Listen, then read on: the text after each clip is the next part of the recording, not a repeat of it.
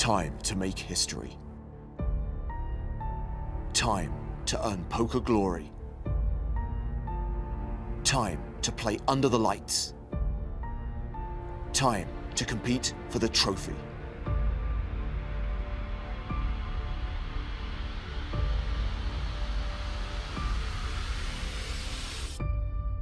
The time is now.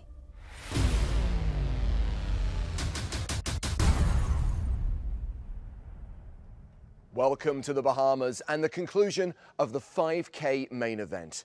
738 players entered this tournament now, just 6 remain. Our final table lineup includes a former Bahamas finalist, a November Niner, and a WPT champ, plus 3 new faces, all looking to score that top prize of nearly $500,000. And claim the first ever PokerStars championship title.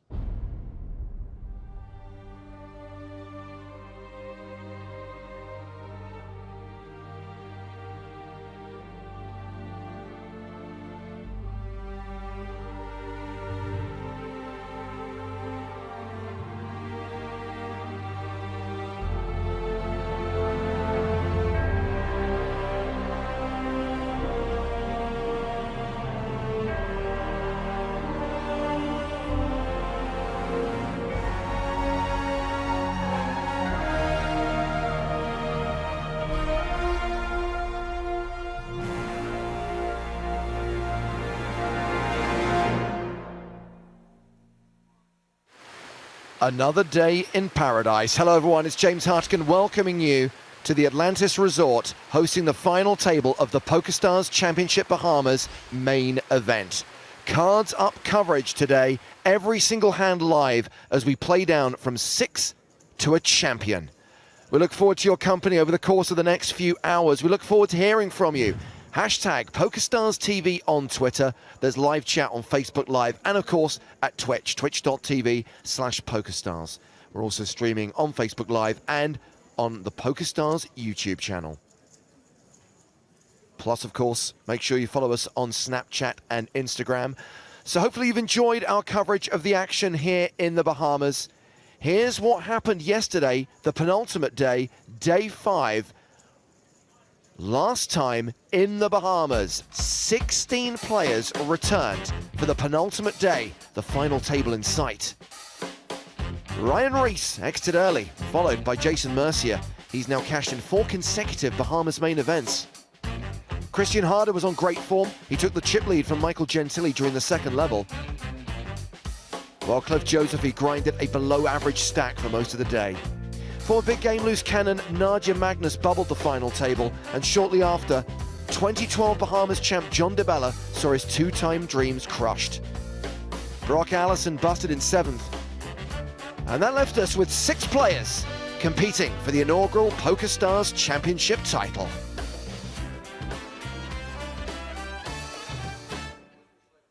So who are those 6 players? Well, it's mostly a North American field. 3 players from the United States, 1 Canadian, 1 Russian, and 1 Norwegian. It's Michael Gentili from Canada who has the chip lead, more than 100 big blinds.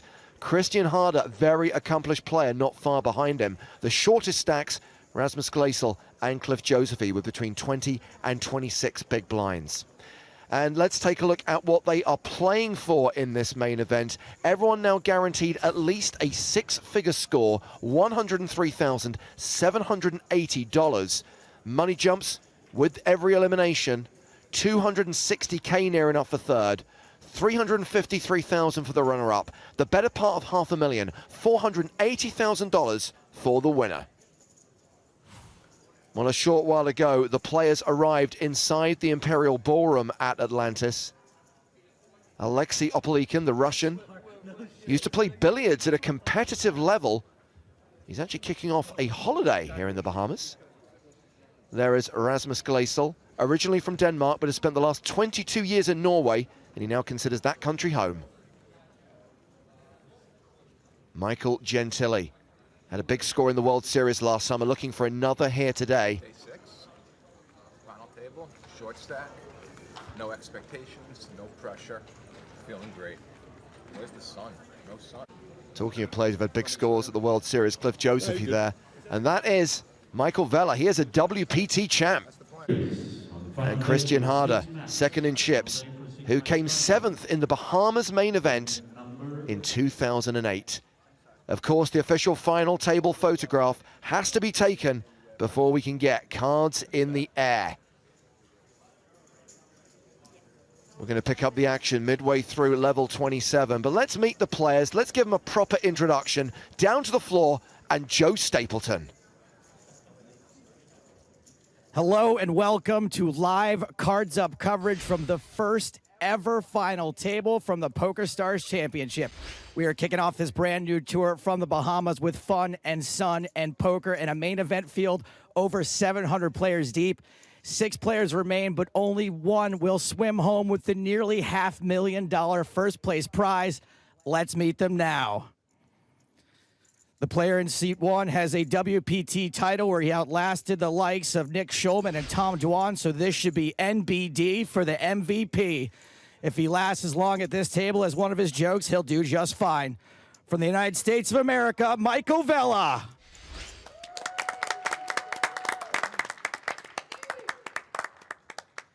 The player in seat 2 is both a live and online beast with over $7 million in combined earnings, and his name sounds like the catchphrase of an overzealous preacher. From the United States of America, Christian Harder. Seat 3 is a former investment banker who only recently decided to join the live circuit, and it looks like he's off to a great start. He and 6 friends started this main event, 4 of them cashed, but only 1 is still in. Jealous. From Norway, Rasmus Gleisel. Up next is a player who wasn't even supposed to be here. He's a billiards player who started off in the Bahamas on what was supposed to be a vacation in South America, but he played a live satellite and binked a seat ball in the corner pocket. From Russia, Alexei Opelikin. The player in seat 5 of one of online poker's original gangsters and has gotten more pieces of poker players than the IRS. And of course, there's that little feat of finishing 3rd in last year's World Series of Poker main event from the United States of America, Cliff Josephy. Finally, the player in seat 6. He had a $500,000 score last year when he finished 2nd in a 5K at the WSOP, and he's managed to escape the Great White North for a week in the middle of January. So he is already winning. From Canada, Michael Gentili.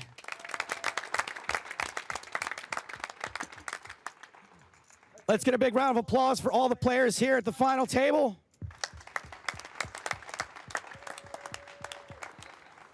Dealer Randy, you know what to do. Good luck, everybody. Thank you. So we're about to get the action underway here in the Bahamas, the final table of the first ever PokerStars Championship. I mentioned that we are midway through level 27. We're going to play out the 40 minutes of that level, then take a break, and then kick off level 28. Blinds are currently 30,000, 60,000 with a 10,000 ante. And a reminder of the stacks we have at this 6-handed final table. We've got 2 players around 100 big blinds each, Michael Gentili and Christian Harder. There's another big stack, Alexei Opelikin, he's got 76 big blinds. And then we've got the shorties, although no one is super short. Michael Vella around 30 bigs, Rasmus Gleisel around 25 bigs, Cliff Josephy, the low man at the table, with 20 bigs. So cards are in the air, it's hand number 1 of the final table. And Joe Stapleton is with me in the booth. Hello, my babies. Let's light this candle. Rasmus Gleisel under the gun +1. Action's been folded to him. And he raises 135,000. Pocket 9s. That's right, everyone. Today you get hole cards. We are on a 50-minute delay. So the pictures you're seeing actually happened nearly an hour ago, but we're calling the action live, and that's how we're able to read your questions, your comments. Hashtag PokerStars TV on Twitter. Looks like we're going to see at least a call from Opelikin. Ace-5 of diamonds in the hijack. He does indeed call. Michael Gentili folding King-10 on the button. No small blind this hand due to the elimination of Brock Allison last night. It's great they remembered that. I would have forgotten. So heads up to the flop, Queen 9-7. What a great start to the final table. Set of nines. Get some. But Opelican did not get any, no piece of this board whatsoever, and a pretty easy fold to the continuation bet of 150,000. No action. Getting a lot of love for my collar being straight in the intros today, James. The only reason I bring it up is because, you know who helped me with my collar right before we went on the air? Cliff Josephy. Such a dad. He came over, he was like, hey man, you gotta button down this collar. Let me help you. Very nice guy, Cliff.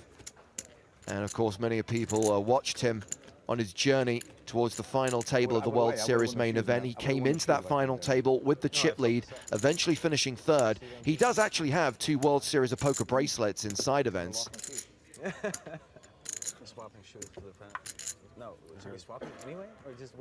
And as Joe mentioned at the start, obviously as a major backer of online players in the 2000s, made a lot of money from other people's tournament scores. In fact, talking to Christian Harder at the start of the day, when Christian came here in 2008 and finaled this event, he was backed by Cliff Joseph. Not a shock at all, Johnny Baxter. I mean, he made a lot of money, but he also launched a lot of careers and made a lot of people's dreams come true. People were begging to be a part of Backs and Sheets back in the day. Gently raises the button with 8-10 off. Christian Harder has jacks in the big blind.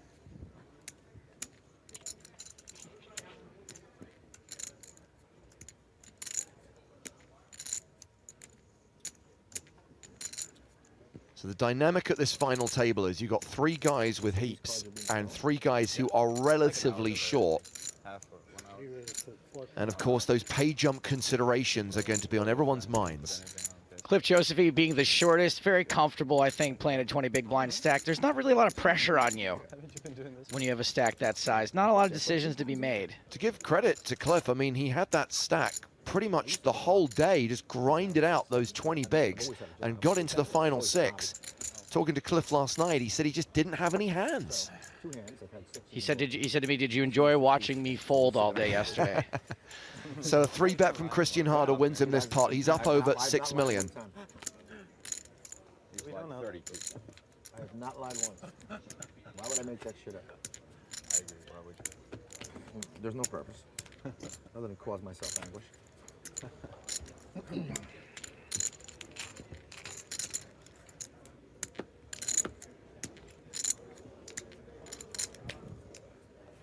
Hand number 3. Alexei Opelican under the gun.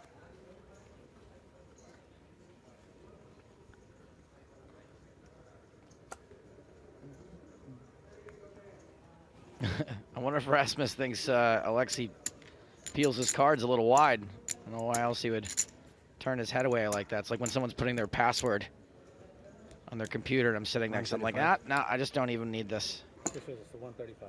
Under the gun raise with ace-10 of spades, 135,000. Folded around to the blinds. Christian Harder in the small. 135.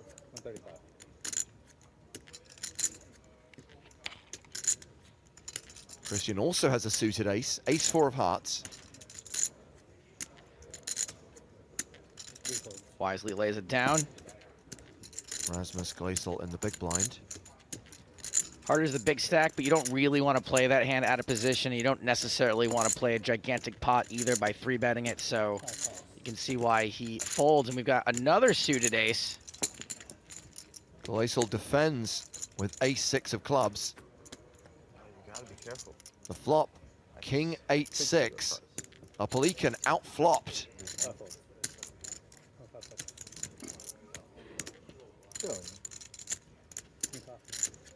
Just say Uncle Mike in your hand?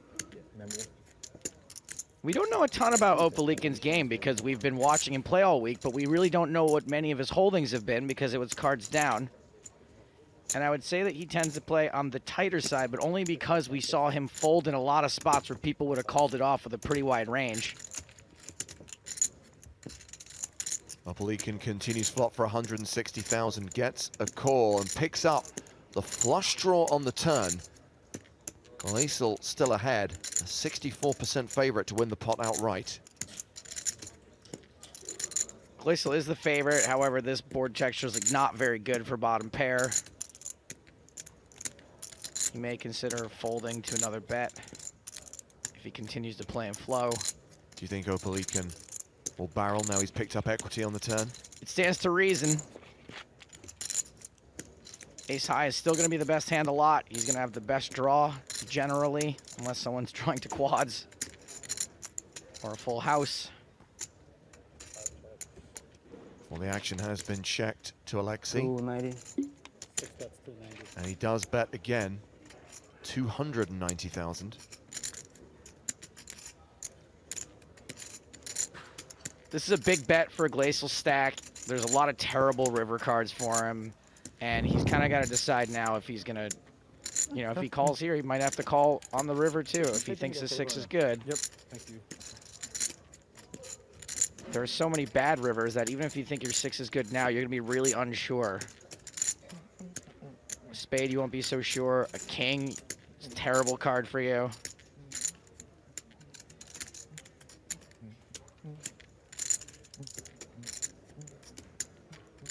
That's if your 6 is good to begin with.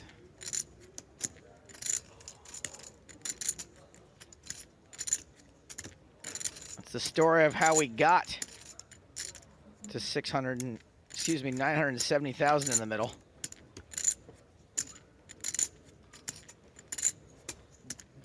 Glacial lets it go on the turn. We see him fold the worst hand. I don't hate it. Alexei Opalican up Sorry. to 4.7 million. Saw him fold the best hand. I don't hate it. 80 big blinds. We spoke to Alexei before the start of play.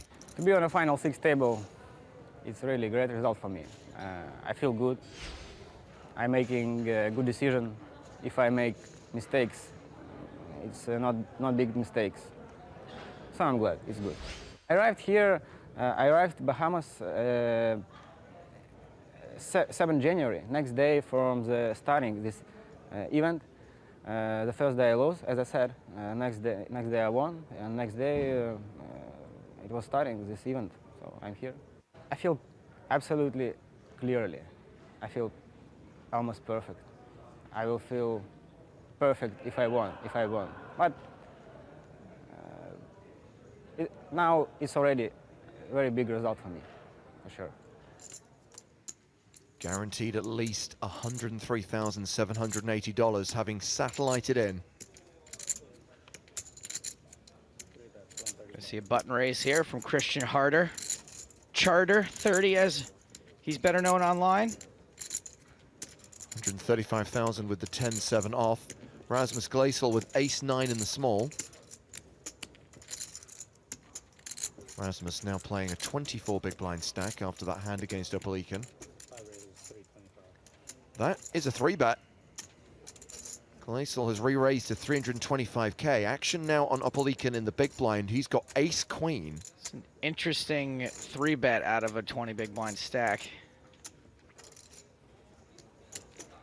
And it is domination nation. He is going to be in big trouble if Opalican decides to rip it in here.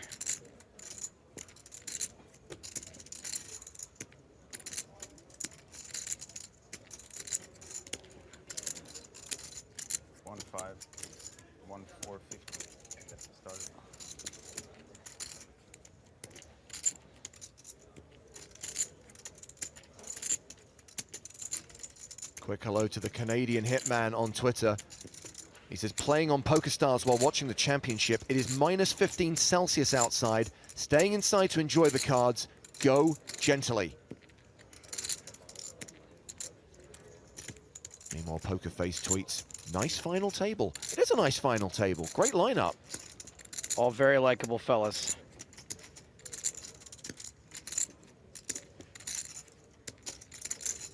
They all got their thing. Also, pretty easy on the eyes too, if you ask me. True dat. That's a 4-bet. Opalican's made it 700,000.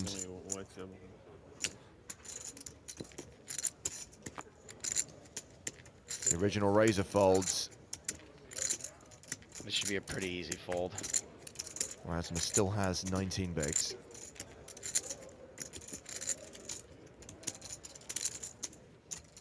This is part of the reason you might decide to fold a pretty bad ace. I mean, ace-9 is considered when the aces start getting bad.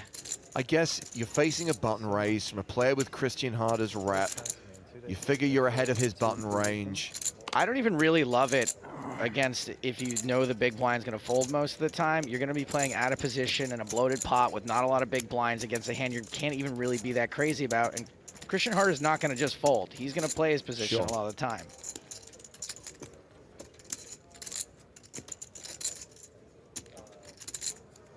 He's already thinking about this. Now, these two have played a lot against each other. They're sat right next to each other at the final table, and earlier on in the tournament, they were sat in these exact spots on our feature table. And I think a lot of what Alexei did confounded Rasmus. I'm not sure he knows how to play against him. I mean, do you remember that hand where Alan Shine, the small stack shove, like 6 big blinds? Yes. Opalican folded, and do you remember Rasmus gave the most amazing reaction? What? But you said you're going to see it. How What? They're playing it now. They're going to replay it? No. Someone could tell. Oh, someone He was like, check out this guy over here. Oh, I see what you said. His friend, someone could text his friend. Right. I felt bad because I was wrong. I was like, well, he's getting called, and then he tank folded, and I was like, did I just misread? And I was happy to see that everyone else was just as surprised as I was. I mean, I think I should have went all in on that hand, to be honest.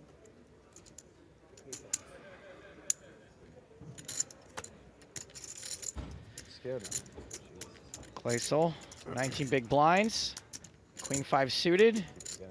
He seems a little antsy in the pantsy. I think he can just fold. Well, he's going to raise his button with Queen 5. Am I crazy? Am I crazy, Nit? No, I do think there might just be, he might be affected slightly by the last 2 hands he's played.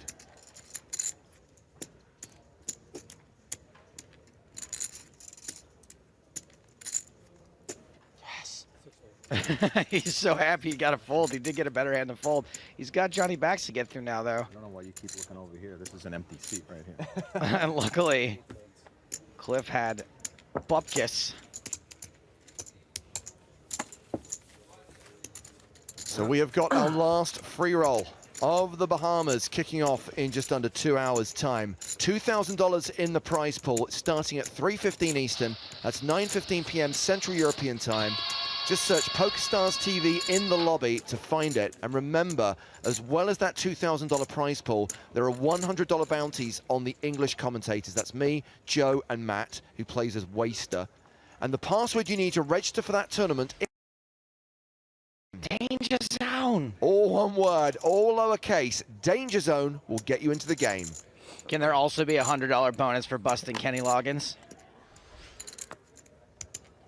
Here's a fun fact. Me and Kenny Loggins have the same credit union. We both pay our car loan in the same place. Can you believe that? It's a highway to a low interest rate. That's what it is.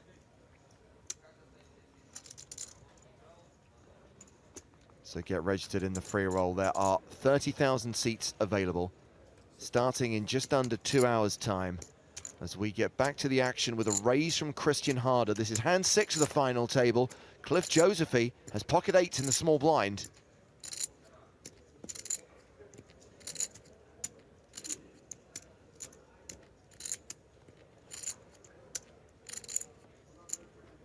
I'm all in. He shoves.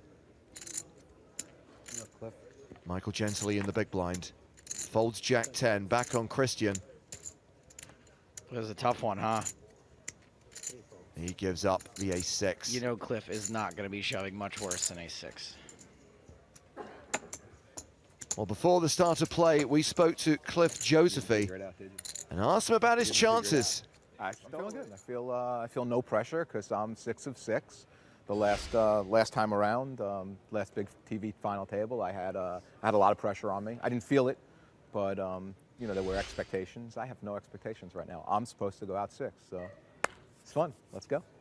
I'm not going to talk about the other players. I mean, everybody's competent.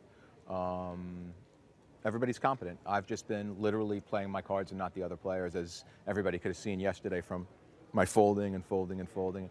Hopefully I won't do as much folding today, and hopefully I'll be around for a while. We'll see. Yeah, I would love to win. We'll see what happens. I would be thrilled. I would get permission to come back to the Bahamas next year. So, yeah, all good. Can you believe he said that about the other players? They're competent?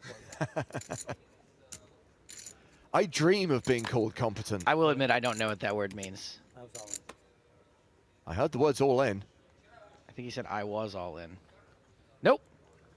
Christian I am all in. Harder opened with pocket tens. Rasmus Gleisel is shoved with ace-king, and I think we know where this is headed. It is headed to Flipsville. Back around to Christian. He calls, putting Rasmus Gleisel at risk, and there is a classic race underway at the final table. Thanks. Good luck, buddy. It's a race that Gleisel needs to win to survive. He needs to hit an ace or a king. Like being alone forever versus being in a terrible marriage, one of these two hands has a slight mathematical advantage. That's how it works. Whenever somebody says I have one, it's in the window. I'll bet you there's a king in the window. How much? I'll bet there isn't. How much? Oh, really? All right.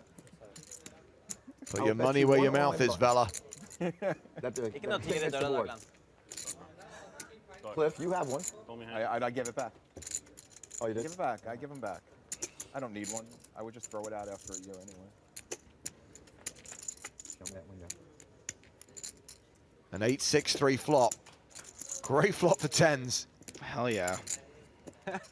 Gleisel down to 25% I equity. remember him, yeah. He's got the book, apparently. Four pairs on the turn. Gleisel's gonna need the river. An ace and 6 outs. 6 cards that save him.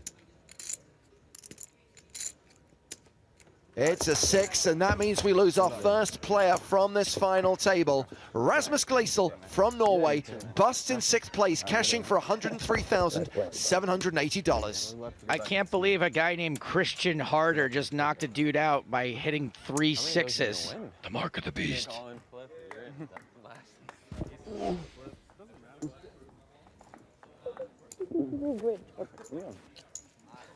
think I have to. I'm a lot jealous. I'm not gonna lie. So what are we playing now? Great question. To the beach? Is it turbo? Hope he gives us one of those nice juicy kisses we got last night. Come on, it's been a rough week for me. I need this. Wasn't I just a small? Wasn't you just a big? Nah, really Christian Harder, now the chip leader, 7.2 million, 120 big blinds. Collided midair. Talk to me, Goose. That one everybody should get. Yes. Michael Gentili second on the leaderboard with 98 bigs. Opelikin also a big stack. Vela and Josephy in that awkward stack size position between 20 and 30 big blinds. He wishes he had an awkward stack size. I think 22 big blinds is still just like 20 big blinds, especially when you're last in chips.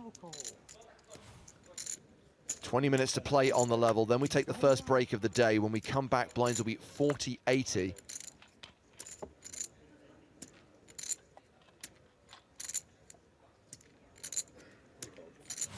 Michael Gentili winning this pot with a button race.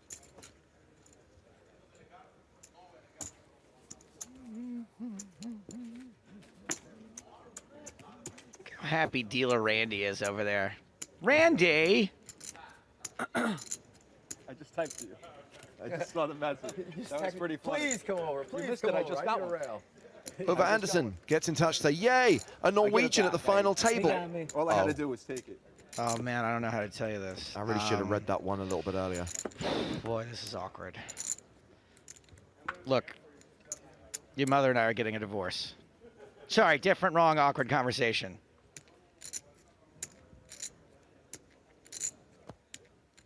Cliff Josephy first to speak. Queen 10 suited, playing short-handed. 5-handed now on this final table.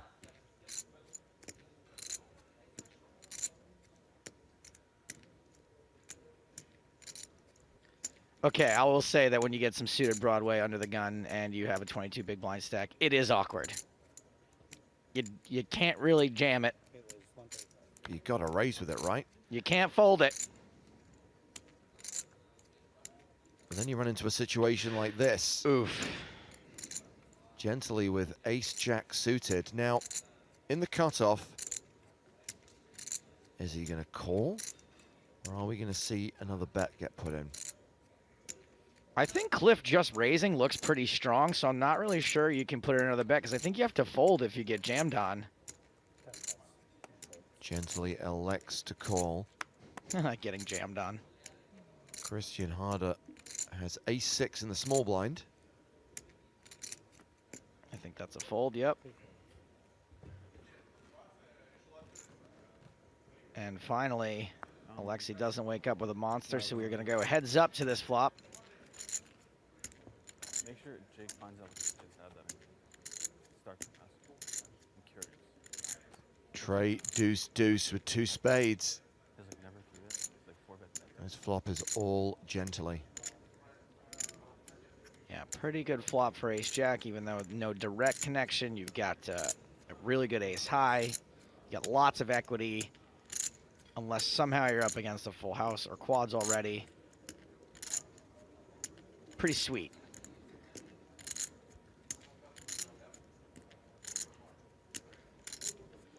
Joseph, he checks. He's whiffed completely. He is more than likely going to fold to a chip being put into this pot.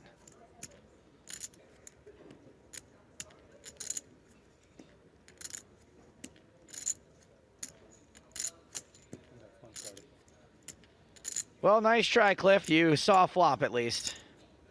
It's probably his first flop in 4 levels. I expect Cliff to fold here. Quick PSA. I know that many of you watching on PokerStars.tv are experiencing issues with the audio, where the sound is out of sync with the picture. Apparently everything's running okay on Twitch, but we have got problems on PokerStars TV. We are going to drop the stream for a minute to try and resolve those sound issues, so you might want to switch to another platform, but hopefully we'll have PokerStars TV back up and running in the next couple of minutes. James, you see that guy in the background, black t-shirt, arms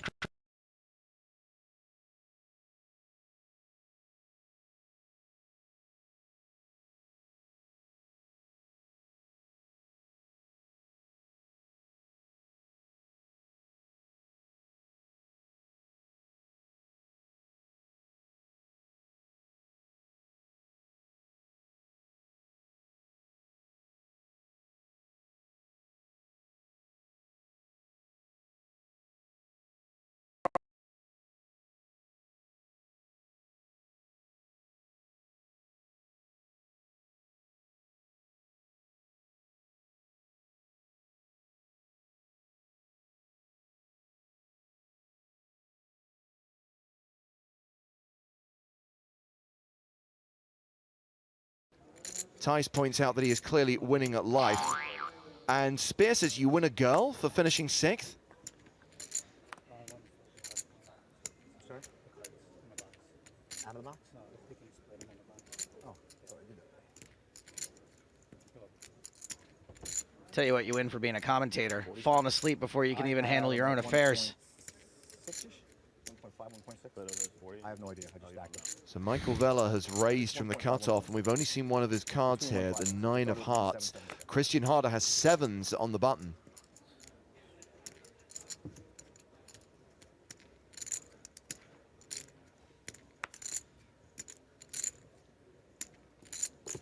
Little one-eyed poker, I like it. How you doing? You're good. Yourself? Good. Harder Thanks for asking. plats on the button.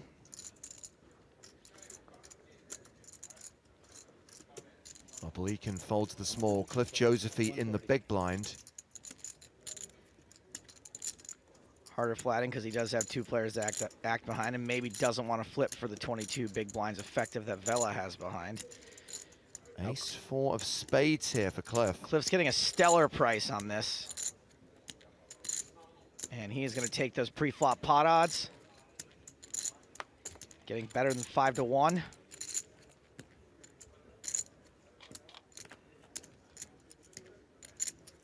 10-6-3. A pretty good chance that Christian's still ahead here. I don't know. I like Vela for having pocket nines. That seems like the most likely holding. Now, we do know that he does get a little frisky. He gets out of line sometimes. What about Jack 9 of hearts, Yep. Ace 9, King 9? All of his most likely holdings aren't doing so terribly in this board. So he's continued for 210,000. I would expect Harder to call at least one street here. Obviously, Joseph's completely whiffed. Got to be getting frustrating for him.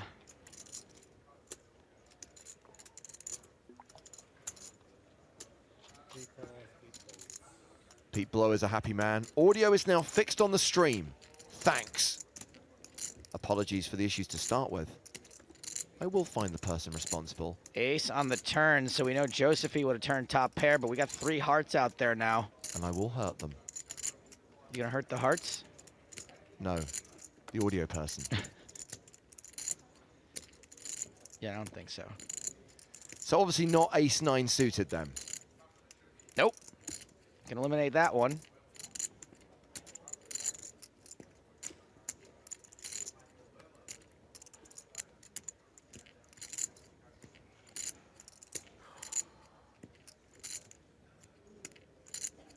Vela doesn't seem overly comfortable about that ace. Yeah, he got a little fidgety. And checks. Unless he's putting on a great acting job. If he has got a hand like 9-10 of hearts and has just gone from top pair to a flush. I don't put it past him. Guys like Vela, you know, they're not game theory optimal players, but they will employ some other tactics. And I think that when you're playing against folks who are used to playing online and used to playing really experienced GTO players, that they sometimes can get a little confused. But coming back to what you said at the start, Joe, which is obviously he was raising out of a 20 big blind stack. Is he really going to be doing that with a hand like 10-9 suited or Queen-9 suited? He's capable, and I think if he bets here, then I like him probably more for hearts than I did before, because I'm not really sure what this bet is if he has pocket nines. I don't know if it's a bluff or a value bet. So 300,000 into 920,000. Less than 1/3 pot. Given that we know what Christian's hand is, I think Vela's going to have the best hand here regardless. I don't see what hand he could have here that isn't beating 2 sevens.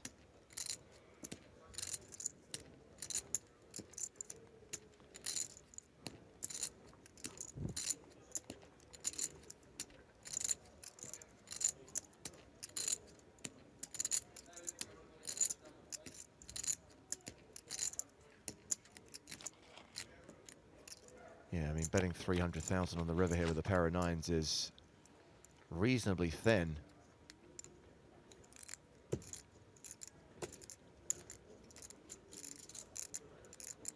mean, it's just a weird line he's taken in the hand totally, and I think that's why Charter's having a tough time making a decision. I mean, this is a very enticing bet to call, and Charter's probably wondering why, if he was bluffing, why he would even ever bluff this small.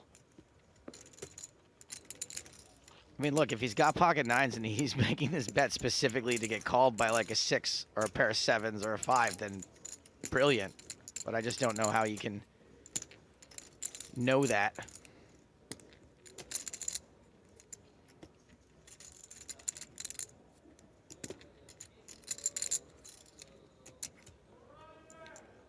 Charter's played this hand pretty passively, so he may be just trying to get a couple little drops out of a flush.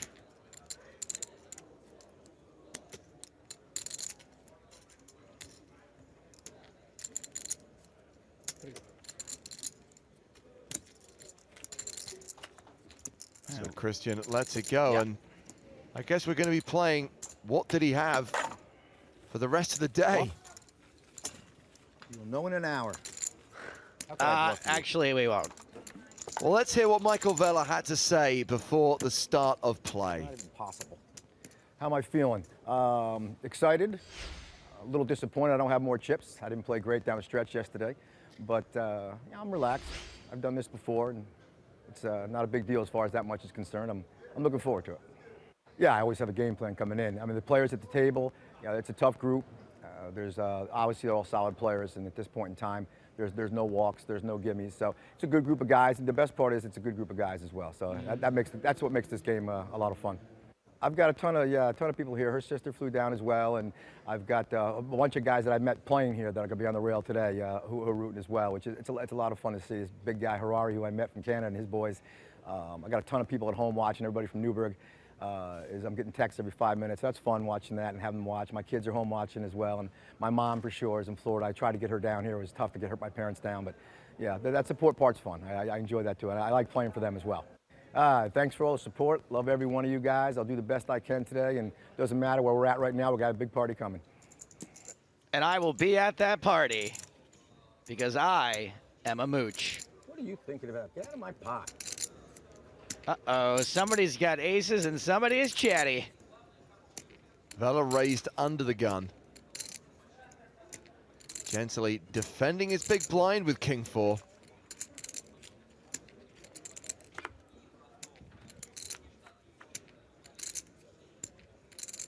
Queen 9-9. Luckily for Gently, is not connected with this board in any way. It's so hard to make money with aces. How do you do it? Bet and a fold. You know, last night they drew straws to see. They drew straws, and Michael Vela. You lied to me. You wanted me in the got to wear the fedora today. Sorry, had to wear the fedora today. Excuse me. I like that arrangement we have going on. Yeah. So if you took part in yesterday's card hunt competition, you're probably keen to know if you won a prize. Let's reveal who took down the first prize of a $530 PokerStars Championship Panama satellite ticket, Nedoff. And congratulations to Richie Robb, Bibisal, and Poker Level. You guys will all receive an $82 feeder ticket. Yum. I think the feeder ticket should be sponsored by dinner. Dinner, it's what's for dinner, yum. James, you think we'll make it to dinner today? I think we will. Playing well in excess of a 50 big blind average. I know we've got Cliff Josephy on 16 big blinds, but everyone else is pretty comfortable right now with 2 monster stacks with more than 100 bigs each. By the way, $1 Million Card Hunt, we're going to kick off today's competition right before the break. And by the way, we've increased the prizes today as it's final table day. What, really?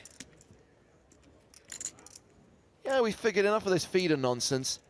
Let's give away 3 $530 tickets. Well, James, how am I supposed to try to win this competition and do commentary at the same time? You can't. We've got an all in here. Cliff Josephy shoving with ace-queen. There was a raise from Christian Harder, a call from Alexei Opelikin. And I think both players probably folding to this shove, sure enough. Not even trying. Watching you. Not even trying.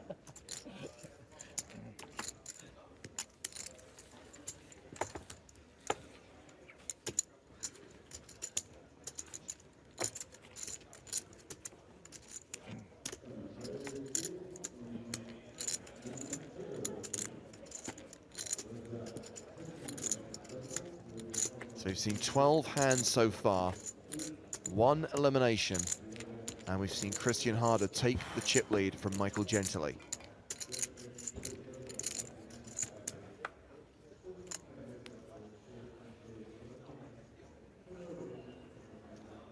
By the way, I know many of you are interested to know what's going on in the 25K high roller. They are down to 6 players. Bryn Kenny and Stephen Chidwick are out, but Daniel Negreanu is still alive in that tournament. Live updates available on the PokerStarsblog.com. If you follow the guys on Twitter, @PokerStarsblog, you can click on the link to follow the hands in that 25K event. All right, get on it. Gently raising here with Queen 8. Christian Harder defending with 9-3 of clubs. 6 of whites, Cliff. Second pair for Harder. How much you playing? He checks to the razor. James, you're such a pessimist. He's also got a flush draw. Yeah, right in that neighborhood. I'm all about the here and now, not what's going to happen in 2 streets' time. You gotta be optimistic. Yeah, a little more. Thanks. Let's get him, Mike. I hear you, brother. Gently continuing for 115,000. Harder calls. Turn card, King of Diamonds. Where's your flush draw now? Oh, you're so smart, Hardigan.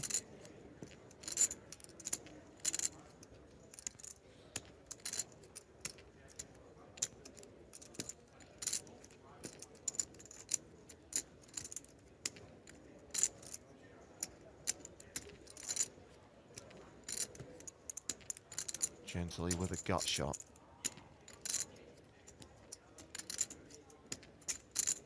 Barrels the turn into a pot of 570,000. He bets 325,000.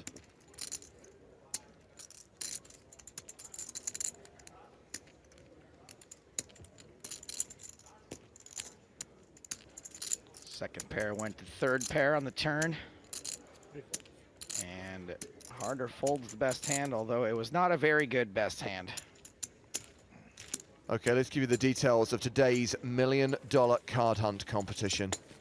And as promised, today we are giving away not 1, not 2, but 3 $530 tickets to a PokerStars Championship Panama satellite. You punks. Fire up today's card hunt challenge, play Real Money Hold'em or Real Money Zoom, and complete today's puzzle.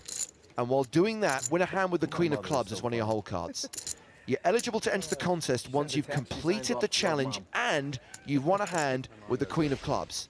Then tweet the hand ID, your player ID, and hashtag PokerStarsWin. 3 winners today will be drawn at random. You have until midnight Eastern time, so that's 10 hours and 10 minutes. And obviously we won't be able to announce the winners on PokerStars TV tomorrow, there's no stream, but we will on Twitter. So make sure you're following at PokerStars TV, because tomorrow we'll let you know if you've won.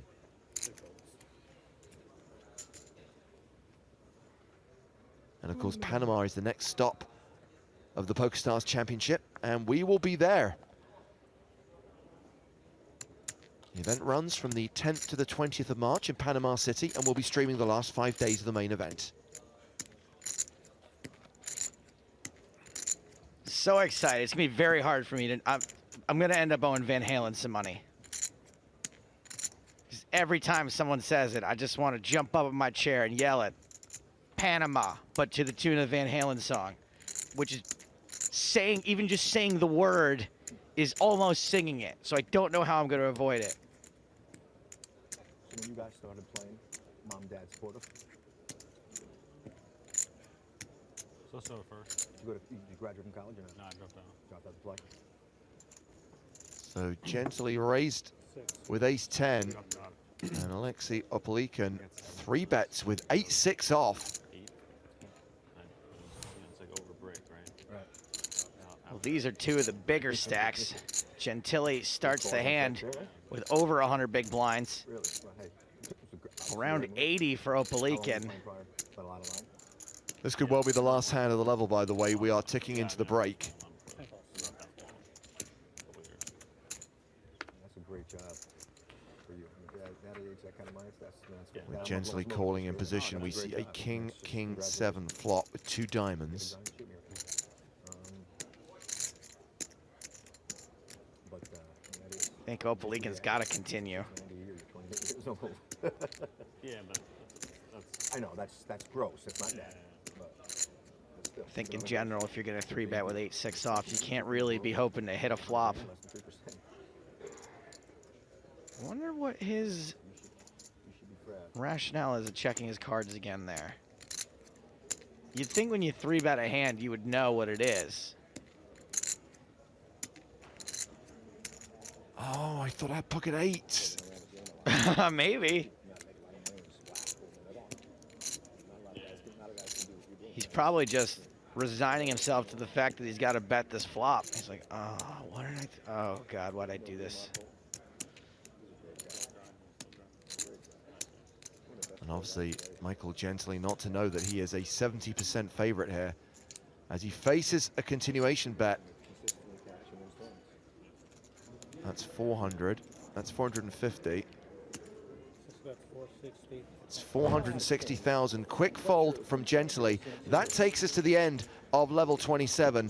That takes us to the first break. 5 players remaining. When they come back, blinds will be up to 40,000, 80,000 with a 10,000 ante. So during the break, we are going to repeat Poker in the Ears and Eyes, the in-vision version of our podcast. Enjoy that and more live action from the PokerStars Championship Bahamas final table in 18 minutes time here on PokerStars TV.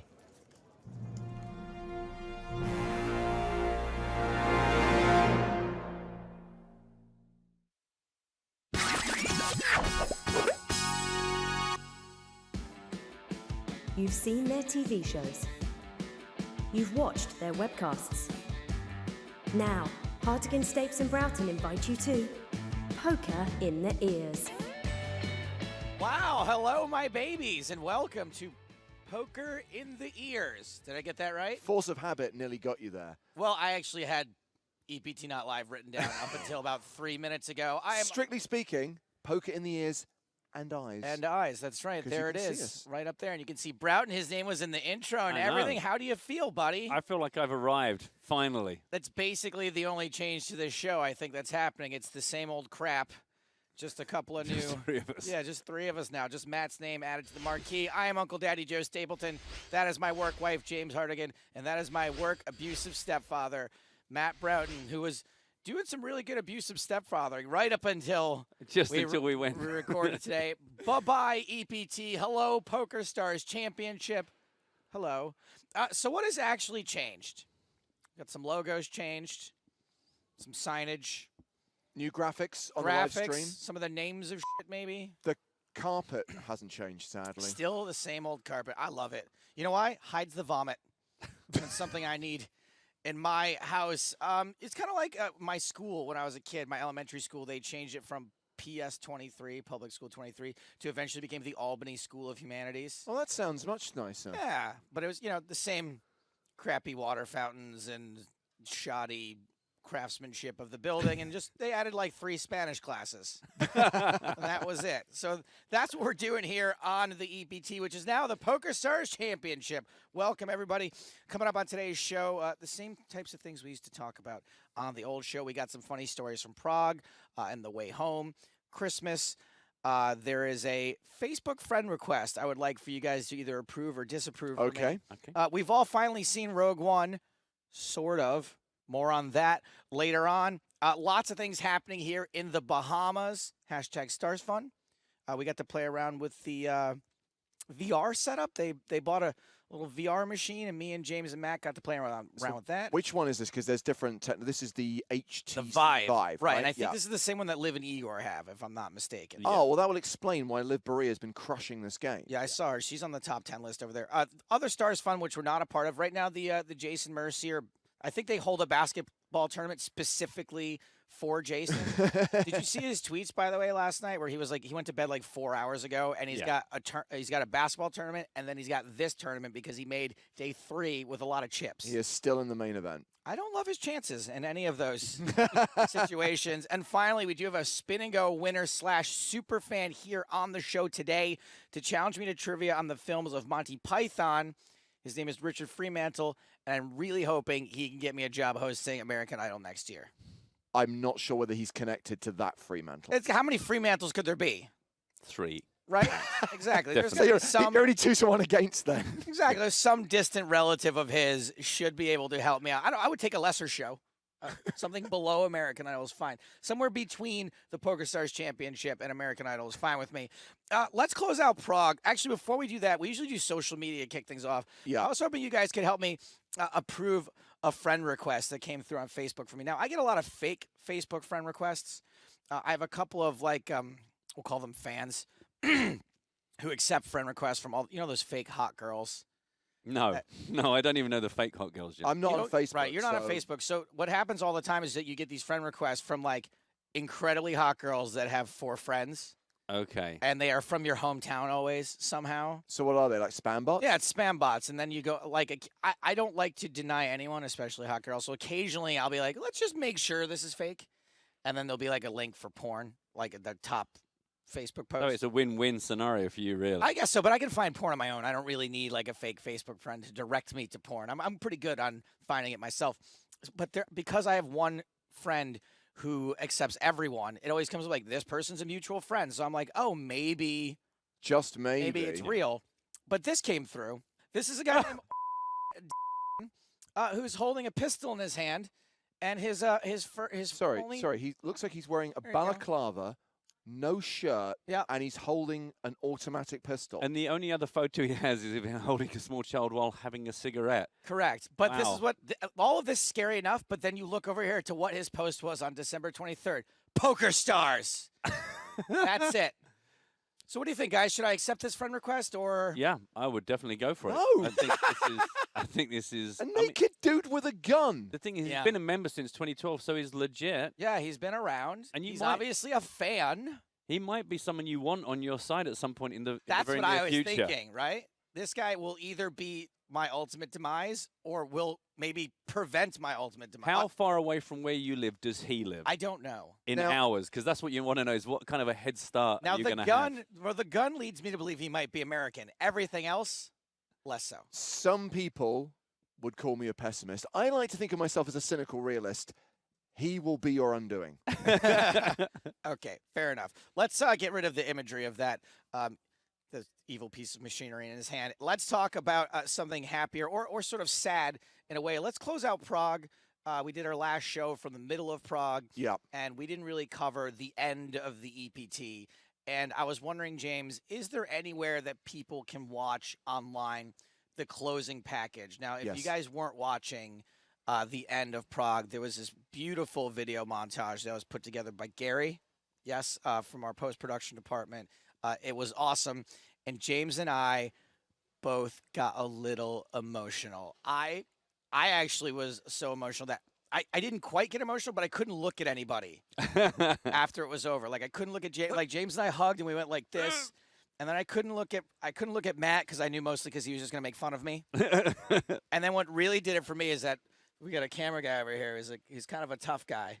Frank over here. He's kind of a tough guy. And when I saw him and he was tearing up, I was like, it's gonna be okay. That was it. There were a lot of memories in there, and it focused on a lot of the faces that we've seen on the tour, friends of ours, colleagues of ours. It is available to watch at PokerStars.tv. Yeah, and that's also what did it for me, too, is that there were a lot of people that weren't working on the tour anymore, and seeing them and the fact that they were that people had the good memory and the good sense enough to include them in that, and it wasn't just all about like who's around right now. And there were so many. I'm sure there may have been one or two people left out of it, but like everyone was included. Matt's voice is in it. I know, that surprised me. I thought I'm never going to be in this. I'm just never going to be in this. And then there was my voice. Yeah. I was the last voice ever heard. It's true, but of course, being a cyborg, you were completely unmoved by it. No, I liked it. The thing is, I thought it was beautiful because ordinarily those packages are made for the viewers. It's like all the fanboys, the big names. Whereas that was kind of like an internal piece. Yeah, of, that was this one is for you guys. And I thought it was lovely. I just couldn't get teary-eyed because I thought, well, you're the ones that chose to do this. Like, no one said you got to change the name and change the color and change the logo. And I was like, I can't believe we've chosen to do this. It's all our own fault. I'm thinking, well, man up then. Own it. But no, it was a beautiful piece of film. That much I do have to concede, even as a cyborg. I've definitely done that a few times in my life, like broken up with a girl and then cried during it. Yeah. And she's like, what are you doing? Like, you did this. You're choosing. I'm like, no, it's still sad. It's still hard to say goodbye. Had a fun little party afterward. That was cool. Yeah. I had a date show up who was way too tall for me. It's just hilarious. She was over 5. She was over 5'7". Well, she was like 6'1", I think, probably, and it probably looked ridiculous. I'm guessing. Yeah, I mean, she literally was crouching down to talk to you because no, it sounds worse than it is. Because you're obviously in a noisy bar, you need to be quite close to someone in order to hear what they're saying. So rather than just standing talking normally, it's that kind of like, What's that, love? What's that? Well, the most I was just saying I love you. What's that? exactly. I was just trying. kiss you. And I've tried one other time in my life to kiss a girl who is taller than me, and it's just not a good feeling. And so about 3 a.m., she was like, let's go to another bar. And I was like, now I saw James and Francine and like all our coworkers were like partying in the lobby still, and I kind of wanted to hang out with them. And I was like, I'm not going all the way to another bar with this girl unless something's going to happen. And so I just went for it, and she turned her head, and I was like, you know what? I think maybe I'm not going to go to that other bar. Oh, interesting. That's, I guess, means time to move on. I had a very weird experience at the airport. It wasn't that weird, but this is hilarious, to be honest, at the airport on the way home for Christmas at Heathrow. I'm in line for security, and there's this guy who's wearing boots, and he looks in Europe, you don't have to take your shoes off at the airport, but in the US you do pretty much no matter what. You got to take your shoes off. And this guy goes, do I have to take my boots off?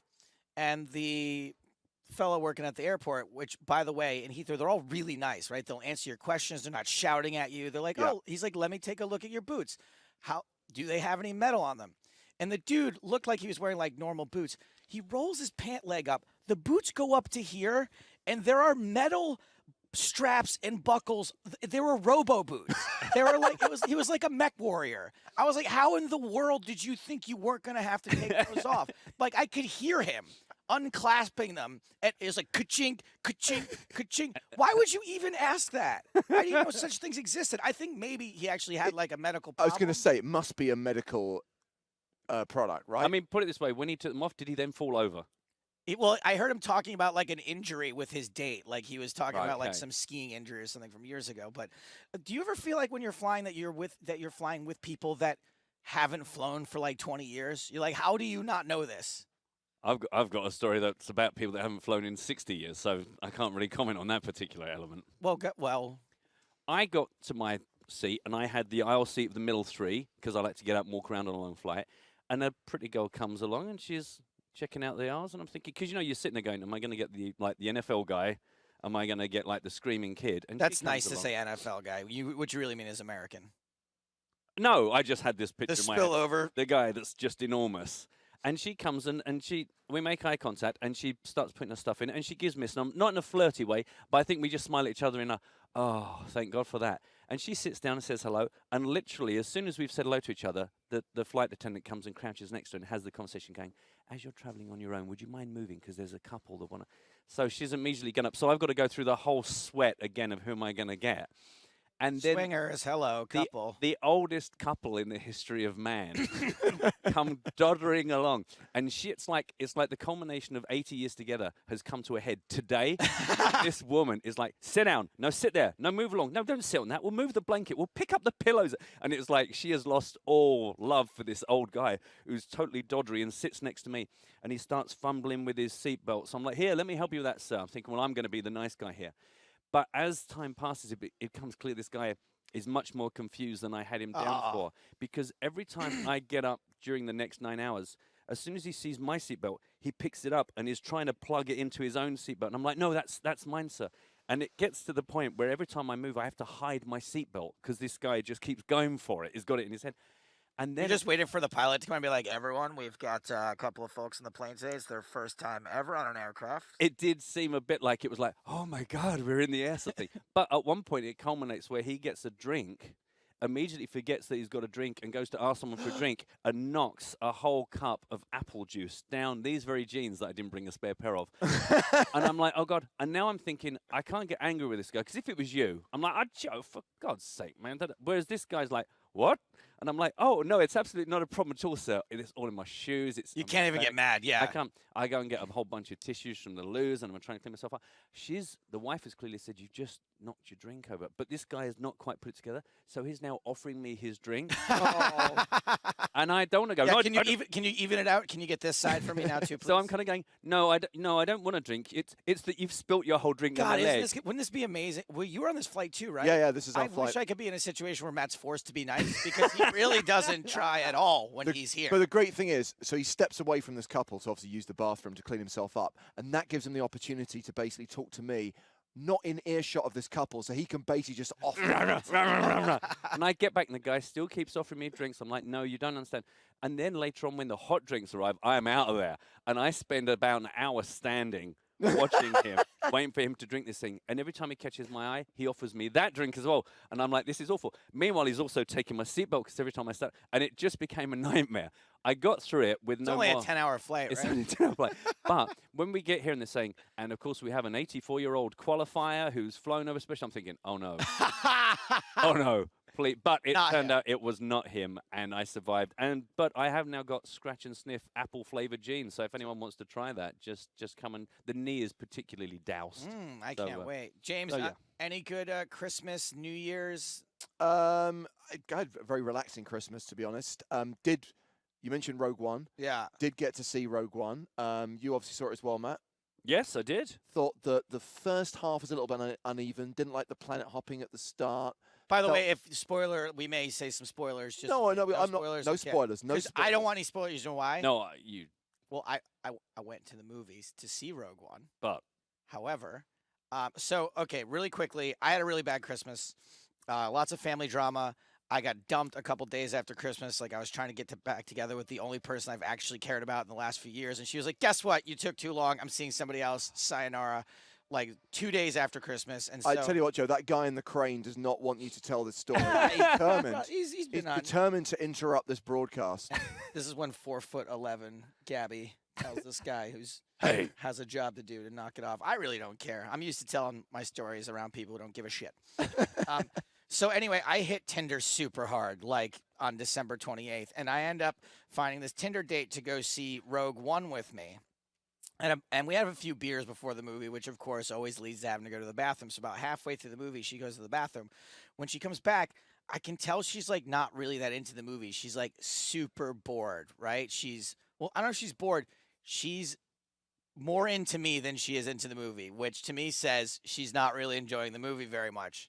Haven't you made the cardinal sin of taking a first date to a movie? It wasn't a first date. Really want to see? It wasn't a first date. Okay. I'd already seen her once before, and she was relatively normal. However, when she came back from the bathroom, I don't know if it was the beer, I don't know what happened in the bathroom, but she is all over me, like touching me and rubbing my leg. See, I'd be just like, sit yourself down, love. I'm watching Star Wars. Shut it. I did that. But then that only seemed to make it worse and amplify her advances. In which case, get out. I'm watching Star Wars. Well, I was left with the ultimate nerd Sophie's choice, basically, at one point. Well, eventually she starts kissing, like, my ear, my neck, and moaning really loudly to the point where, like, look, I don't really mind if we were in the theater alone. It would be fine. But, like, there's people on both sides of us, and I just don't want to ruin the experience for other people. Ruin the experience for me, fine. Just not for the strangers. No, it's not fine to ruin it for you either. This is blatantly unacceptable behavior. And that's why I had the ultimate nerd Sophie's choice, which is Star Wars or sex. Star Wars. Well, in this particular case, I did. The problem is I had already seen this before, but I hadn't seen this before. And so had it been like the first time ever for both of them. And also there are several screenings a day, whereas this may be the last time I ever have an opportunity to see this. Special edition. This special edition over here. This galaxy far, far away. And so I did. You walked out of the movie. I did. I walked out of Rogue One. And look, like I said, if it had been just me, I wouldn't have done that. But I didn't want. She wasn't going to stop. It was either that, and and if she had walked out, and I know you would have been fine with this, it would have ruined the experience for me because I would have been thinking about this the whole time. That was weird, or why didn't I go? Yeah, but she's some random you met on a dating app. Of course, app. I'm not wouldn't be heartbroken for her. It just would taint the experience. Taint. Different kinds. It would have just messed up my experience of the movie there, so I left with her. So basically, you only saw the first half of the movie, which, as I was saying, is probably the weakest half, where it's kind of a bit confusing in places, it's a bit dull, and it really comes alive in the second half, which is quite frankly excellent, and the last kind of the big finale the bit you missed. Awesome. Well, here's the worst part. When I got her home, it was so awkward that my Death Star wasn't even fully operational. Couldn't even use the Force.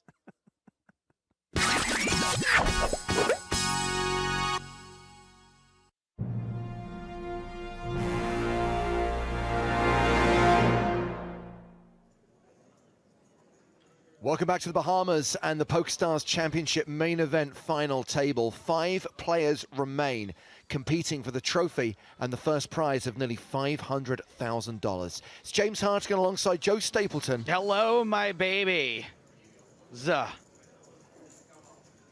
So play already underway as we kick off level 28. Blinds now 40,000, 80,000 with a 10,000 ante. Fairly drunk that night. But yeah. Fairly what?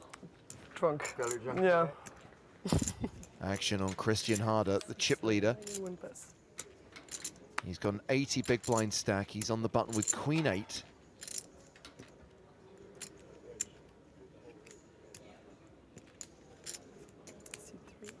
Raised to 175.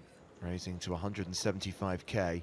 In the small blind is Alexei Opolykin, the Russian player, who has around 65 big blinds. Big jump in blinds we just saw, by the way. Two folks had over 100 bigs now. They've got 75. Cliff Josephy, who is the table low man with 16 bigs, also folds.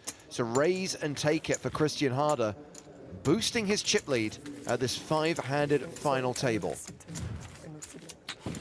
Christian was 6.5 million.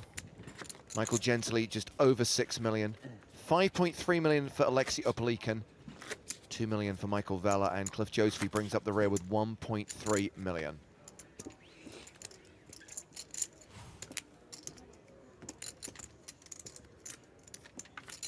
This is hand 16 of the final table.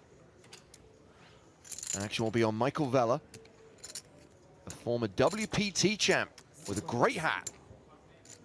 I do like the hat. It works for him. Not everyone can pull off a fedora.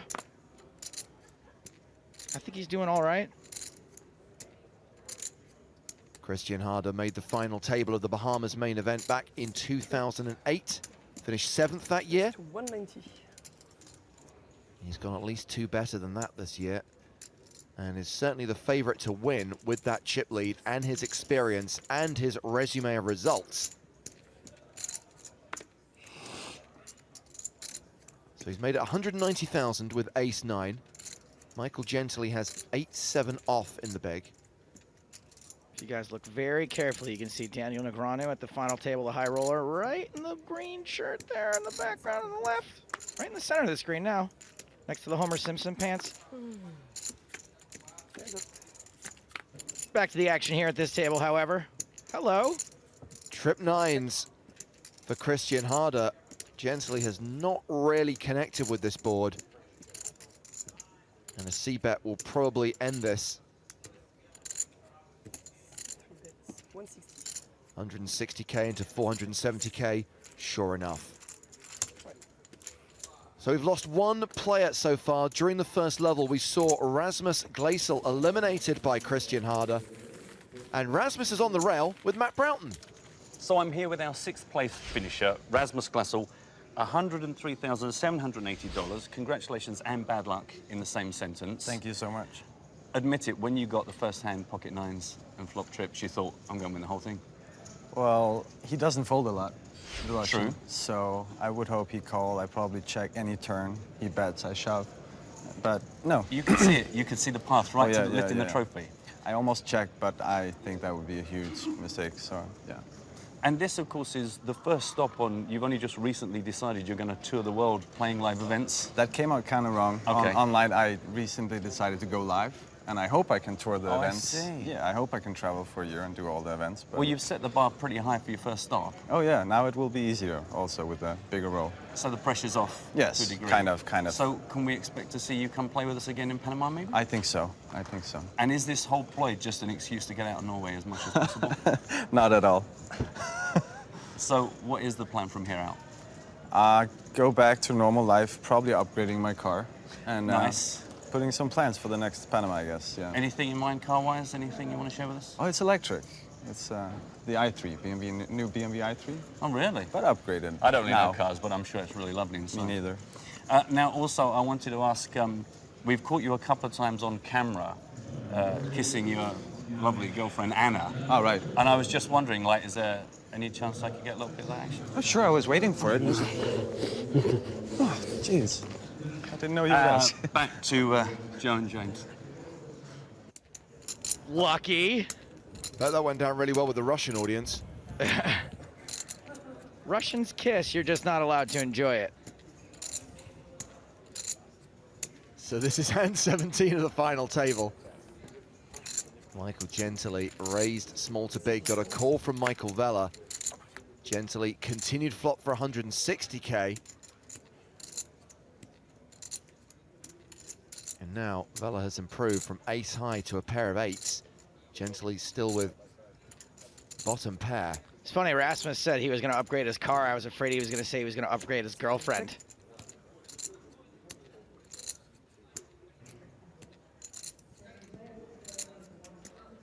It's 250.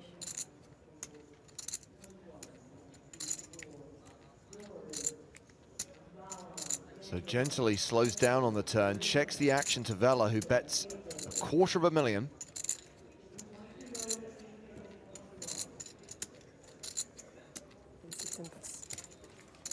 And Gentili folds.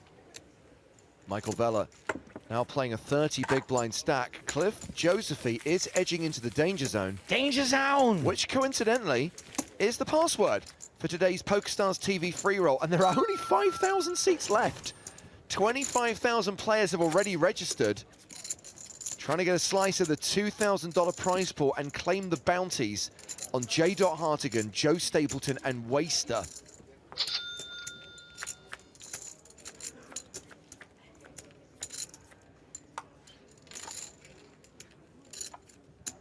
So grab your seat quickly. The game will start in an hour's time. That's 3:15 Eastern Time, 9:15 Central European Time. 10 pass. So this is another blind on blind situation. Michael Vela in the small.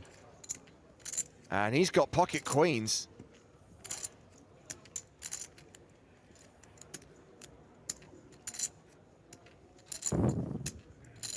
A reminder that blinds are 40-80. Call. And he decides to trap by limping. Christian Harder in the big blind also has a pocket pair. He's got threes.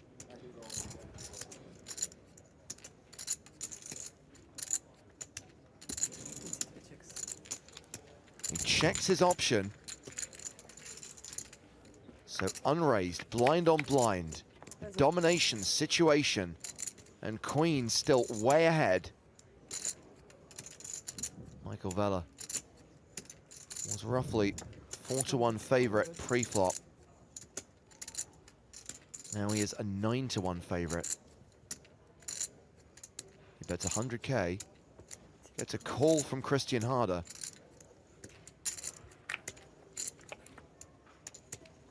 And look at this. Vela improves to top set on the turn. Christian Harder now drawing dead. Vela quickly bets 200k.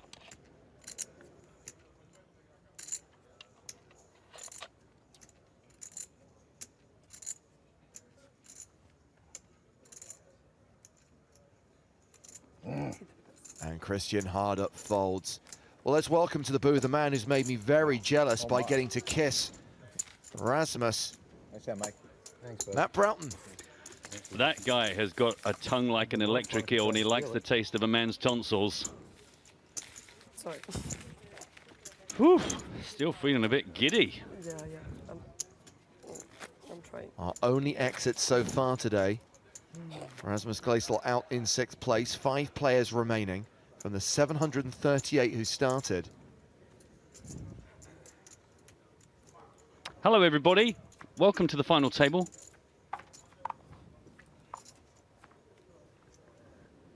And the situation right now is that Christian Harder has been dominating from the off, and Cliff Josephy has slipped down to 15 big blinds. He folds. I limp with queens and I don't make any money. Sick brag, Michael Vela. He had queens. So ace queen the hand for Gentili. He is raised from the cutoff. Christian Harder has king 10 of spades in the small blind. Got to look pretty tempting. 5-handed. It's a juicy one.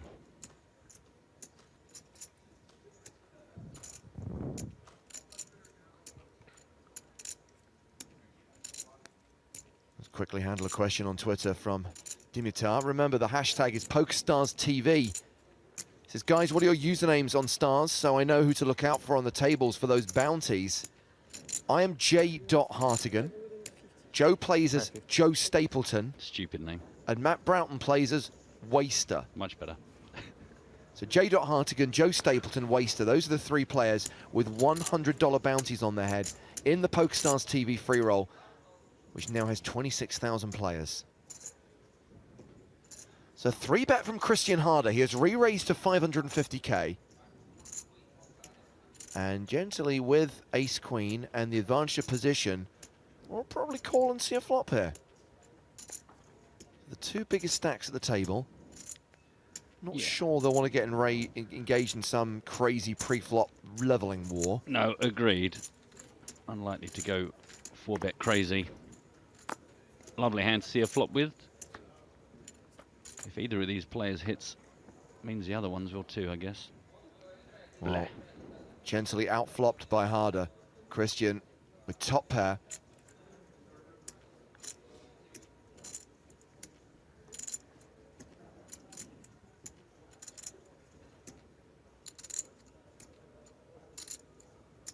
The free roll passwords have just been like a top 10, like the greatest hits of the broadcast.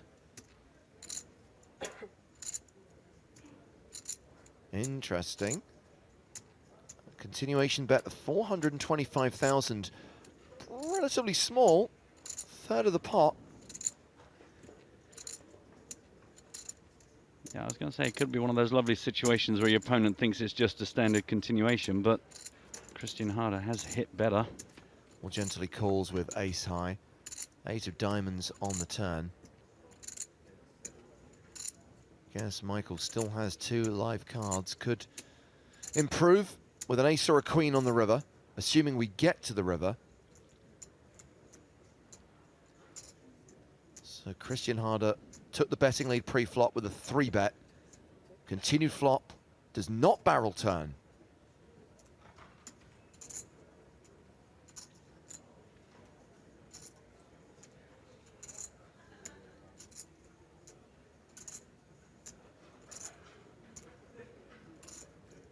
Yeah, double flushing board, I guess. Slow it down. If the board completes on the river, you've got a smaller pot to try and play with.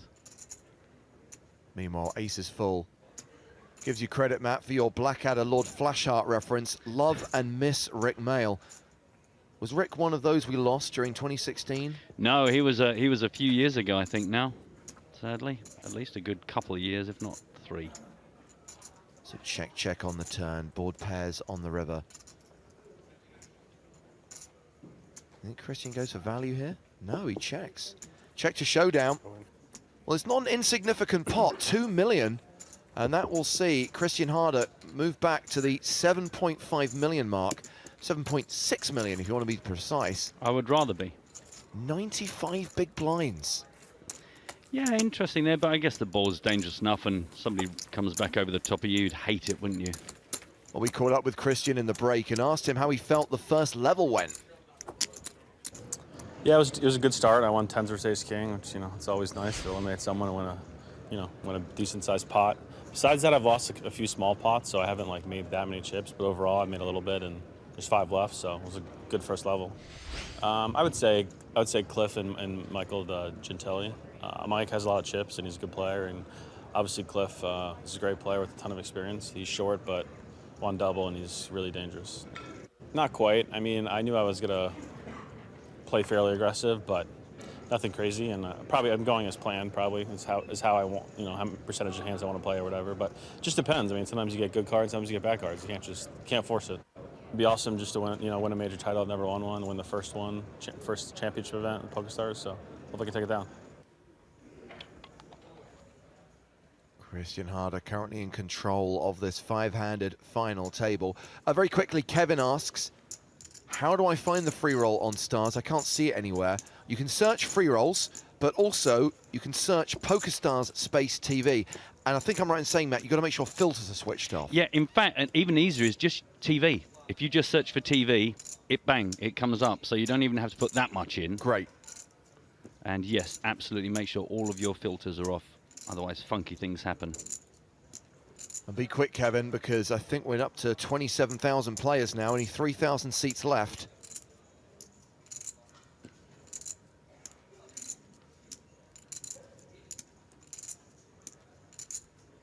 Well, this is a potential confrontation. Michael Vella opening with Queen 10. Ace Jack suited for Alexei Opolykin in the small blind. You can do that if it's in one fluid motion. If he just puts chips again, you can do that. And he elects to re-raise. 3-bet to 410,000. It feels like Alexei's been more aggressive, considering it feels like we spent a lot of time watching him tank fold in a way that made you think he was folding some big hands yesterday, making some big ICM decisions. Now it seems like he's happier to put the foot down somewhat.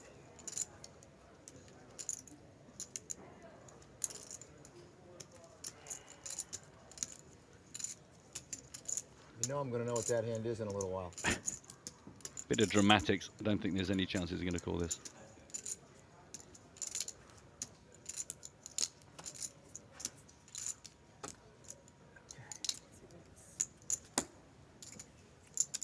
Vella folds.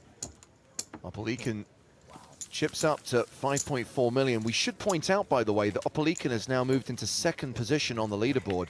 Gently, after that big hand against Christian Harder, dropped down into third. Meanwhile, Cliff Joseph, he drops down to 13 big blinds. Yeah, I was just looking at, considering we've only got 5 players, it's a real range, isn't it? We've got 95 big blinds, 68, 55, 31, 13, all the different painful stages other than being at the top. Awkward. Scuff, who has appeared on our podcast as a super fan in the past, says, could you remind us of the card hunt card, please? Absolutely. A reminder that you do need to complete today's challenge. And you also need to win a hand with a specific card. That card being the Queen of Clubs.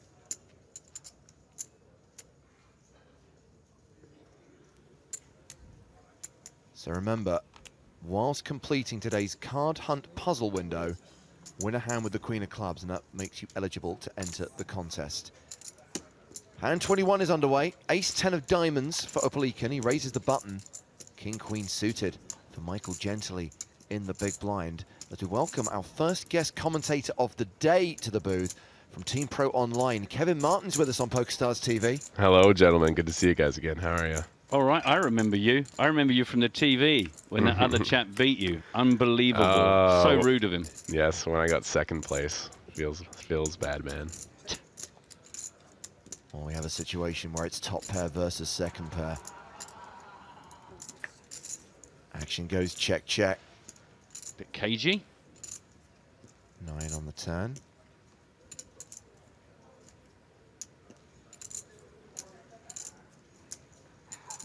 Oh, bad news for Daniel Negreanu fans. He's just tweeted that he's out in 5th in the 25K event.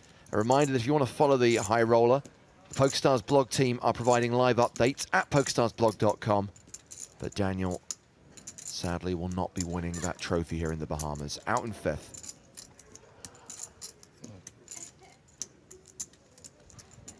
So a bit of an easier task for you this time, Kevin. The last time you were with us, we had no idea what they had now. Now we can be genius. Yeah, absolutely. Genii. Cards up coverage. I mean, there's something to cards down and both cards up coverage have their pros and cons. But at the end of the day, if you're looking for entertainment, cards up playing for a lot of money here at the final table. It's tough to beat this right here. For sure.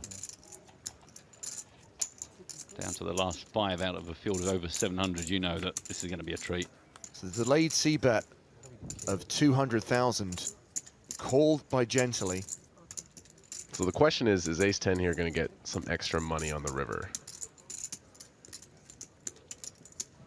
Well, I kind of feel as he didn't C-bet flop, he kind of has to bet river, or surely he's missing value. Oh, he's betting for sure. The question is the king going to pay him off or not?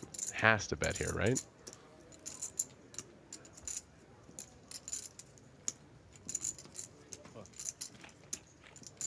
Soren, I will address your question at the end of this hand. Now we have the other side of the problem of being cards down or cards up, is that you lose track of how many showdowns they've actually got to. So if we can say, well, actually, Alexei's been pretty solid and playing still pretty premium hands, of course, the opponents don't know that, and we kind of have to try and think how aggressive has he been, and no one's known with what. Because my brain wants to say, well, when, you know, in a situation like this, when Alexei ever bets out, you think, well, I'm going to have something really strong here. King, Queen, still going to be good a lot of the time. I can't see Michael not calling whatever he puts out here. Can't say.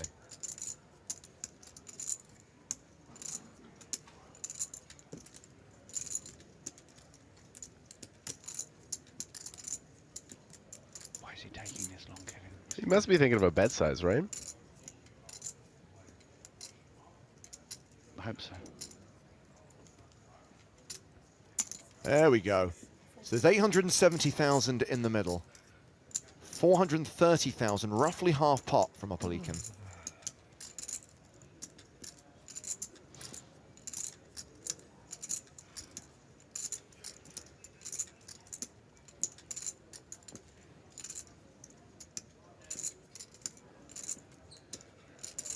And now we switch things around and look at the hand from Michael Gentili's perspective. I mean, a lot of opponents will check back an ace on the flop for deception, but Opelican, he's kind of a tricky customer. He's kind of that hand that is really good to call here. King, Queen, after it goes check, check on flop. It feels like one of those hands he just has to pay off 2 streets.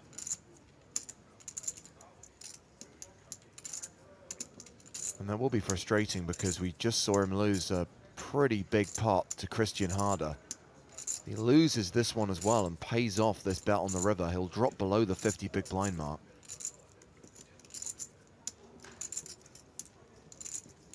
Remember, Michael came into this final table as the chip leader.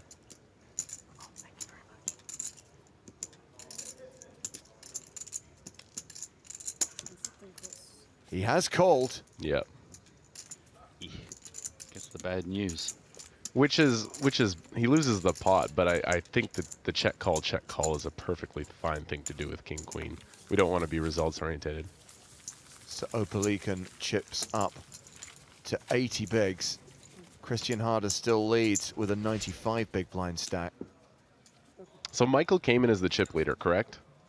Michael came in as the chip leader. Christian Harder is now in control.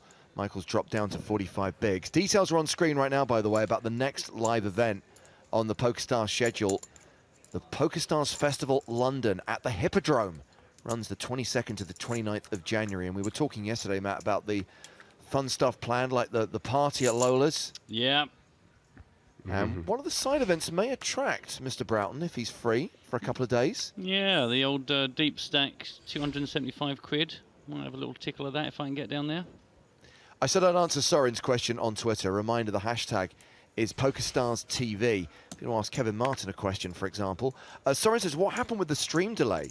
They'll be able to see every hand right away. Soren, nice poetry. We are actually on delay. What you're watching right now actually happened 50 minutes ago. But we're seeing it the same time you're seeing it.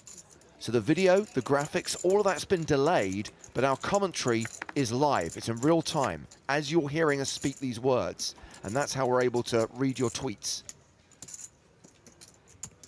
You get the best of both worlds. Yeah. Be interesting to get into Michael's head when you go in as the chip leader to a big final table like this. And then it starts to, he kind of feels it slipping away a little bit, perhaps. Yeah. He still has 44 big blinds, but he is in 3rd place. So I wonder if we can get into the mind.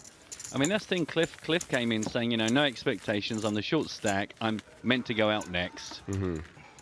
But Yeah, but a lot more as fun you at say, that it's got to actually be a much harder task when you come in at the top of the pile and find yourself slipping down and just don't panic, don't panic.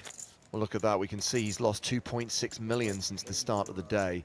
Cliff Joseph, he's starting to bleed down, hovering around the 12, 13 big blind mark. Opelican, Christian Harder building their stacks, and Michael Veller's added nearly $1 million to his. Can I request? They've all locked up 140,000 US dollars. That's not a bad trip to the Bahamas. But of course, is there such a bad thing as bad trip to the Bahamas? But at this point, you're obviously A, thinking about laddering, B, thinking about that first prize of nearly $500,000, and C, thinking about winning the first ever PokerStars Championship trophy. Everything else just feels like a consolation prize. So last time Michael Vella limped the small, he had queens. This time, not as good a hand, 6-4 of clubs. Deception, you see. Now nobody knows. I like it. Harder has the chip lead. He can apply pressure versus these medium stacks. And the irony is, this is exactly what Vella wanted him to do last time. Odds were against it, right? Last time, Christian just checked his option. This time, he raises and gets a fold. No, you're waiting for it. 9-5 is one of those hands that's so bad you almost have to put in the raise because it just plays so poorly post flop. You just have to put it into your bluff range.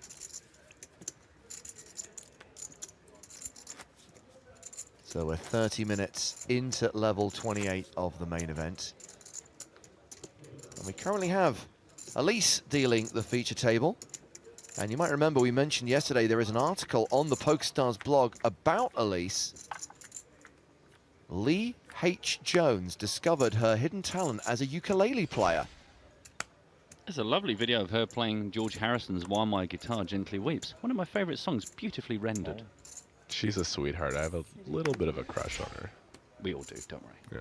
Those videos available to watch as part of Lee's article on the blog as Cliff Josephie shoves from under the gun. Ace, deuce of diamonds. It has to be only one hand if I make a call for you. Only one hand? No. It's good to know for next time around. Jeez. No kings? King's no good? You gonna muck him? Not this time. What a year this guy's having, by the way. A decent year. Yeah. Yeah, I think it was $3.5 million for his third place finish in the World Series of Poker main event. Probably call Jack.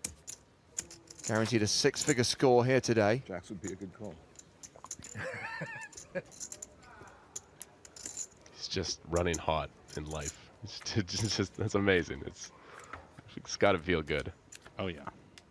Hey, here's a question for you, Kevin. Comes from Remy. Says, any T-Coop plans? What's the tournament you won't miss in any case? It's going to be my first T-Coop, actually. I missed it last year. And so, yeah, I haven't really looked at the schedule. I have no clues. I'm in the process of moving right now, getting my stream set up at my new house, and so...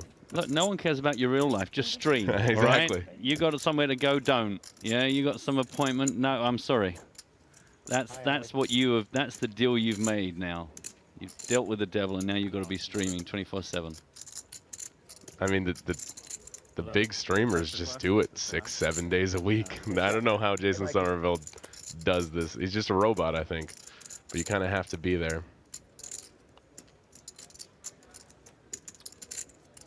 So funny, there was a book I read, maybe a decade, maybe more, a Ben Elton book called Blind Faith, and it prophesied this future where everyone is just constantly streaming their lives all the time, and you have to. It was like government sort of dictate was if you didn't stream your life, including sex and work, and everything you did had to be streamed, otherwise you got quite heavily penalized, and it's ridiculous how much of that is kind of coming true. Very Black Mirror-esque. Yeah, very much so. Excellent book. Highly recommended. That's Book Corner on PokerStars TV. I think Harder's going to fire out a continuation bet here. Oh, no, he checks back to A7. I thought I was going to go bet, check, shove. Never mind. Well, and now Harder could get in a little bit of trouble here. Yeah, having paired his 7 on the turn. Obviously, Cliff's still a big favorite with his pair of 8s.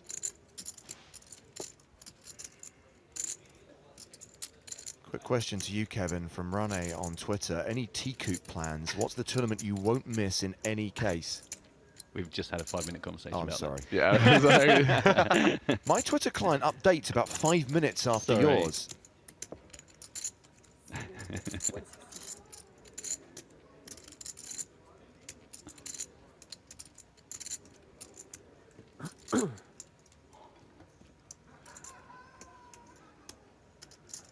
No real surprise to see Christian Harder getting ready to pay off that bet.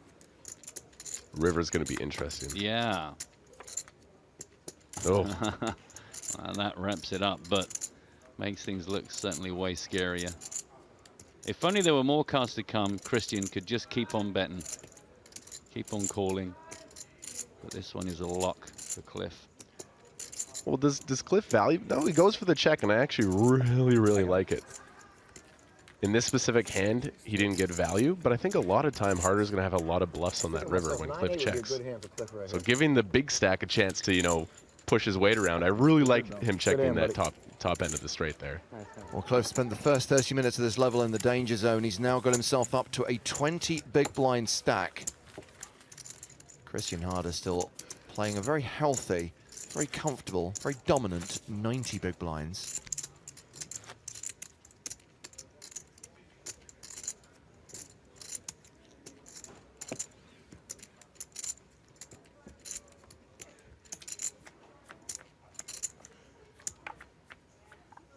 Cliff's got to be feeling a little bit better. He got that shove through with ace-deuce suited. He picks up a nice big blind defense, so he's hitting at 20 big blinds. And mentally, the difference between 20 big blinds and 13, yeah, he's got to feel like he has a little more breathing room right now.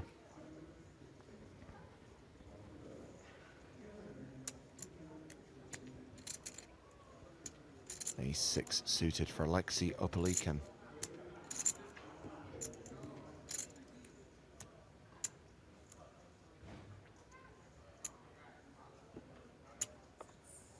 Raise to 185.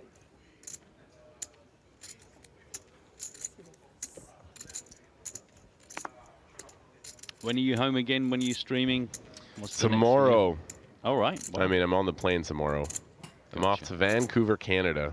Jamie and and his younger brother, Matt Staples, are going. So the stream house is temporarily taking a pause, but I'm off to Vancouver, Canada. Give me a day or two to set up, and I'm sure I'll be live ASAP. I'm itching.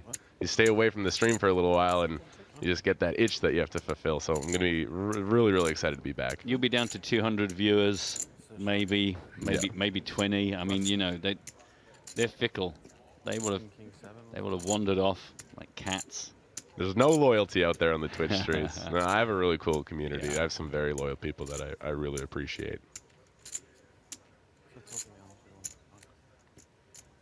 Huge flop here for the ace-6 of hearts. You have to have an offsuit.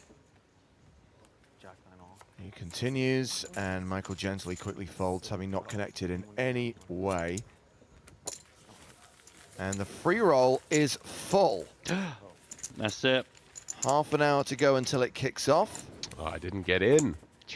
Full. Easy money. Me, Joan James. Good luck to all 30,000 participants. It's ridiculous, really. I still remember when the idea of 30,000 people playing in one online tournament would have like blown your mind, and now we just every single day just manage to fill that up in the free roll. It's like technology, isn't it? There's Mike Watson, the reigning Bahamas main event champion. Won the tournament last year. Back when it was the PCA, of course. Now we have the PokerStars Championship. The first trophy of this new global tour will be awarded today to one of these 5 players.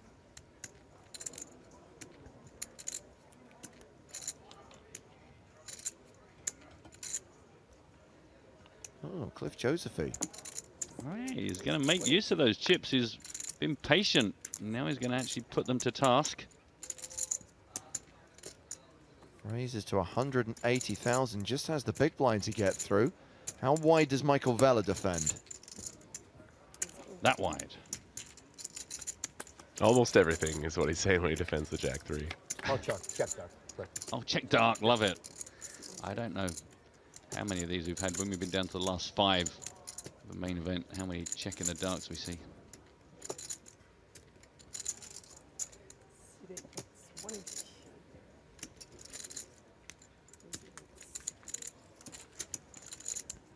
Continuation bet and a fold.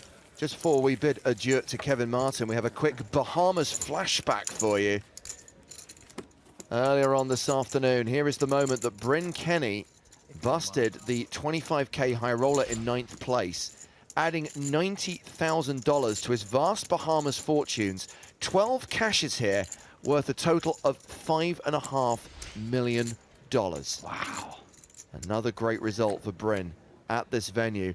Kevin Martin, safe travels home. Will do, my friends. It's always a pleasure. Yeah, good to see you. Do get home safely and have fun when you finally get back on the streams. We will. I just had such a fun week here at the Bahamas between the poker and the water slides and like hanging out with you guys. It really was an awesome week for me. So I'm a little sad to let it go, but good luck to these final 5. I'll definitely be tuning into the Twitch stream. Thank you very much, Kevin. All right, cheers, gentlemen. Thank you for spending time with us on PokerStars TV. Well, we may have lost a Canadian, but we're going to be gaining another because very soon we'll be joined in the booth by Daniel Negreanu, who recently also exited the 25K high roller, busting in 5th place for close to $300,000. Daniel's going to be providing some guest analysis of the action in the main event. Well, this is hand 28 of the final table. Gently's raise, called by Christian Harder in the big blind. Jack 5 against 7-6.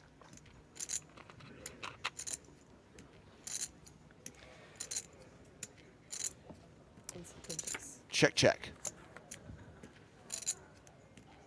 Oof. Not much to get too excited about for either player. Check. The only real positive right now is that neither of them seem interested in it. Michael was the pre-flop raiser.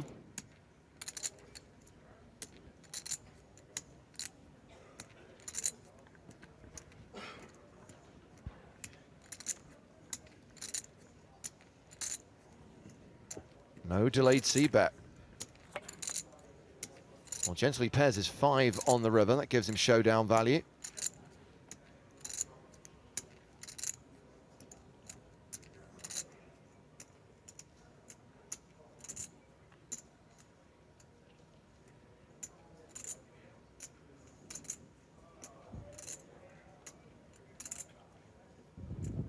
Christian Harder deciding whether to bluff this. Nope, he checks. Gently checks behind, and Michael gets some back from Christian. But not a huge pot. Adding 255K to his stack, still below 50 bigs. Christian Harder still hovering around the 90 big blind mark. Well, as promised, let's welcome to PokerStars TV, Daniel Negreanu from Team PokerStars Pro. Daniel, congratulations for your result in the high roller. Thanks, it was fun. I mean, you know, anytime you're playing in these 25K tournaments with 160 players, you look at the final field and they're all tough cookies. So it was a really good experience. It was fun. I mean, I came in short stacked, so 5th wasn't a terrible finish. And Daniel, the internet is a weird place because there's just so much horror on social media, but then sometimes your heart is warmed, and I've been very impressed and kind of gladdened by the nice comments that you've received over the course of the last 24 hours from all your fans. You know, it's definitely been rough. I've had my dog, I don't know if you guys know, Mushu for 17 years, my best friend, call him my son, and you know, got the horrible news the morning of day 2 of the 25K that he never went to the swimming pool ever. You know, he never went to the water, and he must have just been demented and out of it, and he fell in and died. And it was a shock. It was difficult to play. It's hard to, you know, I wouldn't have played a tournament that day, sure, but I was already there, so I kind of just kept to myself and was not myself. Just put my earphones in and just, you know, tried to not. Well, I mean, it was impossible not to think about it. Yeah. No, it's horrible. Really sad to hear that. It did help me to see that. I mean, a lot of people reached out to me and said, like, this is common. Like, a lot of dogs when they're older, because, like, my fear was, like, thinking about him suffering and how much that, you know, whether he's in pain or did it hurt. And just knowing that, like, a lot of dogs do that. They do weird things when they go to die. They go to, you know, different places they've never been, or they swim out, you know. And so, I don't know. Yeah. You could torture yourself over it forever, couldn't you? I guess it's like, why would he do that? That's yeah, what I'm thinking. Very sad. Yeah. So obviously play continues at the final table of that high roller, and a reminder that there are live updates on the PokerStars blog. Meanwhile, we are following the action at the final table of the main event. This hand has gone to the turn. Gently against Vela. Gently the pre-flop raiser. Feeling quite confident we might have a sing-song on our hands. Don't ask me why.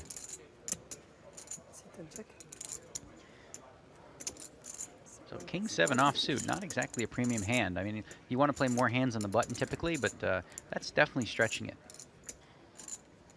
Yeah, you kind of expect him to be 3-betting pre with a hand like King 7 if he's going to play it rather than just flatting. Well, I did play with Vela in this event, actually, and he's definitely unorthodox. He does things a little bit differently than your traditional young online pro, for example. Well, the 5 is irrelevant. This is going to be a chop, assuming it goes to showdown. It does. They will split this pot, and Matt Broughton, Daniel Negreanu, you know what they say? Everyone loves a chop pot. Yeah, not everyone says that, just you guys, actually. No, Daniel, I think you will find that everybody, literally everybody, loves it. Okay, I'll take your word for it.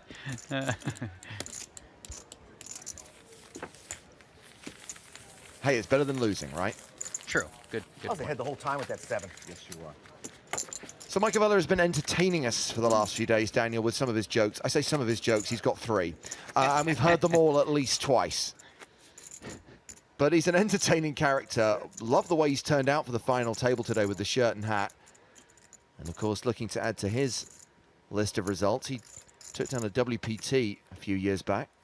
So he's got one more joke than William Kassouf. 3, right? It's 3-2. It's tied. William's coming up with new material, though. That's what I've heard. Got a team of writers now. Yeah. What's Vela's best joke that you heard so far? Because I missed it. Well, when you say best joke, that implies that there's a good one. You got to pick from, you know, if there's 3, one is equal. One has to be better than the other 2. The thing is, if we told you now, I mean, he's due. It's been a good 2 hours since he's told at least one of them. And I just wouldn't want to tread on his toes because there's just a good chance if you just stick around for at least 10 minutes, he's due. He's probably got like a little alarm on his watch just because a little vibration to remind him it's time for a joke.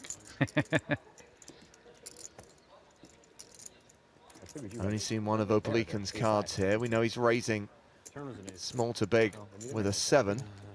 Cliff Josephy, who we know is a huge fan of William Kassouf's antics. Yeah, right. So interesting spot for Cliff on the short stack with 22 big blinds. Hand like Queen 10 suited plays well post flop to see one, but it's also a pretty good hand to move all in with 22 big blinds because if you get called by Ace King, you're 40-some%. A lot of the time you'll win the pot without a flop. So a lot of people who don't like post flop play, typically, it's not incorrect to move all in here. It is actually just fine. So is calling. Which one is better? That depends on how good you are post flop. You know it before I do. Looks like he's gonna see a flop with it. That's the choice I would take. You know, especially being in position, it's very, very powerful in these situations. And I guess people have an expectation you're going to defend a bit wider, even though he's kind of 22 big blinds. He's maybe undervalued. So this is a hand where Cliff doesn't even care how it rolls out. He's he's ready to get it in on this flop. 2 overs and a flush draw. Fantastic. We don't know what his opponent. How do you say his name properly? I don't want to screw it up. Opalikan. Opalikan. Okay. Opalikan, I mean, he's got 1 7. He could have 2 7s. He could have a 9. Whatever Cliff is up against, he's in good shape. And he knows that with 20 big blinds. So the question is, you know, ideally, if I was Cliff, I'd want him to bet here. I'd want the small blind to bet so I can move all in and hopefully win on the flop. And if not, well, just catch what I need.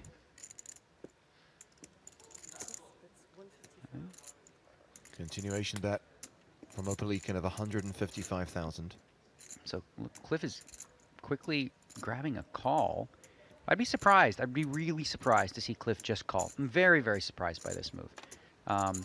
I think the better play is raise, frankly, with that many outs potentially. All right, or you can just hit a 10. There's just so many hands that his opponent has, like ace high, that you get like ace jack, ace queen. What's he really going to call in this 9-6-2 sport? A shove? I don't think so. So you move those hands out, and you know if you do get called by an overpair, you know you've got plenty of outs with the flush draw. So I would have liked to seen a raise there from Cliff, but as played, looks like he's in good shape. Unless we're up against 7-8 here. We don't know. Yeah. It's kind of a half sweat with situation. Yeah, I didn't want to be the voice of doom, but I must admit that immediately went through my head. You know, and if I'm Opalikan right now, and I got called on a 9-6 deuce flop, the 10 is a horrible card for me. I'm thinking I'm going to shut this down probably if I don't have anything at all. It doesn't seem like a good card to bluff at. He's checked. Now Cliff's going to bet this for value now. He went from a, you know, maybe shoving with a draw to betting for value and hoping to get called. 220,000. It's a very small bet, you know, when you consider the pot size. Really laying a good price, and the reason Cliff can do that is because he's not worried about draws, because he's got one. He's kind of played it like he was super deep stacked. He's just sort of legit played through it. Sure. Stretching that 20 big blind stack. So he's going to pick up the pot without having to get it on the flop. Yeah. I guess it's like you say, also depends how much you believe in your post-flop play, and Cliff's going to be like... Sure, and then all the over other that. factor, too, is experience. So the more experienced of a player you are, the more times you've been here, you take a 20 big blind stack, and sometimes you say, okay, listen, that's plenty. I can outmaneuver these guys. Like, for example, I play in a main event. When I play in a 25K against the top cookies, that's not the approach you take. You get it in on that flop, and you push that 20 big blind stack, because they're not going to make silly mistakes, and you're not going to be able to push them around. Well, Cliff now has closer to a 30 big blind stack. He and Michael Vella are pretty much tied on the leaderboard right now. Michael gently sits middle of the pack, and then you've got the two big stacks. Alexei Opelikin with 74 bigs, Christian Harder, the chip leader, with 88 bigs. And still 45 minutes of this level to play before we go to the 50-100 blind level. You know, years ago, main events, you know, you didn't have nearly as much play as you do today. But when I look up at the board and I see the average stack and the big blinds, it's really inspiring, because it means that, you know, poker's being played. It's not just an all-in shove fest. There's a lot of thinking going on. And as you can see, even the short stack, Cliff Josephy, seeing flops, calling on flops in spots where, you know, if they were shorter, he would have been all in already. Yeah, it's interesting because sometimes we get the dynamic in a main event where it takes a long time to get to the final table, and by the time we bring the final 6 players to the main stage, they are pretty short. Maybe the average stack is only 40 big blinds. But in this particular tournament, it was very fast-paced, getting us down to the final 2 tables. Pretty quick yesterday to get down to 6. And that means there's a lot of play in it when it really matters. Sure. When all the money is on the line, when you've got these huge pay jumps between 5th, 4th, 3rd, 2nd, and 1st. Absolutely. So this is pretty standard play from Christian Harder as a chip leader. He's going to raise with a lot worse hands than a pair of 6s. 6s would consider to be a good hand. He might even be able to call. Well, actually, nobody's that short where he'd want to really get re-raised and call a shove. So in the big blind, 8-4 suited. A lot of people go, "What? That's not a good hand." But a lot of people have learned over the last 10 years that when you have a big blind in and there's antes, if you're up against min raises or small raises, you're supposed to play a lot of hands, which is why, frankly, we're seeing in the high rollers sort of a turn back to the old school, where the raise sizes are back to like 2.7, 2.5 and above, because people are starting to defend correctly. Great flop for Christian Harder. 3 6s, wow. Yeah. He's not going to get any action, though. You know, that wouldn't be a terrible spot to check, frankly, if you're Christian Harder.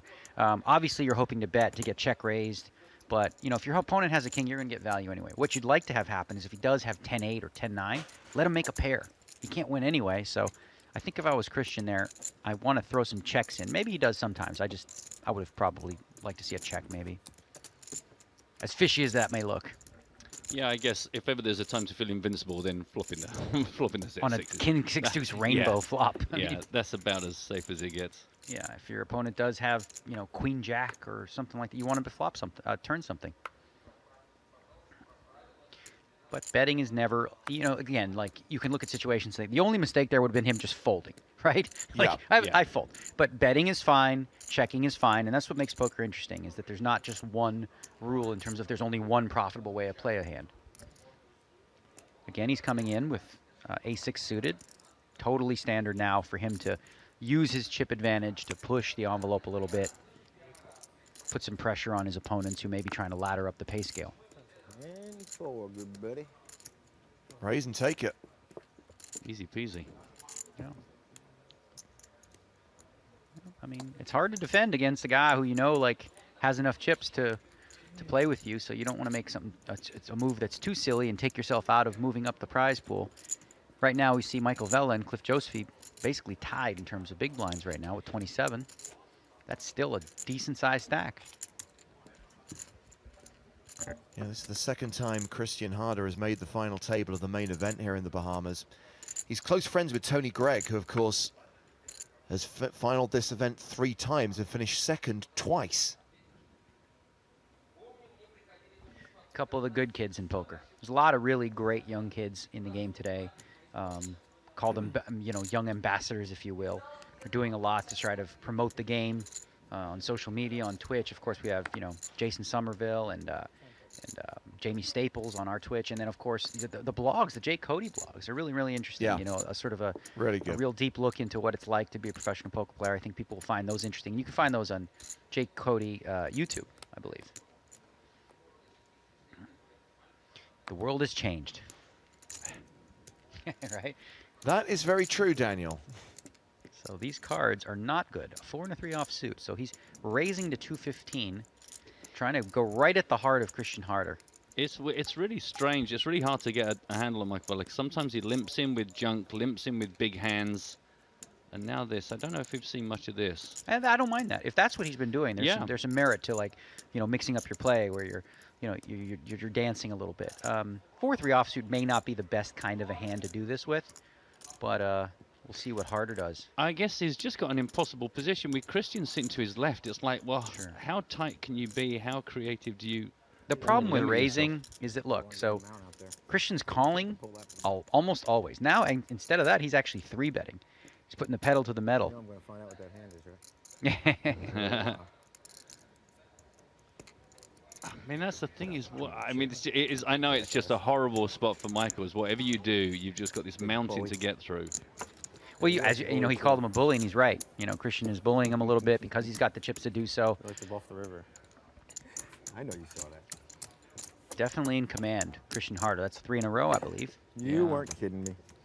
And there's just no reason for Christian to not do that every single time. There's just going to be no joy for Michael when it gets blind on blind. I wouldn't say that's the strategy I would employ, is to do that every single time, because then you become just too exploitable. Everyone knows, okay, well, he can't have it every time. I guess so, but I mean, when it's been folded around, it's just blind on blind against Michael. I guess the one time you get it wrong compared to how many times you're going to get it right. You know, how I'll strong. tell you what. If I was coaching Christian, what I would tell him to do against him is call, not re-raise.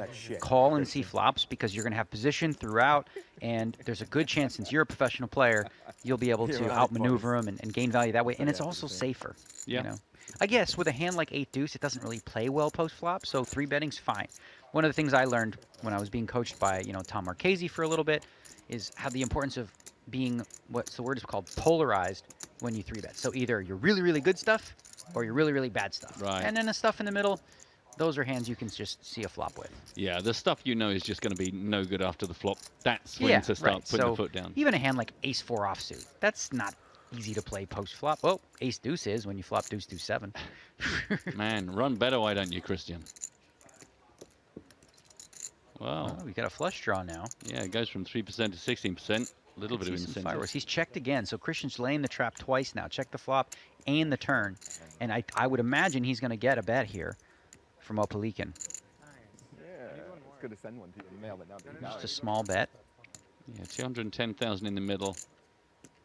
Yeah, didn't sound like much in the way of chips. I mean, this is a spot where Christian just got to decide, like, should I raise now or should I let this guy try to bluff one more time? If he knew what he was up against in a flush draw, he'd raise. But what are the odds he has a flush draw when the flop is deuce-7 and then a club on the turn? It's not a very likely hand for Opalikin to have. So he is going to raise. So tough decision now for Opalikin. He's like, okay, well, what am I up against here? If I hit my flush, is that going to be even good? You know, does my opponent full already with queen-deuce? Tough spot when you're drawing to a flush and there's a paired board, because you could hit it and still not win.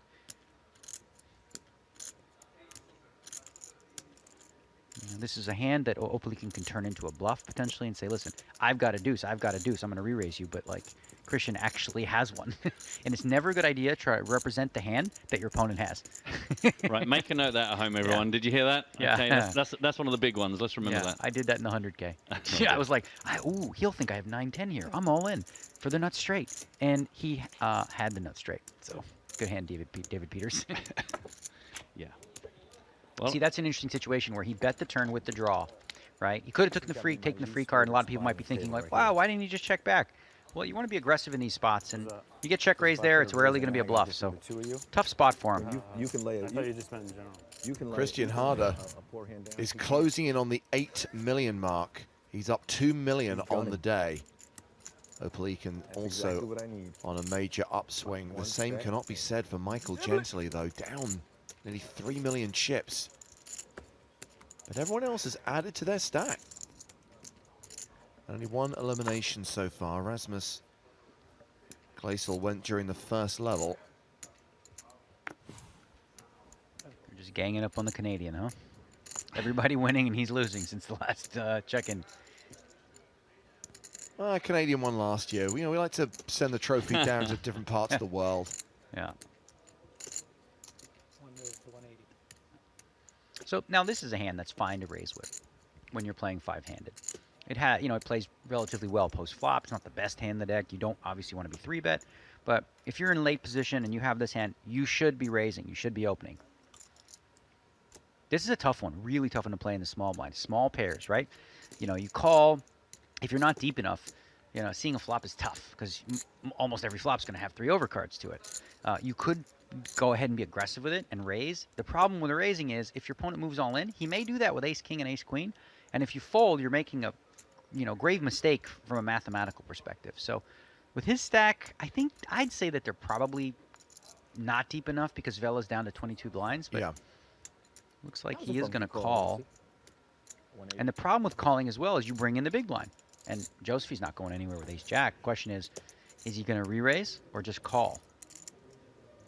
You could make a very good case here to go ahead and raise because Vela only has 22 blinds, right? Joseph, he's relatively small too. He's got a little bit more.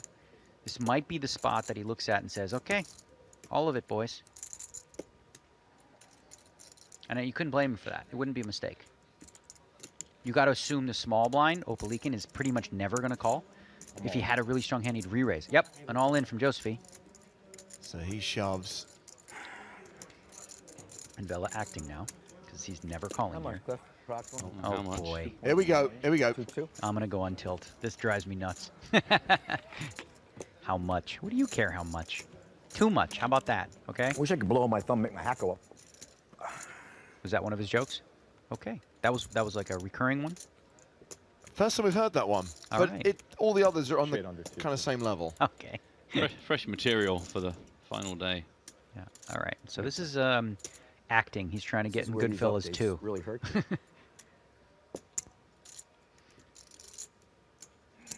See, I mean, I don't see a lot of value in this acting to try to represent like you had a better hand than you do. Like everyone knows, okay, listen, we've played poker long enough. We know that sometimes you steal. It's fine to just fold and Quite sure I know what you have too. It's not embarrassing. Got It's him just behind me. yeah. I'm all by myself. I'd probably call here. Yeah, right. Okay, likely story. In 50 minutes' time, Cliff's going to see this hand and be like, yeah, right. So now you never really want to call an all-in with a small pair. And that's a situation that Opalikin's found himself. He's like, I probably have the best hand here. It's very likely that 3s are ahead. However, my best case scenario is I'm flipping. Worst case, I'm 4.5 to 1 underdog. King, queen. So he's getting a decent price, but it's a lot of chips. Does he want to risk it with 2 3s? 2.1. I think he feels like he's got the best hand. And again, as I said, most of the time in the situation, 3s will be ahead, but marginally so. And the times when when the 3s are not ahead, you are cooked. Good fold. Despite the fact, it's like easy to say, you look, it's a good fold, even though he had the best hand. What? Am I right? You were no good. Your hand was no good. Yes, he was. Come on now. I was ahead. So Cliff Josephy moves over the 30 big blind mark. Everybody's lying. I can't believe this. I thought poker was an honest game. These guys know in 30 minutes everyone's going to know they were lying, right? Liars. I doubt they thought any differently. What they would have called a terrible call. Chance Cornuth on the rail. Finished 3rd here in 2015, winning himself more than $640,000. The announcers would have been, what's he doing? Last year we saw him Sugar. finish 2nd in the high roller in Dublin.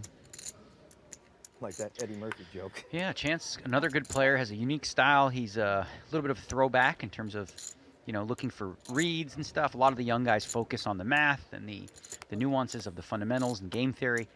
Chance is a little bit of a throwback in the sense that he likes to, get a read on his opponent and go with that and use that as an advantage. And, he does a good job of it, obviously. So this event is winding down now, Daniel. Are you done, or is there more poker to be played before you leave the Bahamas? You know, I'm feeling good. I just feel like playing poker. Frankly, you know, I don't know, but when if I'm alone and sitting in a room, I think my mind will just race on my little pup. Sure. So being at the poker table is a great distraction for me, and I plan on playing the turbo, or the 10K turbo, which I'm, you know, not accustomed to. I don't play a lot of turbos, but I'm gonna give it a shot. The 6 max turbo. I feel good. I'm playing well, so let's finish on a high note. Finish with a win. Yeah, yeah, exactly. Win those races.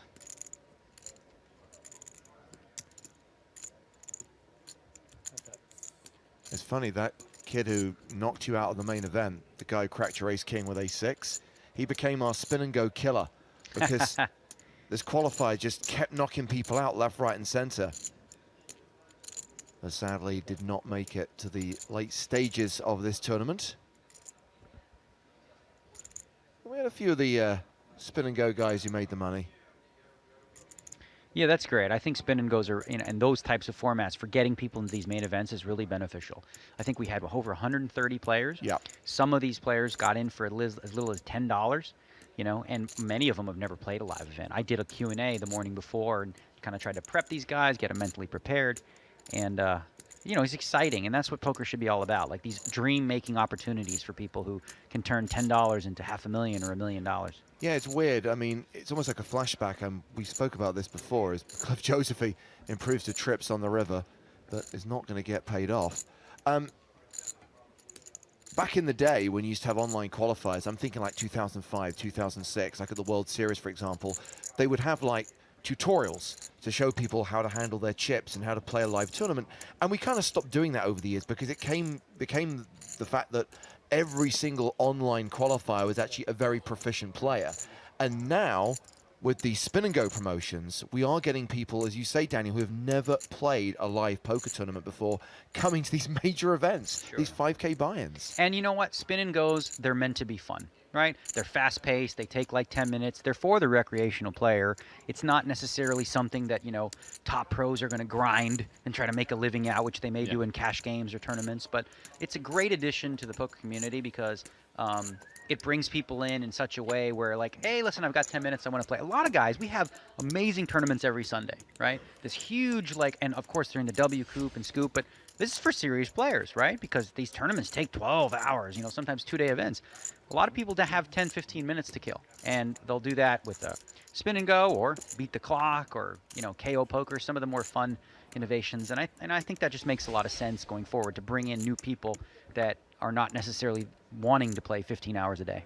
Absolutely. Of course, if you have got time on your hands, you can try and win our $1 million card hunt contest. Fire up the challenge, complete your puzzle, win a hand with the Queen of Clubs. Once you've done that, send the information in via Twitter. Tweet the hand ID, your player ID. PokerStars win. And remember, 3 winners drawn at random are going to get $530 tickets to a PokerStars Championship Panama satellite.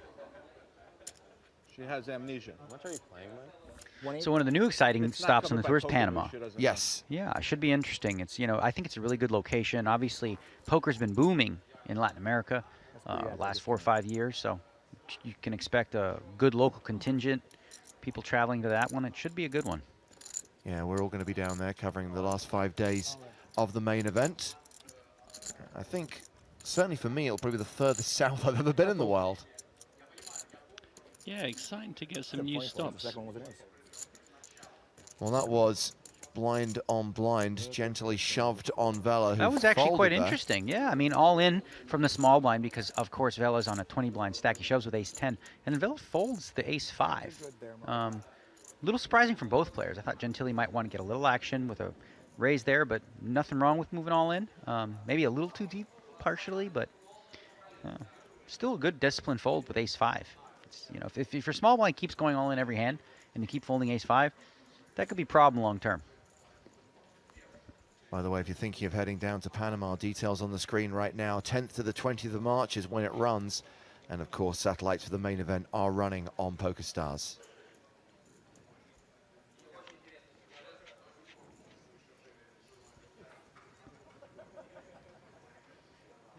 So 25 minutes left on the level, 25 minutes till the next break, and that will mean part 2 of 3 of Poker in the Ears and Eyes. What's that? That is the new name of the podcast. Oh, right. Yes. Poker in the ears and the eyes. Yeah. Good one. Clever. We can't take any credit. We let our viewers and listeners pick it. Yeah. Oh, free roll's firing up. Oh, God. Good luck, everyone. All right. I just saw screens pop up. Yeah. Oh, I can watch both these guys. Oh, no, no, no. So I'm going to give you play-by-play of what they're doing. He's like, it wouldn't be the first time. Tutorials. You see what Matt's doing here? Huge mistake. Right? Well, that much is correct. But already. not as bad as what I'm seeing on the right from what James just called with. Absolutely. Well, bear in mind that we've got $100 bounties on our heads, so generally it's going to be playing super, super tight and trying to get it in a good spot. Talking of potentially getting it in here, gently opened with ace-deuce. Vela called in the small blind. Christian Harder with ace-king in the big. So in this spot, you know, Gentili raising with ace-deuce on the button's fine. Vela calling with queen-3 of spades is a little wide, a little too wide. Of course, Christian here, chip leader, ace-king of hearts, more than happy to 3-bet it. And we're going to see a little more acting from the queen-3 of spades, it looks like. Yeah, and if Michael already thought he was being bullied, this is where you love it, because when Christian's got it, you think at some point Michael's going to do something really, really bonkers. Do they show He's the just cards if we don't see a flop? had enough. Anybody know? You know, a hand like queen-3 of spades here, I can see sometimes, you know, turning it into a bluff where you 3-bet, but the value of the hand is just not good enough to call from the small blind against, you know, a big blind who's the chip leader and probably going to call, and the button, which we don't know what he has. I would say minimum you could have to call here would be like a queen-9 suited.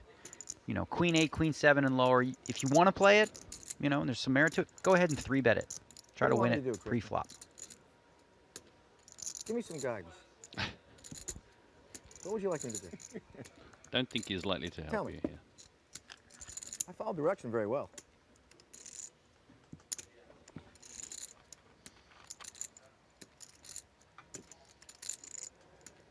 Yeah, Christian not looking like he's in the talkative mood here. Next time I put chips in the pot, I'm putting them all in. Did he say all in? I said the next time I put chips in the pot, I'm putting you all in.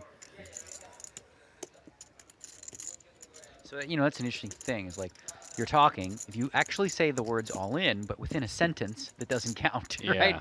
So it's like, I'm thinking about going all in. Well, you just said all in. Does that count? All right. No. It's the last time. I'm sure it isn't Big the last damn time. bully. I thought we were even. I thought the last time was the last time. Now you have to have one up. See? All right, now you're one up. Freaking brute. Yeah, well, I got This myself is a great. good You guys are stack of money. multitasking now. Oh, it's a nightmare. What a fold from James Hardigan. You want to sit? You want to sit when we're stuck in a Zoom tournament? That's when we really have to. At least here you get a kind of a minute to think in between. Yeah. As we see, it's 210,000 down from the start of the day for Michael Vela, now just sitting on 19 big blinds. Cliff Josephy somewhat clear of the problems he was in. 34 big blinds for him, but the price of poker is going up in 22 minutes. How about that? I'll just count myself. Screw you. I've seen Cliff Josephy move up nicely. When I sat down in the booth, he had about 20 big blinds. He's up to 34. Got to feel comfortable, right? Yeah, it's going to be lovely. And of course, Cliff said he came in as 6th out of 6 players, no expectations. He's already laddered up once and could potentially ladder up again. Michael Vela now the player at immediate risk with fewer than 20 big blinds.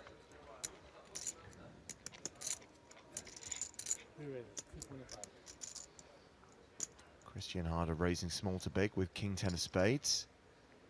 Alexei Opelikin has 7 deuce and lets it go.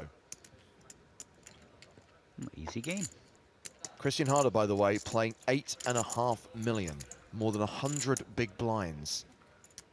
Yeah, really good situation. You know, normally, you know, it'd be easy to apply a lot of pressure, but we've seen Vela, even though he's got the short stack, willing to play a lot of hands, so he's not exactly easy to get off hands, but still, I think that Harder can continue to just chip away, throw a lot of jabs, continue to climb without taking any big risks. That's the ideal. He's, you know, him and arguably Cliff Josephy, the most experienced players at the table. And when you typically are one of the better, more experienced players, you want to avoid, you know, risky conflict as much as possible. Whereas if you're not, you're one of the more experienced players, you want to increase the amount of luck. So if I were Vela right now, I'd be like, let's get it in. Shippity, shippity, shippity. Pocket jacks for Christian Harder. He's on a heater. Yeah, it's a good spot. I mean, eventually people are going to start to think, listen, this guy's raising every hand. He can't always have it, so they might make a move with a weaker hand, like this one. Ace-5 offsuit in the small blind.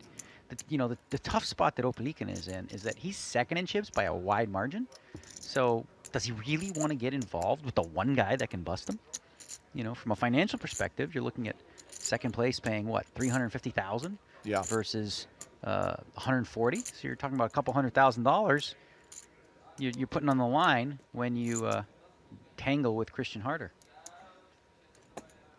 So I really don't like this.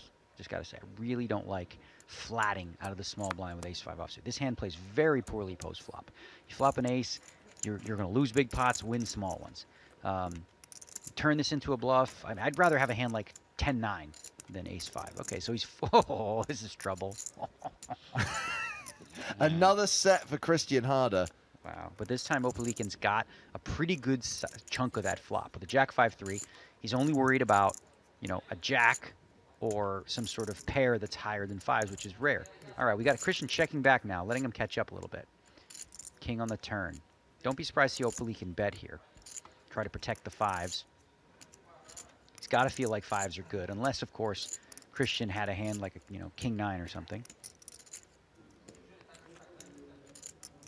Question is, does Christian raise now or wait till the river? And that's something that you want to think about in terms of history with your opponent. Like, what do they think I would have if I raise here? Am I balanced enough where they think there's some bluffs in here? If not, then you don't really raise the turn.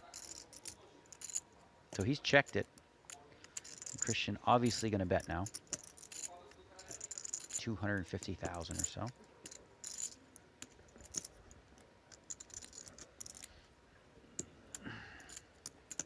Are you out of the free roll already, Matt? Yeah. Well, I got shoved all in on by somebody with, I can't even remember, Queen 10, Jack 9, and I had my pocket 8s, and then I was winning until the river. I've got a t-shirt with that written on it. I'm quite happy to get that over quickly. I just can't multitask. And also, I want someone to take the bounty. Have a nice time. So just notice the kind of spot that Opelican's put himself in with this ace-5. He has a hand that's probably too good to fold, consistently in this spot. But it's also one where it's like, wow, I mean, what am I going to do? Call this bet and then call a river bet with just 5s? Just, Christian could have nothing here. Or he could have, what he does, which is 3 jacks. This is a situation, if you're especially like getting, newer to the game, you want to avoid these types of situations where they hurt your brain. Yeah.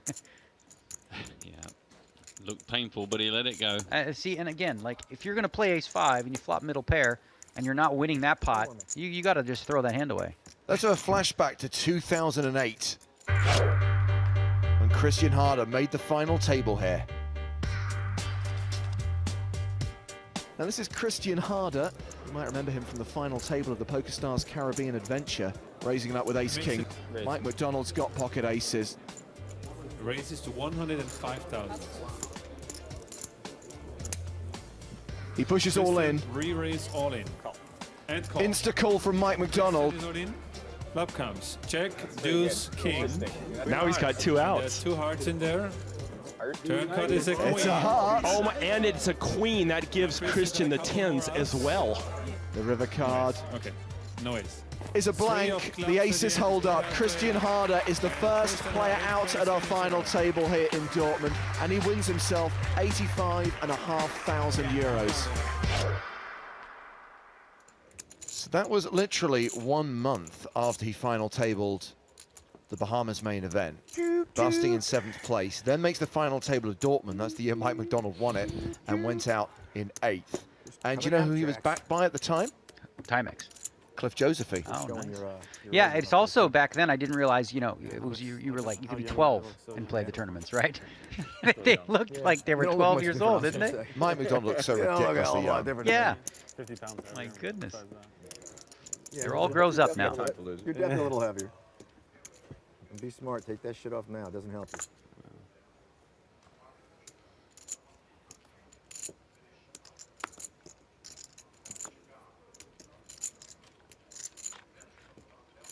What happened to your screen, Matt? There was a poker screen on your.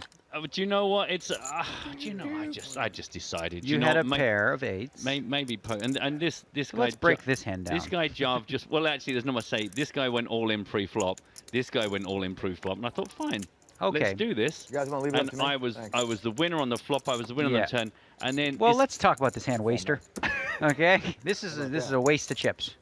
Pair of eights doesn't play well three-handed. Heads up, I get the call, but three-handed, come on, man. It's a free roll and there's a bounty of $100 on my head. I don't want to You're in win a charitable this mood. You know what? I am more than happy to say good game, Gamescom. I am not worried about a train. And hand over the money. Just give me 2 that are connected and big. Yeah, I'm not much about optimal play during the free roll. And then it's going to be headed right at you. So Michael Vella in that dangerous territory now with 17 bigs. He's really almost in this territory where he's basically just got to make his decisions pre-flop, which is all in or nothing. When you say dangerous territory, would you potentially say danger zone? Danger zone. Yeah. In the danger zone. I can't believe it. But you do want to sing "Everyone Loves a Chop Pot." I mean, be consistent. Like, if you want to come along for the songs. I got all kinds of songs. Pick on this guy. Don't encourage him. I mean, I can do Fudge the Police without any cursing. Oh, no. No cursing. I can do it without any cursing. That's not the issue. The cursing's not the issue. It's the fact that if you sing any licensed music, we have to pay royalties. Even the words? What if you sing it differently? Like, Snoop Dogg's Rolling Down the Street. Rolling down the street, talking about sipping on gin and juice, laid back with my mind and my money and my money. That's legal, right? That's not legal? Because I didn't even use the same melody or tone, just the same words. No, that was certainly something. I think we're all right. I think we'll get away with that one. I mean, I'm gonna get sued up in here. Matt, do you know what? I keep looking at the screen. All I see is Christian Harder wins. Christian Harder wins. I mean, it's over 9 million now. Yeah, 113 big blinds. Meanwhile, as Daniel observed, Michael Vella hovering around the 15 big blind mark. Here it is. Question is, how does he play this, right? So I would suggest, if you're in this spot and you're watching at home, go all in with the sixes, okay? This is not the kind of hand you want to min-raise with and then see a flop because, you're going to let the big blind in with queen 9, queen 8. What the? What the? Fudge? Yeah. Fudge that hand. What just happened there? That is I mean, the nearest opponent to him is like 32 big blinds. Is he thinking he's going to ladder up sometime in the next 12 minutes? Clear. I mean, calling with the queen 3, this is not, I don't know what just happened, Michael. Someone needs to shake you up. Get him back on track here. That wasn't even a train. That was just a caboose coming at you. I thought he was just going to kill a bit of time and then shove. I'd never in a million years thought damn it. That's shocking. There's some cases where you want to fold some good hands when you're using what's called ICM, which stands for independent chip model, where you're waiting for another guy who's shorter to go broke. But he is the shortest guy by a good margin. Yeah. So that shouldn't be a factor at all. Just clearly a brain fart there.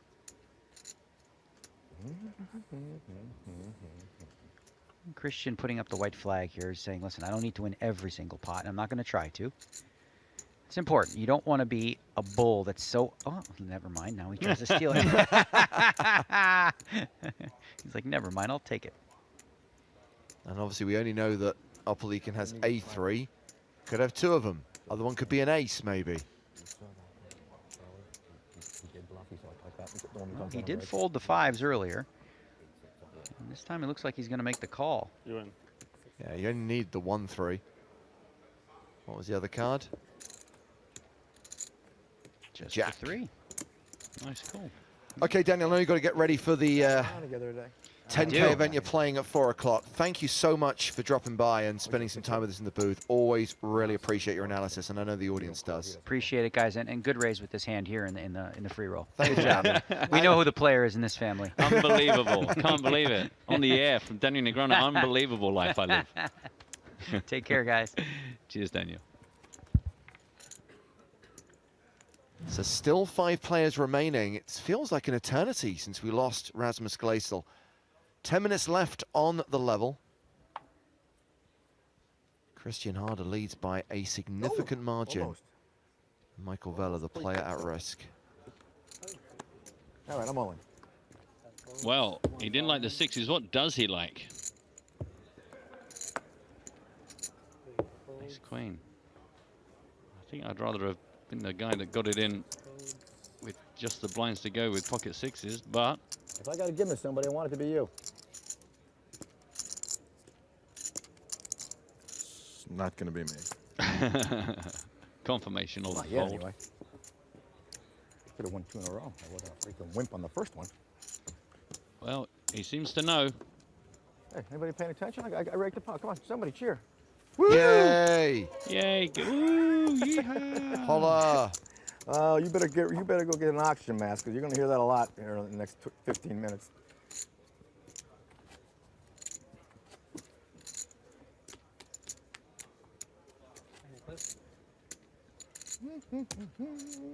Now, assuming that we get to level 29 with all 5 players returning from the break for the first time in, wow, I'm going to say a day and a half, we will finally be at a point where the average stack in the main event is fewer than 50 big blinds.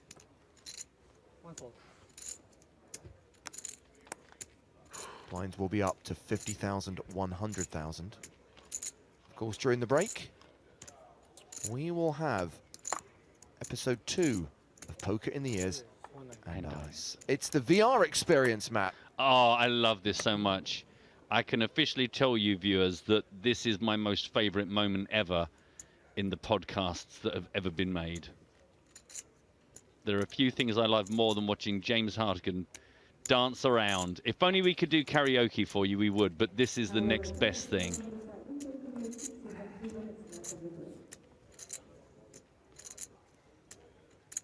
Hashtag last one.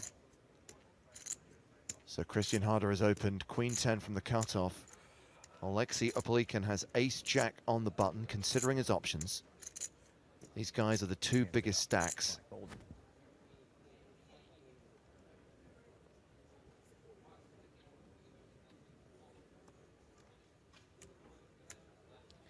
It feels a bit like we need a graphic that just shows Christian Harder's progress over the last orbit.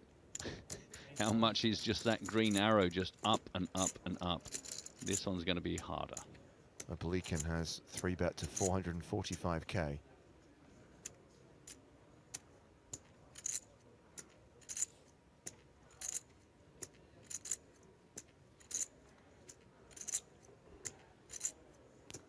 Wow, great tweet from Toby Reese. New setup in the lounge is a poker dream with my new projector. And what is he projecting onto the screen? PokerStars TV. Man, that is a sweet setup. And I'm actually even more jealous because there appears to be pizza in the house. I think I need some of those white chips.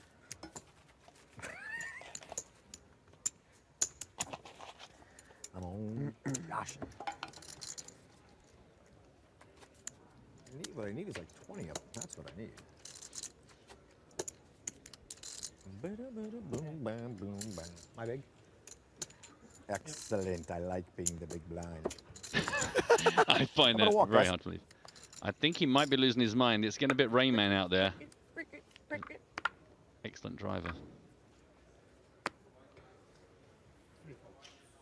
My buddies text me asking if anybody's got a voice box on this table. They say you look like Harry Potter, Mike. You getting any texts? Yeah, single text messages. I've told him he's a. I told him he's a gentleman. How much are you playing? And a fine 1-6.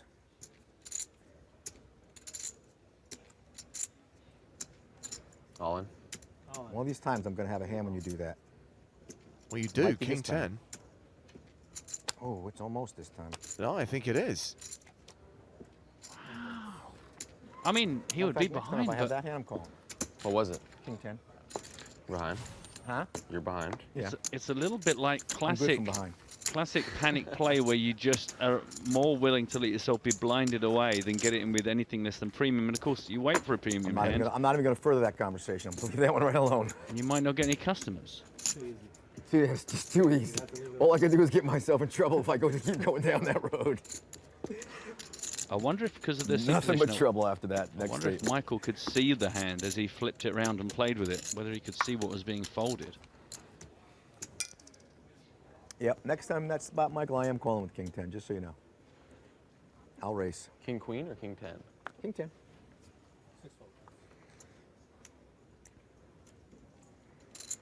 Yeah, I mess with this guy. I don't think we're going to see Cliff do anything as crazy as afraid of fold ghosts. with the sevens. Train busters.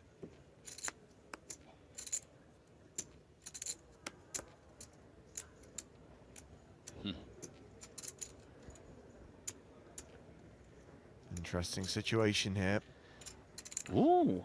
And gently folds the small pocket pair to Cliff Joseph. He's open. I mean, that silly hand. I'm guessing they're just sensing that Michael Bella's losing his marbles and can just ladder up by keeping out of the way until he explodes.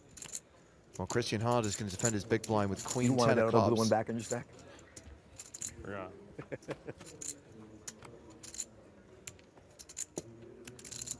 Josephine now a 3-1 favourite with his overpair to the board.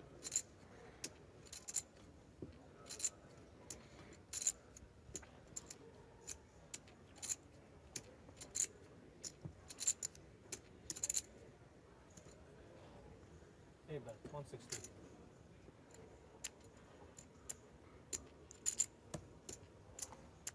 Nah, not surprised to see Christian get out of the way with that. No good.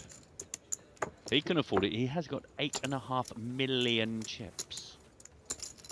More than 100 big blinds.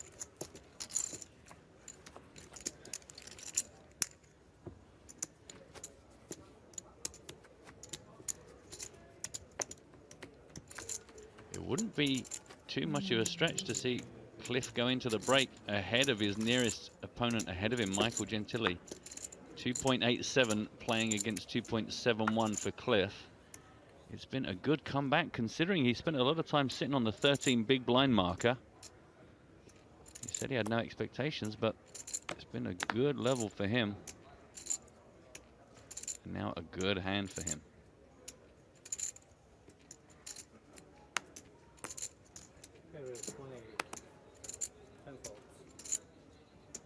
So Cliff opens to 180,000.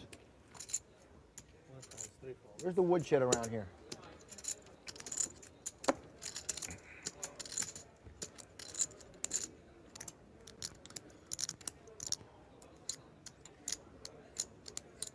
Seven suited. So pretty.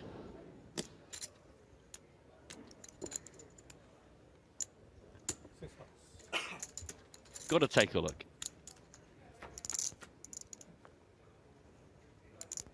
Top pair for Cliff, nothing for Alexei. That is about as bad a flop for the 6-7 as I can imagine.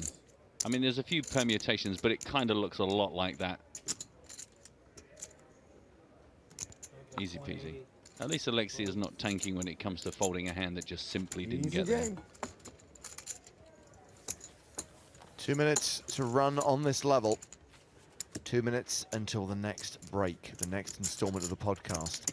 And of course, for these players, a brief hiatus from the action. When they come back, those blinds going up.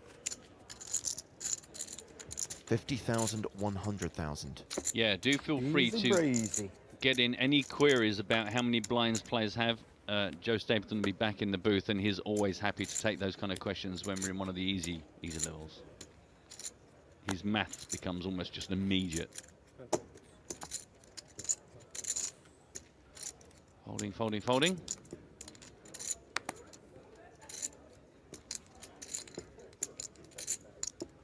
Oh man, he's just gonna take this. Got the button. Jack 4 ain't that pretty.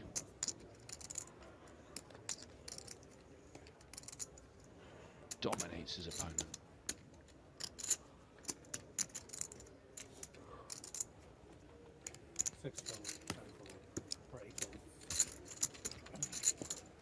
Another one for Christian Harder. 8.65 million and a minute on the clock. So one more hand this level.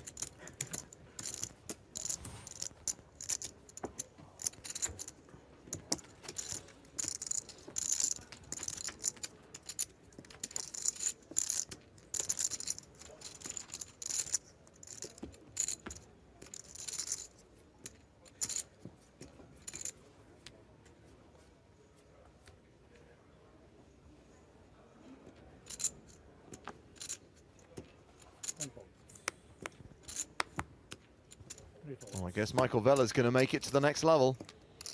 That's not a good thing when you've got a stack that right now is worth 16 big blinds, and then just through the passage of time shrinks. It's a 13. Yeah. How did you work that out so quickly? You were channeling Joe, weren't you? A calculation on my smartphone. Come oh, on. okay, all right, okay. Pocket tens. I don't think this is going to get checked back. No, too dangerous to check back. 10 races, 275. Unlikely to ask. Do you want to play the small blind? Not really. Do you want to play 3-4? Not really. As you said, Matt, this has been a pretty good level for Cliff Josephy. Up to 35 big blinds. And I imagine him folding here and is going on break.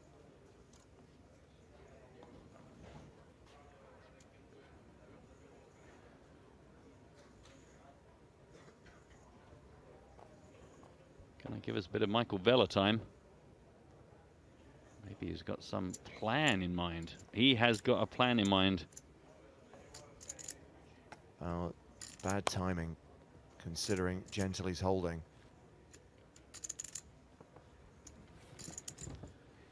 This raise is legit. Oh, you're okay. He finally found the force. No idea. So Michael Gentily and Cliff Josephy are pretty much tied at around the 2.9, 2.8 million mark. Michael Vella, 13 big blinds. Christian Harder, still the chip leader. So our live action continues in 18 minutes time. Before that, part 2 of Poker in the Ears and Eyes, Bahamas edition.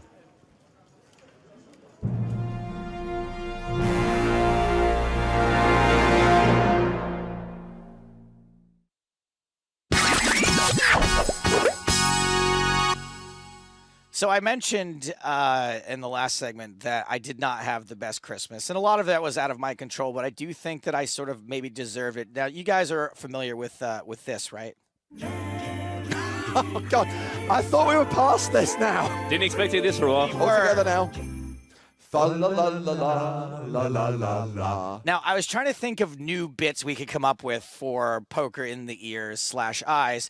And I was like, you know, it'd be really funny is if we did this segment where we like picked out a song off Audio Network and we all pretended like it was a hot new song and we were all really super into it. Like the Happy Birthday song. Yeah, exactly. And we're all like, yeah, have you heard the new track? And then I was like, you know, it'd be funny. It's Christmas time.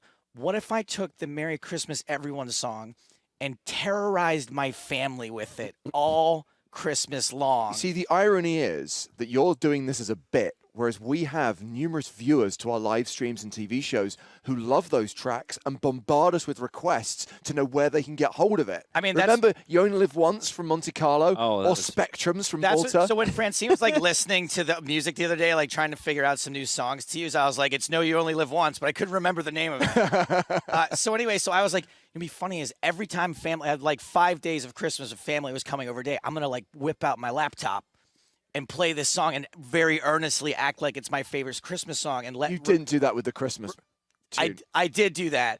Now, the thing is, I've cut together one video, just the one. I terrorized multiple family. On Christmas Eve, I played it on a loop for 90 minutes while 17 people opened presents.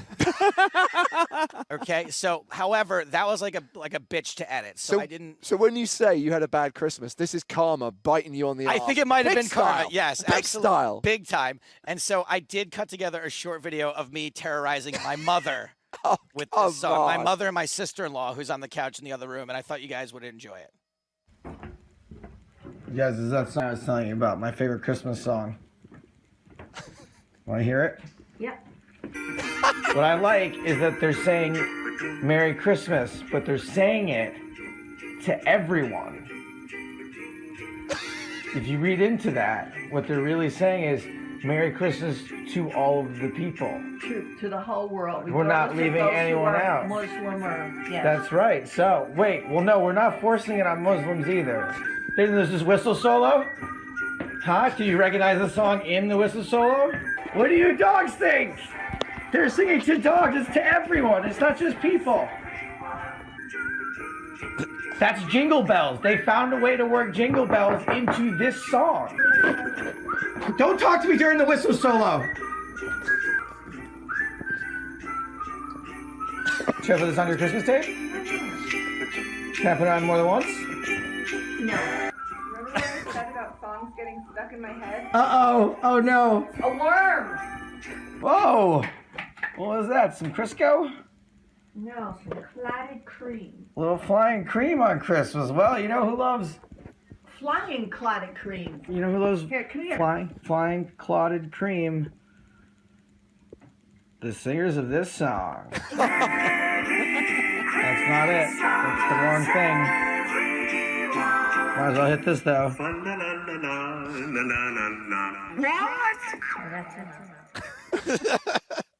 I can't believe you took a soundboard to the family gathering. Still working, got the tweet deck up. It's still Chasing my mom and dogs around the house who are desperately trying to get away from me playing this song. But my mom is so nice that she won't actually tell me that's enough until right then. By the way, what you just saw, I played the song like 6 times in a row. Like, I was just playing it over and over again. Trying to kill themselves. And I was like, I'll put this in your Christmas tape. And she's like, well, you could put White Christmas on it. I'm like, I've never heard of that. Is there a real song? Because I know this one, though. So anyway, yeah, it was probably some karma that my Christmas didn't go very well. So I was terrorizing my family with this song. Let's kick things on over to the PokerStars Championship. It's 2017, new tour, not new stops yet necessarily here in the Bahamas. It is business as usual, except for the fact that we had a couple of ridiculously big Hollywood stars show up here. None bigger, I would say, than Kevin Hart. Now, I know, Matt, you didn't exactly know who this was right away. I didn't at all know who this was, and I'm still not entirely sure. I guess it's one of those things where he's like so purely American, but he is huge. I think in the difference is in the UK, and I can't speak for the rest of Europe, we probably know him just for his movie appearances. Whereas obviously in the US, in North America, he sells out arenas as a stand-up. And also, it was by fluke. You gave me like 6 films that he'd been in, and I just happened to have never seen any of them. So I think I'm just that perfect storm of never encountered the guy. Yeah, I do think, look, he does primarily appeal to black audiences in the U.S. You know, he's in Ride Along with Ice Cube, Ride Along 2. He's in but he sells out stadiums for multiple days in a row. And I think it was when we were in Toronto once for Daniel's party, the Air Canada Centre was completely sold out, and there were people like queuing around the block to get in, people scalping tickets on the streets. It was clearly a big deal. Yeah, he's absolutely enormous, and I think I saw this movie, Central Intelligence. I think it was last summer that he was in. I think it was like probably his biggest crossover hit so far that just has audiences probably around the world figuring out who he is. I was shocked to see him at this event. He played the 100K. Yep. Do you know how well he did? I think he made it to day 2. Well, obviously everyone makes it to day 2 because, of course, it's a re-entry Did he event. fire off more than one bullet? I don't know. I know he fired off multiple bullets in the 50K one day. Wow. That's, I mean, the guy he's like one of the top earning stars in Hollywood. Now, he was in Central Intelligence with Aaron Paul. Who's also here. Who is also here. Him I know. Him you know. Aaron Paul's on my flight, both of my flights, like from L.A. to Atlanta and then Atlanta to the Bahamas. And I was in this like really awkward situation. Well, awkward for me because I didn't want to make it awkward for him. Now, I've met him a few times now. I met him one time when I was out in L.A. I met him another time doing the GPL. And I was like, should I talk to Aaron Paul? Like, he's standing right there. I don't know what to do. Like, I don't want to be rude to Aaron Paul. Like, what if Aaron Paul's like expecting me? He's probably going through exactly the same internal dialogue. Right? Oh, do I go and talk to Stapes? Like Stapes Probably is like remember me? such a big star. I don't want to bother Stapes. And the thing is, like, my main thing is that had it been like a sort of a private area, I probably would have. But I also don't. I'm trying to be courteous in that I don't want to draw attention to him. And that when he's standing, he's got a buddy with him, and they're both wearing hats, and they're sort of pulled down low. And I don't want to be like, hey, what's up, Aaron Paul? It's me, Stapes, remember? And then all of a sudden, people around us are paying attention. And so I just kind of ignored Aaron Paul, which is very difficult for me, Matt, as you know, to let anything having to do with Hollywood just go by me. Hello. And not have to be involved in it. So also it was amazing, too, like walking past him in first class and being like, oh, hey, yeah, no, we're both repping the same company, but I'm going to go to coach to my middle seat. Go see some friends out the back. I got friends sitting on both sides of me. That's why it's a middle seat. I like to feel secure here in the middle. But no, you stay up there. You stay up there in first class. It's no big deal. They're short flights anyway. Doesn't matter. First class isn't that really that big of a deal. We have the Bahamas though is always fun, even if the tournament doesn't change very much. The Stars Fund does. There's always to do outside, except for this year. Not not so good outside at the moment. Couple of things. First of all, you talked about who was on your flight. Just show this next picture. I took this as we were getting on the flight in London. Obviously, Matt and I came from Heathrow direct to Nassau. And this guy is standing like in the aisle in front, putting his bags up, and you will see that he is wearing an Everyone Loves a Chop Pot hoodie. Yeah. Now, we may not have been responsible for the exact design of this particular item of clothing, but it's our catchphrase.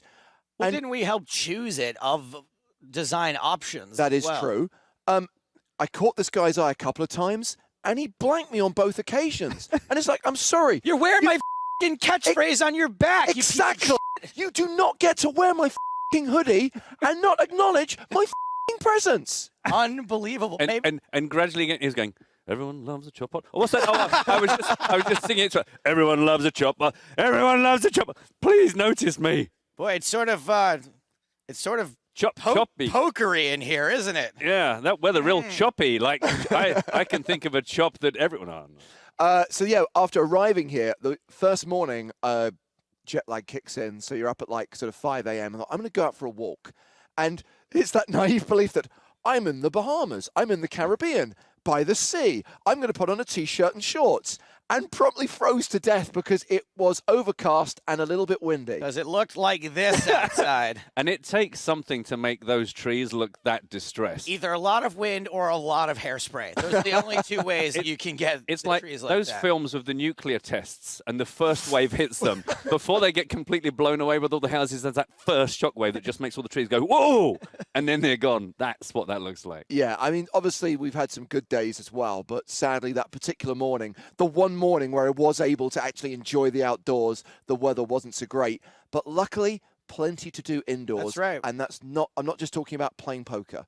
That's right. We are not responsible for any injuries incurred while taking part in this activity. You play at your own risk. This is indoors, by the way. Usually this is outside by the jet skis or the rock climbing wall. This is inside in a cordoned off area about 12 by 12 wide. And I think that you're about to find out why. Yeah, so just to set this up, this is a virtual reality game called Space Pirates. And bear in mind, this is the first, it's certainly my first VR experience. I know you've got... I've got it, but like I've played it for like 5 minutes. I've just got a cardboard thing that pretends I'm on a roller coaster, so I don't know if that really counts. So the great thing is we decided we're all going to compete in like a VR video game session, but so it would be an even playing field. None of us looked at what the game was, what the rules were, or how to play it. We just basically dived in. I still don't know.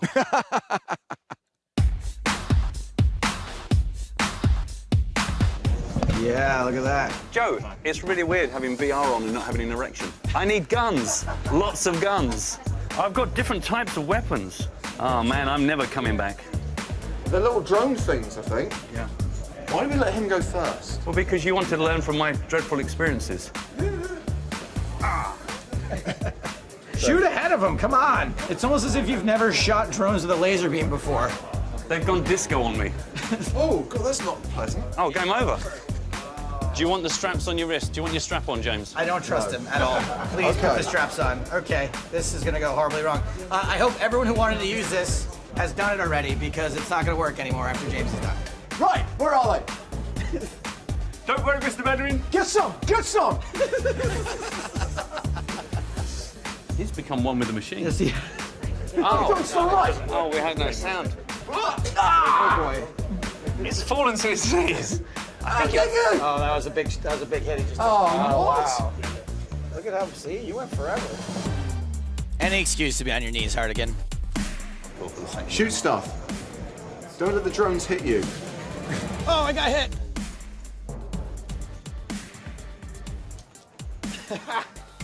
Don't cross the streams. Oh, that was a hit. That's you done, mate. Oh, I saw Liv on there.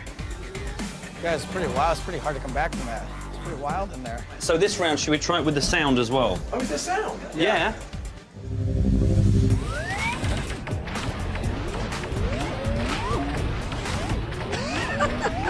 Look how into it you are. Oh, I loved it. Now I'm in the club. Press continue. It's hurting my face a little. Just hold on. Can't shoot drones if my face hurts. He's explosive. Right in the head. A portal's opening up. They're coming to get me. It's really embarrassing how out of breath I am from something that's not even real.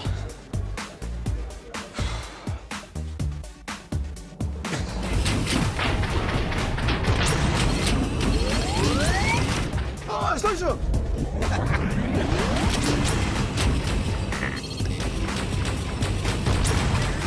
Headphones have come off. And now I can't hear anything. How do you pause?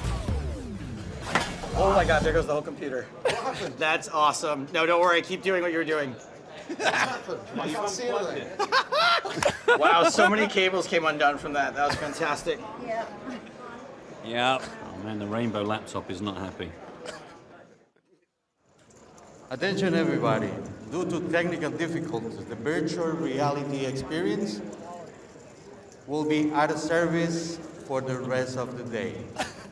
Thank you once again, James Hardigan, for breaking it. Thank you. It wasn't my fault. Matt was meant to be holding the cable. No way. No way. You No cannot way. put that on Matt. No, You can say it was an afterwards, accident. afterwards they said maybe one of you should hold the leads in case Goose here like heads off. The weird experience, you talk about the immersive experience, right? When that system went down, I imagine that's what death is like. Because literally, everything went black and I couldn't hear anything anymore. And it took you a while to actually even acknowledge like what had happened. Like he was still like, "What's going on?" We're like, "James, it's off. It's a trick. It's what they want me to think." Well, look, Matt's got the scores on the doors, and the irony is, had I not had that calamity, I'm pretty sure that I could have beaten Joe Staples. Yes, Matt obviously won. Matt did really. What I didn't understand actually was that my second game went on forever.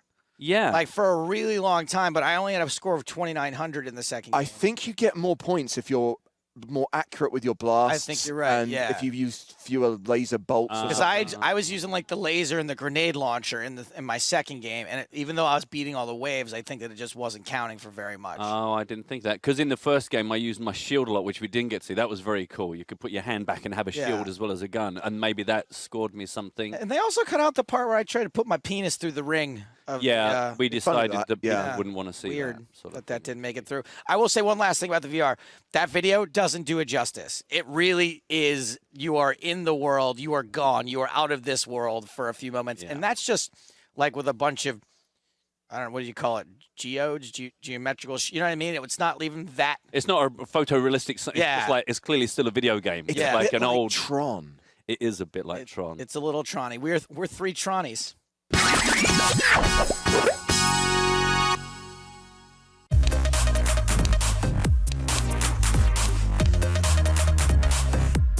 Poker School Online is the place to learn poker or improve your poker skills. To join, simply log into the PokerStars client, visit the school section, and choose your school password. Poker School Online is packed full of free poker bonuses, allowing you to practice and play in real money games on us. Take part in our regular monthly promotions where you can win seats into bigger PokerStars tournaments. There are free scratch cards where you can win daily tournament tickets via Scratch and Match. Each day, you'll have 2 free cards. Just scratch off the cards and you could win a prize. Another popular challenge is our Beginner's Bankroll promotion, allowing you to work your way through our poker missions, improving your game, and earning your free poker tournament tickets along the way.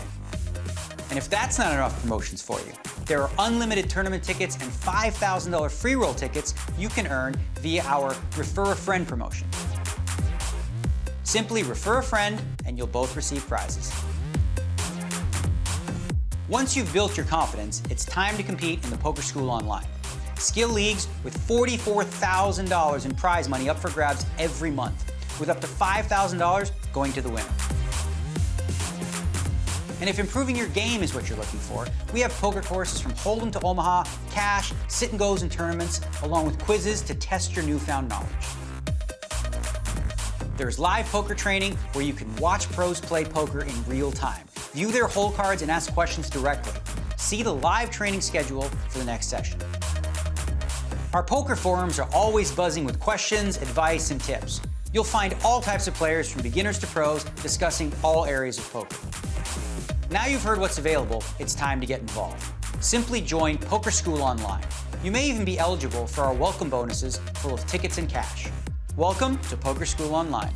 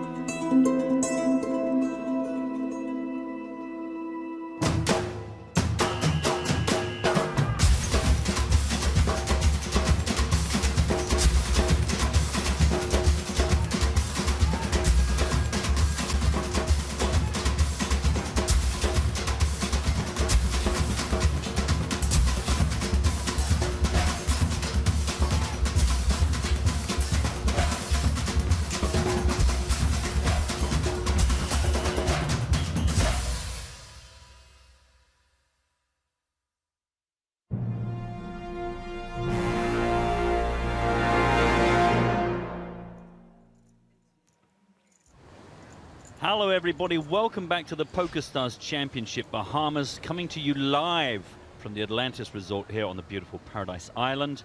We are bringing you our main event coverage with just 5 players left. We started with 6, we've only lost 1, Rasmus Gleisel, and now we are, as you find us, 5-handed, playing for the top prize of $480,000. My name is Matthew. Hello, this is Joe Stapleton. Hello, my babies. So we've lost 0 players since I was in here last? Correct. That is wild. What's the average stack now? The average stack is 4.4. So we've got 2 players ahead of that. That's 44 big blinds. That is 44. Do you know, I was just going to say, we find ourselves at 50,000, 100,000. So if anyone at home does have any questions about blinds. Wow, that's pretty swift. We saw before the break a very interesting sequence of hands with Michael Vella deciding what was good enough to shove with and what was not. Shoved with the ace-queen, didn't get a call, but folded from the button with no one having acted before him. Folded the pocket 6s. So, be interesting to know, he referred to himself as a wimp in an internal dialogue. We find him now with 14 big blinds. Cliff Joseph has done very well for himself. The blinds going up doesn't make it look so, but there was a point where he was down to 13 bigs, got himself up to about 35. Now he's sitting on 27, but just underneath Michael Gentili, who's not had a great day at the races. I find it's pretty tough to... Hello. More all-ins. Well, he is not being a wimp anymore. No, he has given himself a right good talking to. So what I was trying to say, Michael Vella, if you're done... If you're done for 1 second, thank you. He's kind of unpredictable. Yeah. When he had 35 big blinds, I was noticing the hands that he was playing. But I had 10 in my hand, so I figured it was you. It was hard to tell what he was going to play and when or why. And agreed. Limping in strange situations. Gotta be our 3rd time out of 10, isn't it? Perhaps not raising hands that we would traditionally expect to see. Mr. Daniel Negrano was in with us, and he was a little bit perturbed by some of the actions being taken. But ultimately, he is in the last 5 out of a field of over 700 players, so he ain't no clown. He ain't clowning around. Remind you, if you'd like to say hello to us, we are coming to you live. The pictures we see are from 50 minutes ago. So we're able to give you the broadcast and still interact with you live and bring you the cards up coverage. Catch us on Twitter, hashtag PokerStarsTV. A lot of people enjoying the VR clip from that last episode shown of Poker in the Ears and Eyes.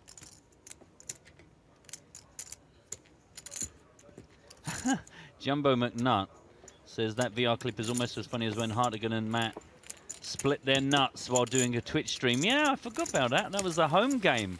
That once-in-a-lifetime home game where James Hartigan went for some snacks and showered the entire booth with his peanuts. Slip nuts, slipping on nuts. Did you guys slip on the nuts after you spilt them? We were sitting down. It was pretty easy to avoid it. Good times. Good times, great oldies coming at you on PokerStars TV, rocking your socks off 5 minutes after the top of the hour. Current temperature outside, 71 degrees with a slight northeasterly wind. You always overshoot that second one. Coming up next, we got tickets for Wango Tango, so stay tuned. And right now, it's a triple threat rock block from Cheap Trick. What are you talking about? I get the feeling that's not the first time you've done that. Where the cards were going.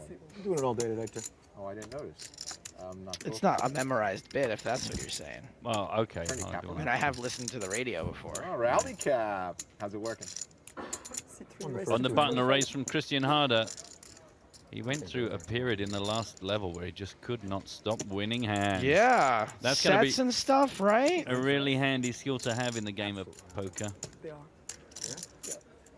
They both can't be in 20s because some are higher than others. That guy appears to be wearing the thing they give you when you're in hospital. Oh, no, it's a hat. Sorry, I thought it was that thing when you're, like, bed-bound.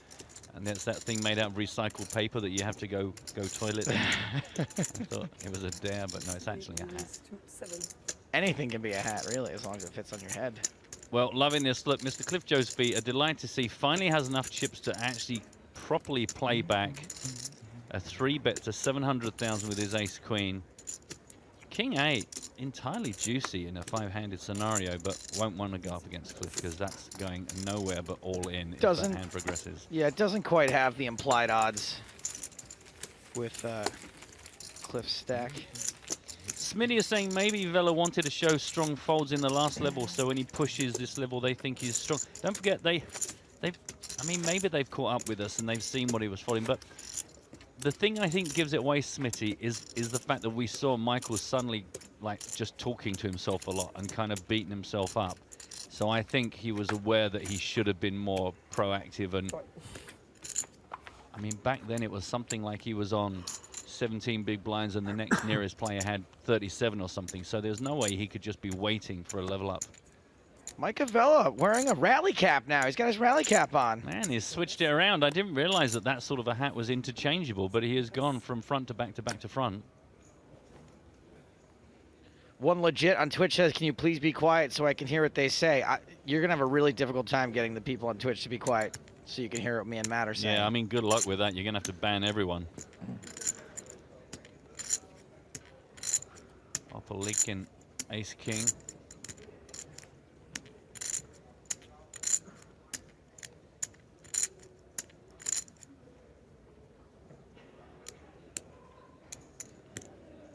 Raise to 250. 250. Cliff with the queen 10. Entirely playable, but I'm not sure if Alexi is your opponent.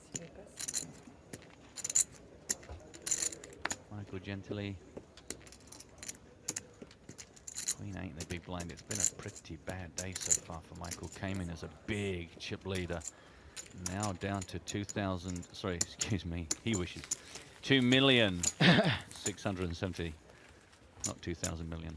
We get some love right here from world champion Greg Merson, who says, well done today, guys, and a picture of himself, I think, watching on an iPad or a other tablet device outside. Excellent. I thought it was two bald guys standing behind a TV screen at first, but it's his knees. Next level's 30, is 20K ante, right? I don't know. It could be 15, but probably don't. 10K ante, boys. Guys, can you tell me which one the next level? I tried looking it online. I can't get the structure anymore. Is it 20K ante? Might as well be 15. Why would they go to 20? Okay. Yeah, there will be a 20K ante. Okay. It's 3 and 6. Doesn't make any sense. Bless you. What a guy. What a guy. He does now own half of all that guy sneezes now for life, though. Oh, really? Is that the way? That's the way he operates? Yeah. I feel like he's just mad now because they forced him to stack his chips a different way. I was.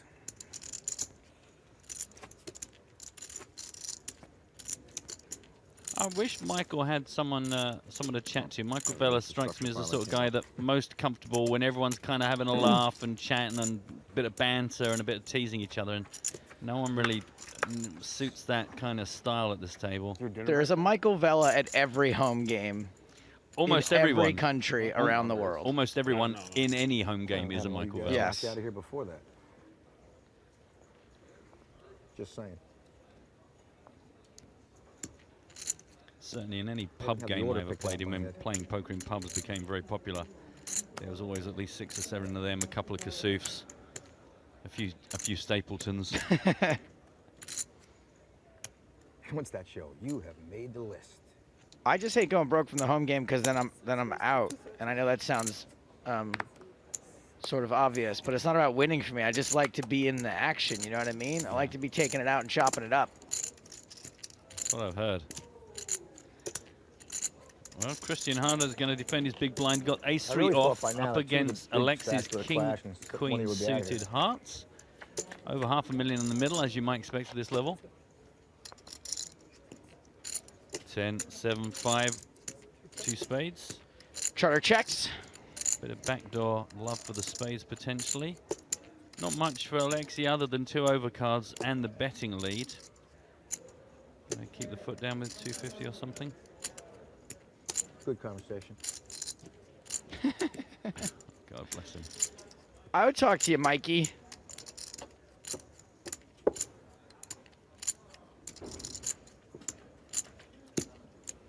Trianimos. Only Cliff would know that game. Which game? Trianimos. I don't know. Black triangle game. You and I are about the same age, right? 50? Yeah. Numbers. Continuation bet from Dom- Alexi Domino- here, 280,000. I remember that, and you lined them up. Yeah. I didn't know the name of that game. Trianim. I think it was Trianimals. I'm probably wrong. Because that doesn't make any sense. Trianimals. Yeah. Let's Google it. Classic conversation. Hey, remember that game Clown Fart? Remember that old game, Matt? About the same age, aren't we? Clown Fart, you Clown know. Fart. You know Clown Fart? Oh, wait, what is it? I was thinking of Yahtzee. Roll the dice and Clown Fart! Why was I always yelling Clown Fart then? Probably No, I because you were wasn't. like 11-year-old kid just running around. Or 43. 42, which is it? I can't remember how old I am. 43. 43.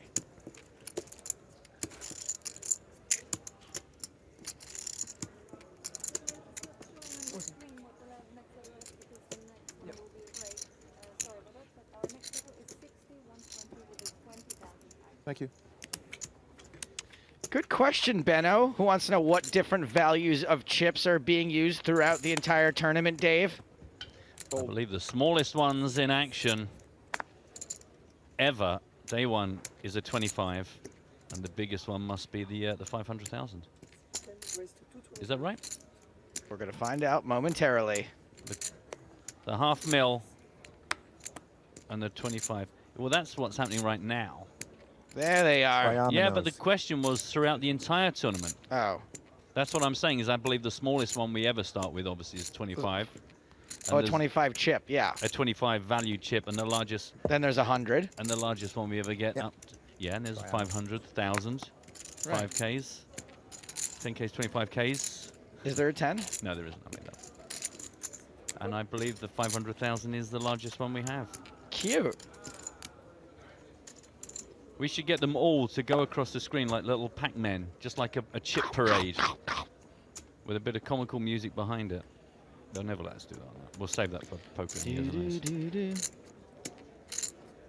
So this was raised up by Michael, who finally, Michael Gentili, excuse me, two Michaels still on the table, of course, from the cutoff with queens, has been called by Christian Harder with his pocket eights, and now slam the doors because Alexei Opolkin, excuse me, King Jack off. This is going to be a just call.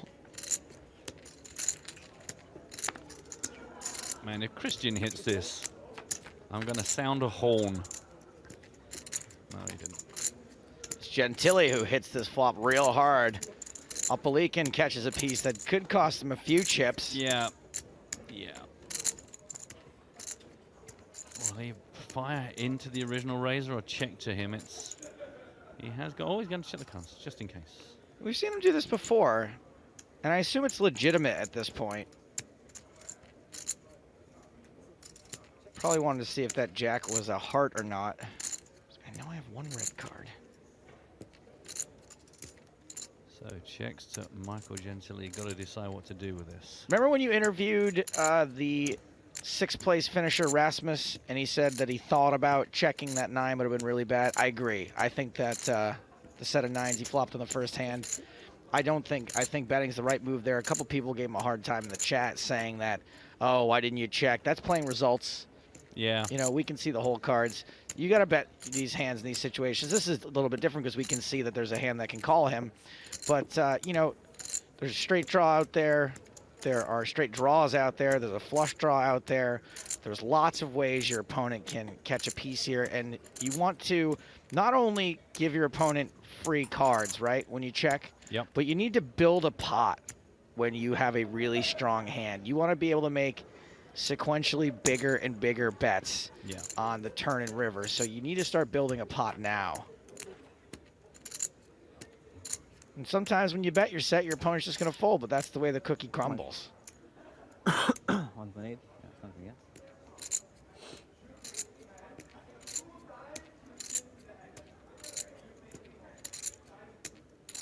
Yeah, I think for beginning players, you have to just be happy to win a pot and not look at how you might have missed the opportunity and go, oh man, I bet he folded. I knew I should have played it slow. And it takes a few years for that to end disastrously before you realize that, no, just do your thing.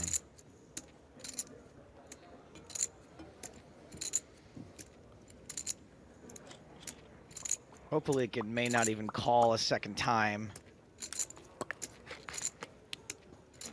Given that the chances of his hand improving aren't very good, and even if it does, you know, he's got dirty outs. If a heart hits, a king hitting could make some straights.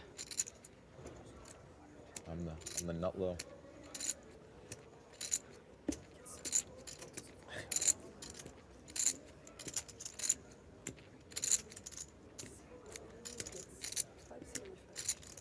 $575 into a 1.22 million pot.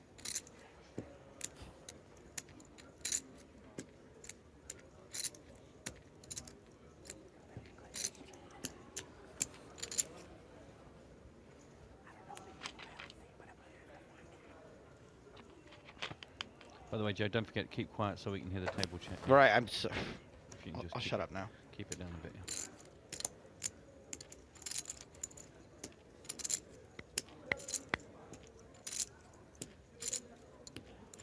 When you get your new president, by the way?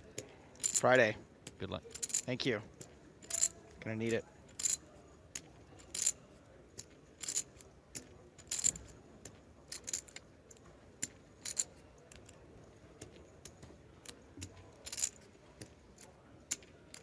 Yeah, it's gonna be a good day. Probably gonna drink. Big party planned. Good for you. Oh, over a minute thinking about this one. Well, there's no benefit to me making another level. Good point, well made. Well, it's all over for me. It's like when your mom tells you, like, well, I guess I'm just gonna rot here and die for the rest of my life. Don't bother calling or visiting. Michael Gentili takes that one down, gets himself up to nearly 3.4 million. Middle of the pack, we've got everything. Short stack Michael Vella, 16 big blinds. Alexei. I think she robbed the entire water department. What? 5.28 million. Christian with nearly 8 million, and there you see he is still down 2.7 million from the day, but at least moving in the right direction for once.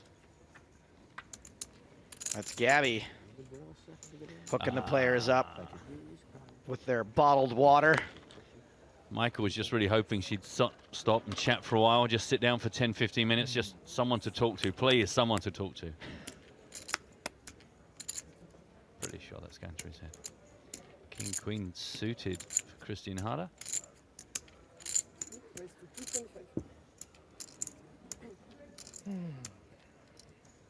I don't start getting better cards. I'm going to play shirtless. Please don't. Queen 7 suited. Dominated hand for Cliff Joseph if he decides to come along for the ride in the big blind.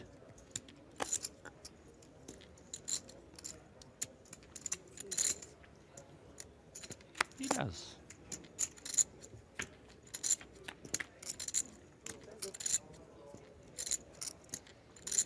And both players miss. Still kind of liking King, Queen of Diamonds on this board, though. Yeah. Could just be ahead.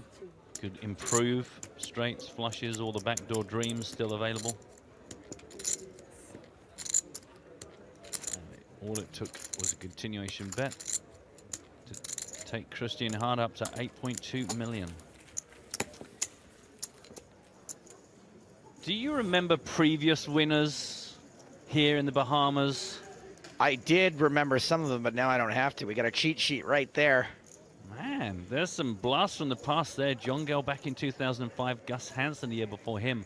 Interestingly, those fluctuation of the prizes at its most, a cool 3 million in 2009 when Nazari won it.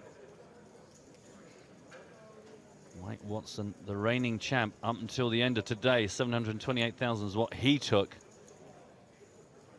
Galen Hall John DeBella, who made it to the final table again. Always impressive to see guys not only being consistent, but being consistent in the same venue. Yeah, fun. It's always great for us. We love it. Gives us great pages of stats to talk about these guys returning. Two-time champion in this venue. And let us hope that as we kick this off, being the first event, the PokerStars Championship era, plenty more stories to be told.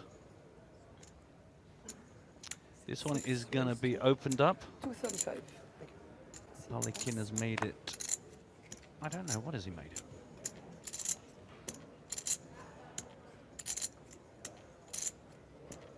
He's made it an amount. 235. 235. 235 with his ace-8 off. 2-3-5.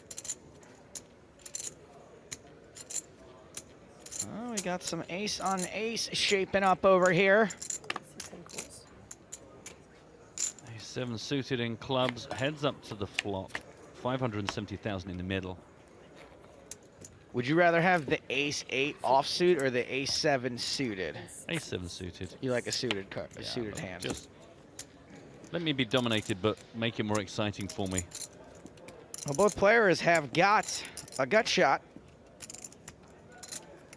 Small chance they split if we get the showdown. Effectively blocking each other out here. Sit and check. 6 checks. And Gentili makes his straight on the river also, picks up a flush draw. I mean, technically you're correct, but that's the end of the hand. Traditionally, this will be where we stop. And Well, yeah, because they always turn their cards over after this part, but if they kept going, you're right. He could hit a club. Can't argue with that. Can't argue with that. Well, it is always the reverse implied odds of when you make your hand, but it gives your opponent an absolute bonkers lead. You've got third pair, ace kicker. It's tough to let these pots go, though, when no one has Yeah. shown any aggression whatsoever. You think maybe your opponent's just taking a stab at it. Maybe they're betting ace high, a worse pair. 305. It feels like these are the spots that mostly Alexi has thought about for a while and then folded it. No, he's going for it. Okay. Yeah, there's been a few spots like this where he... Yeah, he picked the wrong time to all of a sudden make a Hero. loose-ish call on the river. I don't think it's that loose, but if he's been playing super tight all along, he's gonna be like, "Yep, that was a mistake. Let's just go back to that thing where I fold everything." Well, as you Cool. say, because of it being flop, flop check through, turn check through, it wasn't a massive pot and wasn't a massive bet. Still, it all counts, Joe. It all adds up. Look after the pennies and the pounds will take care of themselves, as no one I know actually ever says.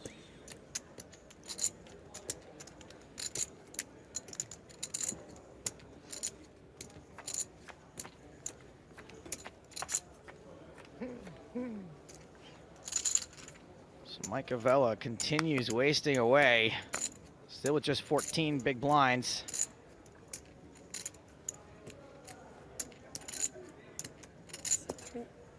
Raise 240.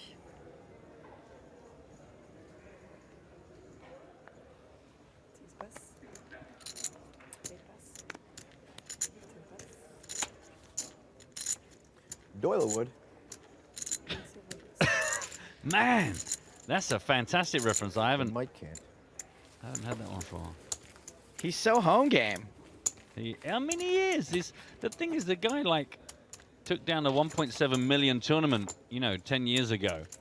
It's not like this guy just got a new table in his kitchen and invited some guys around, and then they thought, let's go to the Bahamas. This guy has got some skills and some history.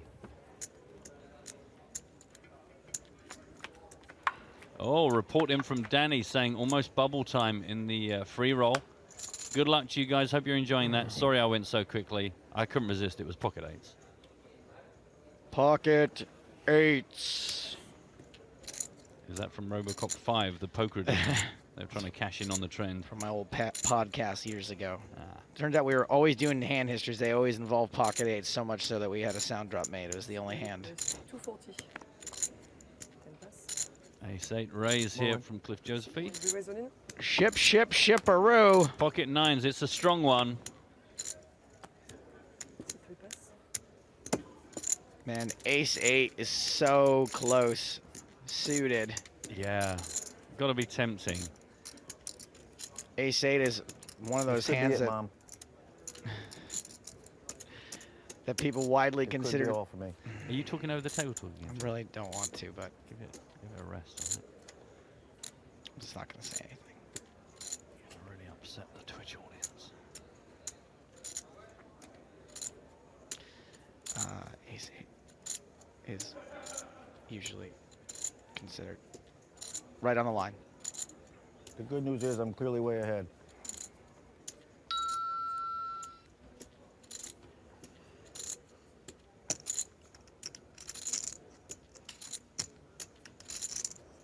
See, if Cliff is smart here, he might just sit staring at Michael Vella just because he can't resist talking and giving away information. And even if you're not interested now, that information might be I get paid double. very handy later on.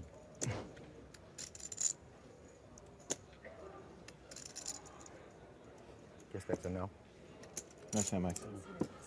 Good fold, Cliff. Nice hand, sir.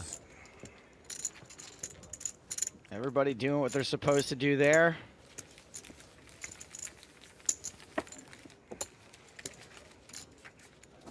What's that you say? The good news is I'm clearly way ahead.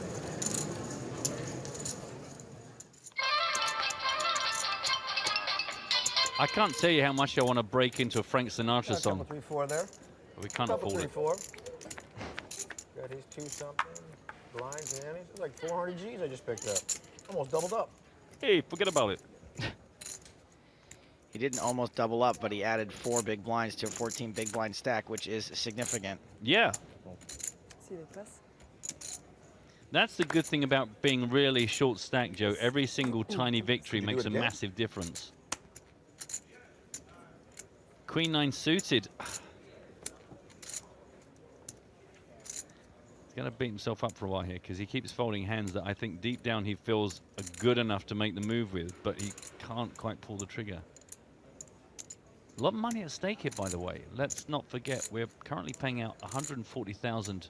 I'm going to call it 141,000 because it's so close. 141,000. The next jump, 191,000. Wow, 50K difference. So, hanging on, especially Cliff. Cliff has kind of dropped down a bit.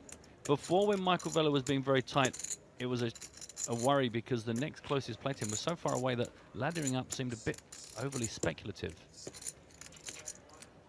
And something about his home game style says to me, you know, that he likes to play. He wants to be involved in hands, and it's difficult for him, I think, to sit here and fold and limp in a button when you've got 18 big blinds. It's not always recommended. The thing is, I just think there's such a huge percentage of the time, even though Alexi is behind him, is that Christian just can't help himself but bump it here. It just depends. There's not a lot of value to be had, I think, in this spot. He gives it up. Alexi has got 9-4, so I think that's going to be in the big blind. I don't know if he's really going to bother pushing back because Michael's only going to have one response. He does indeed check it. Let's see if.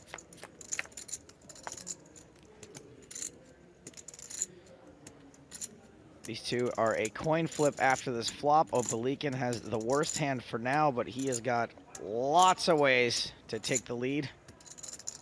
Interesting factoid, Joe. It's now been 3 hours since we lost Rasmus. Jeez.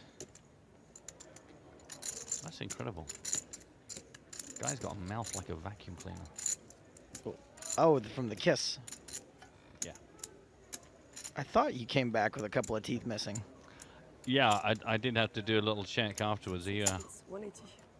hell of a settlement. 6-7 jack, all of diamonds. And that is good enough for a bet from Alexi. And Michael is out of there. Beating himself up. I want to read a couple of tweets from Rane, who says, you ought to be able to calculate big blinds if you're going to booth comment poker, Joseph Stapleton. I'm going to say you ought to be able to English if you're going to tweet into our show. Look at this. This is gorgeous. Like a ninja. But why is she so slow? It takes no, forever. we've slowed this down. Oh! I love that. I think that's a wonderful study of human motion. Not human emotion, which of course Matt has none of.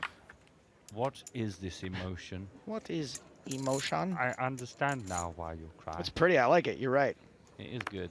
I remember just a load of American players first encountering that and just freaking out, completely going, what are you what's happening? C10 raised to 225.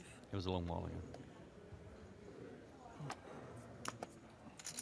So, an hour left on the clock, 50,000, 100,000 on the blinds, a 10K ante. And this is an under-the-gun raise from Michael Gentili with his King 8 suited, called by the short stack at the table, Michael Vella. Jack 10 off.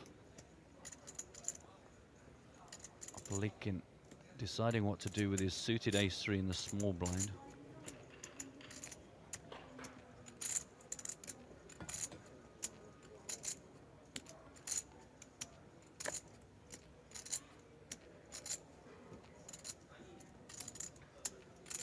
Still got to worry about Cliff.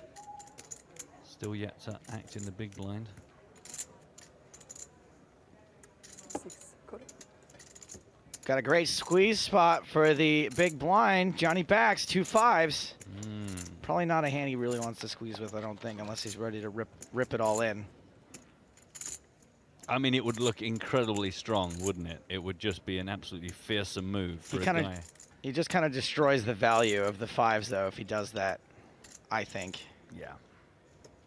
The 5s kind of are the cards that you don't want to play, but it gives you the idea. Who's FaceTime? But with Michael Villa being so short and ICM considerations being our mistress. They give me kudos for that last Sir? one. I folded easily. Two spade. Sound off. You're in there. Yeah. Do not disturb. Still. But Yeah, it looks like he's going to play it safe.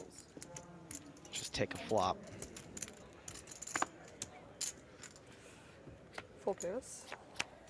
You heard the lady. 4 players, a pretty rare occurrence. Jack 7-6, 2 clubs out there. Wicked Dells on Twitch asks, how do they decide seat position on the tables? Is it just starting stack size order? No, it's random. Random. When we got down to 9 players, they did the last random seat draw of the tournament.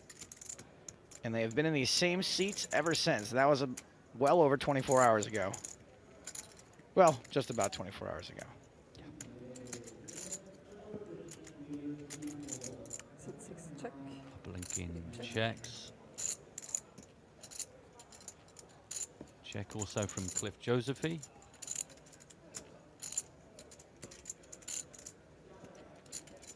C10 check. Michael Vella must be bouncing up and down in his seat, and he does indeed get it all in. Nice move. Nice move. Thank you. Thank you very much. Thank you for your question. My friend Elvis used to say that. What? His friend Elvis used to say Oh. that. He's not dead, you know. Oh dear. I'm not talking about the hand. I'm talking about Elvis. I like it. This guy's TCB. Elvis today would be old, wouldn't he? He would be old. Cards. If they're on my lap, what do you need to do? I wrote a joke on Twitter a couple years ago that said if Elvis were alive today, he would be Not my 76, but still, no, he wouldn't. He was just never going to make it, Oh, regardless. God. No, there was just Wow, look at all these white ones I got. I don't even know how to stack them. Thanks, guys. Nice to win a multi-way So- pot when you're the short stack of the table, which he is no more. Yeah, he is now You guys just might have been right. overtaken What I need Cliff. to do is stack these chips better. I can start getting a couple more. Thanks. 2.14 million for Cliff, 2.46 million for Michael Vella. Chirpy chips. I'm sure we're going to hear a joke any minute now. Whose idea was that?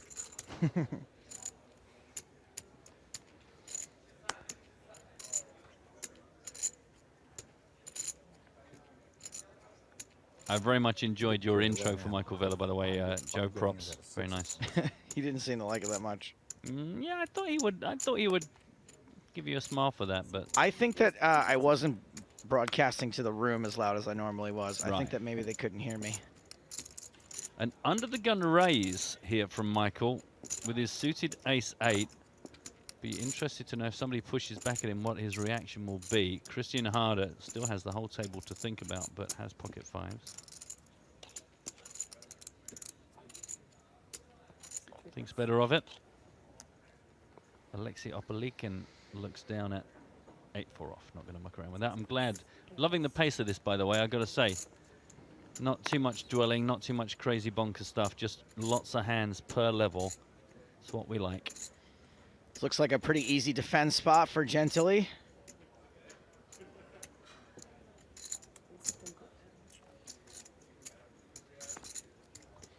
And defend he does.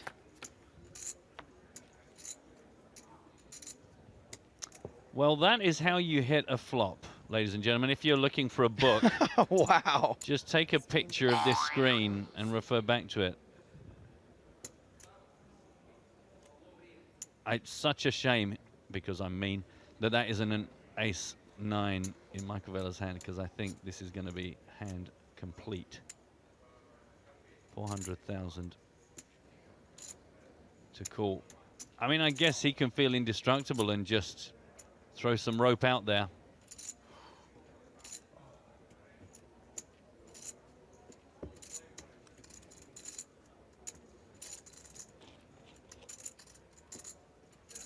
Having a drink there, Joe. You see that? See how relaxed he is? See how cool he is having a drink? He might just be thirsty.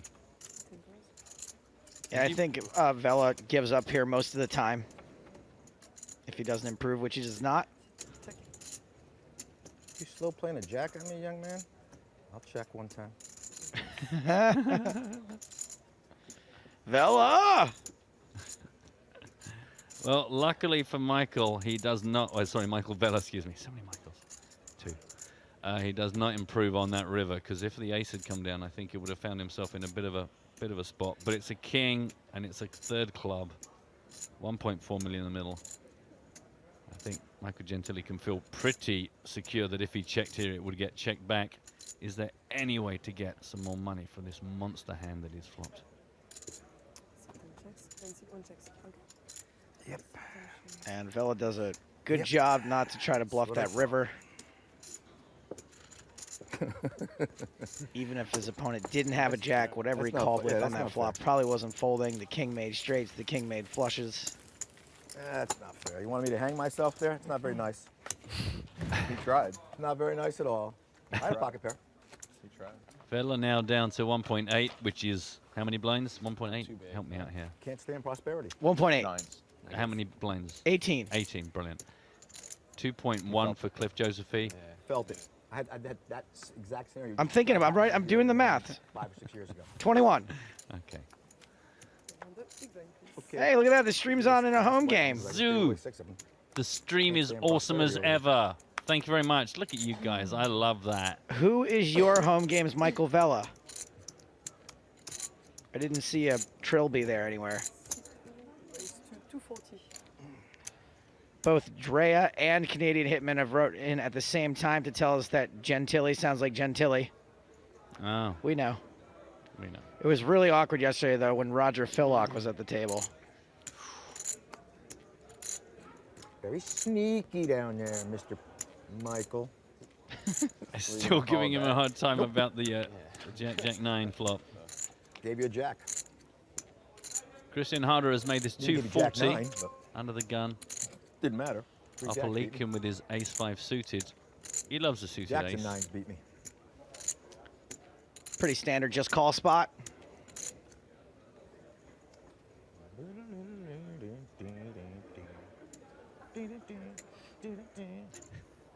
I do like having Michael Vella around the table.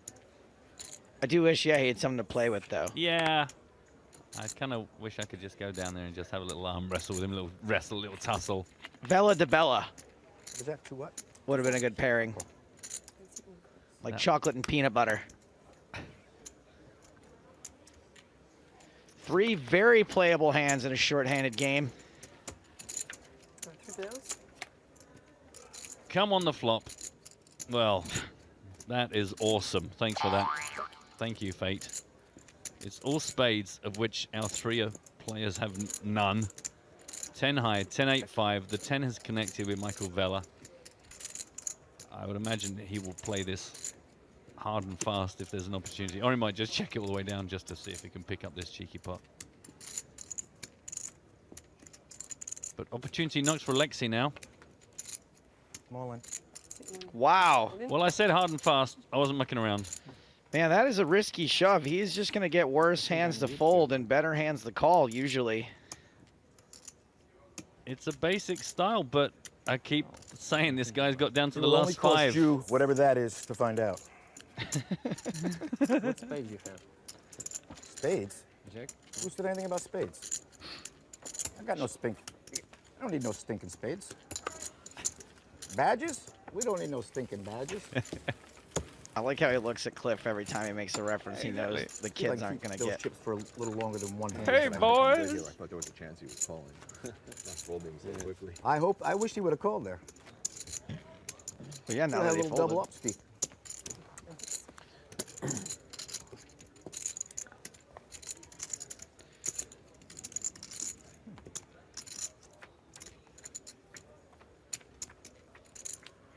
Candygram.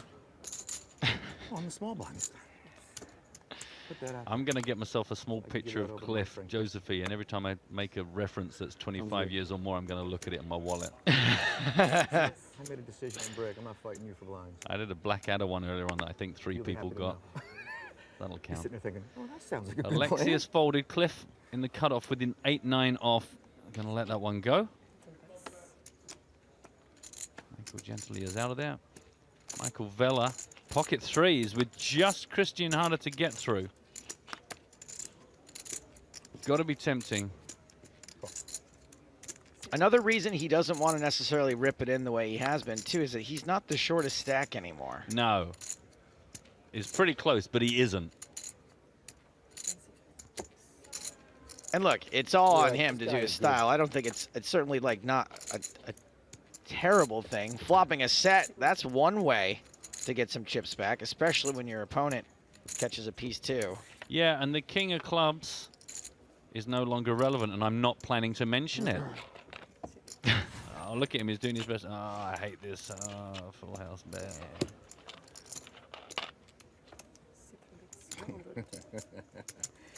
Really? Don't do too much of this, Michael. It's Prepare the board good. to chop it up. Oh boy.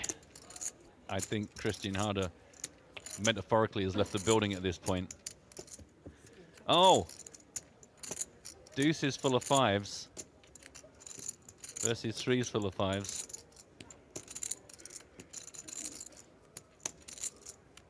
I mean, this board's just run out perfectly for Michael Vella. And a good check to his opponent there, who he just knows has to have a shot at this. Well, that's why I mean that it's run out perfectly. Oh, he just called. I guess, yeah, because the Well, the quads, five it's beats him, 5s yeah. and deuces, and yeah, it's bigger boat. I guess it was hard for him to know how perfectly it ran out for him. We can see all the cards. That is a real key hand, though, because the fate of Michael Vella just bumps up to nearly 30 big blinds. Cliff Josephine underneath him with 21. Yeah, you probably are calling a raise there. Yeah, 5 off this one. Yeah, you're definitely calling a raise there. I don't think he can call a race.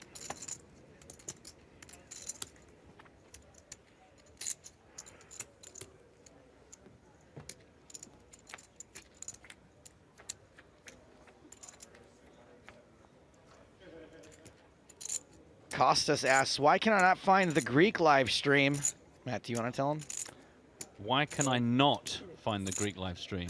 Google harder. Let me Google that for you. Costas, there is no Greek live stream. That'll be why. I'm sorry. Sorry about that. But since the Greeks invented everything, maybe you could invent one. Michael Vella makes it 240,000 with his king-9 off. Seeing a lot of pocket pairs. 6s for Christian Harder. I think it feels like, because this is a much faster moving final table than we're used to, it feels like we're seeing a lot of hands, a lot of varied hands. I love it. I love it to pieces. Please make every single stop this year exactly like this. Yeah, this has been a fun one. Great way to start off the new tour. Upper Leakin folds, and it is heads up to the flop. 630,000 in the middle. Classic race. Would be a race if we do see all 5 cards. 6s doing okay for now, but can't love that flop. Yeah.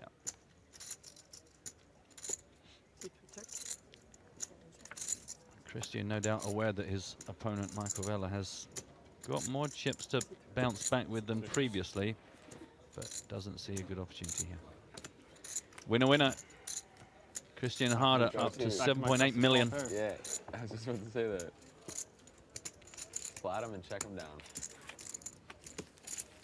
So because of the dinner sponsorship, Matt, if you're going to say winner, winner, you have to say winner, winner, dinner, dinner. You can't say chicken dinner. Winner, winner, dinner, dinner. Oh, really? Yep. Are we in discussions with chicken dinner? No, because regular dinner re-upped. Oh, they're really? still with us. Yeah, For the whole year? For the new tour. Yep, they're on Sweet. board. Good. Nice to have some consistency, I think. Don't forget, when you're feeling hungry and it's after lunch, turn your mouth and your body head to dinner. It's what's for dinner. Yum. They spend so much money on the placement that the copywriters are just... Yeah, they kind of. I think I've got a feeling that you know the guy that runs the finance department. I'm pretty sure he does all the copy. I don't think it's a natural skill for him. Christian Harder, I might have to get a soundboard because he is raising, and that seems to happen quite a lot of the time. 10-9 off from the button. I mean, he's been doing his absolute best to be the big stack at this table. You know, he came to the final table with the most chips. He still has the most chips. I will say pretty much any time he's gotten a little out of line, somebody's woken up with a big hand after him, and he's been forced to fold plenty. Yeah, it doesn't feel like he's done too much wrong. He's doing a darn good job. Up a leak in here with another pocket pair. They just can't help themselves. Pocket fives. And yeah, this is a kind of an awkward spot for Opalikin. His stack is too big to rip it in. He doesn't want to go broke before the two guys after him, Vela and Josephy, both with shorter stacks. He's out of position. He's got a hand where he's not going to like to flop very often. He is going to 3-bet. And the problem is that Charter can afford to play this pot in position and take a flop.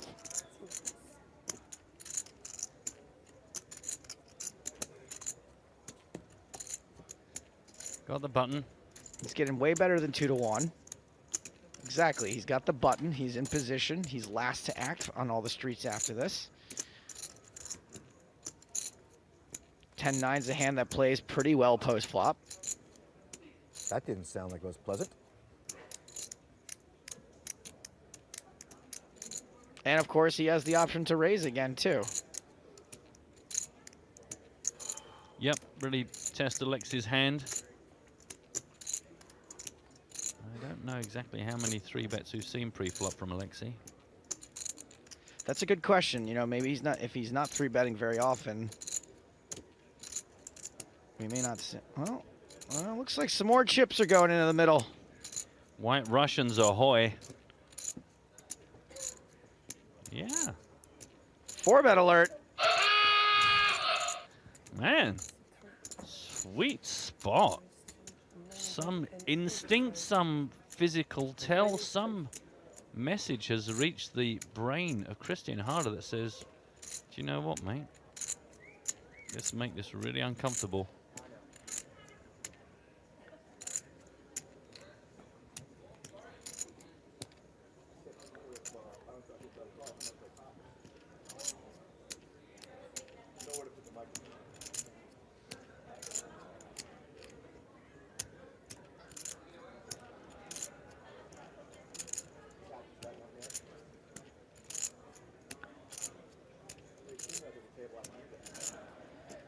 So now it's 475,000 to win 1.6 million, and Charter's just put him in a real. I said this is an awkward position for Alexi.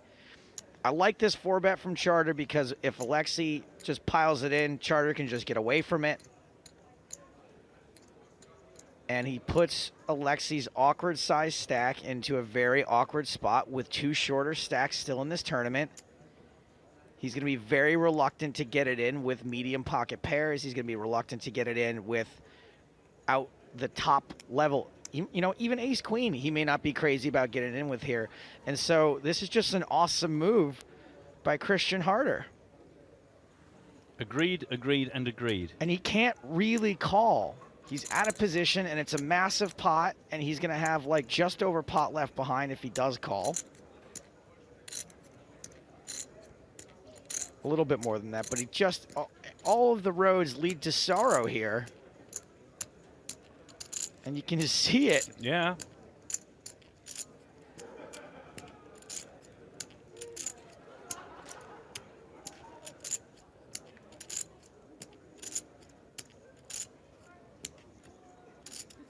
In Harder's head, he's got to just be going, "No, I just nailed this. I own you."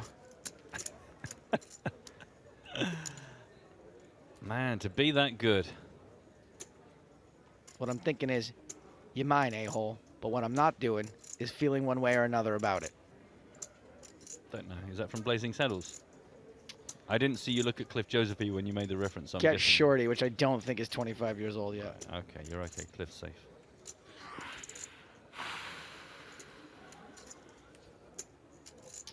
And while I don't enjoy seeing Alexi in so much pain, it is cool AF to see this kind of emotion. Let us not forget, this guy came here on holiday, on a vacation.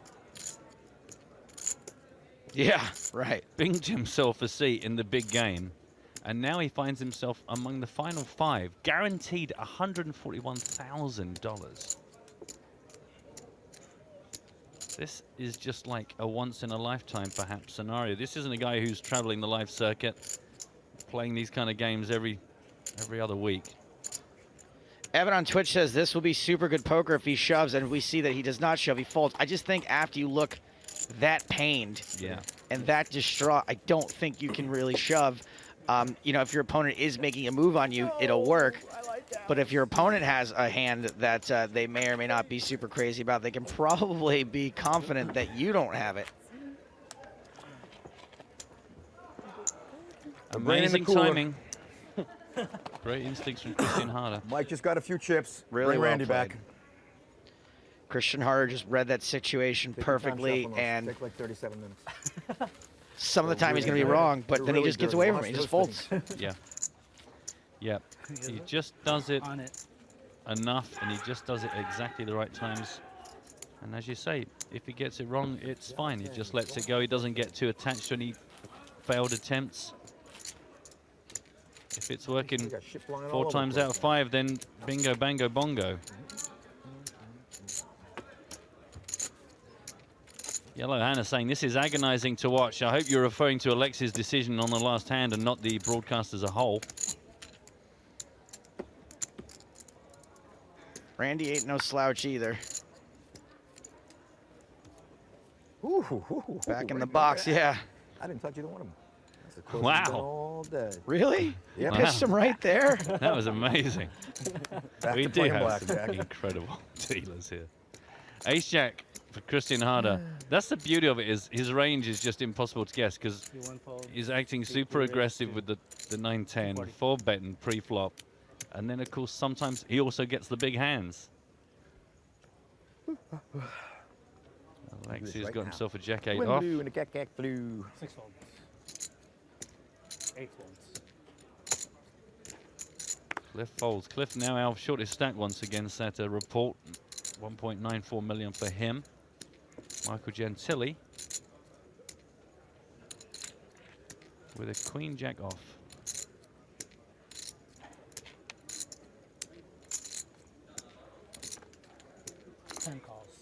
Got to take a look from the big blind.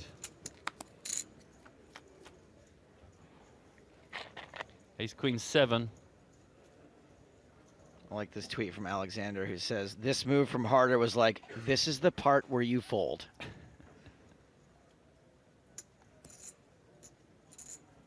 And check, 3 bets, 200.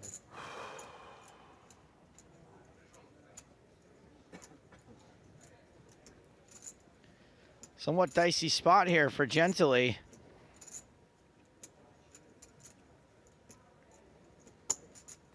Definitely can't fold the flop. He has very little chance of improving in a good way. That actually is one of the better cards for him.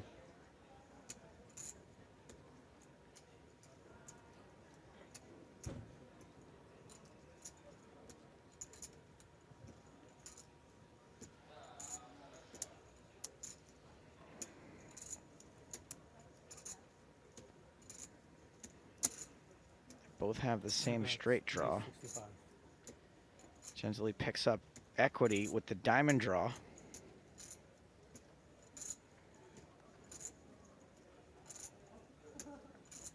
Harder still being the aggressor here. 365,000 into 980,000. And no reason he shouldn't be the aggressor. He's in position. He's got what's probably going to be the best hand. He's got a pretty good draw. He's got Gently out chipped. All signs point to yes. 9, 10, jack. That's nothing. No, it's still pair of aces. Still pair of aces ahead.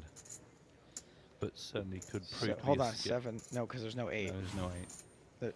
Oh, there's no king.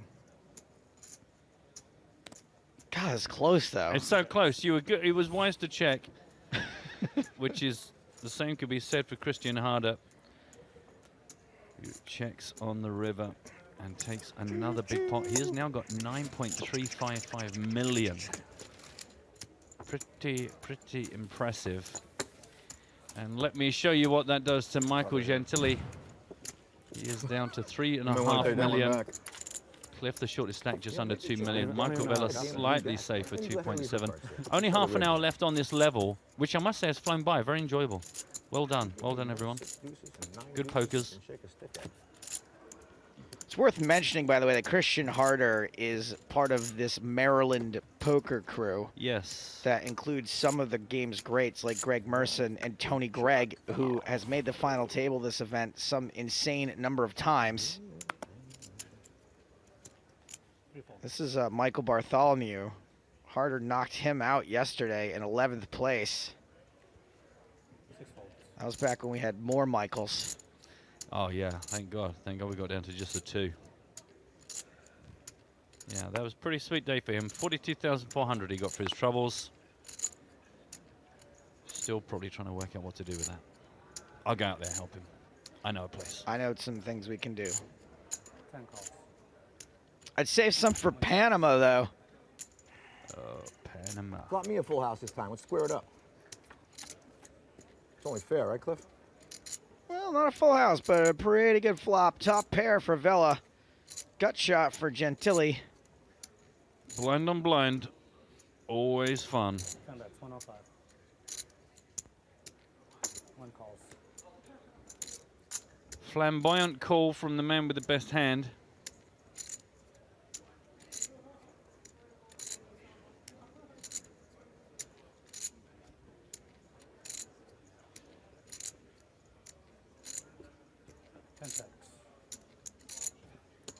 Now Michael checks into Michael, and Michael bets. Going to deliberately not use their surnames. Oh, that's a shame. I was going to have some fun with that.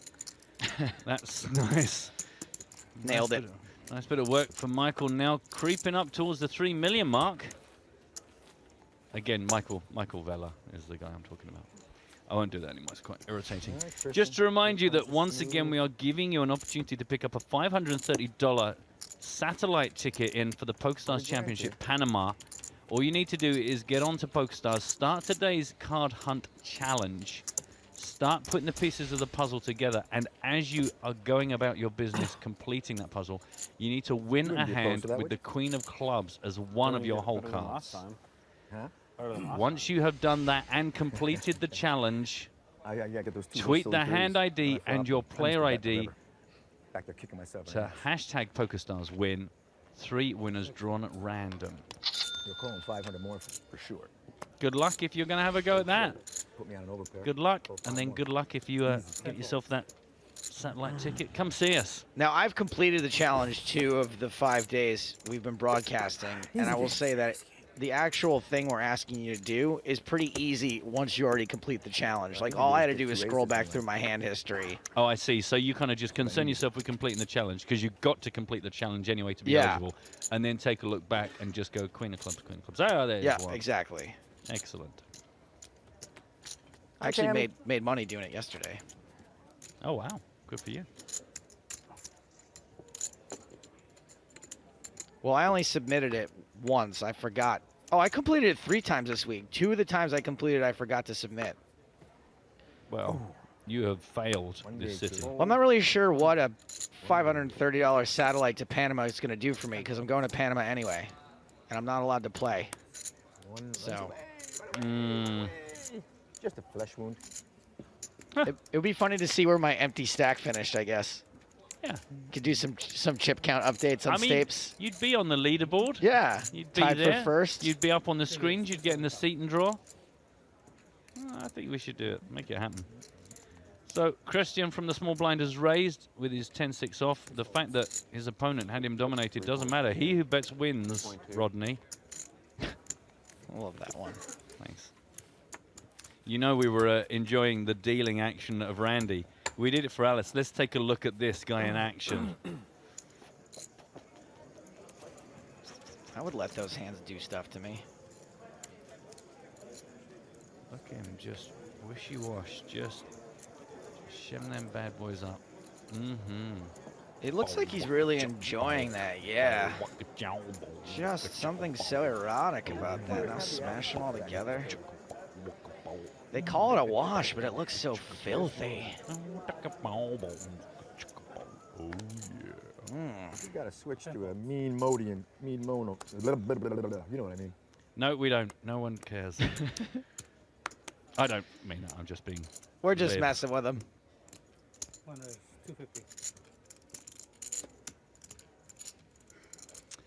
Ace 10 and a raise from Michael Vella to 250,000. Quarter mil ball. Ace 7 for Christian Harder. He has done more with less. And he has the button. He lets it go. The guy's just got instincts from outer space. He really does. He's on point, man. He is. He's just, I mean, what an awesome life to live where you just know what to do. Cliff, the only player left to fight, and he does not want to. He's really showing you why you want to come to the final table with the chip lead, because it gives you the freedom to do moves like that. Our friend James caught up with Mike Watson. So I'm down on the floor with the reigning champion of the Bahamas main event, Mike Watson. So they brought you down here, Mike. Are you going to hand over the baton? Are you going to present the trophy from champion to champion? We'll see if they want me to do that, yeah. Make it happen. Being back in the room, being by the stage, seeing the main event final table play out, does it bring back memories of last year? Yeah, definitely. You know, it was a big win for me, great day. And, you know, obviously it's a big experience for these 5 guys or 6 guys that are left there now. And how's the last year been for you after your win here in the Bahamas? It's been a great year. Obviously, getting off, I think, to a big win at the start of the year is such a boon, takes so much of a load off your shoulders. You know, you don't feel like you need to be in there playing every tournament. You're not sort of playing catch up the whole year trying to get back. So had a great year, you know, decent run of the World Series, had a W Coupe victory. So I was really happy with how everything went on and off the felt as well. Excellent. So 2017 has kicked off. We're back in the Bahamas 1 year later. How has the inaugural PokerStars Championship treated you? So far, it's been a little bit of a mixed bag. I've had one final table in one of the high rollers, so I'm doing okay overall. But, you know, as always, enjoying myself down here in the Bahamas, having a good time. And, you know, I've got the last chance turbo left here, so hopefully we can turn things around and make a little profit. So very quickly, if it's not poker, what's your one favorite thing to do here at Atlantis? Oh, at Atlantis? I just love being on the lazy river or being by the pool in the cove and getting some sun and having a good time. Well, obviously, we're going to be traveling the world with the PokerStars Championship. We look forward to seeing you on the tour again soon. Absolutely. Mike Watson, ladies and gentlemen. Sir Watts has clearly been getting a lot of sun. Where do you think he's been then? The lazy river. Things started to go my way. I thought it was raining out there. Somebody told me it was raining. I think they were just lying to me because I was like, I really wish we could have got out in the It's sun. all PR, man. It's not even. There's not even a beach out there. We're actually in a hangar in Heathrow. You were sitting down when I got all the chips. Locke on Twitch says, Stapes, don't you think that James and Mike Watson are kind of similar? Yeah. Now, you call him the 4, you call him the 6? 6. I really don't think that. I just thought it would be funnier to agree. We just call him Cliff. Mr. Josephine to you. Ace 3. Getting a bit short and 25 minutes to change that. He did so well in the last level to get himself up off the floor into the middle of the pack, but has slunk back down. Michael Vella is interested with a 7-4. He's getting creative with his big blinds. See how well he flops here. Not very well. Not very well at all. Thank you, Joe. My colleague there spotting almost instantly the flop was of no interest. I had to think about it for a second. You were very good, very fast. And then I started to say that he did. But then I was like, think about this Think for a about minute. this. Look at what. Think about what you can see. Use your eyes and use your words. I use the anti-blink approach, the stare approach. Nice. Can't believe how much love we got for that slow motion of the dealer shuffling the cards. We should clearly do more of that. Seems to be all this poker coverage is really not hitting the mark. Just show us cool stuff with the cameras. They keep saying no to my idea to have a Stapes Cam drone fly around the room. Just buzz by people's tables. Only if it's fitted with a speaker that you can press a button. It goes, "Hello, my babies," out of a little tiny tinny speaker as it goes past. Yeah, them. no, I want them to be able to be, hey, hey, hey guys, hey, what's up? Hey buddy, hey buddy, how's it going? You got chips? Going out later? Let's make that happen. So a raise here. Now looking down the barrel of a re-raise. It was 175,000 from Cliff. Michael Vella made it 475. I don't think this raise is super credible. And neither does Cliff Josephine.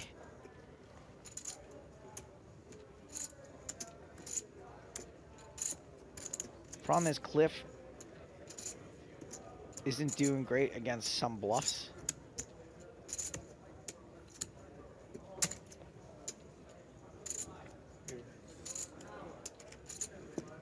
And that is why he is not calling. We have seen just now a flop 3-bet. Michael Vella must feel like he's made out of glass. He's just playing him face up. Because everyone can just apparently see through him, and he must just be like, oh, okay. Better get them standing up again. What? They need to stand up again. I'm not sure what he's talking about there. It's probably something from a really old film.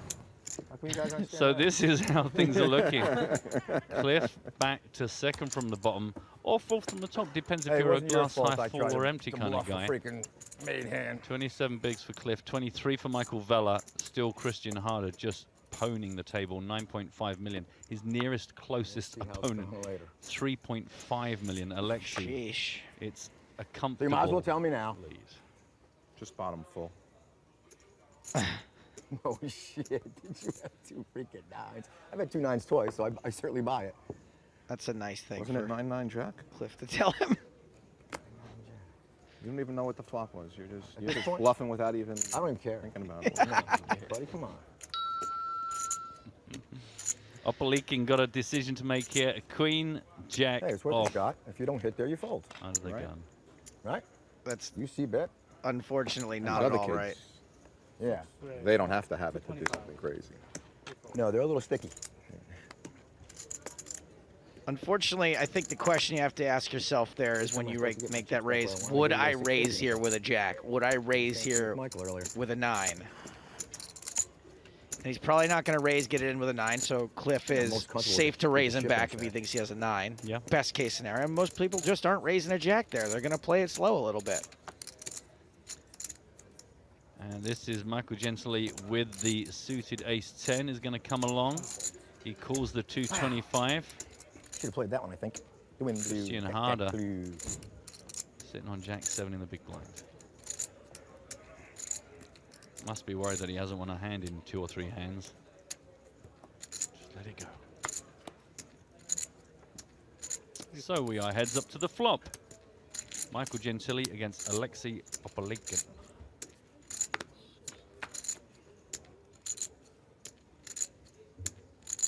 King, deuce 7.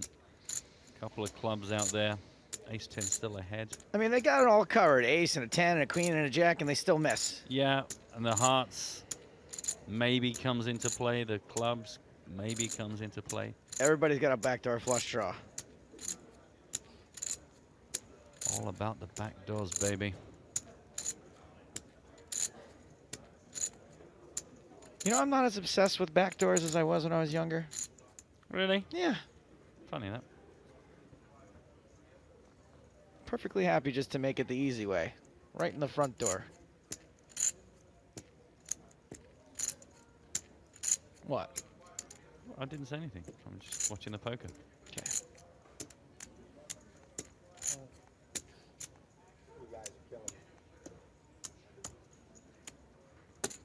Six bets, 375. 10 folds. Nice continuation from Alexei. Gets the job done. Yeah, gets a better hand to fold. Well done. 3.85 million for him now. Also, have you got that? That's, you know, the thing goes like your little announcement music. Ready? Yeah. No, that's not the one I wanted. That's the one. Oh, that's I think broken. I think my box is broken. Just going to remind you what everyone is playing for. $480,000 for the top prize. $353,000 as the runner-up. Right now, everyone guaranteed $140,000, nearly $141,000, having seen Rasmus go some months ago. Dave? Something's broken. No, Dave, can you get my box? Oh, it's working again. The reason I actually wanted that was to let you know that Luke Greenwood, Have a drink. who we watched, just the once would have been fine actually, but Take my mind thanks. off 4 times is always better. He has taken down the PokerStars Championship Bahamas 25K high roller, took down $779,268 after a 2-handed deal with Nick Petrangelo. Hey, Nicky Petrangelo, you never come by, say hi no more. He got 740,032 buckaroos. Congratulations to him. You gotta be in the office on Monday. Meanwhile, we find ourselves once again with Pocket Pairs land. I don't have an office to go to. Okay. No? I thought they said you run a hedge fund. Michael Gentili, we only know one of his cards, but he is raised with at least the 10 of diamonds, perhaps more. Christian Harder with his pocket 7s just going to come in. I used to come up with ideas for hedge funds, and they used to pay me commission dollars. Oh, okay. Which Me is too. a lot different than running a hedge Yeah, fund. hell yeah. A lot different. Sorry. You look way too healthy to be a hedge fund manager. Yeah, I guess the last few years have been a little difficult for some. Key for 9-8, most. 2 clubs. They still have it okay. Yeah, they're still living all right. Well, yeah. Not a lot of joy for Christian Harder.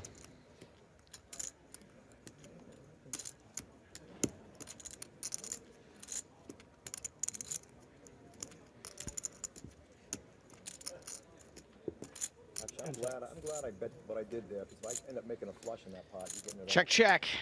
King on the turn. I need to go run a runner out of huh? Charter, no choice but to check again. He would like a cheap showdown at this point. I think we're going to see Gentili bet here pretty often, unless he has 2 10s, unless he has some kind of showdown value. Full house on the river for Charter. Now a straights and flushes came in. Man. What about those cards, am I right? Yeah. This guy knows what I'm talking about. That's what I'm talking about. And this guy knows what I'm talking about. Wow. Double. Huh?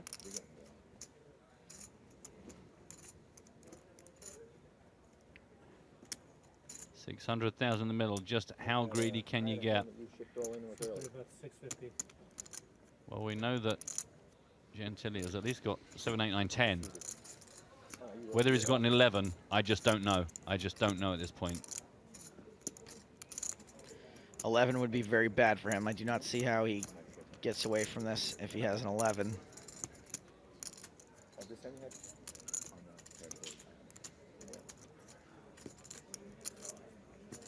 I mean, Harder's overbet the pot, so he's looking for some kind of hero call.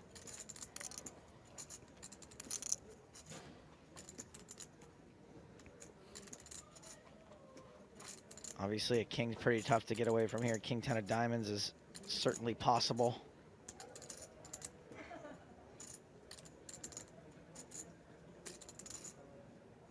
Even 2 10s is going to be tempting, but Gentili does fold. And he wins the button, too. Christian Harder is getting man pretty gets it all. close to having 10 million in chips. 9.8 now for him. Michael Gentili and Cliff Josephy sitting on pretty much exactly the same stack, 26 big blinds each. He is up 3.8 million from the start of the day. I'm going to call that a good day. Michael Vella remains our short stack with 22 big blinds. And I think in 15/35 minutes time after the next break, I think we're really going to see Charter step on the gas even more when Gentili, Josephy, Vella are all going to have 20 big blinds and below.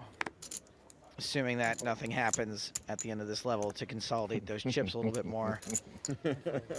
He's going to be able to really push these guys around. You're going back to yesterday on me now. The wind blew and the cat blew. Round to the blinds. Daniel Hart tweets in to ask, great coverage, guys. Can you talk about the decision to not stream any of the high rollers? Yes, we can. Thank you for your question. There's Rasmus. Yeah, welcome back. He must be thinking, hang on a minute, they're all still there? I know, so embarrassing. I was thinking let's pop back for the heads up, but no. This one was raised up by Josephy after Alexi called and hands over. I can tell you he's got an incredibly strong frame. Oh, I saw that he dipped you even. Or you dipped him, I'm not sure. No, he dipped me. Yeah. Like a Ritz cracker. Like a handy snack. And some spreadable cheese. Quote cheese. Which is, if you're ever wondering how you two could have a body like Joe Stapleton, just get some kind of cardboard mixed with bread and dip it in plastic that's been melted and cuddled like cheese. That's how he does it. Holding round. Upper leaking. I think you're at the 10 million mark, young man. Close. Yeah. 2, 4, 6, 9, right in the neighborhood. If shy, just a bit. Just a bit outside. You know that one? Seen a lot of movies. Sorry? Just a bit I love outside. PBS. Over and over. I don't know what that all is. the time. That's from Major I watch League. the same ones over and over again. I Not love seen them. that one. It's a good one. It is, at the very worst, a queen old, of so, spades you know, for go on all the Alexi. Beyond that, I can't help you. Give me Vaughn. Give me Rick Vaughn. I mean, I feel like I'm 21. I act like I'm 16. Those are both positives. Just over 10 minutes left on this level before another break.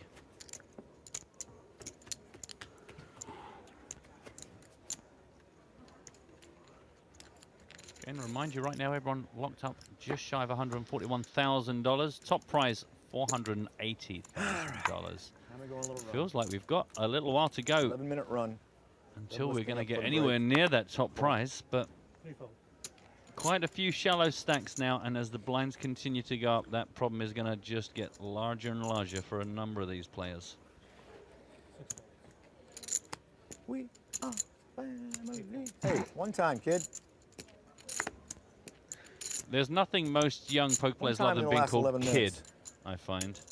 Hey, kid. Don't make me look at him. I won't even look if you give me a walk. Not really sure that's a deal for anyone. At least, and I don't know why we started bringing in just the one card. We'll try and improve that for you. There is a 9 for Gentili. Pocket 10s for Vella. He is all in. Wow, fold, fold, fold, fold. Couldn't fold fast enough. Come to Papa. And the crowd goes wild. And the crowd goes wild. I feel like that was kind of a big shove with tens, but it's one way you make sure that you win the pot right away. You don't see if, you know. Well, it's a bit like the comment you made a while back with one of them, is it's My buddy dangerous Rasmus because showed you're back just up, only well, ever some going to good get caught karma. by monsters and you just scare everything else off. But maybe that's what you want to happen most of the time in that spot. It's a legit way of staying alive. I mean, there's some situations, like if Gentili had nines, he probably calls. Eights probably call. Sevens maybe. Then it starts to get a little dicey. And then the rest of them you're flipping and crushed. And also, lots of hands that you're doing good against are just gonna fold. So, you know, Vela does have a hand. He can play post flop. Doesn't have to auto ship. True that, bruv. A raise from Cliff in the cutoff with his ace-jack off. And now the decision on the big blind of Christian Harder. Got a king-10 off. Entirely lovely.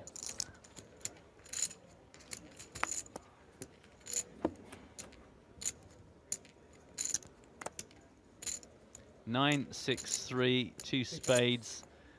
Just absolutely misses the life out of everybody. Ace high still good for Cliff. They're going to check it to a turn. A 7 comes down again, gives nobody nothing.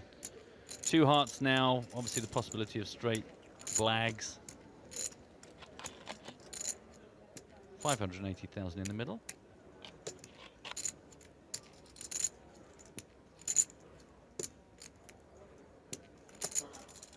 Three bets, 350.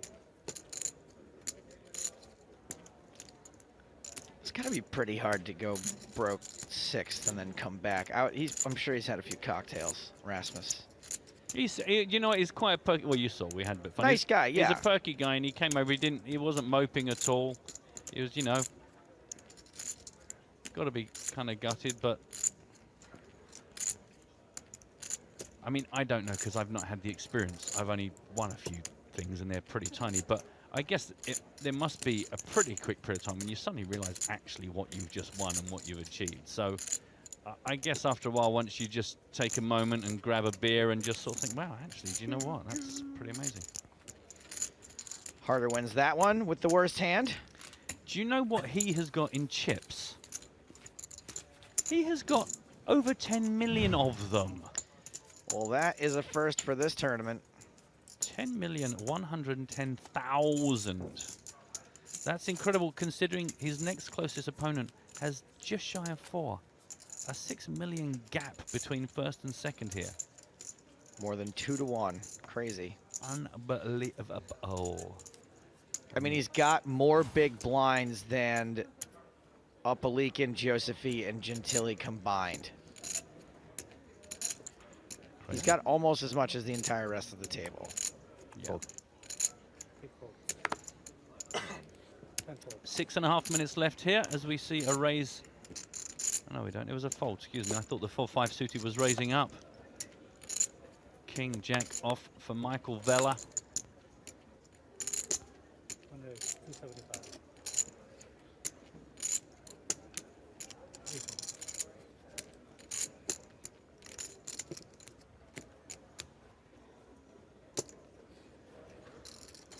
Upalikin may choose to defend King 6. He does not, however. No defense. No, and you can see on the bottom of your screen, by the way, coming up in the break in 6 minutes' time, part 3 of Poker in the Ears and Eyes. The final part. The final part featuring our superfan Richard, who takes Stapes on in a competition about Monty Python or Mighty Pon... I can't say it. Monty Python. No, how do you say it? Monty Python. Monty Python. Buddy, good thing we got a break. We're closing on a break. I think you might be having a stroke. Monty Python or Python, depending upon Never your up, never in. favors. Movie trivia. I'm not going to say who wins, but I'm going to say it's close.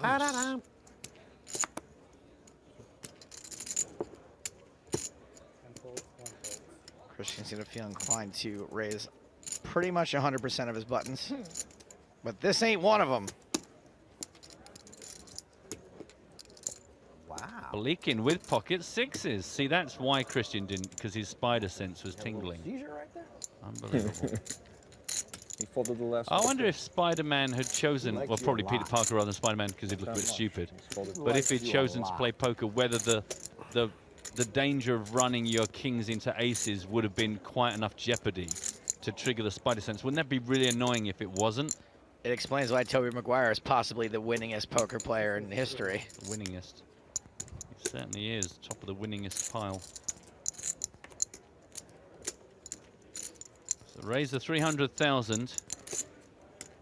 Pretty big. I don't think we've seen too many We may have to launch an 300,000s from this sort of investigation. position. Blind on blind. Wants to get the job done. An ace. Sorry, I don't know what the other one is. Let's imagine for a minute. Well, we know Cliff isn't folding, regardless of what his other card is. At the very least, he's going to defend.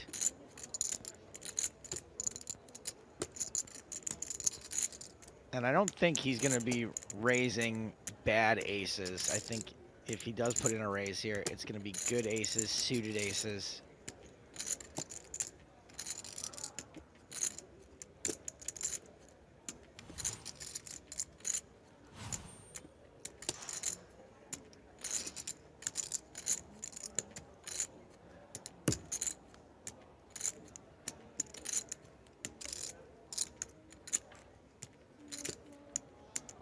Joseph, he's second from the bottom. Well, there's not much separating him and Gentili, or him and Vela. Yeah, all pretty tight down the bottom of the pack right now. Stacker.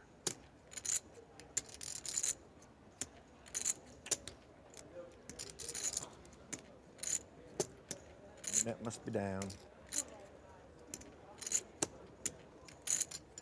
I'm all in. It's all in. Wow. How much? These two are almost 2.5, certainly flipping 2.5. if Opelika decides to call. I think we might be in for a couple of minutes of watching Alexei pinch his brain through his eye holes, because these are the sort of decisions that 2.5, 25. are tricky, but Josephine is short. 2,500 all in from Cliff. I love the picture of Cliff, by the way. We've not mentioned it, but just look how happy he is. His little avatar. Alexei lets it go quite quickly. Does not want to take that potential race. Doesn't want to do it.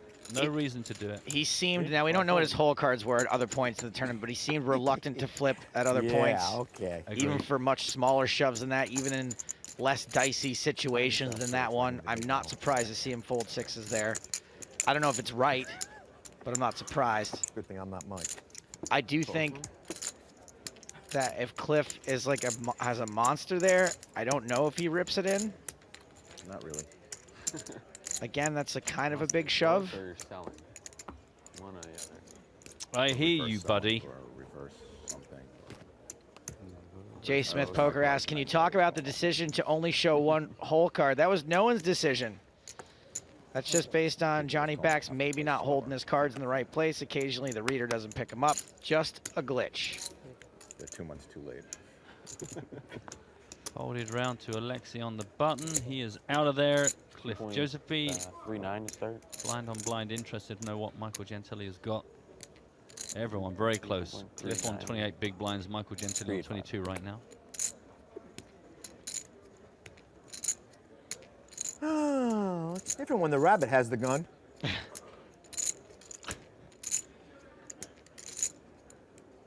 I prefer the full version. Ain't no fun when the rabbit's got the gun. Elmer J. Fudd, millionaire. I own a mansion and a yacht. Now that's a pretty freaking stack. I'm gonna take a picture of that and tell people it's mine. I think if I understand what Michael Butler just said, he's going to take a picture of Christian Harder's stack and then tweet it as if it's his own. He's done it. He's over the 10 million mark, folks. He has done it.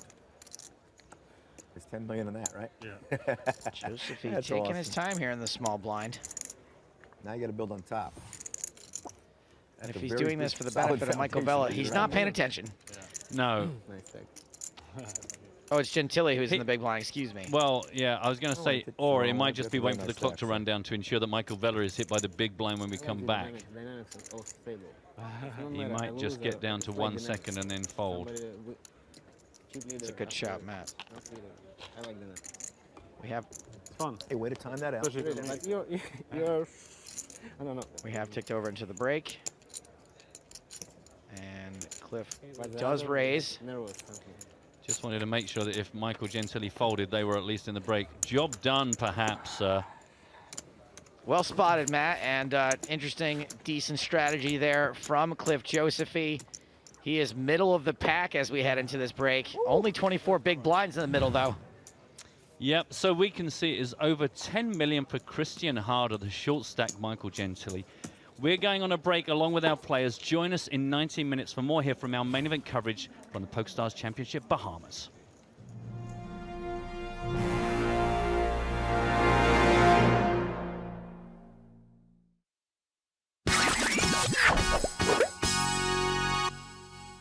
Superfan versus Stapes. Yes, we welcome to Poker in the Ears and Eyes Superfan Richard Fremantle, ladies and gentlemen. Richard, you are one of the 135 players who earned their seat in the inaugural PokerStars Championship main event via Spin and Go. Yes, thank you for having me. Talk to us about that Spin and Go experience. I want to know what that's like when you get. Hold on. When that comes up, what do you see? What do you see when it's? Does it say package? What is it?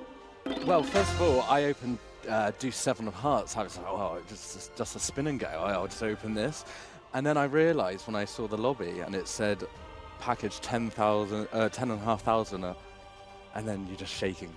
You're shaking all the way through. Wait, when you say you opened Deuce 7 of Hearts, meaning you didn't realize what the prize was? Yeah, you know, just I played for $20. Yeah, Really? that'd be nice. I don't think your story's unique, though. I think loads of people don't look at what the actual jackpot is when they start playing the game. That's the most exciting bit for me. Some people don't even realize until days Oh, so after. you're just firing up Spin and Goes, doing other things in your computer, and you come back and start playing before you even look at what the prize is. I actually just got out of the shower, so I was completely naked when I was playing.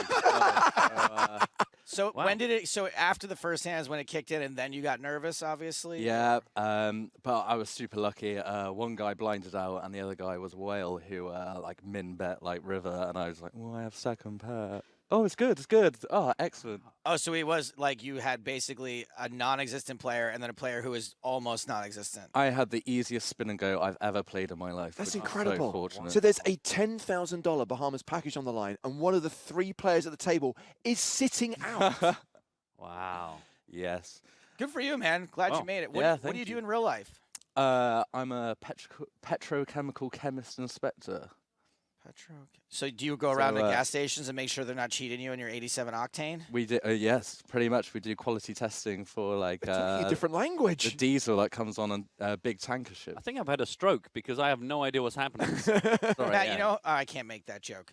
You know how when you buy something that maybe isn't as pure as it should be, and you wish there was someone around who could test it for you? This is the guy. This is the guy. Right, okay. So, Richard, you've been in touch with in the past. I know you watch the streams, you watch the TV shows. I know you watch the streams on Twitch. You're one of Joe's Twitch babies. Yes. Hello, my baby. Thank you for having me. But you also seem to travel the world playing poker, because I know that you got in touch like about 6 months ago to say you were going to Monaco and were interested in playing poker there. I think you went to Finland recently and were looking for somewhere to play in Helsinki. Purely on holiday and looking to do something else. See, this is not a guy who travels the world playing poker. This is a guy who ruins his vacations by having to find a poker room wherever he goes. Yes, you've absolutely nailed it, Steve. That's the one. So go ahead. What's your name on Twitch? Rails to riches. The idea is I rail and I get to the riches. We're doing the first part. Look at it. We're doing the first part. Well, who knows? Well, what was your main event experience? Are you still in? No, I grinded. I was car dead for 9 hours, so the hype was built up, and then we just sat there. Yeah, and then lost a flip. Standard. Anybody interesting on your table? Any superstars you encountered along the way? No, but I played the PokerStars Open yesterday, and I had Mike Lee on my right for the majority of the tournament, and he was lovely to play with. You yeah. could do worse in that, like, he's a pretty tough opponent, but at least he's on your right, and at least he's Mike Lee, so he's a super nice guy, because there are other people that are, like, really tough to play against, and you can't get a word out of them. Yeah. So. And here's a hashtag fun fact. Mike Lear has more cashes in the Bahamas than any other player. Really?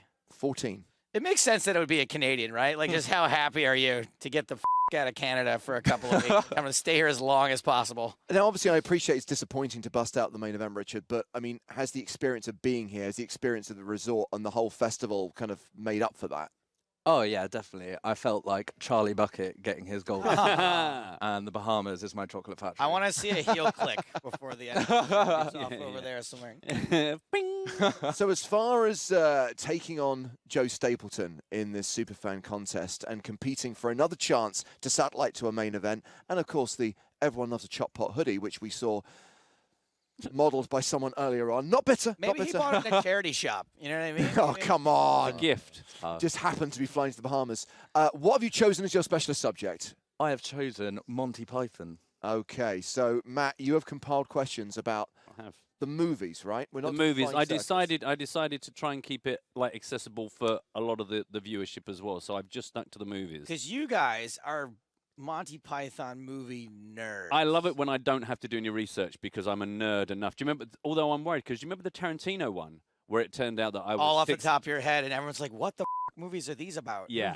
So I actually really enjoyed having the excuse to just watch Monty Python clips like all day long just to make sure I got the names right. But I knew really. But yes. So Richard, I really like your chances here because of the Monty Python movies, I think I've only seen 2 of them. That's a disgrace. Oh, And- I'd known that before. And I do not think that I have ever even started Monty Python and the Holy Grail before 1 in the morning. And I'm like, me and some girl are hanging out. I'm like, what should we do now? Oh, this is a fun movie to watch. So. Oh, yeah, I was born and raised on it. Okay. Good luck to you, sir. Okay, who's going first, Matt? It's going to be Richard's going to kick this off. Okay.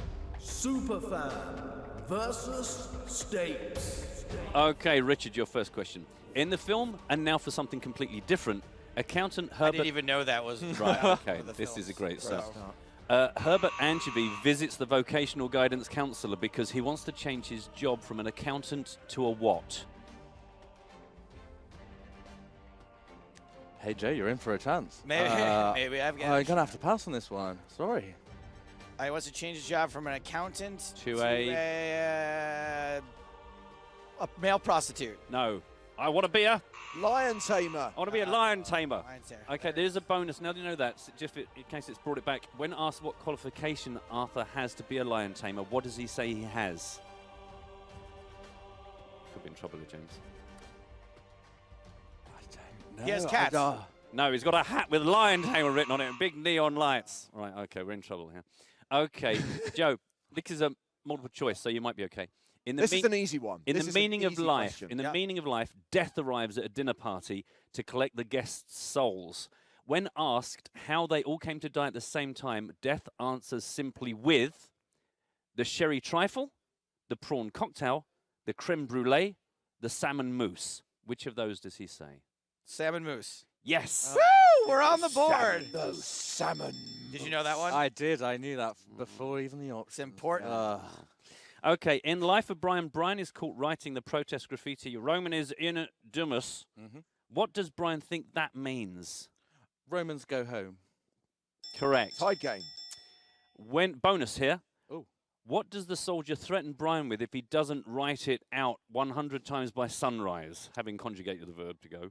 He'll cut his balls off. Yes, he will cut his balls off. 2-1. Wow, that the tide has turned very quickly. Okay, you've got another multiple choice, so you do stand a It's a chance. question about the film he's never watched. No, the film I've never heard of, probably. In the Holy Grail, Oh no, I've seen this one. the Black Knight fights King Arthur, refusing to acknowledge the fact that he is gradually having all his limbs hacked off. Which Tis but a scratch. Well, which of these retorts is not given by the Black Knight? Which of these is not given? 'Tis but a scratch. I've had worse. I'm invincible. It'll grow back. Just a flesh wound. I'm invincible. Afraid it was it'll grow back. I made that one up. Okay, Richard, we have a blankety blank question for you, so you've got to fill in the blanks here. Okay. A French soldier brutally taunts King Arthur during the Holy Grail. Mhm. Complete this one of many insults he shouts from the castle. Your mother was a boop, and your father smelt of boop.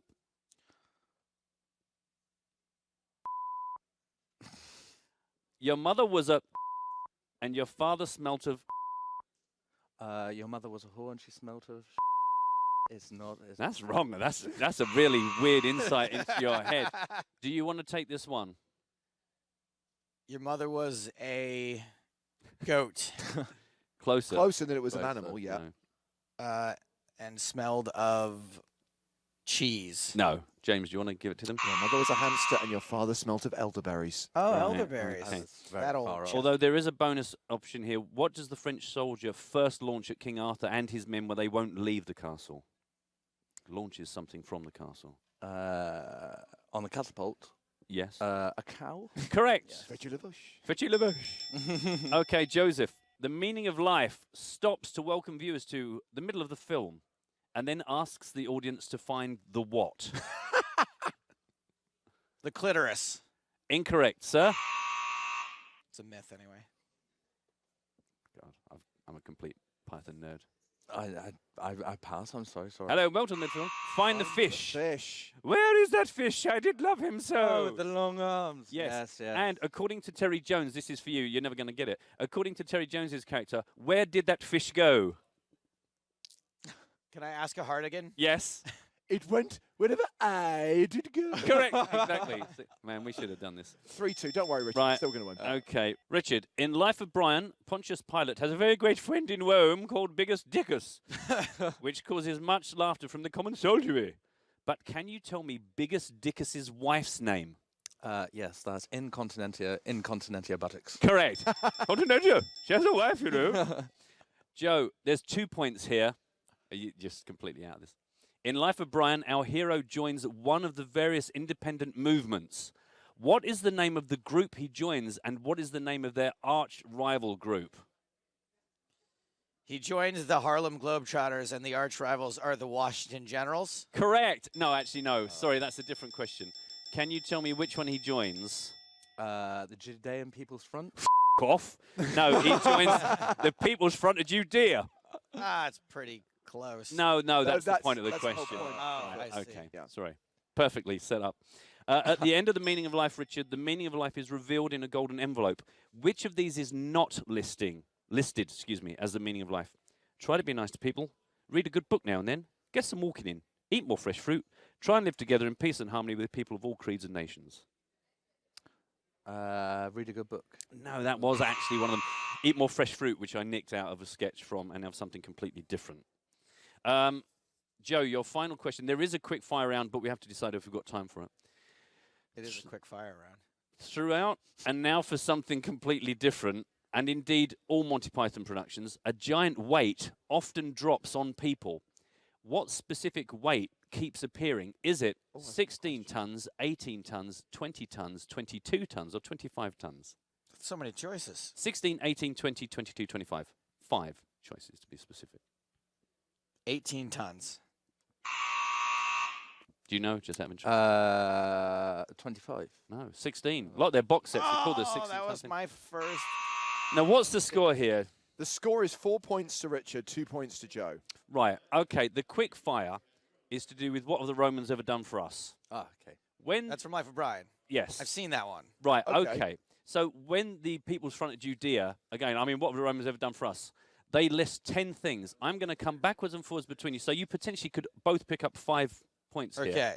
So I'm going to come to our losing player, Joe, Okay. right now. Give me what have the Romans ever done for us? Roads. Correct. Richard. Public sanitation. Correct. Joe. Aqueducts. Correct. Richard.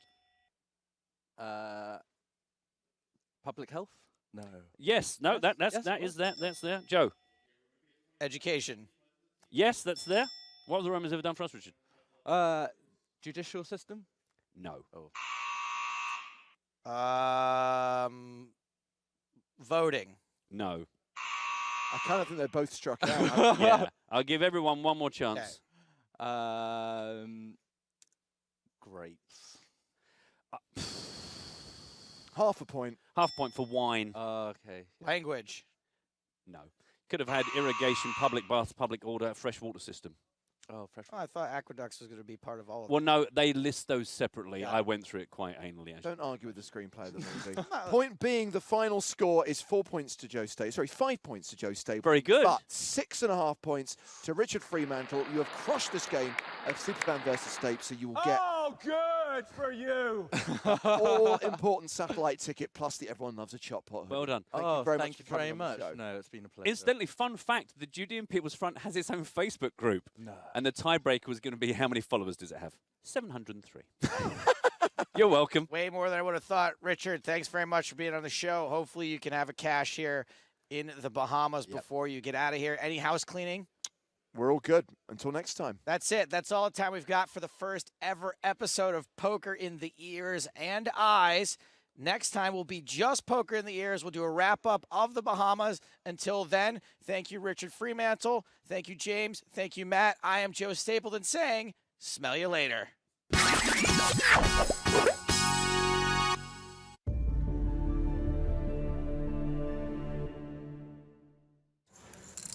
We're moving closer to the money bubble. 152 players remain. Blind still 1,500, 3,000.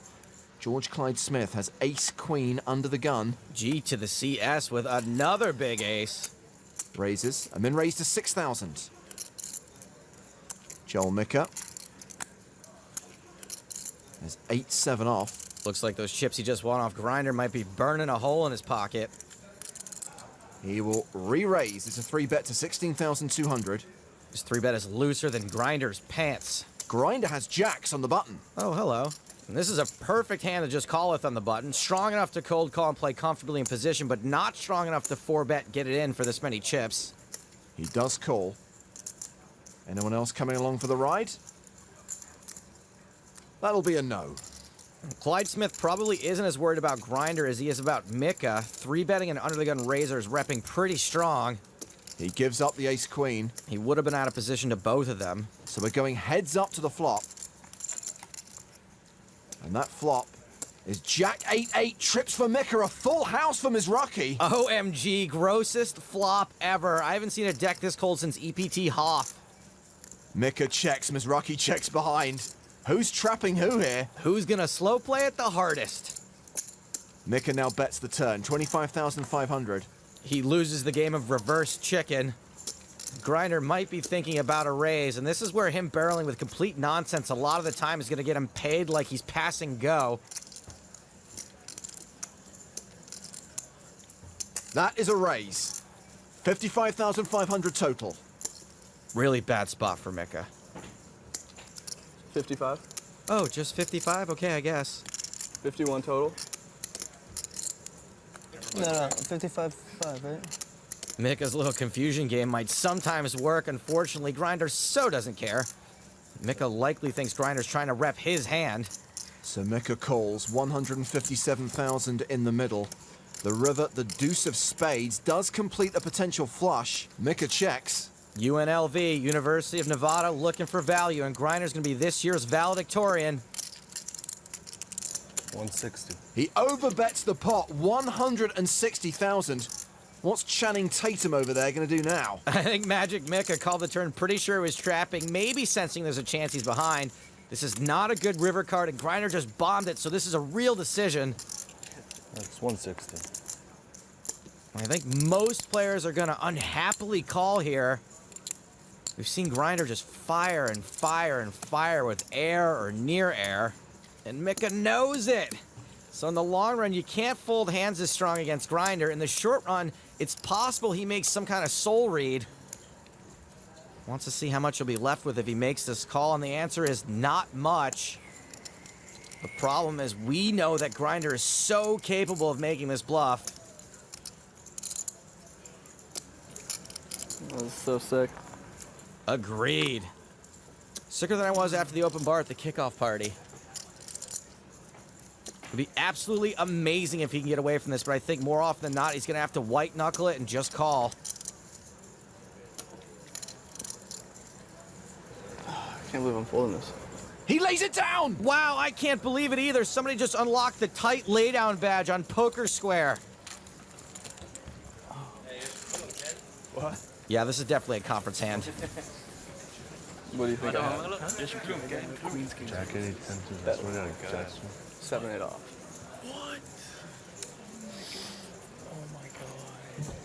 That's so sick. What do I? Oh my god. What do you do? I don't know. The rail wounded. Yo, pipe down over there. Thanks. Whether you had it or didn't. You'll never believe what I folded there. I had 3-4 clubs. Burn. I had the winning hand then. Jack's full. I don't. That's both are completely lies. Pretty sick flop if you really had that. I swear Jack's full. Witness. He said, I'll bet you. I said, he's like, I had Jack's full. So either he's just completely lying or you just made one of the most insane folds ever.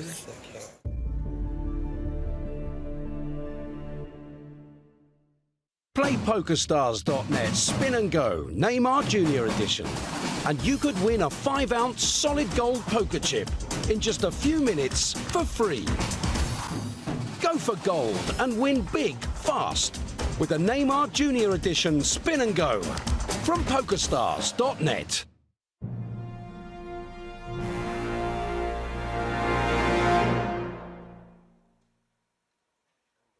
Welcome back to the Bahamas and the PokerStars Championship main event final table, where we are still 5-handed. 5 of the 6 players who started the day remain. I'm James Hartigan alongside Joe Stapleton. Hello, my babies. How are we still at 5 players? And if I think back to some of the final tables we've covered, Joe, we've had long heads-up battles, we've had long 3-handed sessions. Sometimes you get 4-handed play goes on a while.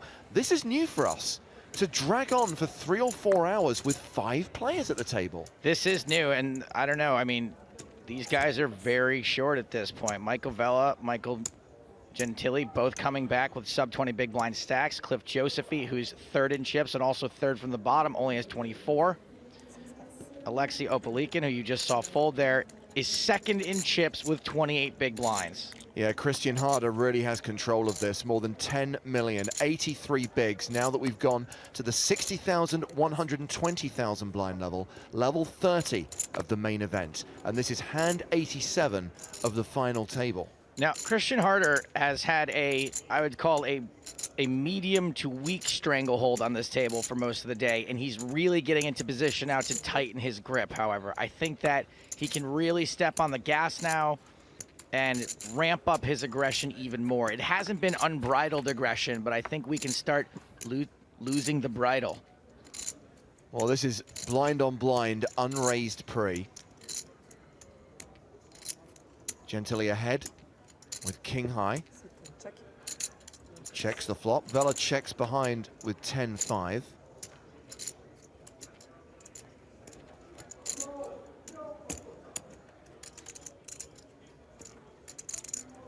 Eight on the turn. Gentili still ahead. Vela's gonna take a stab, and that stab is gonna be good.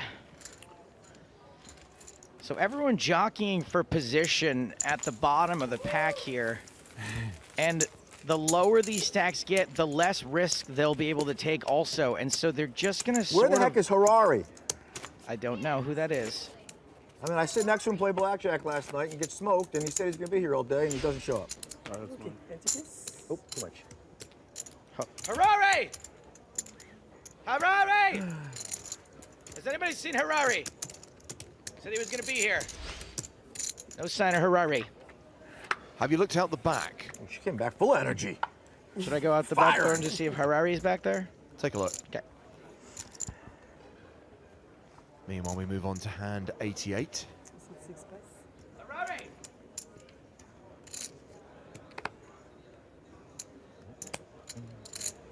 Action folded to Michael Gentili on the button. Okay, so there was a guy back there, and if it was Harari, I think I scared him off. Oh, Joe.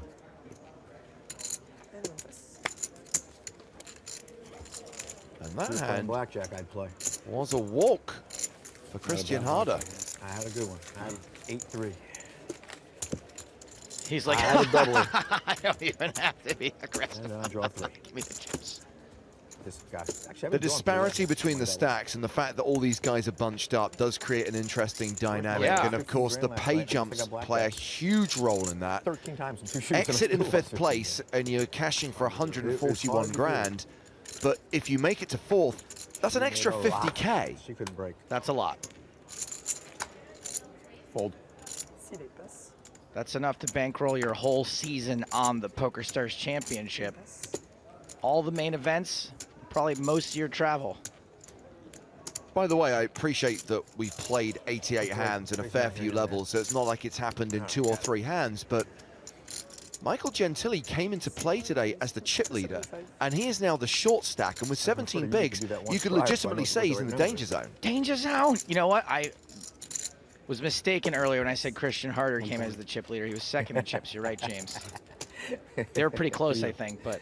Yeah, it was very close, but officially, Gentili was top of the leaderboard. Yeah.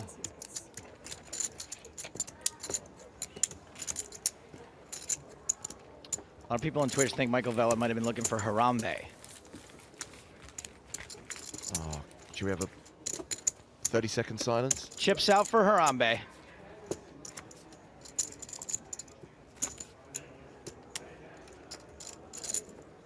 Somebody learned how to putt. 30-second silence, please, Michael. That's got to be the greatest Adam Sandler show out there. No respect. And when he broke the 30 seconds of silence to quote an Adam Sandler movie, that's got to be just the ultimate slap in the face.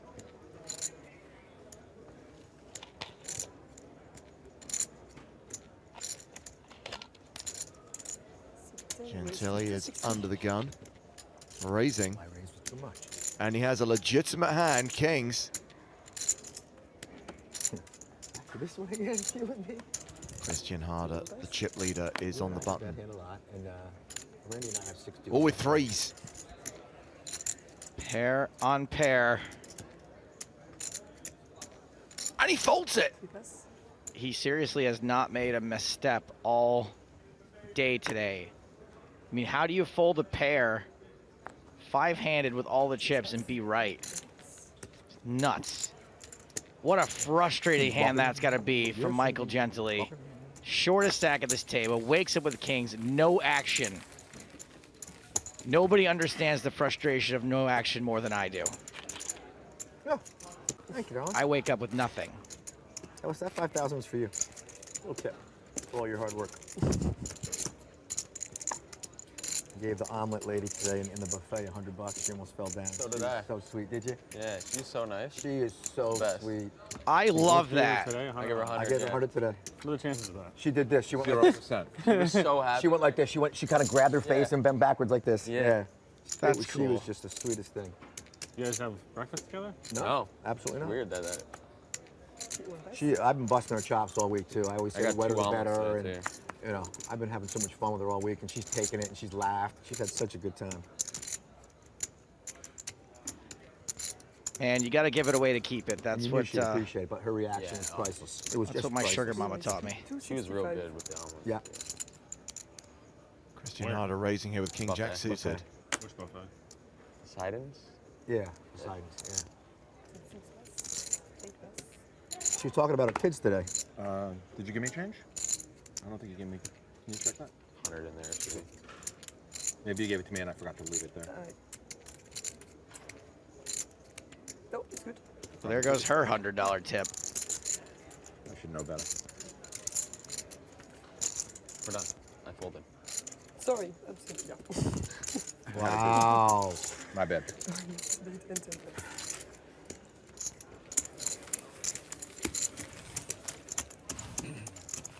No.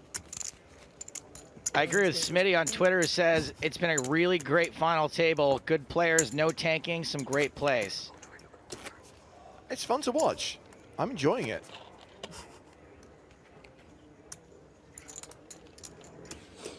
Moonchild finally made it for the final. Happily surprised with so many players left. Thanks for the good work. You are welcome. It's 120 for you, please. We'll, of course, continue following this 5-handed final table with every single hand live, cards up, right through until its conclusion when we crown a winner here in the Bahamas.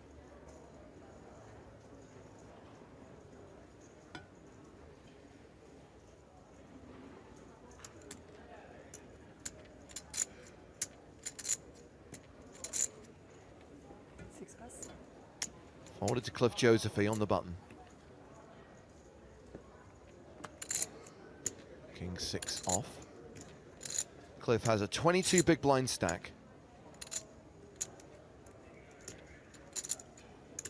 He's coming in for a raise. 280. 280,000. He's got the 2 shorter stacks to his left. Well, Michael Vela is going to defend his big blind with Queen 6. Check, He's Cliff. dominated, and he does what he always does. He checks in the dark. Jack 7 deuce. King high still good. I know we sometimes chastise people for checking in the dark, but if you're going to check like 100% of the time anyway and playing flow, it doesn't really seem that bad to me, to be honest. It's just one way to make things a little more interesting, you know? It's like, all right. So Vela calls the c-bet of 280,000. The turn card is a queen, and it's domination rotation. I wonder how often Josephy barrels a second. Can we talk about the fact that Vela just floated the flop, by the way, at Queen 6 of clubs? Yeah. We're all just kind of acting like that's totally normal. Well, as you would say, he had a flush draw. He did have a flush draw. He also had a queen draw, which he nailed. 550. That board's pretty dry, though, and I wonder what Cliff thinks Vela's calling the flop with that he's now going to fold on the turn. And Cliff has bet relatively big on the turn, 550,000, leaving himself 1.6 million. And I think this is going to get him all the info he needs. I would be shocked if Cliff invested another chip after this. A shove from Vela. Now I would be extra shocked if he invested another chip. And a quick fold from Cliff Josephy, who's now bottom of the leaderboard. Yeah, I thought you were locking your hands, actually. Oh, no. You said all in, push your card. Yeah, be careful, buddy. We don't want to see anybody get their hand mocked on a technicality. It's always very sad.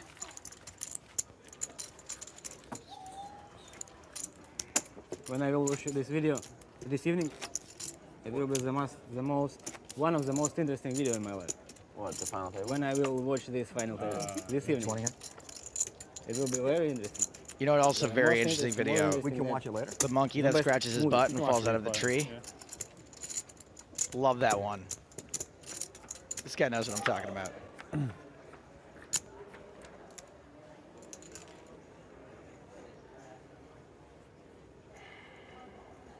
Napolitan first to act here. And absolutely, you can watch the stream back afterwards. It's archived on YouTube. It's archived at PokerStars.tv. There's obviously the replay function through Twitch. Spax on Twitch says stream delayed but commentary live. That is the dumbest thing I've ever heard. I think it's the second dumbest thing I've ever heard after your mother said I'm pregnant. A walk for Christian Harder there. Maybe. About 80%. And he is indeed bossing this final table right now with a stack of close to 10.4 million. Christian with 87 big blinds. Meanwhile, at the bottom of the leaderboard is Cliff Josephy with just 13 bigs. Well, we spoke to Cliff at the end of play last night and asked him about his journey here to the Bahamas. It's funny because although I love this place, I wasn't coming. And then I was with a friend last week, and he says, "What do you mean you're not going to Bahamas?" And he's like, "I'm going." And I said, "I just don't feel like going." And he's like, "Come on, I'll give you a free cove room." I just hopped on a plane at the last minute. The plan was to fly down at 6:30 in the morning, get here at 9:30, 10 o'clock, or get to the resort at 10 o'clock, and pass out in a lounge chair in the sun, and then relax until the next day and come in nice and fresh. but the weather was terrible, and my room wasn't ready. And I said, all right, I mean, I'm shot. I literally slept an hour and change, but I'll go play. Because I had nothing better to do. What am I going to do? Toward the end of the day, somebody decided that his king jack was as good as my kings, and I ended the day with 87,000 shares. I'm in the stock market now. 87,000 chips. You know, I have a pretty good handle on how everybody plays. I did a lot of watching today. I'm here with 1.2 million chips or something like that, 1,240,000, and you know, I have a shot. The vibe is phenomenal. The dream is to get there and to win it. I would be totally thrilled to bring home that new trophy and that new title. It'd be awesome. So now I got to be ready to put 800. Well, Cliff is guaranteed to receive a medal for making the final table of the main event, but he's got some work to do to claim the trophy. Just 11 big blinds. He is the low man at the table. Forgive me when I very earnestly say, cool story, bro. Some arm, right? Huh? I just lost a bunch. I figured I'd try to conserve.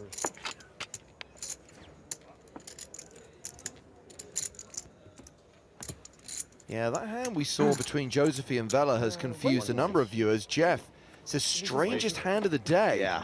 Guess Josephine figured he could outplay Vela. Weird float and weird double barrel. I mean, it's where Josephine's instincts were kind of correct, knowing that Vela might just float him with an air ball and could get him off of something with a double barrel. If he doesn't catch the queen there, the hand plays out differently. But we've seen Vela a few times shove with hands where he kind of just destroys his equity. 10-7 of hearts for Christian Harder, and he raises the button. No, he calls. Obliquin in the small blind. Victor Odessa on Twitch asks, hi, Joe, any chances to hear Fatima tonight? Yeah, if you want to go stand outside in room 2121 in the beach tower. Don't ask me how I know that. You do have a chance, however, to hear Elke. So Zeke. Oh, he's so cool. I love it. Oh, I love it. Mount five, Mount five. Mount five is so cool. All in. Oh, okay, all right. I heard the words all in. Was not expecting that, especially seeing that we've got a 4-3 of hearts. Wow. And gets two quick folds. Hey, you want to limp in? Not in my pot. What are you doing, shove? Johnny backs, sees a spot, takes it 4 high. Alexi call. Suck on that. He called. Still the shortest stack at the table. Yeah, it's just to confirm, Elke will be our next guest commentator on PokerStars TV, joining us in around 20 minutes' time. Say hello to Laverne, James. Hello, Laverne. Laverne says, since happening on the tourney, remember the first day she said she stumbled across our stream on YouTube? I do. She said she's watched every night, long past her bedtime. Thanks, Laverne. Thanks for checking in.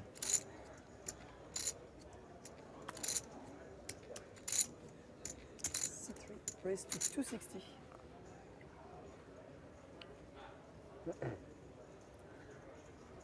All right, we got a hand shaping up.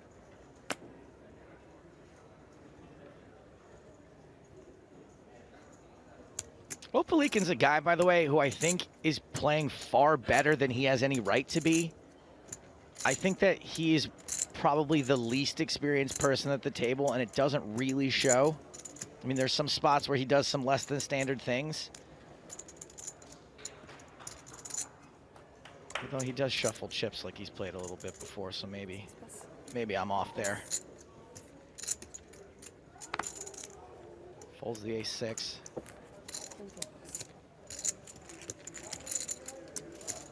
Christian Harder now playing more than 11 million, 91 big blinds. And just to keep things in perspective, the second biggest stack is Michael Vela with 29 big blinds. That is 3x, everybody. Michael Gentili and Cliff Josephine kind of tied at the bottom of the table with 15 big blinds each. Isn't that 50% of the chips in play, 5-handed? Pretty much. Jeez. Pretty much. I just don't know how you even stay composed. Like, I'd be like on Amazon spending that money already. Like, just sitting at the table, just clicking stuff in my shopping cart. Breaking Bad coasters, need those. Yup, ding. Radovan just got home from work after 5 hours and is shocked to find they are still 5-handed. What on earth? Hashtag PokerStars TV. And of course, there's the live chat on Twitch as well, as Opalikin decides whether to open ace-5 of hearts.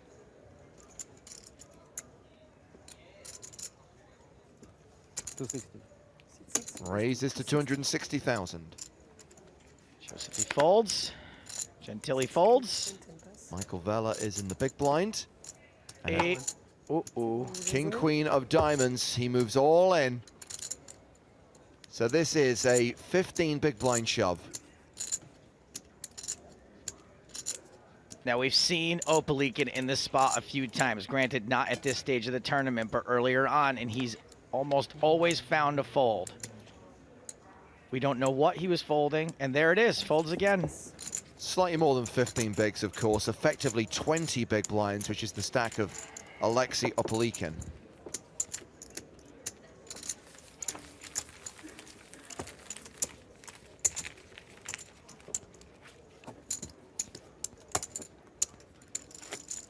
Wish I could read Mike McDonald's last couple tweets, but I can't.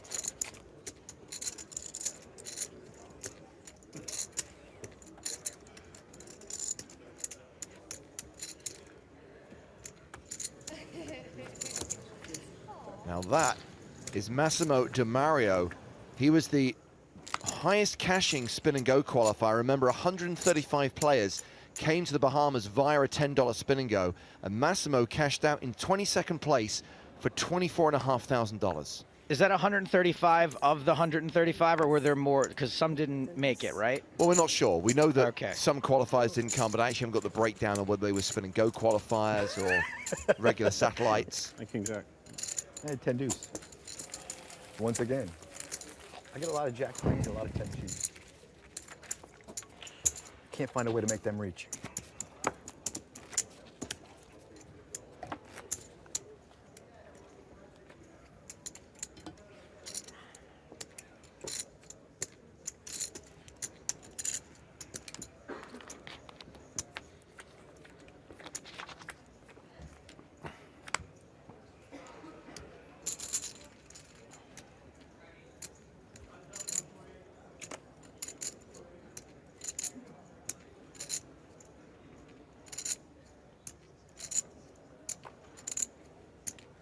Pass.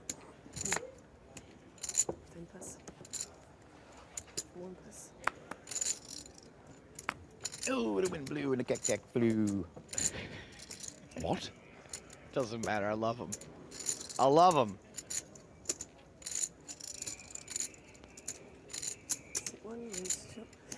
290.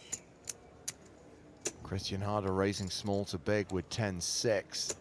Alexei Opalikin has 10-5 in the big blind. He's dominated. Meanwhile, a tweet from in through the window. They should give 1/3 size replicas of the trophy to the finalists. Nicer to display than a medal. Yeah, but you can't wear a trophy around your neck, genius. And remember, don't share your ideas on social media. If they're that good, send them to ideas@PokerStars.com. I'm liking Harder for this, not just because he currently has the best hand, although most of the time they're going to chop it. The reality is he's got position. He's out of position, but he does have the betting lead. And I'm kind of a little bit confused that Opalikin even defended his big blind in that spot. Yeah, it's a little random sometimes. I have an idea for a sitcom, James. It's about a part-time poker player who makes his living watching kids on recess, you know, like in a school as like a teacher's assistant. And his catchphrase is, "I can't handle the swings." Because it applies to both poker and the recess. I love it. The playground. Well, look at the swing some of these players have had today. Yeah. Michael Gentili has lost 4.35 million chips. Alexei Opelikin has also seen his stack halve from the start of the day. It's looking good for Christian Harder right now. I don't see how you bet against him. More like Christian easier, am I right?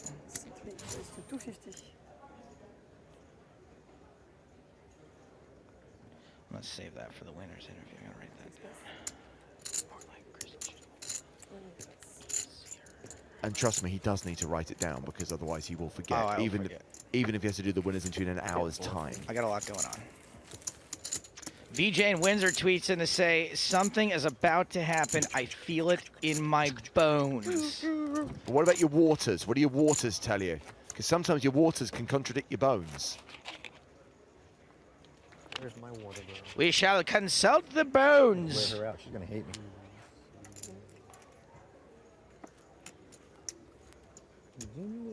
Do you want some water? Yes, please. Yeah. Okay. Can anybody bring some more water, please? Yeah. Great. Peggy on Twitch seems to think that you can't do an entire show based on one pun. He's almost knocked it in perfectly. I would have had to give Can't you a handle the $50 if you swings. got that one right. Well, it's only the title. I assume that there would actually be a script and characters No. and story. No, I insist on none of those things. And it's my way or this show doesn't get made. If I were you, I wouldn't expect a call anytime soon. No one's called me in over 90 days. Cliff Josephy all in, shoves small to big with 8-6, gets a fold from 9-6. Cliff still hovering around that 15 big blind mark. 101 hands played so far at this final table. So the Turbo Championship of Online Poker is coming. It starts in just 4 days, runs until the 29th of January on Stars, with $15 million in guaranteed prize money across the 65 events. And of course, satellites are running right now. That is so crazy that it's the Turbo. I always thought it was the T-Coupe, like TEA. Like that, they don't have like the Earl Grey PLO and the Chamomile Badoogie. The Darjeeling Deuce to 7. Raise to 260. I thought we were playing for all the tea in China. Harder makes it 260K. King, Queen. And he's got the big blind to get through. Michael Vella. Who has ace-4 and defends. All right, he is going to just call. 30 big blinds. Seems like a lot to shove. I think it just calls fine. I'll check. And he checks dark. Tell me how I did, Christian. Top pair for Charter. Now we saw Vela float with Queen High. Is he going to call this C-bet with Ace High? 260,000. No, he folds. So when I hit you. Huh? Just hoping to hit you. Not too hard, but pretty well. You had a piece? I had a big piece. I had an ace. King, queen. Yeah, I had an ace. Christian Harder now playing more than 12 million. He's up to 100 big blinds. His nearest competitor, Michael Vella, has fewer than 30. 36, 40. He has 100 big blinds. 53 blinds combined for the rest of the table. That can't be right. I must have done bad math. 63 blinds. Look at you guys. Yeah. I told the truth. Still nuts. I thought you said you hit that flop. I did not. My hand was better than yours. I was going to blame Dave. Mecha Master on Twitch is right, by the way. It's all the tea in China. I thought you had air. I was going to ship. In China. Didn't have the nerve. It's good tea. It's incredible tea. I have the best tea. Best tea. Didn't have it. Thank you. We're going to make the tea coupe great again. King Deuce for Josephy. Come on. Raise on in. He's going for it. Things are going to get wider. Michael Vella's got his own personal little all-in triangle. All day.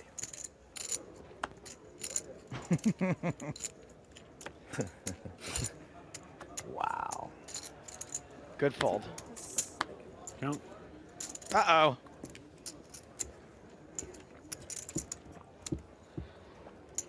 You think this is a call. No. I don't know. Christian Harder's been able to play aggressive and tight at the same time. Good aces. Huh? Tight, aggressive, you say? Today? Yeah. Oh, I did. Oh, that's a thing, isn't and it? I had queens also. By the way, when I say it's a call and then he eights. folds, it's probably a fold. I'm probably wrong. Earlier too. My big pair of the day, unless I forgot one. Eights were good. This time. I didn't have it. I had an ace. So It was the very bottom of my range. Just, Oh, wow, I should have called. I didn't like your pause. Should have called. I might have been below my range. I don't know what that. Can you be? Man, just let it rip. You just created a new range. Just felt it. That was the new bottom. Just felt it.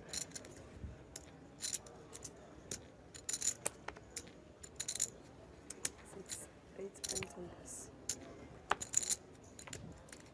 1 pass. Round to the blinds. King 3 for Christian Harder.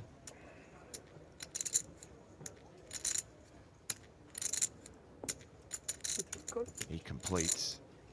Alexei Upalikin is in the big blind and has aces. Now, what's the play here? Check it back, see a flop? I don't think so. I like a click it back. Give him a price they can't refuse. I'm all in. That might be a little bit ambitious. There's just so many hands he's going to fold, that being one of them.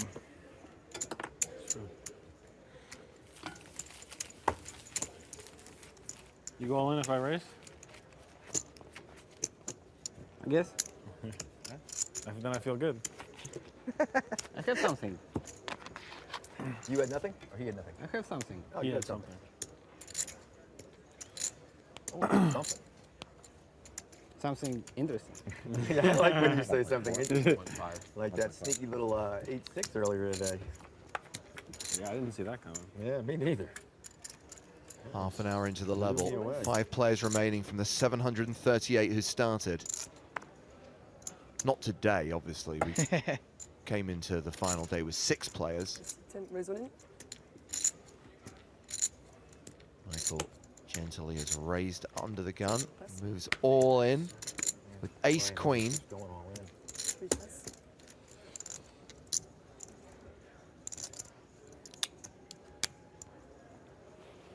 Six pass.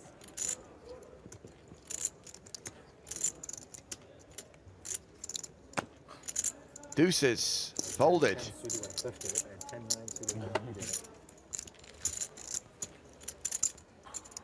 It's a hand I can chip with. I can't call it.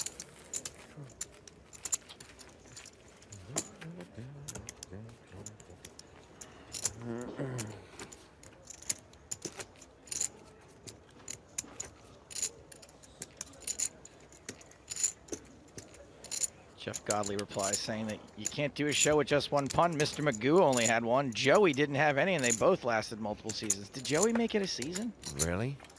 I didn't think Joey made a single season, let alone multiple seasons. That's more like it. Could well be wrong. I never watched a single episode.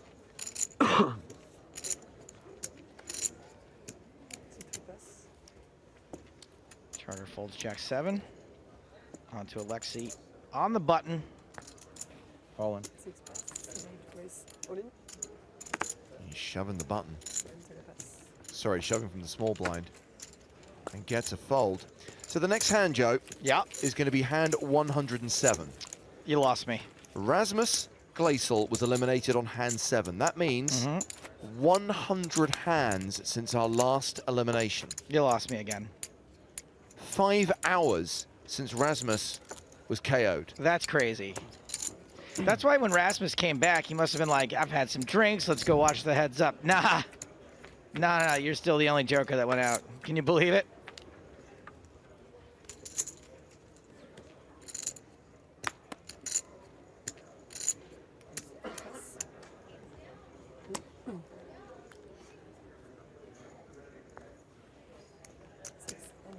Igley92 on Twitch asks, who the bleep is playing with his chips?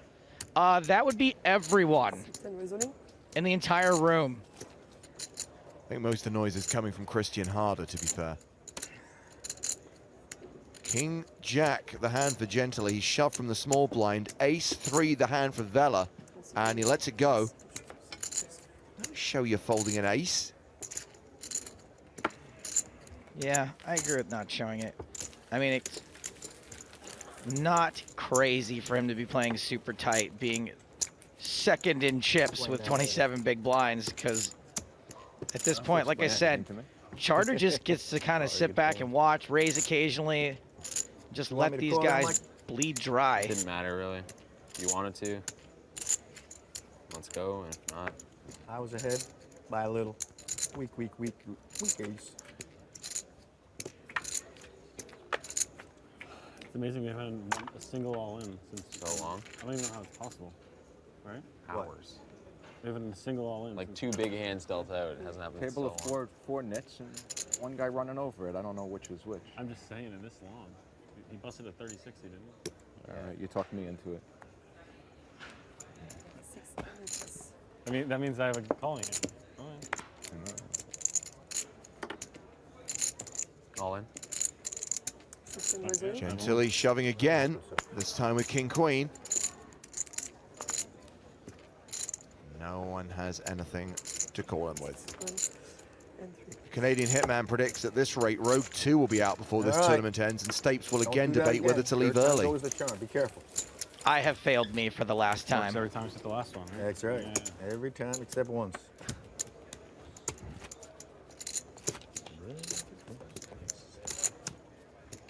You know when someone asks a question on Twitter and you're like, okay, I've acknowledged that, and in a few moments I will answer that person's question. And then they send it again. Yeah, and you're like, F and them. again and again. Yeah. And you're thinking, wow, you can't be patient just to wait one hand for that question to be addressed? Yeah, it's no, I'm not going to answer Don't do it. Don't answer it. Which question is it? Top one. Oh. There you This go. one? Thought I had something different. Oh, man, that's such a good answer, too. Optical illusion over there. Probably just bad eyesight. I know that's no good. One pass. Okay, thanks. It's 1.2, 1.7, something about 2, 2.1, 2.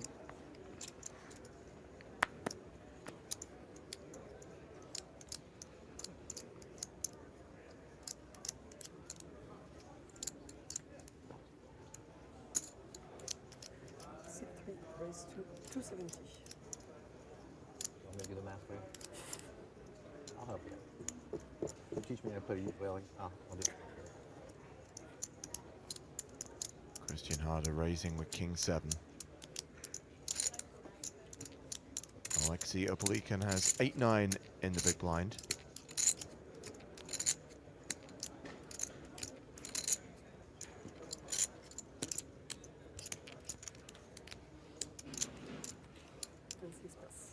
And he folds.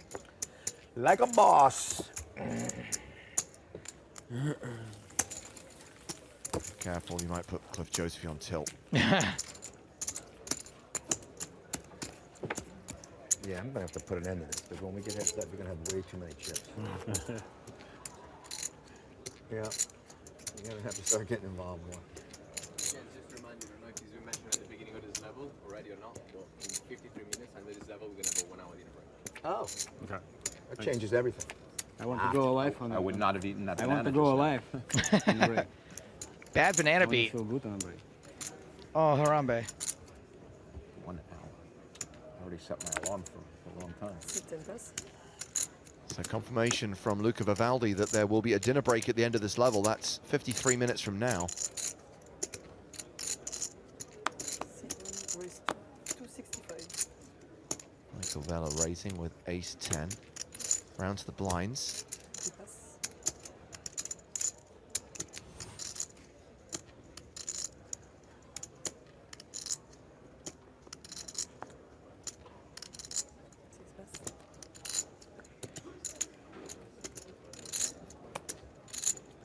It's raise and take it.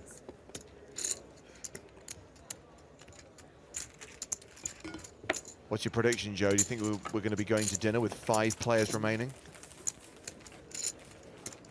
Do I think we'll be going to dinner? Official sponsor of the PokerStars Championship with 5 players remaining. All I know is that everyone at this table shall be participating in dinner one way or another. Yum. It's like I had 6 kids or something. I think it's Kegels? very difficult for us to go to dinner with 5 players. Mom, what's that called? Text me. I barely made it 1 level. I forget 3rd level. I don't know. I really needed to.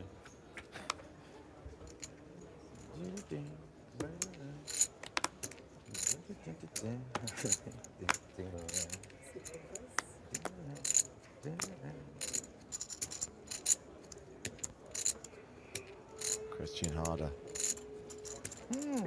Let's it go. Alexei Opelikin is on the button. And there's aces again. So he starts. Calm down this time. Yeah, he starts the hand with 16 big There you go, blinds. kid.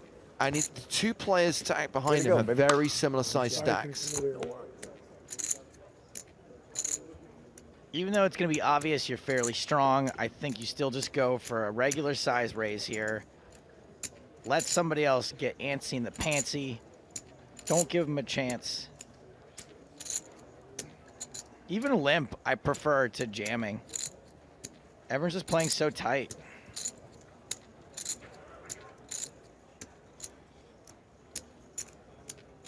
So he's got Cliff Josephy in the big blind, who has a slightly shorter stack than him, and Michael Gentili in the big blind, who's got a little bit more, but only about 20,000.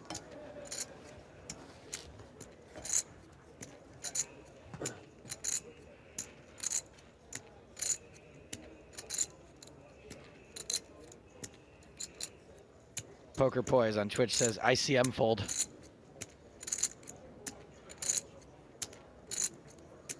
It's funny, last time he had aces, you were like, what do you think he should do? Just call? And I was like, yeah, he should put in a little bet. And then he just jams. We're both wrong.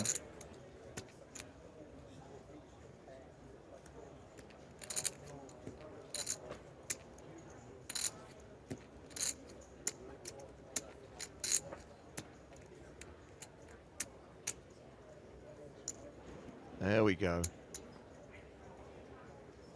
It's not going to be an all-in.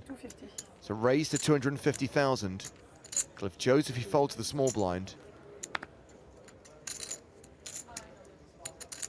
Michael Gentili's got deuces. All in. And he shoves and gets called. Raise, shove, snap. The start of day chip leader, all in and way behind. Now officially, it's Opelikin who's at risk, but he is better than a 4-1 favorite here. And should Gentili lose here, You know what they say should about aces deuces? hold, he'll be left with 1 big blind. That's I heard that nuts. Fucking knew it too, man. Yes. Wait the tank on the button. Wait the tank on the button. Well, this is exactly 2 minutes. how Opelikin wanted this hand to play out, assuming that no deuces show up on this board.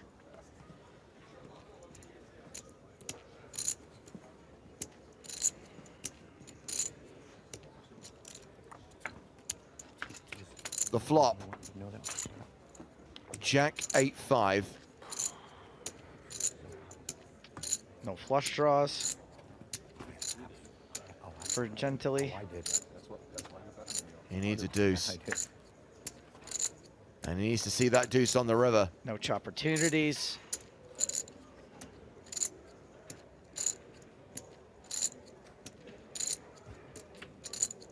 The river card is a king. Aces hold. Gentili's not out. He's not out. No, no, no. He's got Opelikin covered. Oh man, way to add insult to injury, because now you got to sit back down with like 3 chips. Don't take the microphone off. Oh, everyone's. Oh dear.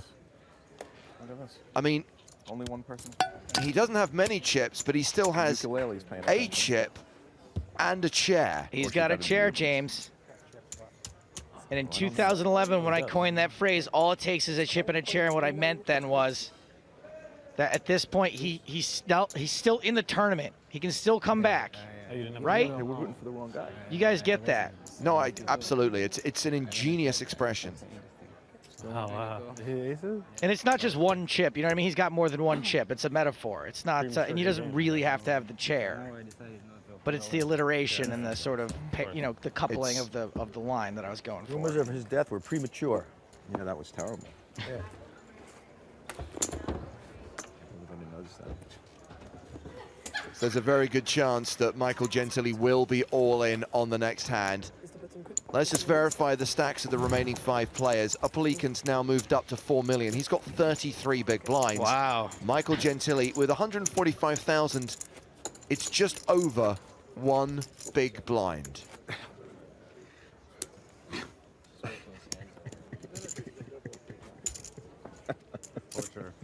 Oh, that is. He's got to do the whole handshake thing now again if he goes out.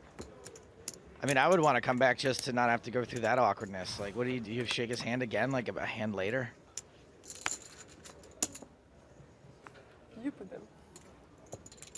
Well, Michael Gentili is in the small blind. Most of his stacks already in. I imagine the rest will be joining it. 275. Christian Harder opens under the gun with a raise to 275,000. A couple of folks on Twitch giving Gentili a hard time for doing what he did with deuces. I think that's pretty standard, man. I don't think there's any other way to play that.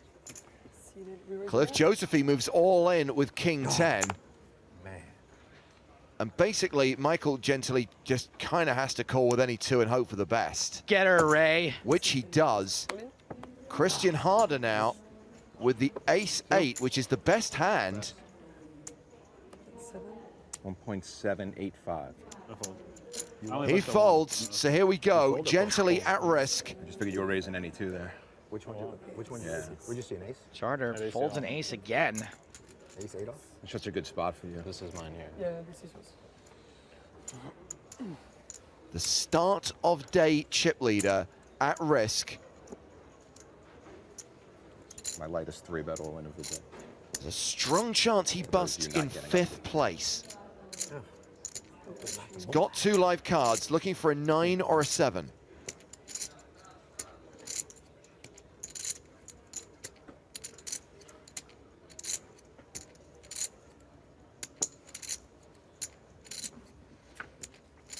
The flop It's me.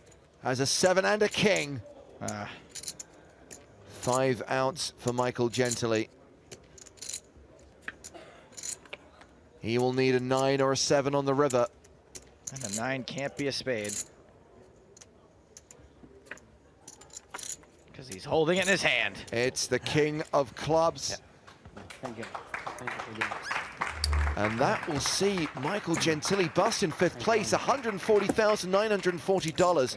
But obviously his ambitions would have been set considerably higher when he came into play today as chip leader.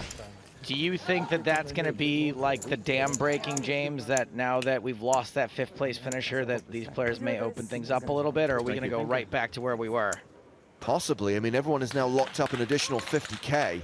Yeah, sit and No, obviously, you don't know. I mean, or you know. Had about Well, Cliff Josephy still the shortest stack with 18 big blinds. Christian Harder, the chip leader with 95 back, big blinds. Now, we made a lot of references to the fact that Christian Harder finaled this event in 2008, finishing in 7th place. The man who knocked him out of that final table, the man who went on to win the Bahamas main event that year, is in the booth right now. It's Elke from Team PokerStars Pro. How you doing? I remember the hand I knocked him out too, actually. He shoved with 7s and I called with jacks and I flopped jack 10-8. Never easy, you know. You still had 4 out, still had 4 outs and then you can break. So just to put things in perspective there, Elke, we started the day with 6 players. Hand 7, we lost Rasmus Gleason in 6th place. We then played 100 hands, 5 hours without an elimination.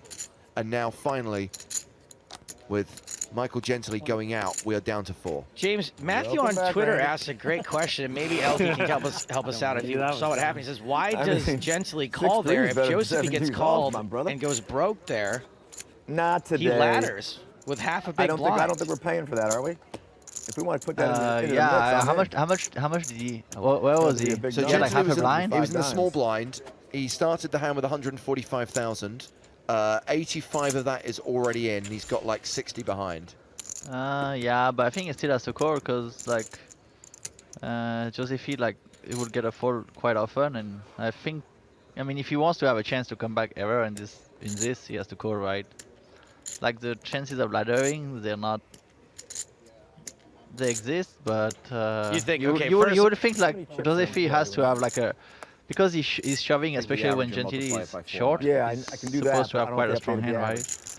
And you think They Harder don't is get the opening number of really players. They have to lighter do than that. he So we is. got 20 So computer, it does it automatically. It's that's so what I cool. think. So you think that Josephi's not going to call that often, and some of the time, when he does get called, he's going to double up anyway? I mean, he's not gonna double up every time. Obviously, there's sometimes that Gentili will ladder up, but if he ever wants to have a chance to like to get back into this, he definitely has to call when he invested like half his stack in already, right? He's got like sick odds, and also it's like it's pretty good spot because he can like quintuple up or something, especially because he's likely to get heads up, right? Yeah, I find it interesting that Matthew is criticizing Gentili's play, and then Jeff Godley comes in and criticizes Josephi's play, saying, given that the chip leader opened and Gentili is committed, shouldn't Josephi fold King 10 suited there due to ICM considerations? Well, I think that Josephi probably just saw it as a spot where Charter was going to fold like almost always. You heard him say, I thought you'd be raising any two. Yeah.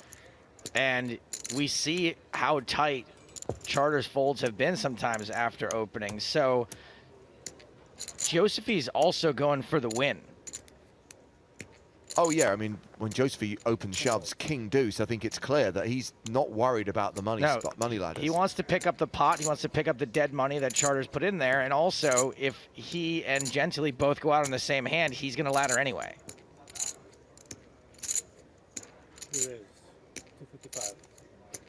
Well, the last hand was raise and take it for Christian Harder, looking to go 2 in a row here. Actually, it'll be 3 in a row because the hand before that, he got a walk in the big blind.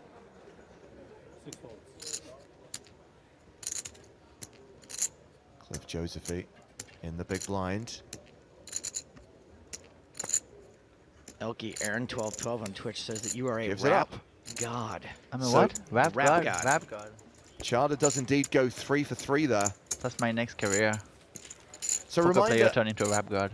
Of the $1 million card hunt competition we are running on the stream. Remember today, because it's final table day, we are giving away 3 $530 tickets to the PokerStars Championship Panama satellites on Stars. Start today's card hunt challenge, fire it up, start matching those cards in the puzzle window, and then while you're completing a puzzle, you need to win a hand with the Queen of Clubs. Once you've done that, and once you've actually completed the puzzle, it's crucial that you complete the challenge as well.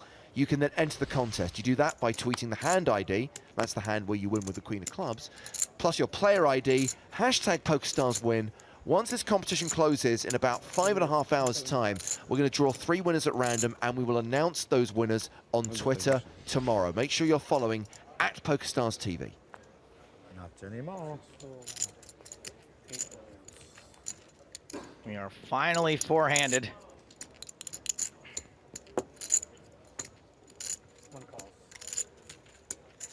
And Christian Harder is crushing. He really is, and he's doing it fairly effortlessly. He's just picking good spots. He's applying pressure occasionally. He's not going all wild with aggression. He's making some big folds. He's folded the best hand sometimes, actually, even pre-flop when the short stacks have jammed on him. He's folded some aces. He just folded the ace-8. I guess he was probably thinking that Josephi was shoved tighter because also Gentili is like committed, right?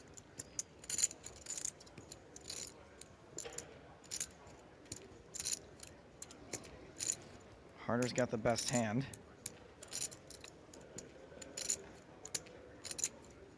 But he's facing a bet, a small bet. Yeah, he probably never folds here. I mean, in general, I don't think he will fold too often after he checks back the flop. It's a pretty decent flop to c-bet on if he. Vela gives up. Short on value. Harder checks behind. He's going to win this at showdown. Oof, was in bad shape. Yeah, I don't like Vela's bet too much there, I think, because Harder is definitely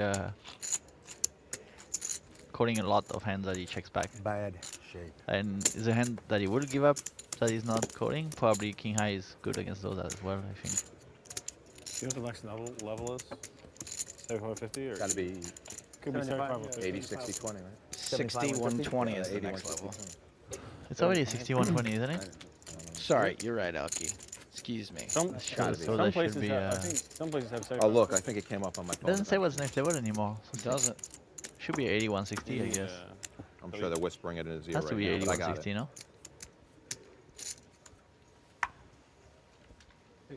81-60.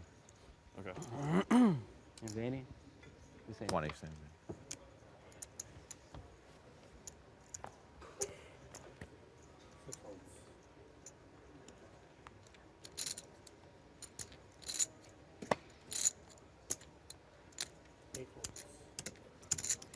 Axe is folded around. Send Michael Vella in the small blind.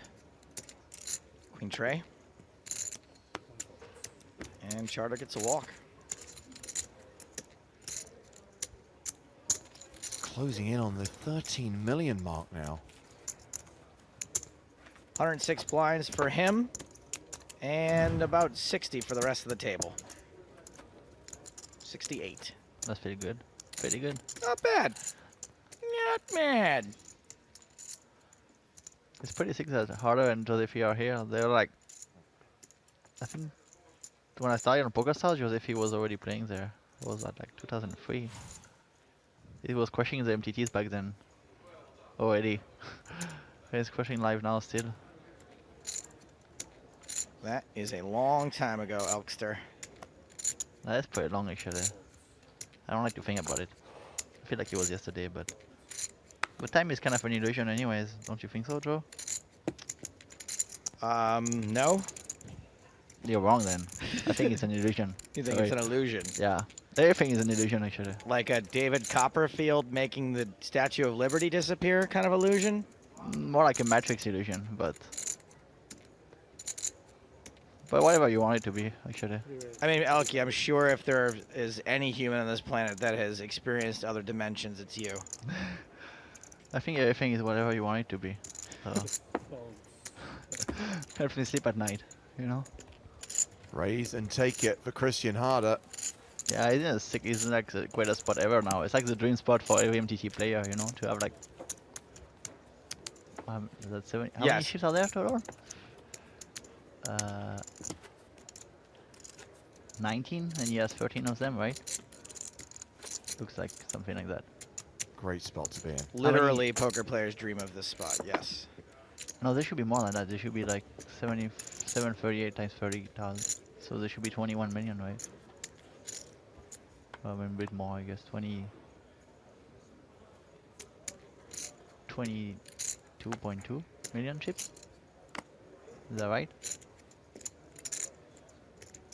Same for the total number of chips in play? Yeah. We got 3.5 plus 2.5 is what? 6. Plus 2 is 8. 8. So plus like 13, 21. There's like 21 million in play, and he's got 13 of them. There should be more than 20. If there were 738 players times 30k, it should be more than. Including 27 no-shows. Oh, sick. 27 no-shows. Why would they not show? I think there were a lot of qualifiers who didn't come. Oh, really? Why not? That makes no sense. James Benno apologized about his repeated question. I saw that. Although we do have a hand shaping up here. I tell you what, Benno, because you apologise, and not being funny, we were out just having a bit of fun with you. We will address your question after this hand. Vela opened with Queen 10 under the gun. Opelikin has Ace 10 in the small blind. Cliff Josephy still to act in the big.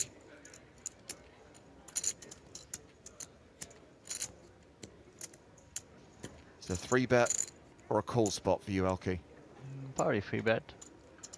Depending how Vela has been playing, but I think 3-bet is mostly better in this spot. So is it 2-betting? It is a re-raise to 600,000. That's a bit too. I would like it a bit bigger. I think it's quite small. I mean, even if he's obviously dominating, you don't really want him to. Even though he has very likely the best hand, he doesn't play like that great out of position. You don't really want him to get in there with like 8-9 of clubs or those hands. Well, Vela hasn't been opening too many pots, but he has shown himself to fold aces to a 3-bet, and he shows what? it. He folded aces to a 3-bet? Not that doesn't two seem like aces. that doesn't seem like a good fold. An ace. Oh, okay. And then another ace on another hand. Oh, I see. Okay, because It doesn't seem that good to 46 or free bet. No. Not what I was implying. LK. You can do it in satellite though, but then you probably shouldn't raise aces in the first place if you're gonna 42 a free bet. There's last year's winner, Mike Watson, strolling his way toward the final table. I could tell, James, when you asked him if he wanted to hand the trophy over for later that he totally didn't want to, but he's Canadian, so he was like, yeah, sure, if you guys want. I was just joking with him. I think he actually thought it was a genuine offer. To what? To actually literally hand the trophy as if you're passing the baton from like last year's champion to this year's champion. So he said yes? He said that if that's what they want me to do. Oh. I'm pretty sure that Mike Watson will be out partying at the time this tournament ends. He is, after all, the mad dog. Opalikin continuing flop for 460,000. And we have seen Vela make a couple of speculative floats, but I know these guys just aren't deep enough. James, just because they seem like they're a little rough around the edges doesn't mean they're not deep, okay? I'm sure that Michael Vela reads books. You know exactly what I mean. I'm sure he would understand when Elke says time is an illusion. Although, that said, any man who quotes Adam Sandler movies, I do worry about how deep they might actually be.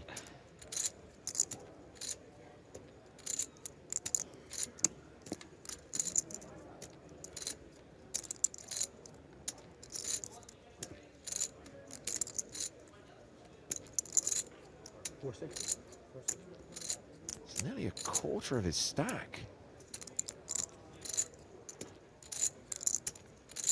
It's not the greatest spot to float either.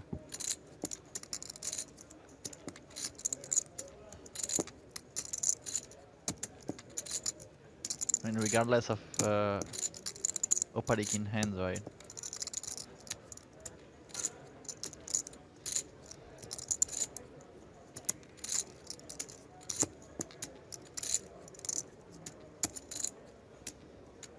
Wow, he does call.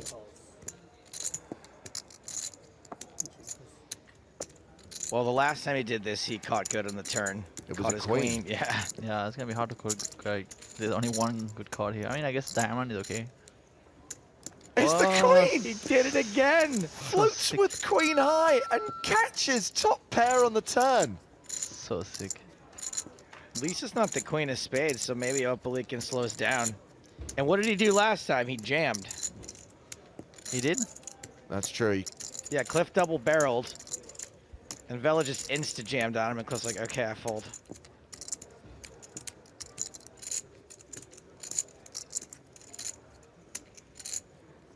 That's a secret then. Sick.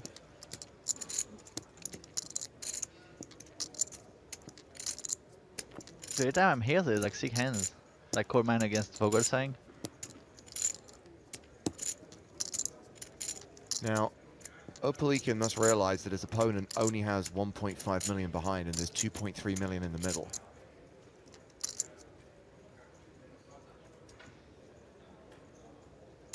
There's only one ace left in the deck because apparently Harder and Josefi both 40 and an ace. Pretty sick. One out. Doesn't feel too good. Oh wow, he is going to double barrel. Or not. I guess he's just trying to work out if he can make a legitimate bet that doesn't commit him to this pot, and I'm not sure he can.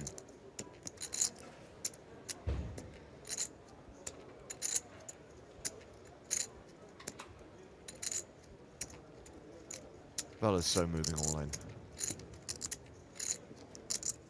I mean, whatever Opalikin bets is probably all in here, right?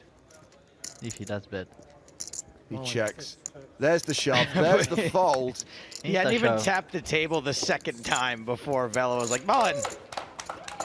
So I said that after that hand, we would address the tweet, the question from Benno, who actually answered his or her own question about how we know the hole cards without there being any cameras in the table.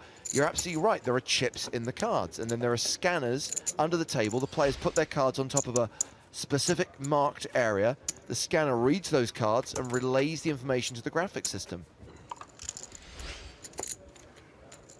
Yeah, it's pretty Love sick it when a technology. plan comes together. What show was that, Cliff? They have chips that do that too now, actually. They have RFID chips. I love it when a plan comes together. Come on, we grew up with that one. So you can see the A-team. The stacks without like having to count it. I pity the fool. I can tell you, because obviously we've looked into it, they are phenomenally expensive. Not to say that we won't one day see them used on our feature table or on our final tables on PokerStars TV. How much is one chip? $6. I'm all in. Cliff Josephine all in here from the small blind, 6-5. And they actually had the same hand, the Vela folds. Position you making that move. I can't remember the exact cost, but let's put it this way, right here, right now, it's probably not an option. I had a good blackjack hand also, Mike. Sounds like you were already there, baby. Sounds like you were getting 3-2. He did not have an ace in the face.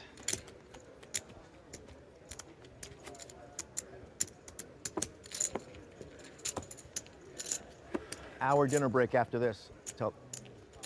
26 minutes until the break, and during the dinner break, we will show you highlights of the day so far. Elke is an official spokesperson for dinner, being what's for dinner. What are you having for dinner tonight? I'm going to Shima, actually. You know, the Thai food place? You don't know? Don't know. It's very good, actually. It's pretty new, though, so I think it's the best restaurant on the island, hopefully. It still is. It was last year, but hopefully it still is. I've been hearing you say that. I still don't know what the hell it is. I like Thai food. It's spicy. Oh, that thing you were smoking last night? Hit the dinner. It's what's for dinner catchphrase. I just need a yum. You just need what? No. Yum. Just say yum. Yum. Yum. Oh, like a big bomb? Yum. Yum. Nice. King, queen of spades for Opalikin. Oh, yeah, Arabic. My son would know what it is. He's going to, whatchamacallit, to study Arabic this year. I'm hungry now. Fuck. Oman. Opalikin opens to 260,000. He's now playing fewer than 20 big blinds after that hand against Vela. And Josephine is gonna shove. He's so into culture and all that kind of stuff. Yeah. There's no way he doesn't shove here. And, get involved. I'm all in. 0% chance. All in for 16 big blinds. Yeah, he's going to study Arabic, so. Vela folds 10 deuce. Opalikin should put a recording here. Christian Harder folds king 4. Yes, of course, especially seeing how aggressive Josephine has been playing. I mean, it never feels good though, those spots, you know?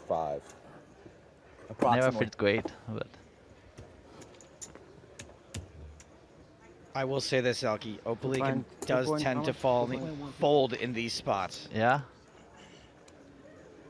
I agree with you. I mean, you might fold. It's not an easy spot, just like with the dynamic and seeing how Josephine has been playing. Even though I've only been here for 20 minutes, I'm pretty, like... He said I call, yeah. And that means we're off to the races. Cliff Josephine at risk, but marginal favourite with the 9s against the king-queen of Opalikin. Why did he make his face? It's not the worst thing ever. Actually, Opalikin's got less equity than he should have because Christian Harder folded a king. Good luck. Yeah, 44%. Not bad, though. Somebody's going to have 4 million. Somebody's going to be out. They got the same. They have the same stack. Classic race underway. I like the comment on the top left corner. It is a classic race. Classic race. And if it's like 6-5 against like pocket freeze, it's not a classic race. It's a classic-ish race. Like shirts versus pants. There's like 2.5. One of these two hands has a slight mathematical advantage. 2.4. Cliff Josephine officially the player at risk. If Opalikin loses this flip, he'll be left with 3 big blinds.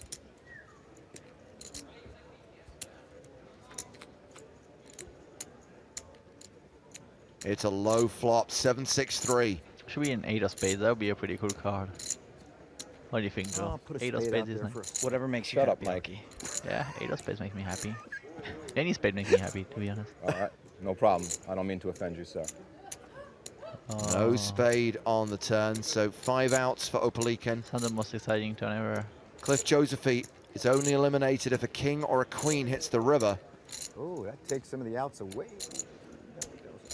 Huh? The river card is a deuce, and Cliff Josephine survives, and Alexei Opalikin is crippled. 2.125. Yeah, tough spot for Opalikin. There's not much he could have done here, I think. And Cliff Josephine is now second on the leaderboard, second in chips after that crucial double up. I'm burning up. Oh, sick. It's So new, cool. right? Cool. It's cool. Did you make the jump, Joe? Was that that you? That was me. Yeah. That was you, of course. You never see me bouncing around Paris doing my parkours? Not yet.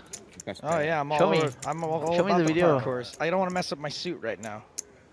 That I remember. I mean. Oh yeah, that's true. You were suiting up. I thought it was Mike Watson who hands the trophy, though. I was thinking All-American. Elkie, do you have Kenny Loggins' phone number? Kenny Logan? Yeah, Kenny Loggins. Who's Kenny Logan? Well, check out Alexei Opelikin's stack. He is firmly in the danger zone. Once again, Joe Stapleton makes the mistake of thinking that poker players will notice or be able to identify his cultural references. Yeah, but Elkie's not just a poker player. He's also French, and he's also from another planet. Yeah, that's So true. even less chances than Several so there's even less steps- chances, right? Several steps removed from reality, for They sure. don't have Kenny Loggins in dimension Who's Kenny Logan? LV429. Let me Google. Cliff Josephine has opened under the gun He with sings a King song 10. called Highway to the Danger Zone. That's all. Oh, that's a 3-bet from Michael Vella. Re-raising with Kings. Clangers. And Opelikin has already got most of his stack invested already. Calls all in from the big blind. Josephine folds. Here we go. I don't want to. And Vela is a pretty big favorite here. How do you like the man queens in this spot? 10-9. Opelikin, just a 16% chance of survival. Good luck to you. Fair. What a waste of 240. You did what I did. What? Same thing. You did what I did. I mean, you could have come over the top of me there. I don't know if you were going. No, I'm just saying when I had AC. Like, Opelikin's going to need to get super lucky to survive My play here. was reckless or not. And he is drawing dead on the Dead. flop. That's pretty sick. Feels bad, man. It's all over for Alexei Opelikin. We lose another player from the PokerStars Championship Bahamas final table. He exits in fourth, cashing for $191,420. Not bad for a guy who was here on holiday, had no intention of actually playing the tournament, but somehow binked a seat in a live satellite Oh, yeah? and made his way Sick. to the final 6. Wow, pretty sick actually. Yeah, not bad at all. Value holiday. Cinderella story. Here in Augusta. You can get a lot more holidays now. One big. Plus he gets to shake her hand. He made a full house too. He hits a 10 and a 9 and he busts. How unlucky is that? Pretty sick. Hit the 10 and the 9. Oh, that's gross. Sorry, you know. Well, at least it's that way. If it's pretty gross if he comes 10-9. Ace. So with Opelikin out, we have an I got an extra 240 all-American rounds final on your side. table. 3 players from the USA. American. yeah. I was just looking to eliminate the guy. Christian Harder, obviously, with the big chip lead, a 106 big blind stack. And pretty close between Vela and Josephine, 36, 32 big blinds respectively. The good news, James, is whichever American wins this tournament is going to be able to afford health care for the next year, maybe. And 18 minutes until dinner. I mean, not if they have a pre-existing condition, but, you know, if they're perfectly healthy already, they probably can. How much is first place? $480,000. Okay, maybe the first 6 months. That hand was raise and take it for Christian Harder. Still at the 60-120 blinds.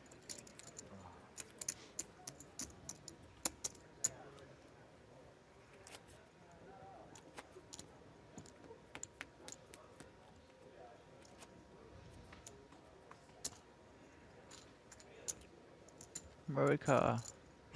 That's right. That's right, Elkie. Sing it. Where's your America flag coming up in the screen? Not a lot of value on those I missed that.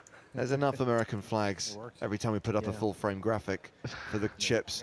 Richard Carter says, all this talk of dinner makes me think Elkie might need a potato soon. How do you feel about potatoes? Potato. I like to say potato. The end of his tweet says it's really cool when Potato. Elkie says it, and he was right. Yours is 260. What do you do? change it up. Potato. Potato. This potato's got wings. And Harder keeps crushing. He knows when to hold them, and he knows when to fold them.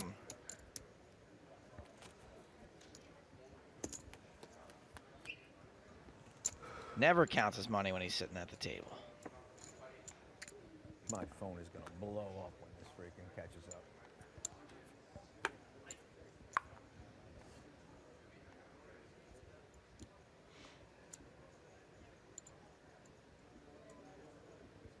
Why does he like the potato so much on Twitch? I need to get a potato emote. But it's just the way you say it, Elkie. It's probably the most enunciated I've ever heard you say a word. Potato. You hit every letter somehow. yeah, because I was actually learning Japanese, and you know the Japanese symbol, and then I was like saying potato. So Vela raises small to big, and I think this is probably going to get a fold. No, what sure the fuck? enough. So we decided to send Matt Broughton down to the tournament floor, and he spoke to Michael Vela's girlfriend Jessica and her sister Laurel. Let's hope he doesn't snog these ones. So I find myself inexplicably with Michael Vela's girlfriend Jessica and her sister Laurel. Hi, nice to meet you. How are you? Nice to meet you as well. Lovely. I think we got a rapport instantly. Can I ask, first and foremost, are you enjoying being in the Bahamas? Absolutely. We try to come every year, actually. Oh, really? Yeah. So how many times have you visited before? Well, I think this is our third or fourth time, but I could be wrong. Okay, and do you normally travel around with Michael when he plays in these live events? I do. I love to. And the best part about Mike is that if he wants to win something, he does. So I just can't wait to see what happens today. Okay, now one thing I'm sensing, apart from lacking chips and cards right now, is he's lacking anyone to chat with. Yes, that's his character. He just loves to keep talking. He's a talker. Is that like just part of his game? Is he just enjoys the social bit, or does he do it from a strategic point of view to try and find out what people are up to? He's absolutely all about strategy. Okay. And do you think, because we found him sort of mumbling to himself a bit and singing songs and no one really joining in, does he mind that no one's ever listening to him, or is that his shtick? He doesn't care what other people think. Oh, no. No, he's definitely his own character. Is he used to playing with, like, does he have a local gang of guys he does. plays with, and they're all like Michael Velas? He plays local, and I have to say he hasn't played a lot since '07. So what happened was in the beginning of the year, I sat with him and I said, you know what, it's time. It's 10 years since the last time you won. You better get it done. So has he not been playing regularly since then anyway? No. Oh, wow. No. Oh, so this is an incredible comeback. Yes. Yeah. And predictions for where he's going to finish? First, which means that's going to be some... We're winning. Oh, really? Yeah. Because that means it's going to be a while. So I was just wondering if you'd like to come, there's like a sauna just around the corner. And we probably should. Yes, let's do it. I'm in. No, I'm going to watch. I'm going to railbird the whole time. Yeah. And on that bombshell, back to you. Well, that was creepy.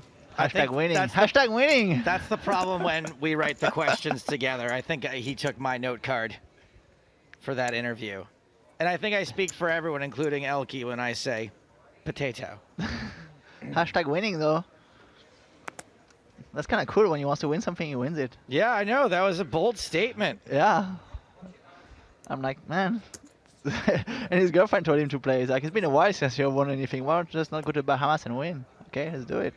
Good plan. Yeah, if Matt's wife is watching, he accidentally took my note card for that interview. Or not. It's okay.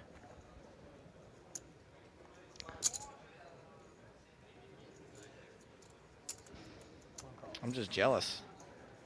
And Vela is defending the 9 deuce. I will check, sir. Suited and checking in the dark. One check. He checks in the dark most of the time. He's gonna check fold. Ace, Queen, 6, 2 diamonds. The flush draw, Christian Harder, and he does continue. Potato. What? I mean, I would say what because he calls, not because of potato. Oh, seems like a pretty optimistic call. He does float in some weird yeah, I mean, situations. That's Watch him hit the 9. Watch. Oh. That's not the really great spot to float, no matter what Christian Harder holding is.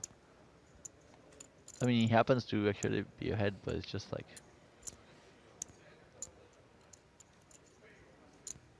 he's like way behind like any 2 cards on flop, and not many good runners that he can hope for.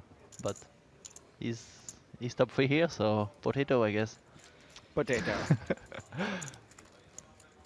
So Christian Harder wins another pot. Stack up over 13 million now.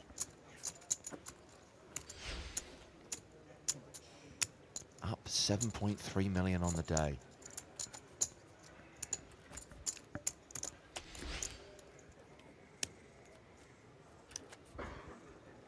All right, so let's make a deal. If he folds, you ship it in dark, I'll call it dark, and we can play him somebody can play him heads up.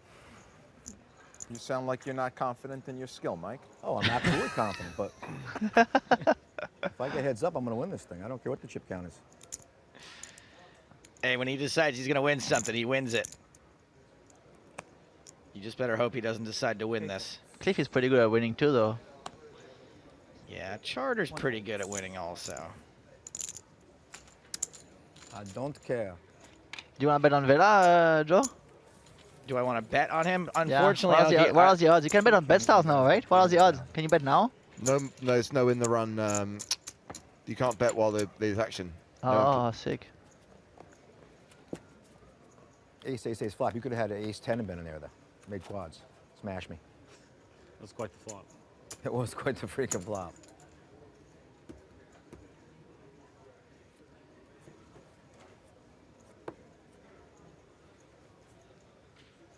Wow, I really didn't think you'd have started a discussion about medical insurance on Twitter. Thanks, Joe. Joe can do anything. Somebody said He's that guy. it's the most ignorant thing I've ever said. What Which is? you must not have been listening very Yeah, long. Joe has said like so many things that he doesn't even remember what's the most ignorant thing he ever said, probably. We're in big trouble here. For sure. Vela button raises with nines. Christian Harder with sevens in the small blind. Is he calling or three betting? He calls. I just can't squeeze one out. I'm trying. Wait, we're going to leave that one alone, too. We're going to leave that one alone as well. All right, fair enough. Too easy. I got you. It's unlikely he goes into firework though. Once he just calls free flops from the small blind, I think. There's gonna be too many overcards coming. Yeah, there you go. Like this. Sure Sequid, enough. the sequid on the flop.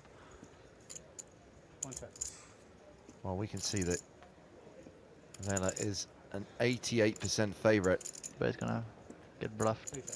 One check.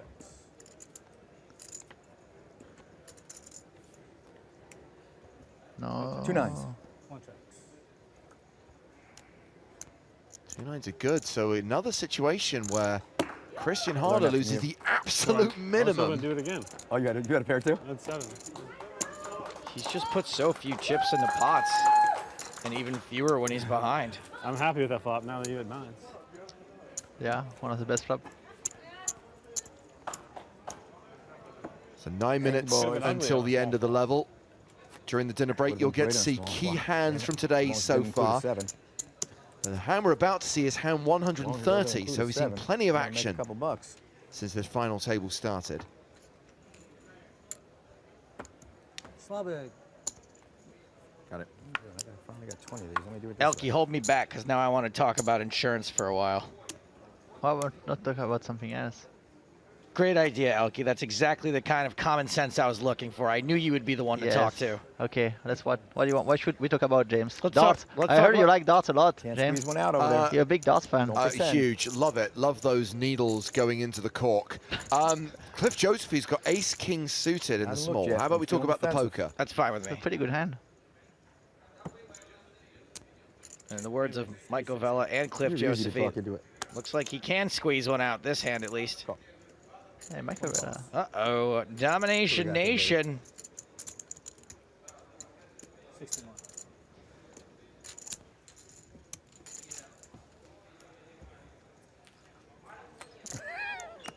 So if he has the best hand, and he's pretty confident in his poker skills, but it's not the greatest flop for him. Go ahead. Pretty much one of the worst flop, actually. Well, we got spades now, Yeah, too. pretty good. One check. Check to the river. Check. Go All check, right. check. Ace high is good. Yeah. One check. Ace high is good. Ace high is good indeed. Glad the king didn't come. Touching bullets. Very nice. Thank you. It is very nice. The way you raised that pot and checked it all the way down, you crushed it. Very nice. Very nice. Potato. Potato. So what do you think they're gonna have for dinner? I don't even know what's for our dinner. I hope some vegetables. Maybe a potato. Potato is not a vegetable. You're getting though, there, is baby. it? You are. Is it? Potato is a vegetable, yes. Oh, sick. It doesn't count in like your vegetable food group, but it Yeah. is a vegetable. Michael Vella in the small blind. That's ace-4. He's raising it up to 300,000. He is indeed. And Christian Harder has Jack-8 of diamonds.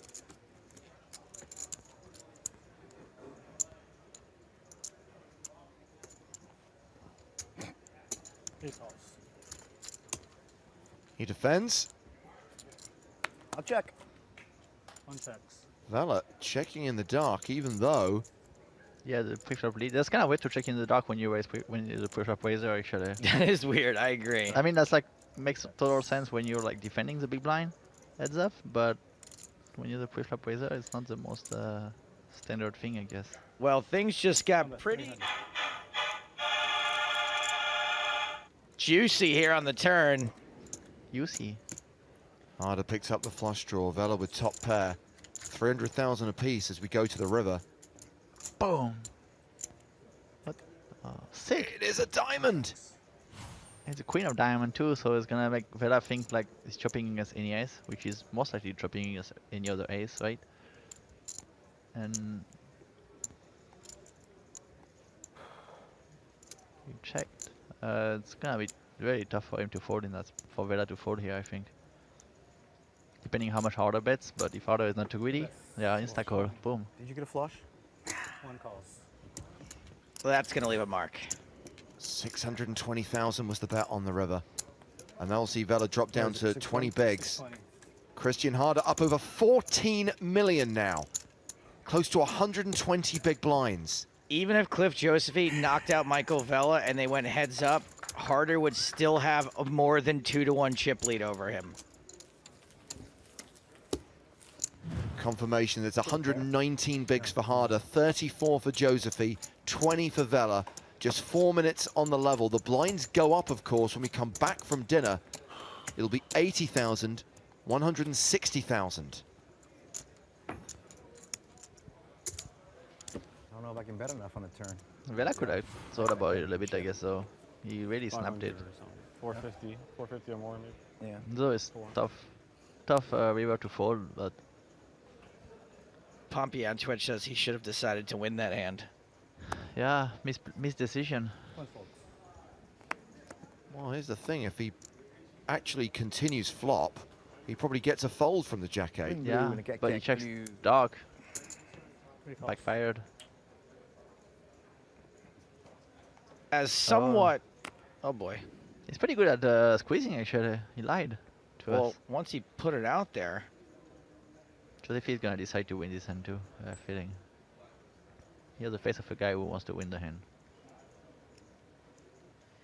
You know, even though I thought it was kind of silly that Vella's wife said that when he decides he's going to win something, he wins it, right? It's obviously a bit of an exaggeration. The fact that she has so much confidence in her husband and just has his back 100% like that, man, I wish somebody had ever loved me that much. Maybe my mother. That's about it. That's good enough already. Except she'd probably be like, oh, you won, but it was not a very big field this year, was it? There'd always be something wrong with it. All right. So Josephine's raise to 375,000, King called by suited? Christian Harder. Josephine with pocket jacks and a 69% chance to win wall. this hand, but it's actually quite much higher I gotta because make a bigger bet in the turn. 69 if they go all in. Those are like the statistical odds if they're all in pre-flop, but because Josephine has position and there's a lot of flops that Harder is gonna be folding, he won't be able to realize his equity. This is probably one of the flops that is gonna be it's close actually, but 5-3 deuce, so the gut shot for Harder. He checks the action to Josephine, who's still near enough a 3-to-1 favorite with the overpair. He continues for 275,000. I mean, I'm playing there to get chips. You know? I think Harder has to call here. It's close, but small c-bet.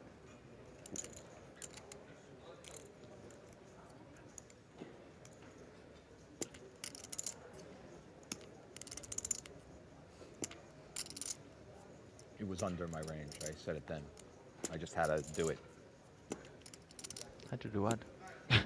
He's talking about a hand earlier on where he shoved with King Deuce of Diamonds. Oh. A hand which he said was below the bottom of his range. 700. That a raise? From Harder? Sick. It is. Check raise to 700,000.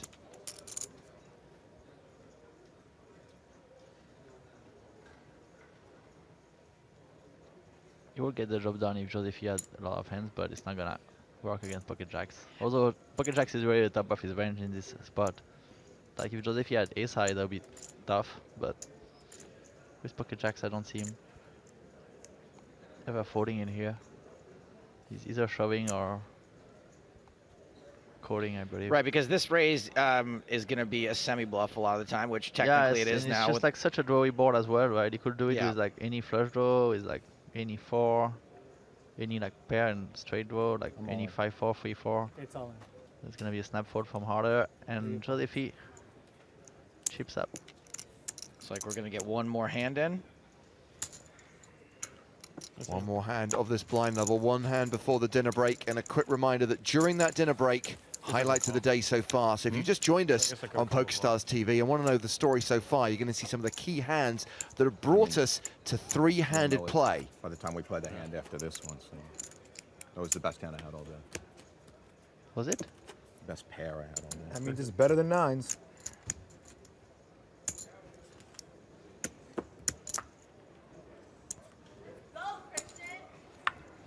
Ah, Maria Ho.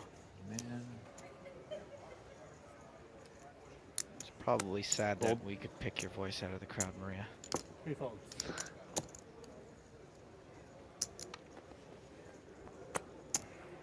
We're done. Mike, how many whites do you have? 7? Plus what's, yeah, so 8. 2,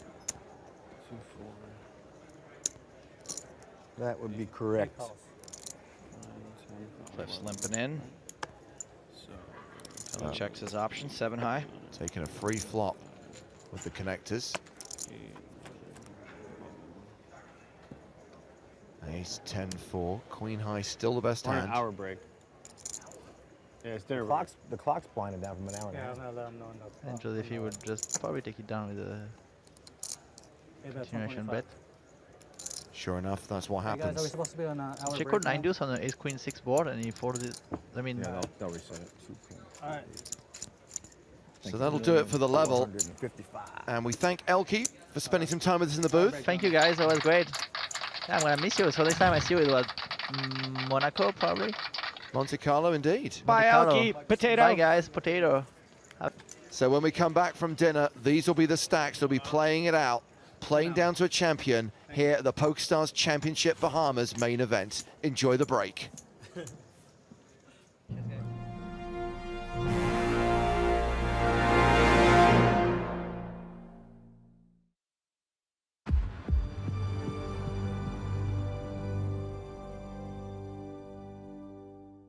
was the 135. Under the gun raise with ace 10 of spades, 135,000. Folded around to the blinds. Christian Harder in the small. 135. 135.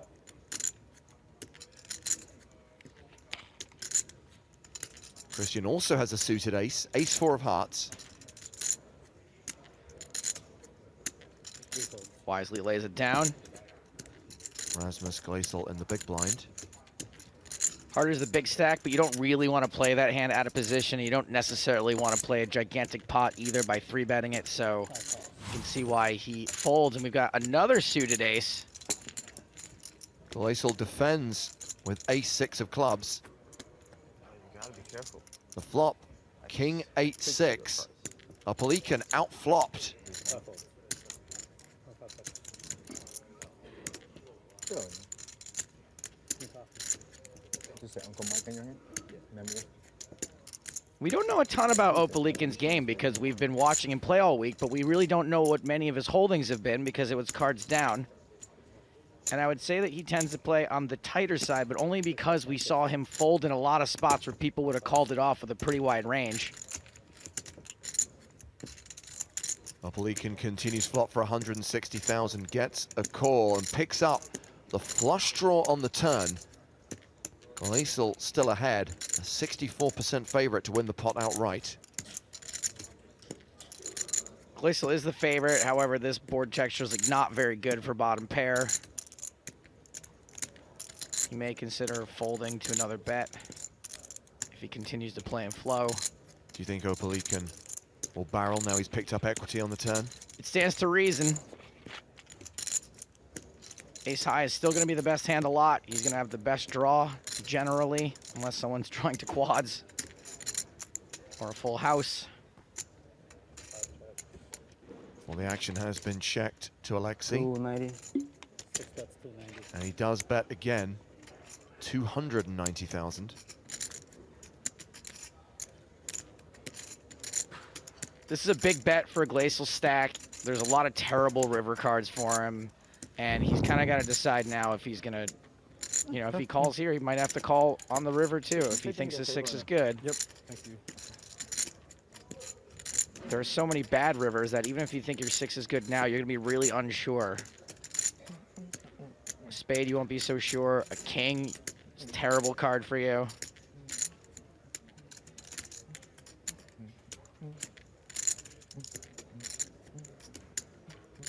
That's if your 6 is good to begin with.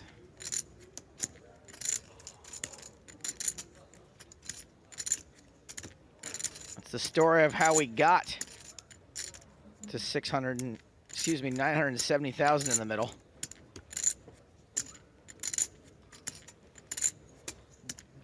Glacial lets it go on the turn. We see him fold the worst hand. I don't hate it.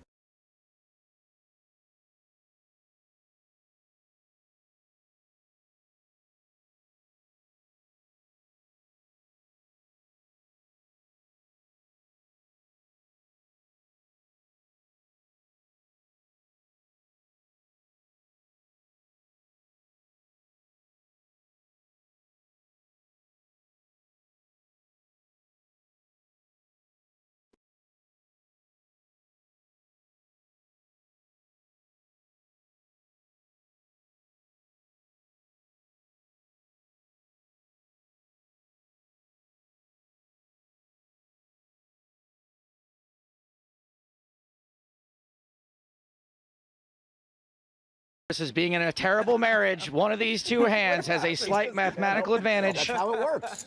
Whenever somebody says I have one, it's in the window. I'll bet you there's a king in the window. How much? I'll bet there isn't. How much? Oh, really? All right.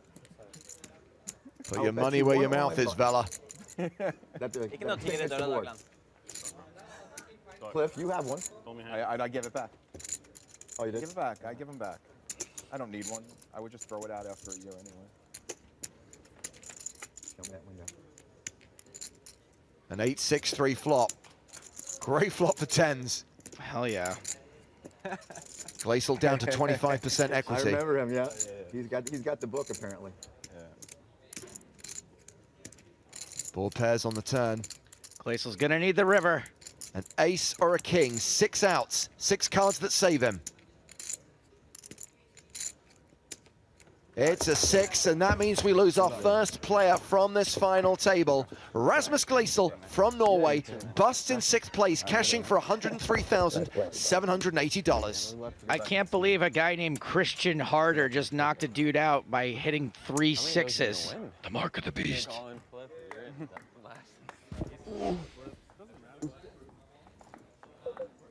Great. Yeah. I think I have to. I'm a lot jealous, I'm not gonna lie. So what are we playing now? Great question. I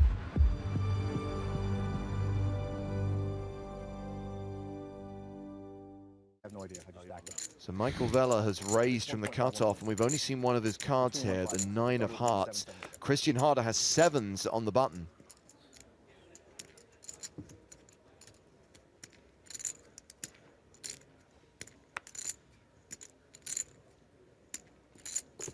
Little one-eyed poker. I like it. How you doing? Pretty good. Yourself? Good. Harder. Thanks for asking. Plats on the button.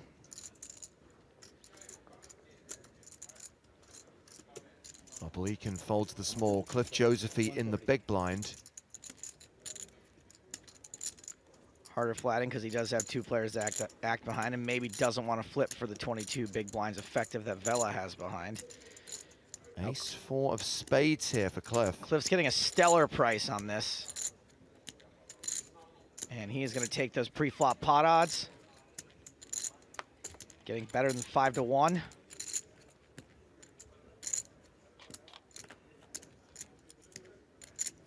Ten, 6, 3. A pretty good chance that Christian's still ahead here. I don't know. I like Vela for having pocket 9s. That seems like the most likely holding. Now, we do know that he does get a little frisky. He gets out of line sometimes. What about Jack 9 of hearts? Yep. Ace 9, King 9. All of his most likely holdings aren't doing so terribly in this board. So he's continued for 210,000. I would expect Harder to call at least one street here. Obviously, Josephy's completely whiffed. Got to be getting frustrating for him.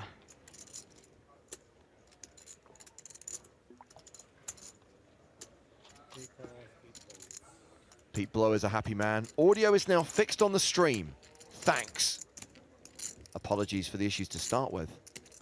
I will find the person responsible. Ace on the turn, so we know Josephy would have turned top pair, but we got 3 hearts out there now. And I will hurt them. You gonna hurt the hearts? No, the audio person. Yeah, I don't think so. So obviously not Ace 9 suited then. Nope. Can eliminate that one.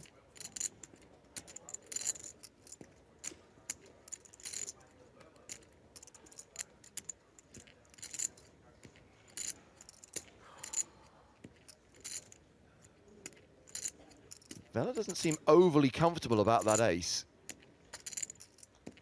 Yeah, he got a little fidgety. And checks. Unless he's putting on a great acting job. If he has got a hand like 9, 10 of hearts and has just gone from top pair to a flush. I don't put it past him. Guys like Vela, you know, they're not game theory optimal players, but they will employ some other tactics. And I think that when you're playing against folks who are used to playing online and used to playing really experienced GTO players, that they sometimes can get a little confused. But coming back to what you said at the start, Joe, which is obviously he was raising out of a 20 big blind stack. Is he really going to be doing that with a hand like 10-9 suited or Queen-9 suited? He's capable, and I think if he bets here, then I like him probably more for hearts than I did before, because I'm not really sure what this bet is if he has pocket 9s. I don't know if it's a bluff or a value bet. So 300,000 into 920,000. Less than 1/3 pot. Given that we know what Christian's hand is, I think Vela's going to have the best hand here regardless. I don't see what hand he could have here that isn't beating 2 7s.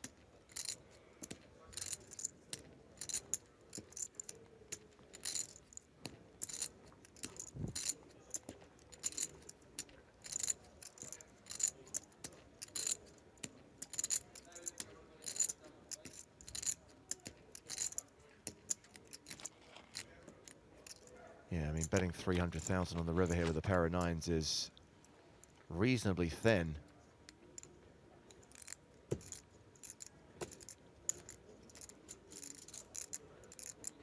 mean, it's just a weird line he's taken in the hand totally, and I think that's why Charter's having a tough time making a decision. I mean, this is a very enticing bet to call, and Charter's probably wondering why, if he was bluffing, why he would even ever bluff this small. I mean, look, if he's got pocket 9s and he's making this bet specifically to get called by like a 6 or a pair of 7s or a 5, then brilliant. But I just don't know how you can know that.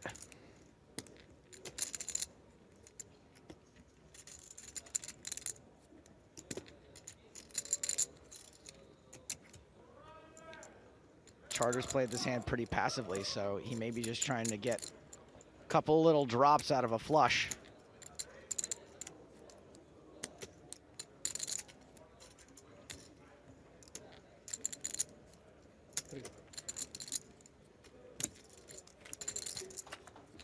So Christian lets it go, and I guess we're going to be playing What Did He Have for the rest of the day. You'll know in an hour. Actually, we won't.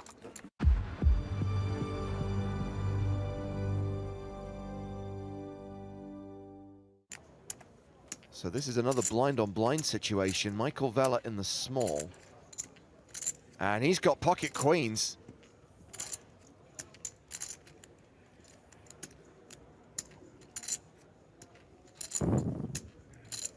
A reminder that blinds are 40-80. Good. And he decides to trap by limping. Christian Harder in the big blind also has a pocket pair. He's got threes.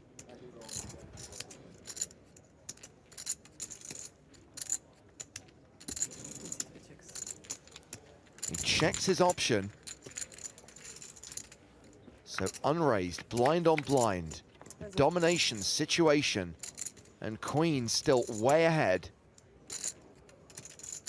Michael Vella was roughly 4-1 favorite pre-flop. Now he is a 9-1 favorite. He bets 100K. Gets a call from Christian Harder.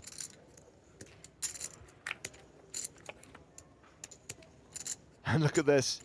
Vella improves to top set on the turn. Christian Harder now drawing dead.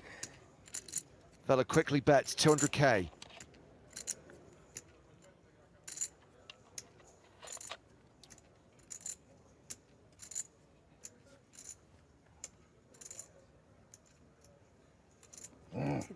And Christian Harder folds. Well, let's welcome to the booth the man who's made me very jealous by getting to kiss Rasmus. Nice shot, Mike. Thanks, bud. Matt Broughton. That guy has got a tongue like an electric eel, and he likes the taste of a man's tonsils. Sorry. Whew, still feeling a bit giddy. Yeah. I'm trying. Our only exit so far today. Rasmus Gleisel out in 6th place. 5 players remaining from the 738 who started. Hello, everybody. Welcome to the final table.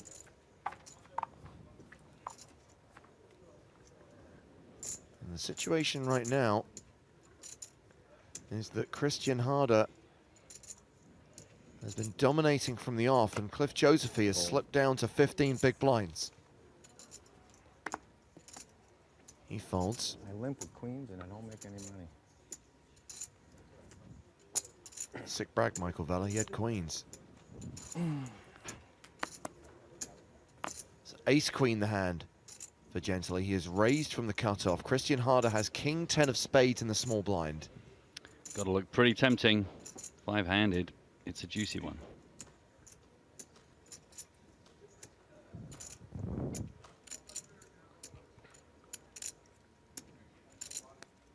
Let's quickly handle a question on Twitter from Dimitar. Remember, the hashtag is PokerStarsTV. He says, guys, what are your usernames on Stars so I know who to look out for on the tables for those bounties?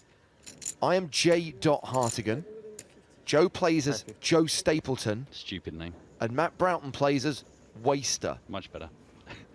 So J.Hartigan, Joe Stapleton, Waster. Those are the 3 players with $100 bounties on their head in the PokerStars TV free roll, which now has 26,000 players. So 3-bet from Christian Harder. He has re-raised to 550K. And Gentili with ace-queen and the advantage of position, we'll probably call and see a flop here. The 2 biggest stacks at the table. Not sure they'll want to get engaged in some crazy pre-flop leveling war. No, agreed. Unlikely to go 4-bet crazy. Lovely hand to see a flop with. If either of these players hits, means the other ones will too, I guess. Well, Gentili outflopped by Harder. Christian with top pair.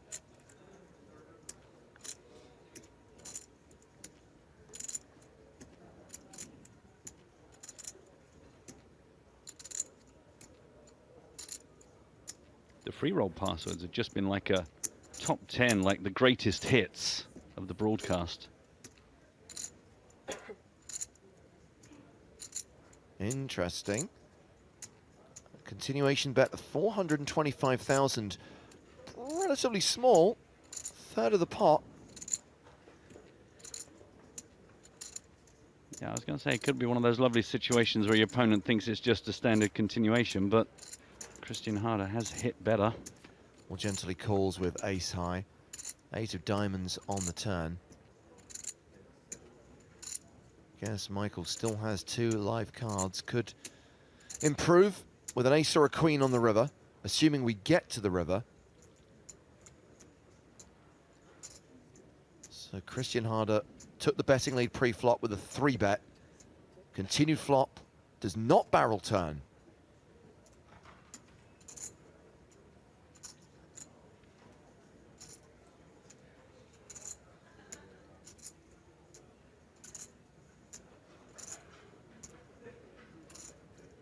Yeah, double flushing board, I guess, slow it down. If the board completes on the river, you've got a smaller pot to try and play with. Meanwhile, ace is full. Gives you credit, Matt, for your Blackadder Lord Flashheart reference. Love and miss Rick Mail. Was Rick one of those we lost during 2016? No, he was a few years ago, I think now, sadly. At least a good couple of years, if not 3. So check, check on the turn. Board pairs on the river. I think Christian goes for value here. No, he checks. Check to showdown. Well, it's not an insignificant pot, 2 million. And that will see Christian Harder move back to the 7.5 million mark. 7.6 million if you want to be precise. I would rather be.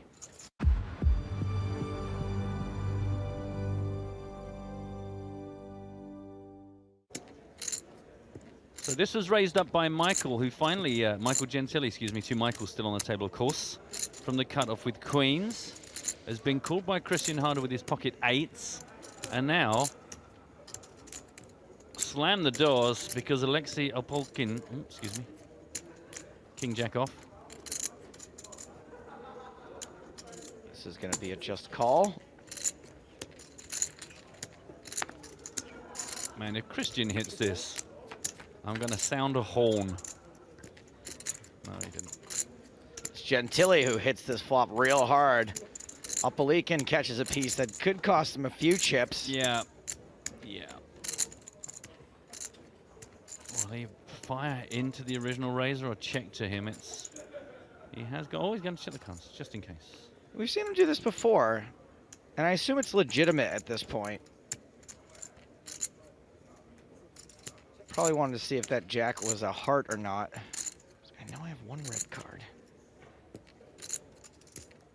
So checks to Michael Gentili. Got to decide what to do with this. Remember when you interviewed the 6th place finisher Rasmus, and he said that he thought about checking that 9 would have been really bad? I agree. I think that the set of 9s he flopped in the first hand. I think betting's the right move there. A couple people gave him a hard time in the chat saying that, oh, why didn't you check? That's playing results. Yeah. You know, we can see the whole cards. You got to bet these hands in these situations. This is a little bit different because we can see that there's a hand that can call him. But, you know, there's a straight draw out there. There are straight draws out there. There's a flush draw out there. There's lots of ways your opponent can catch a piece here. And you want to not only give your opponent free cards, right, when you check, yep, but you need to build a pot when you have a really strong hand. You want to be able to make sequentially bigger and bigger bets on the turn and river. So you need to start building a pot now. And sometimes when you bet your set, your opponent's just going to fold, but that's the way the cookie crumbles. 1.8. Yeah, something, yeah.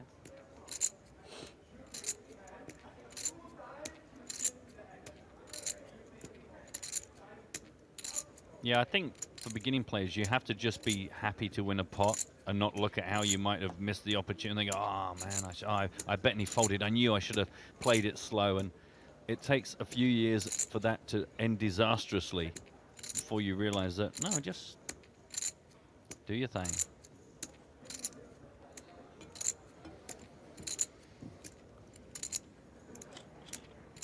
Hopefully it may not even call a second time. given that the chances of his hand improving aren't very good, and even if it does, you know, he's got dirty outs. If a heart hits, a king hitting could make some straights. I'm the nut low.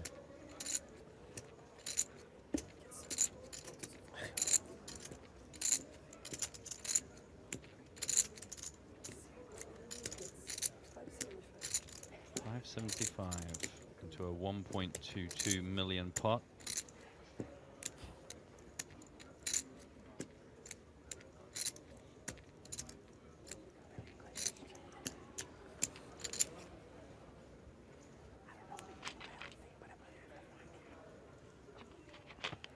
By the way, Joe, don't forget to keep quiet so we can hear the table check. Right, I'm so. If you can just I'll shut up now. Keep it down a bit. Yeah.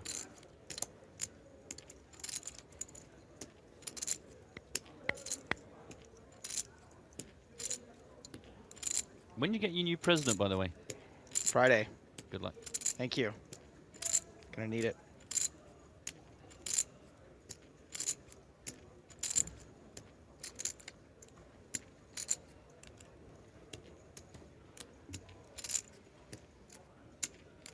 Yeah, it's gonna be a good day. Probably gonna drink. Big party planned. Good for you. Oh, over a minute thinking about this one. Well, there's no benefit to me making another level. Good point, well made. Well, it's all over for me. It's like when your mom tells you, like, well, I guess I'm just gonna rot here and die for the rest of my life. Don't bother calling or visiting. Michael Gentili takes that one down, gets himself up to nearly 3.4 million.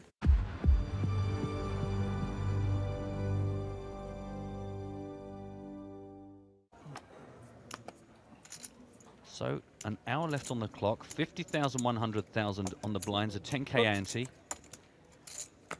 And this is an under-the-gun raise from Michael Gentili with his King 8 suited, called by the short stack at the table, Michael Vella. Jack 10 off. Blinken deciding what to do with his suited ace-3 in the small blind.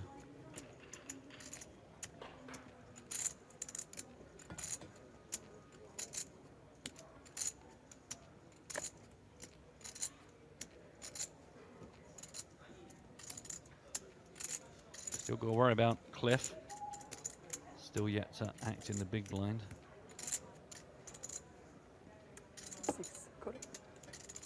Got a great squeeze spot for the big blind. Johnny backs 2 5s. Probably not a hand he really wants to squeeze with, I don't think, unless he's ready to rip it all in. I mean, it would look incredibly strong, wouldn't it? It would just be an absolutely fearsome move for a guy. He just kind of destroys the value of the 5s, though, if he does that, I think. Yeah. The 5s kind of are the cards that you don't want to play, but it gives you the idea. Who's FaceTime? But with Michael Villa being so short and ICM considerations being our mistress. They're giving you kudos for that last one. I folded easily. Just like sound off. you're in there. Yeah. Do not disturb. Yeah. But Yeah, it looks like he's going to play it safe. Just take a flop. 4 pairs. You heard the lady. 4 players, a pretty rare occurrence. Jack 7, 6, 2 clubs out there. Wicked Dells on Twitch asks, how do they decide seat position on the tables? Is it just starting sack size order? No, it's random. Random. When we got down to 9 players, they did the last random seat draw of the tournament. And they have been in these same seats ever since. That was well over 24 hours ago. Well, just about 24 hours ago.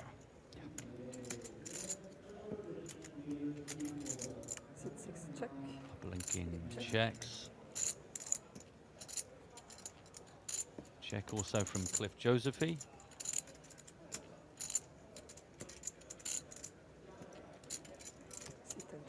Michael Vella must be bouncing up and down in his seat, and he does indeed get it all in.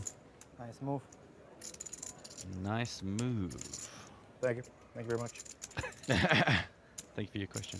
My friend Elvis used to say that. What? His friend Elvis used to say that. He's not dead, you know. Oh dear. I'm not talking about him. I'm talking about Elvis. I like it. This guy's TCB.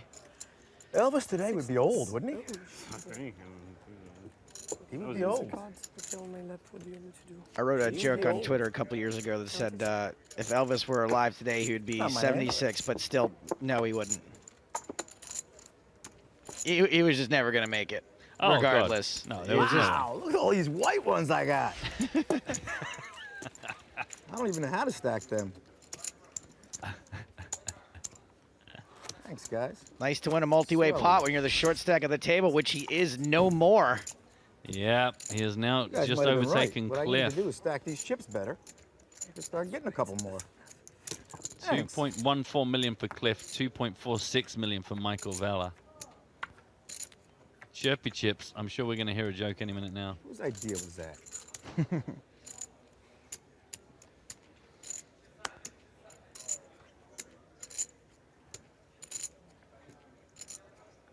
I very much enjoyed your intro for Michael Vella, by the way, Joe. Props. Very nice. He didn't seem to like it that much. Yeah, I thought he would. I thought he would give you a smile for that, but I think that I wasn't broadcasting to the room as loud as I normally was. I Right. think that maybe they couldn't hear me.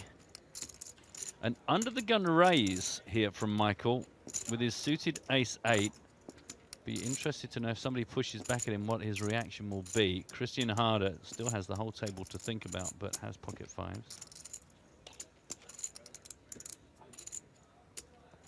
Thinks better of it.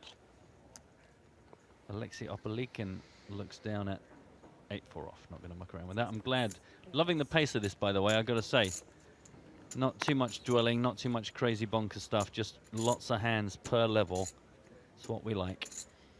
This looks like a pretty easy defense spot for Gentili.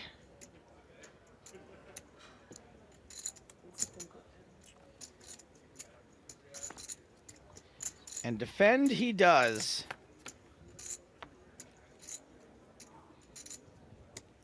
Well, that is how you hit a flop, ladies and gentlemen. If you're looking for a book, wow, just take a picture of this screen and refer back to it.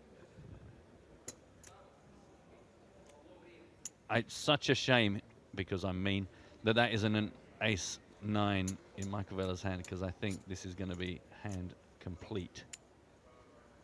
400,000 to call. I mean, I guess he can feel indestructible and just throw some rope out there.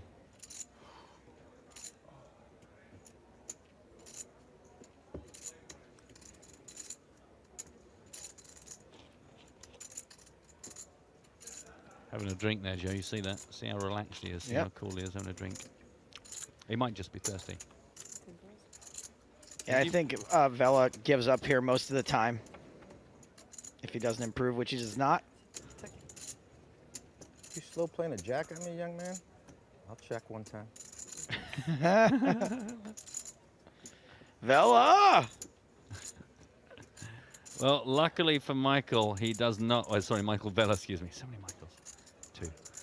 He does not improve on that river, because if the ace had come down, I think he would have found himself in a bit of a spot. But it's a king and it's a third club. 1.4 million in the middle. I think Michael Gentili can feel pretty secure that if he checked here, it would get checked back. Is there any way to get some more money for this monster hand that he's flopped? Yep.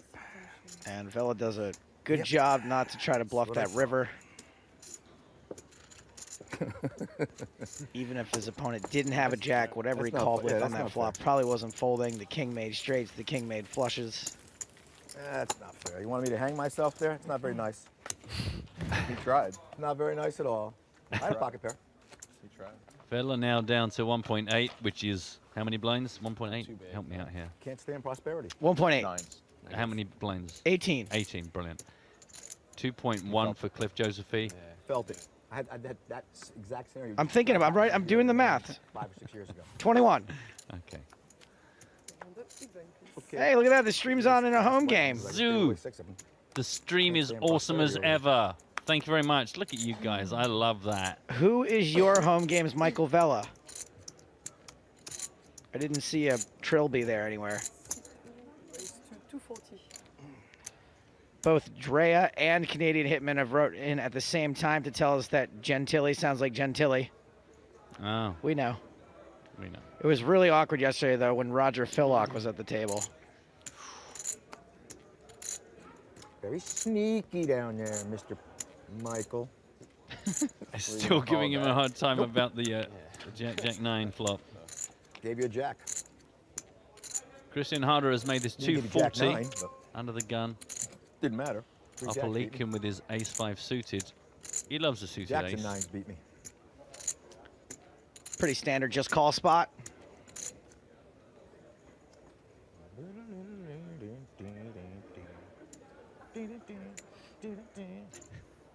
I do like having Michael Vella around the table. I do wish, yeah, he had something to play with, though. Yeah. I kind of wish I could just go down there and just have a little arm wrestle with him, a little wrestle, a little tussle. Vela de Bella Is that two what? would have been a good pairing. Like chocolate and peanut butter. 3 very playable hands in a short-handed game. Come on the flop. Well, that is awesome. Thanks for that. Thank you, Fate. It's all spades, of which our 3 players have none. 10 high, 10-8-5. The 10 has connected with Michael Vella. I would imagine that he will play this hard and fast if there's an opportunity. Or he might just check it all the way down just to see if he can pick up this cheeky pot. But opportunity knocks for Alexi now. All in. Wow. Well, I said hard and fast. I wasn't mucking around. Man, that is a risky shove. He's just going to get worse hands to fold and better hands to call, usually. It's a basic style, but I keep saying this guy's got down to the It'll only last cost 5. you whatever that is to find out. What spades you have? Spades? Jack? Who said anything about spades? I got no stink. I don't need no stinking spades. Badges? We don't need no stinking badges. I like how he looks at Cliff every time he makes a reference. He knows the kids aren't going to those get. chips for a little longer than one hand. Hey, boys! I thought there was a chance he was calling. That's folding so quickly. I wish he would have called there. Well, yeah, now Had that a he little folded. double up, Steve.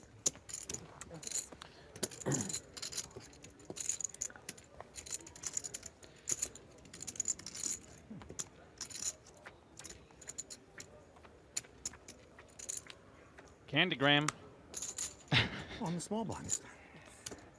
Put that out. I'm going to get myself a small picture that of over to Cliff, my friend. Josephine, and every time I make a reference that's 25 years or more, I'm going to look at it in my wallet. I made a decision on break. I'm not fighting you for blinds. I did a Blackadder one earlier on that I think 3 You'll be people happy to got. know. That'll You're count. sitting there thinking, oh, that sounds like a good Alexi plan. has folded. Cliff in the cutoff with an 8-9 off. I'm going to let that one go. Michael Gentili is out of there. Michael Vella, pocket 3s with just Christian Harder to get through. Got to be tempting. Another reason he doesn't want to necessarily rip it in the way he has been, too, is that he's not the shortest stack anymore. No. It's pretty close, but he isn't. And look, it's all on Yeah, him to this do guy his is style. I don't think it's certainly like not a terrible thing. Flopping a set, that's one way to get some chips back, especially when your opponent catches a piece too. Yeah, and the king of clubs is no longer relevant, and I'm not planning to mention it. Oh, look at him, he's doing his best. Oh, I hate this. Oh, full house bear.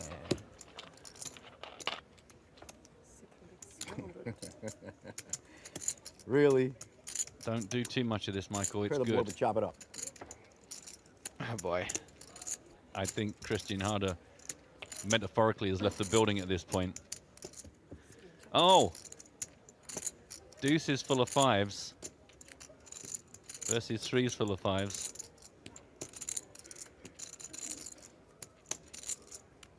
I mean, this board's just run out perfectly for Michael Vella.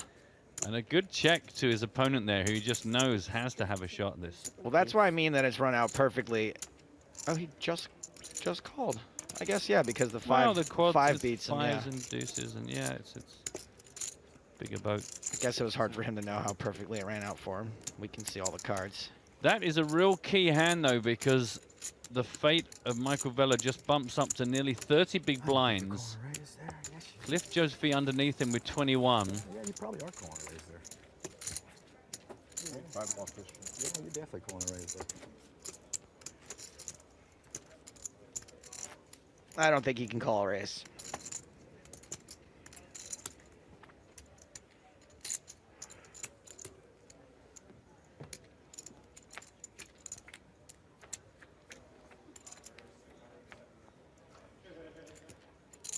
Costas asks, why can I not find the Greek live stream? Matt, do you want to tell him? Why can I not find the Greek live stream? Google harder. Let me Google that for you. Costas, there is no Greek live stream. That'll. A lot of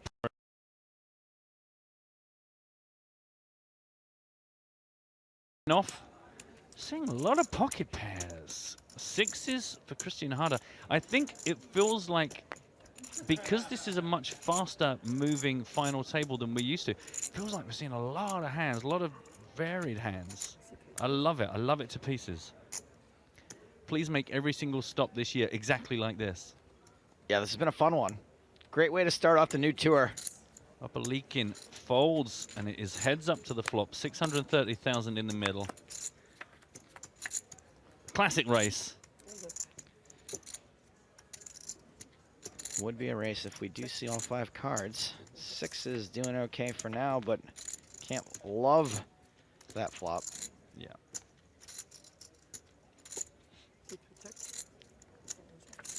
Christian, no doubt aware that his opponent, Michael Vella, has got more chips to bounce back with than previously, but doesn't see a good opportunity here. Winner, winner. Christian Harder up to 7.8 million. Yeah, I was just about to say that. Flat him and check him down. So because of the dinner sponsorship, Matt, if you're going to say winner, winner, you have to say winner, winner, dinner, dinner. You can't say chicken dinner. Winner, winner, dinner, dinner. Oh, really? Yep. Are we in discussions with chicken dinner? No, because regular dinner re-upped. Oh, they're really? still with us. For the whole year? For the new tour. Yep, they're on board. Good. Nice to have some consistency, I think. Don't forget, when you're feeling hungry and it's after lunch, turn your mouth and your body head to dinner. It's what's for dinner. Yum. They spend so much money on the placement that the copywriters are just... Yeah, they kind of, I think, I've got a feeling that you know, the guy that runs the finance department, I'm pretty sure he does all the copy. I don't think it's a natural skill for him. Christian Harder, I might have to get a soundboard because he is raising, and that seems to happen quite a lot of the time. 10-9 off from the button. I mean, he's been doing his absolute best to be the big stack at this table. You know, he came to the final table with the most chips. He still has the most chips. I will say pretty much anytime he's gotten a little out of line, somebody's woken up with a big hand after him, and he's been forced to fold plenty. Yeah, it doesn't feel like he's done too much wrong. He's doing a darn good job. Opelikin here with another pocket pair. They just can't help themselves. Pocket fives. And yeah, this is a kind of an awkward spot for Opelikin. His stack is too big to rip it in. He doesn't want to go broke before the 2 guys after him. Vella and Josephine, both with shorter stacks. He's out of position. He's got a hand where he's not going to like the flop very often. He is going to 3-bet. And the problem is that Charter can afford to play this pot in position and take a flop.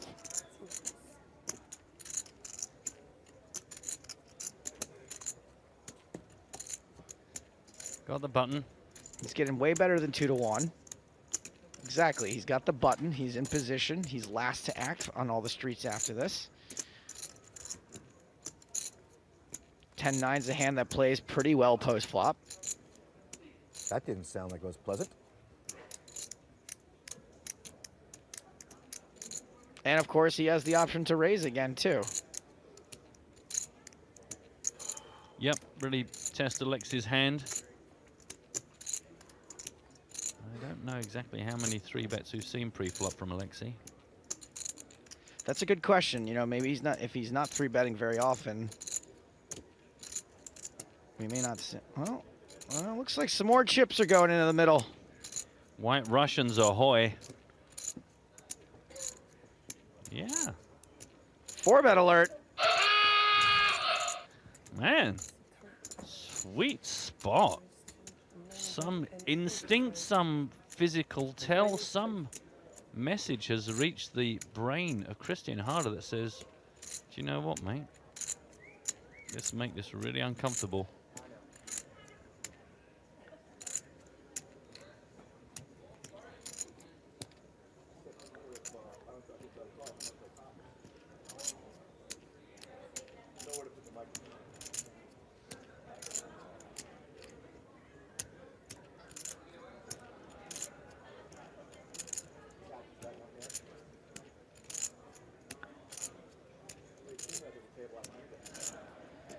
So now it's 475,000 to win 1.6 million, and Charter's just put him in a real. I said this is an awkward position for Alexei. I like this 4-bet from Charter because if Alexei just piles it in, Charter can just get away from it. And he puts Alexei's awkward size stack into a very awkward spot with 2 shorter stacks still in this tournament. He's going to be very reluctant to get it in with medium pocket pairs. He's going to be reluctant to get it in with out the top level. You know, even ace-queen, he may not be crazy about getting in with here. And so this is just an awesome move by Christian Harder. Agreed, agreed, and agreed. And he can't really call. He's out of position, and it's a massive pot, and he's going to have, like, just over pot left behind if he does call. A little bit more than that, but he just, all of the roads lead to sorrow here. And you can just see it. Yeah.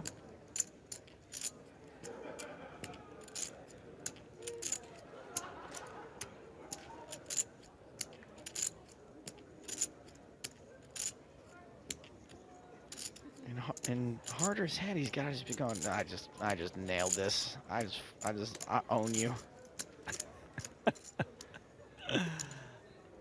Man, to be that good. What I'm thinking is, you're mine, a-hole. But what I'm not doing is feeling one way or another about it. Don't know. Is that from Blazing Saddles? I didn't see you look at Cliff Josephine when you made the reference. Get Shorty, which I don't think is 25 years old yet. Okay, you're okay. Cliff's safe.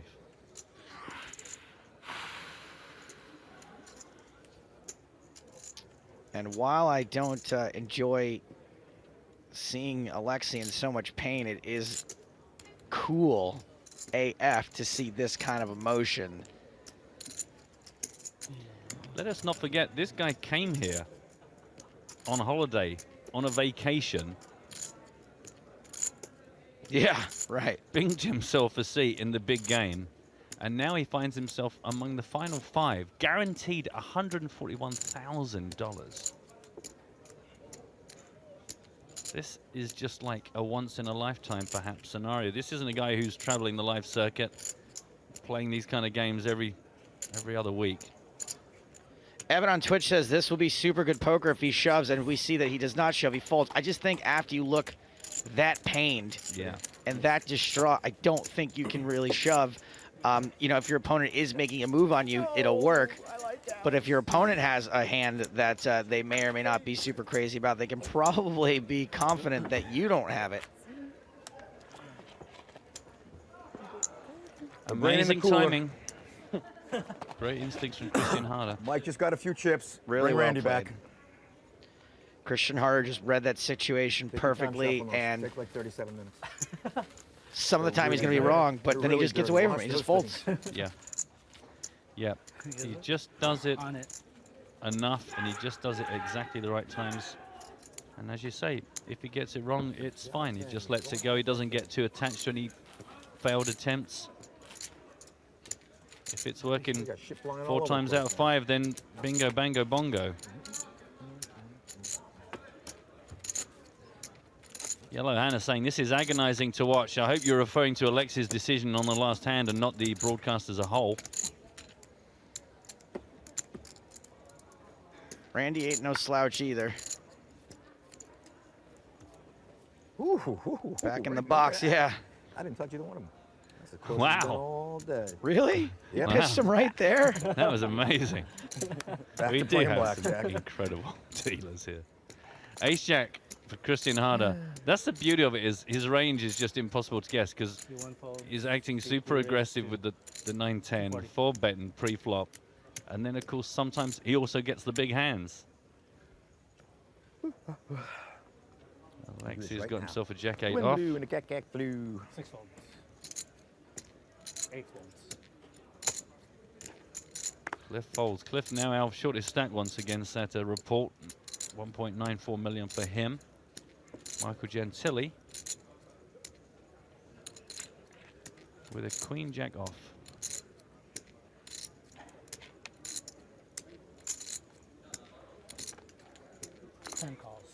Got to take a look from the big blind. Ace Queen 7. I like this tweet from Alexander who says, this move from Harder was like, this is the part where you fold. 10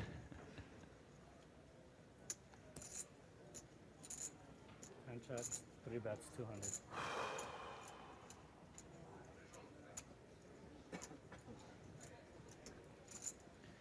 Somewhat dicey spot here for Gentili.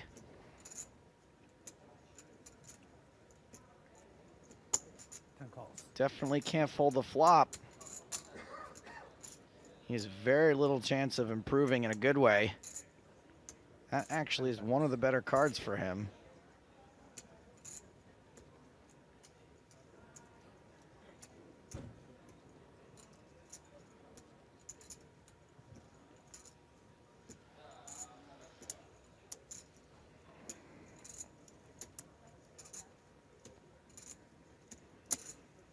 Both have the same straight draw. Gentili picks up equity with the diamond draw.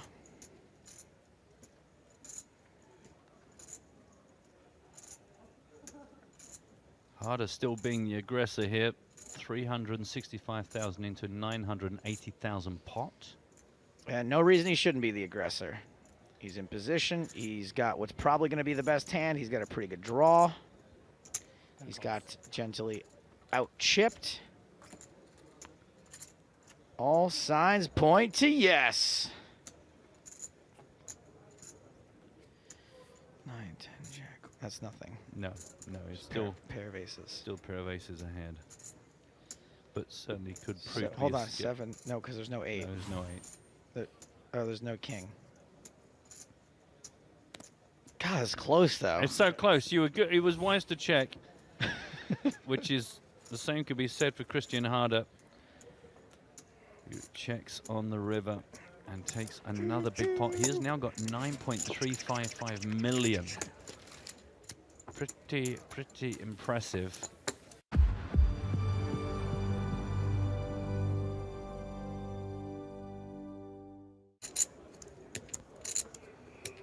Christian Harder. Let's it go. Alexei Opelikin is on the button. And there's aces again. So he starts. Calm down this time. Yeah, he starts the hand with 16 There big you go, blinds. kid. And the two players stacked behind There you him go, have baby. very similar sized stacks. Even though it's going to be obvious you're fairly strong, I think you still just go for a regular size raise here. Let somebody else get antsy in the pantsy. Don't give them a chance. Even limp, I prefer to jamming. Everyone's just playing so tight.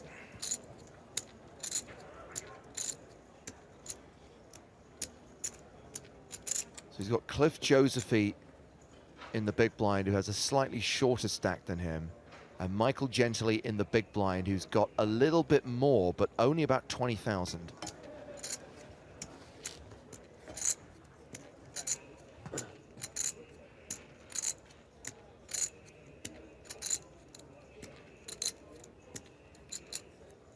Poker Poise on Twitch says ICM fold.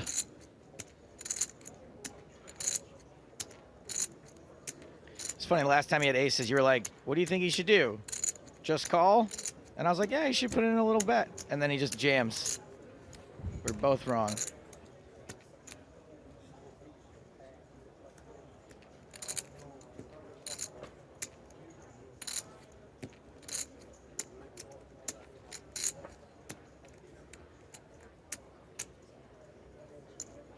There we go. It's not going to be an all-in. 250. It's a raise to 250,000. Cliff Joseph, he folds to the small blind. Michael Gently's got deuces. All in. And he shoves and gets called. Raise, shove, snap. The start of day chip leader, all in and way behind. Now officially, it's Opelican who's at risk, but he is better than a 4-1 favorite here. And should Gently lose here, You know what they say should about aces deuces? hold, he'll be left with one big blind. That's heard that nuts. Fucking knew it too, man. Yes. Like the tank on the button. Like the tank on the button. Well, this is exactly how Opelican wanted this hand to play out, assuming that no deuces show up on this board.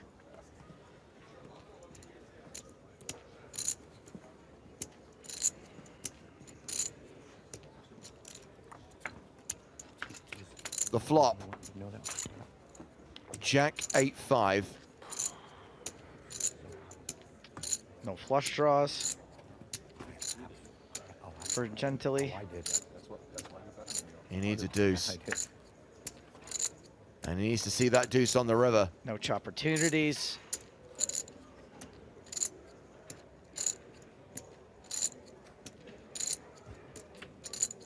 The river card is a king. Aces hold. Gently's not out. He's not out. No. He's got Opelican covered. Oh man, way to add insult to injury, because now you got to sit back down with like 3 chips. Don't take the microphone off. Yeah. Can you give me your stack, please? Everyone's Oh doing dear. this. Look at this. I mean, Only one person. he doesn't have many chips, but he still has Ukulele's paying a attention. chip and a chair. He's got a chair, James. And in 2011, when I coined that phrase, all it takes is a chip and a chair, and what I meant then was that at this point, he's still in the tournament. He can still come back, right? We're rooting for the wrong guy. You guys get that? No, absolutely. It's an ingenious expression. Oh, wow. Aces? And it's not just one chip, you know what I mean? He's got more than one chip. It's a metaphor. It's not, and he doesn't really have to have the chair. But it's the alliteration and the sort of, the coupling of the line that I was going for. Rumors of his death were premature. Yeah, that was terrible. Yeah. Everybody knows that. So there's a very good chance that Michael Gentily will be all in on the next hand. Let's just verify the stacks of the remaining 5 players. Opelican's now moved up to 4 million. He's got 33 big blinds. Wow. Michael Gentily with 145,000. It's just over 1 big blind.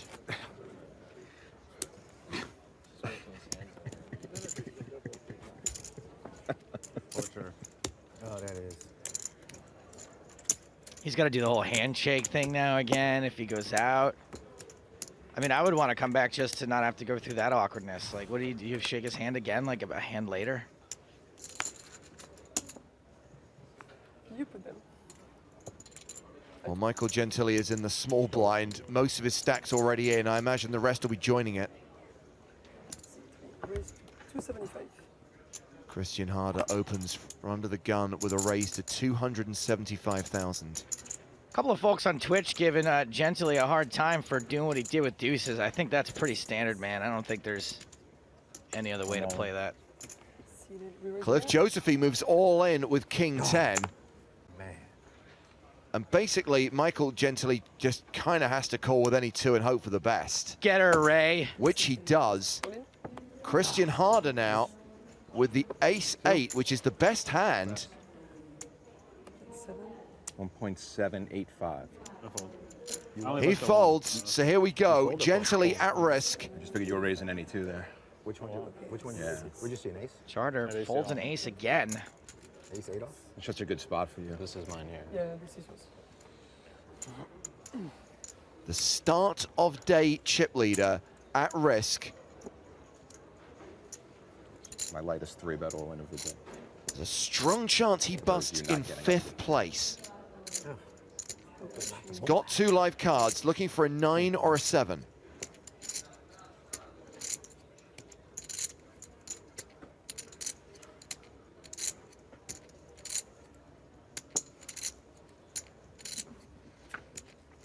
The flop Me. has a 7 and a king. 5 outs for Michael Gentili.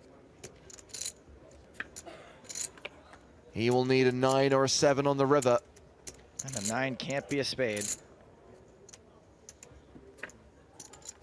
Because he's holding it in his hand. It's the king of clubs. Thank you. Thank you for doing this. And that will see Michael Gentili bust in 5th place, $140,940. But obviously his ambitions would have been set considerably higher when he came into play today as chip leader.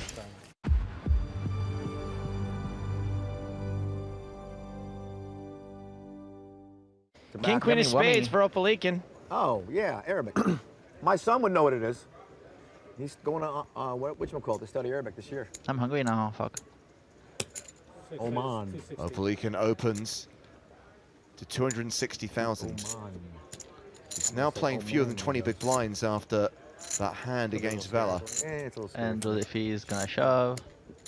He's so into culture and all that kind of stuff. Yeah. There's no way he doesn't shove here. And, you know, get involved. And I'm all in. 0% chance. All in for 16 big blinds. Yeah, he's going to study Arabic, so. Vela folds 10 deuce. Opalikin should put a recording here. Christian Harder folds king 4.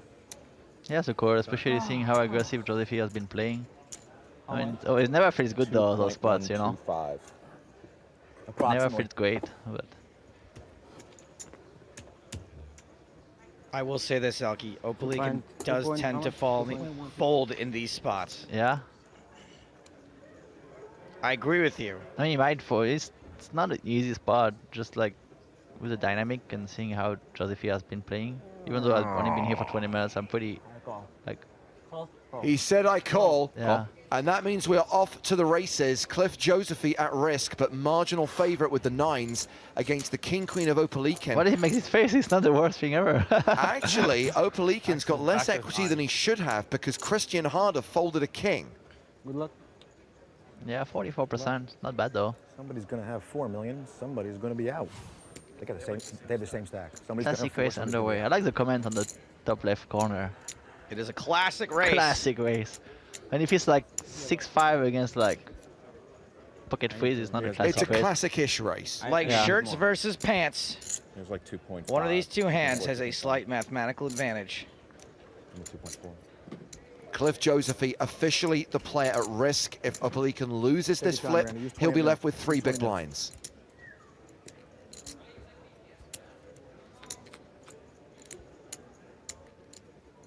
It's a low flop, 7-6-3. Should be an 8 of spades. That would be a pretty cool card. What do you think, Joe? 8 of spades is nice. Whatever makes you happy, Mikey. Yeah, 8 of spades makes me happy. Any spade makes me happy, to be honest. All right, no problem. I don't mean to offend you, sir. No spade on the turn, so 5 outs for Opalikin. It's not the most exciting turn ever. Cliff Josefi is only eliminated if a king or a queen hits the river. Oh, that takes some of the outs away. Huh? The river card is a deuce, and Cliff Josefi survives, and Alexei Opalikin is crippled. 2.125. Yeah, tough spot for Opalikin. There's not much he could have done here, I think. And Cliff Josefi is now 2nd on the leaderboard, 2nd in chips after that crucial double up. I'm burning up. Oh, sick. So new, cool. right? Cool. Cool. Did you make the jump, Joe? Was Oh, yeah, that you? That was me. Yeah. That was you, of course. You never see me bouncing around Paris doing my parkours? Not yet. Oh yeah, I'm all Show me. over. I'm all Show me about the video. parkours. I don't want to mess up my suit right now. That I remember, I mean. Oh yeah, that's true. You're suiting up. I thought it was Mike Watson who hands the trophy, though. was thinking All-American. Elkie, do you have Kenny Loggins' phone number? Kenny Logan? Yeah, Kenny Loggins. Who's Kenny Logan? Well, check out Alexei Opelikin's stack. He is firmly in the danger zone. Once again, Joe Stapleton makes the mistake of thinking that poker players will notice or be able to identify his cultural references. Yeah, but Elkie's not just a poker player. He's also French, and he's also from another planet. Yeah, that's so true. even less chances than Several there's even less steps- chances, right? Several steps removed from reality, for They sure. don't have Kenny Loggins in dimension Who's Kenny Logan? LV429. Let me Google. Cliff Josephy has opened under the gun He with sings a King song 10. called Highway to the Danger Zone. That's all. Oh, that's a 3-bet from Michael Vella. Re-raising with kings. Clangers. And Opelikin has already got most of his stack invested already. Calls all in from the big blind. Josephy folds. Here we go. No, you have to. I don't want to. And Vela is a pretty big favorite here. How do you like the man queens in this spot? 10-9. Opelikin, just a 16% chance of survival. Good luck to you. Fair. What a waste of 240. You did what I did. What? Same thing. You did what I did. I mean, you could have come over the top of me there. I don't know if you were going to. No, I'm just saying when I had AC. Like, Opelikin's going to need to get super lucky to survive I don't know if my here. play was reckless or not.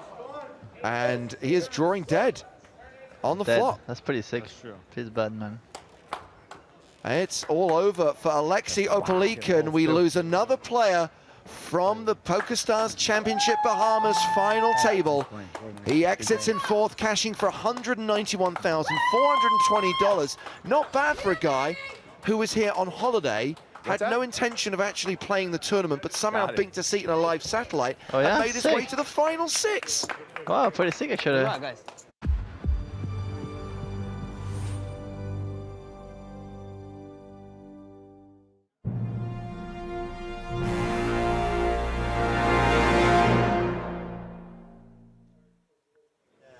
Welcome back to the Atlantis Resort on Paradise Island in the Bahamas, hosting the first ever PokerStars Championship.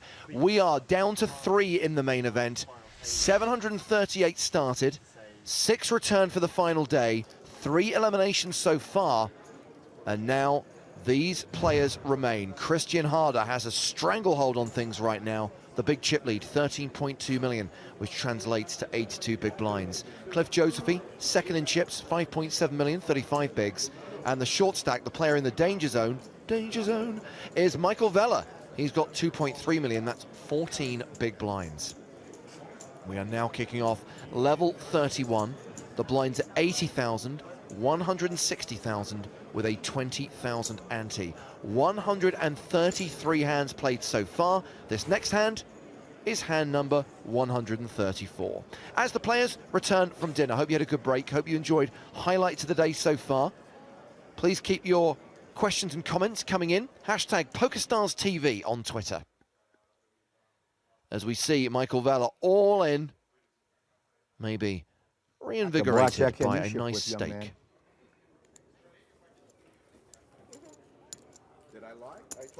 Certainly brought the toothpick You from the said you had a restaurant. good blackjack hand. You didn't lie. yeah, all right. You 6'5" suited? He had 6'5" also. We both had 6'5". I believed you. What am I going to do? I was thinking Fold ace for the jack. rest of my life, Charter? Well, we know that's not happening. Oh, 160.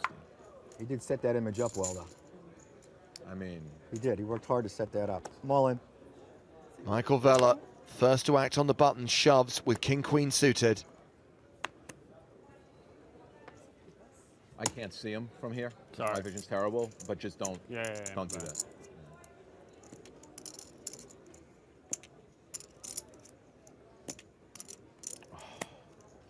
Come on. Let's go. No, you don't want me to draw what I thought I had. I wasn't going to be worried. Vella picking up the blinds and antes there.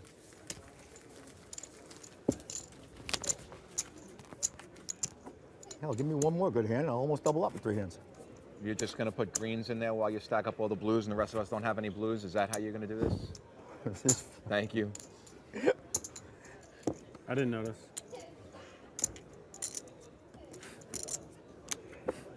I mean, what do you have? Ornery, I just had a beautiful. ornery sauce for freaking dinner? I don't think that was bad.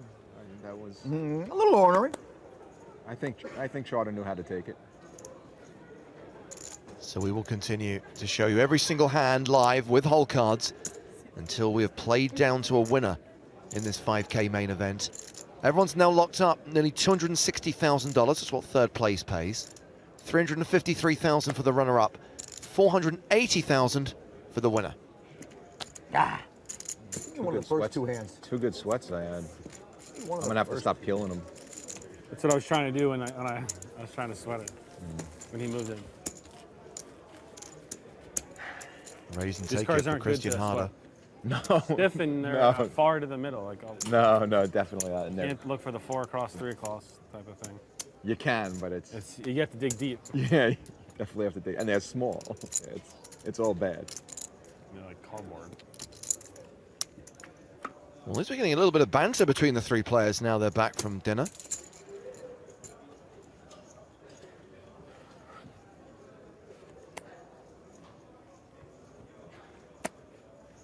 This is Josephie's button.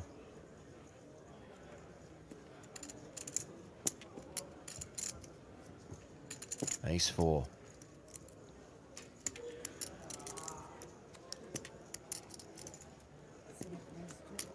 Cliff's raising. 380,000.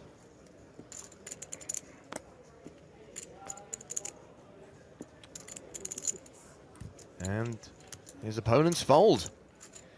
Well, at the start of the dinner break, my colleague Matt Broughton caught up with the short stack, Michael Vella. I'm joined by Michael Vella.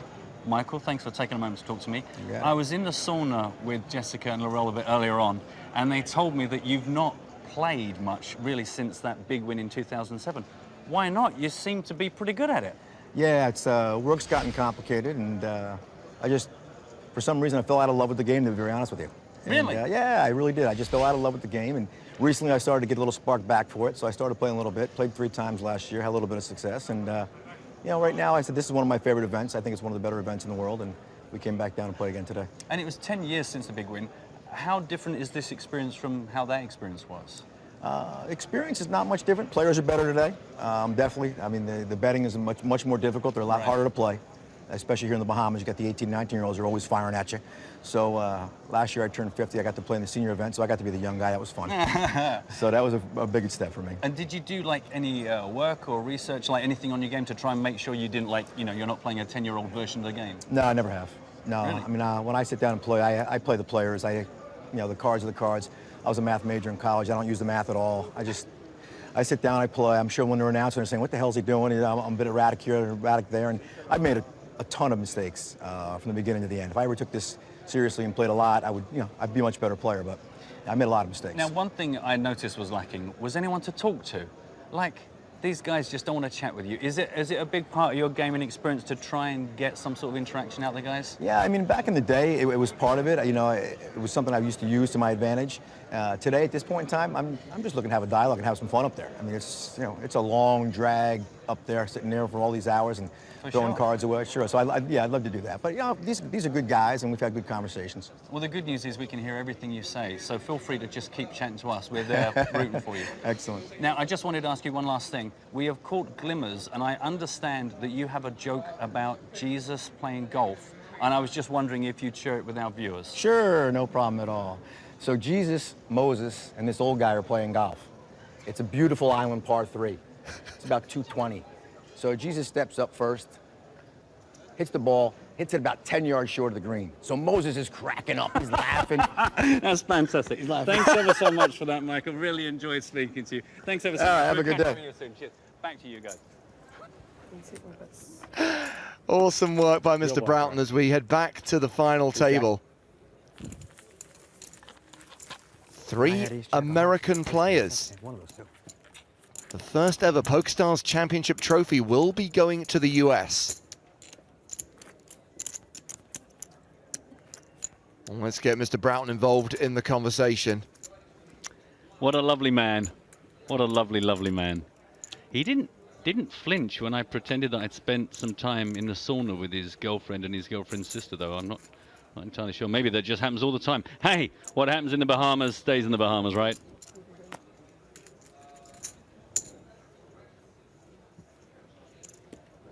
Cliff Josephy with pocket sevens. Starts the hand with just over 30 big blinds. Been a really incredible day, hasn't it, for Cliff, considering he came in so short, quite openly, no expectations. I'm due to go out first, but this is looking impressive. Yeah, well, he's guaranteed to at least equal his finishing position from last year's World Series of Poker main event. That third place finish secured him $3.5 million. From high, if they wanted to look, they could have looked. I saw a card that wasn't a face card. That's all I can confirm. Of course, Cliff, no stranger to online success as well. In 2005, he was the #1 ranked player in the world. What I legit had. I saw one of those. Christian Harder, no slouch when it comes to online poker. His results pretty even between live and online, totaling $7 million. And Michael Vella, of course, is a former World Poker Tour champion. Yeah, got to be said, this entire tournament has been a real mixture, different age groups, different personality styles, not just, you know, full of the young robots, some older guys showing the skills. Always good to kind of remind us how diverse the fan base of poker playing is.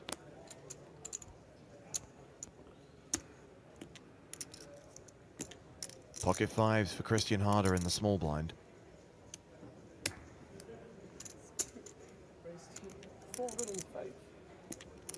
He raises.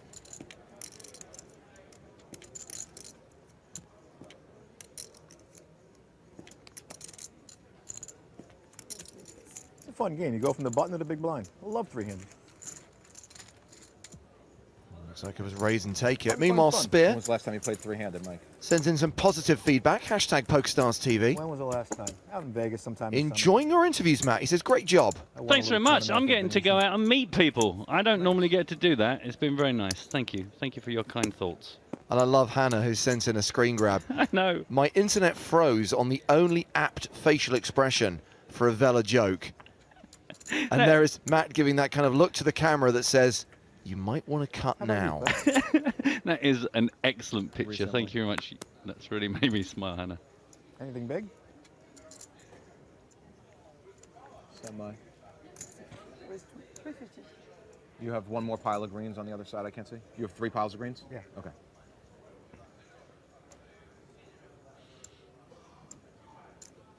So the chip leader is opened on the button with ace-queen suited. Michael Vella has king-6 in the big blind, and he defends.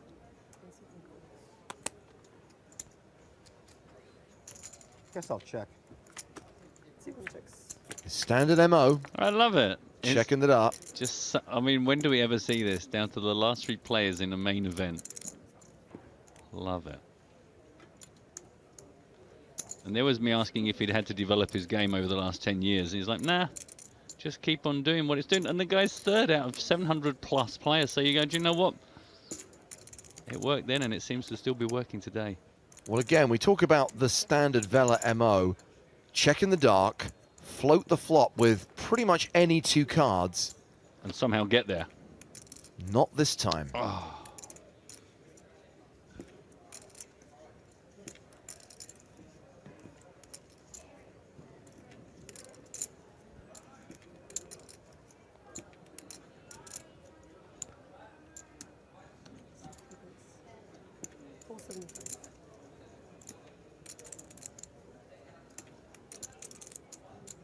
Harder going for value on the river, 475,000. I think you hit the queen. Vela folds. I think you're right. And Vela's down to 11 bigs. You You hit the queen. No reason to lie. I had you on queen high. Don't have an ace, you're betting it. I have a king. I gave you a queen. Actually, he did have the ace. So 3 players have cashed out today so far.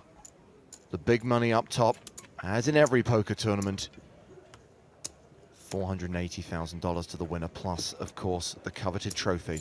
the first trophy of this new global tour, which will head to Panama in March. That's the next stop after we've wrapped up proceedings here in the Bahamas. A reminder that satellites are running right now for the Panama leg of the tour. Just search Panama in the tournament lobby if you want to be there in mid-March, and we'll be streaming the last 5 days of the PokerStars Championship Panama main event.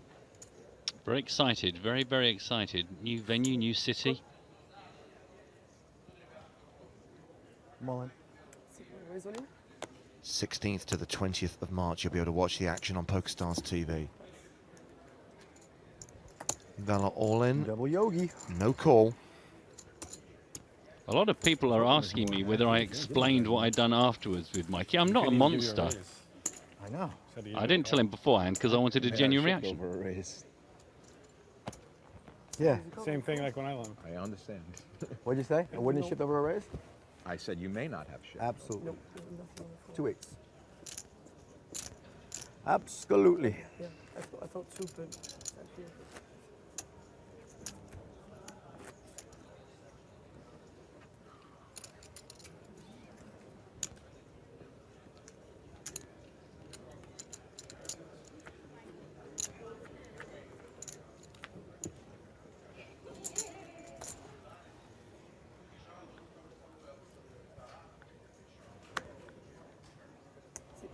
Nine, 7 in the muck. Blind on blind. Christian Harder, Cliff Tusby. 10-7 off in the small blind. What a beauty.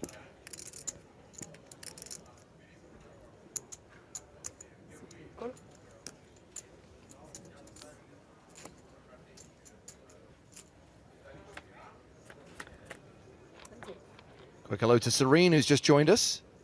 It's afternoon in her part of the world. Wow. Serene says, it's been a while since I've been able to watch the final 3 live. Enjoy the action. Betting a win for Christian Harder. Nearly 14 million in his stack now. Incredible.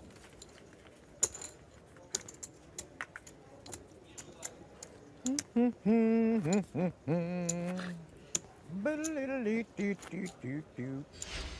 what they did to me on the break?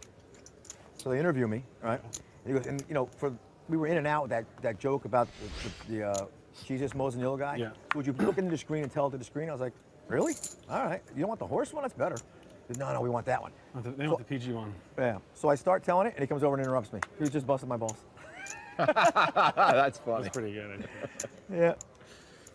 It was good. Balls busted. Wow. It was really good. 160. Oh, it was like McDonald's. I got a refund. Beautiful. Loving it.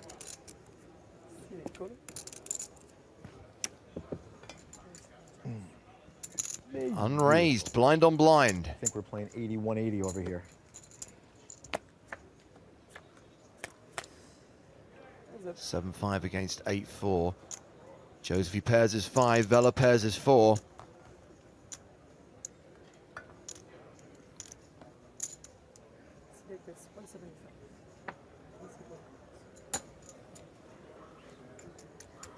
$175,000 apiece. Play. Check. Vela takes over the betting on the turn. Here, Cliff, you want me to put him in 100 stacks for you? I just want to see how much you're playing so I don't make any mistakes. Thank you. 275,000.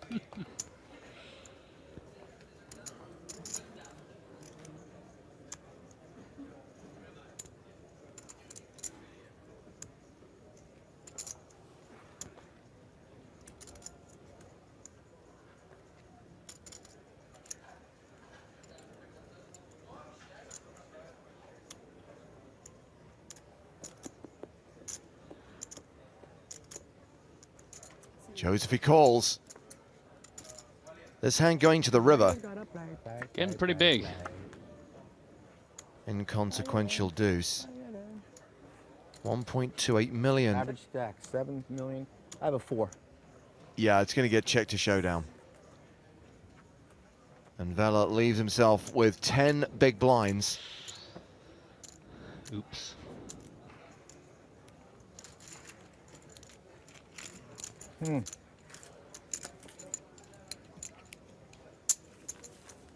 Should have shipped there. See if you can call me the 5 like the Russian did.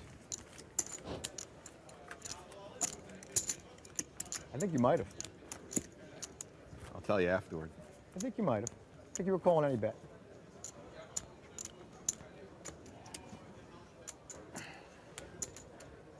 That's why I was checking out your stack. I don't know if I wanted to call it or not. Good read, Mike.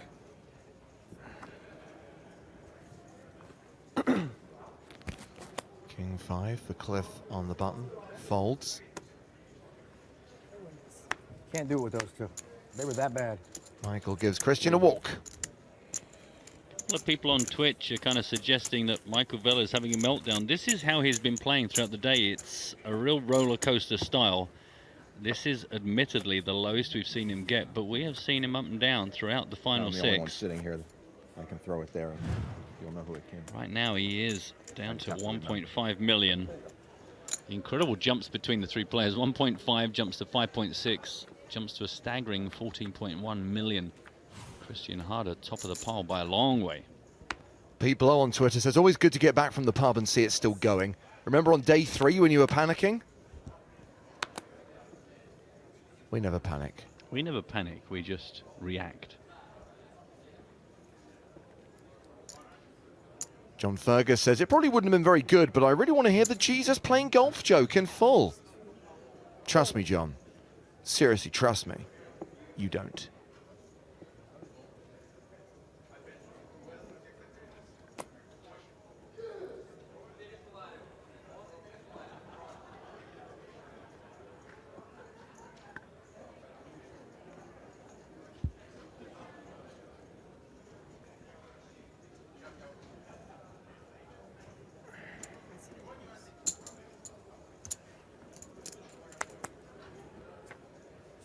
Well, we only know one of Cliff's cards here.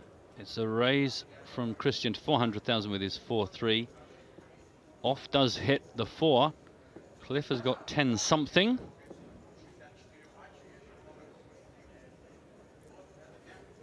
Oh, and a wind blew and a keck blew. Give me a heart attack. James physically jumped out of his seat there. It was all nice and quiet, and then out of nowhere, I guess, make the mistake of reminding Michael we can hear everything, even if no one else is really reacting to him bursting into song halfway through a hand he isn't even playing in. 315 continuation bet, and whatever Cliff's other card was, it wasn't a queen or a 7. Serene says, I told the golf joke to my husband. He thinks it's hilarious. Now I'm going to tell it to him 2 more times. Well, that is the Vela way. Don't forget, if it's good enough to be told once, it's good enough for a 3 or 4 outing. Oh, is that went all the way there?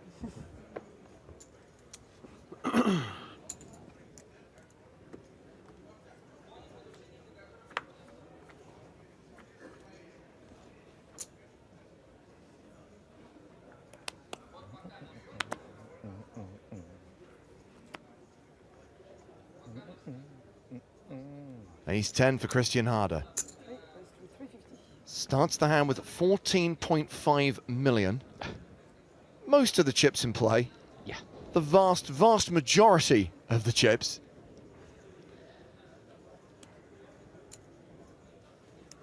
Michael Vela, meanwhile, is down to 8 big blinds now. And I know you can't discount anyone. Big cards. Anything can happen, fortunes can change, but he just has the air of a man against the ropes right now. You never know. This is nice. I like this move. So an ace-10 raise from Christian, and then even with Michael Vela behind on 8 big blinds, Cliff Josephy still got the cojones to make a 3-bet with his 4-5. That is the one thing I respect most about Cliff's players, is it's fearless. Yeah. I mean, a lot of reason to just not want to get involved in that, but I mean, this is obviously ace-10 is a big hand in this situation, but why would you want to go to war? Then again, let's be honest, Christian Harder's radar is very rarely wrong, but there's just no upside to getting into that particular battle. Great spot, great moment for Josephy. Hats off.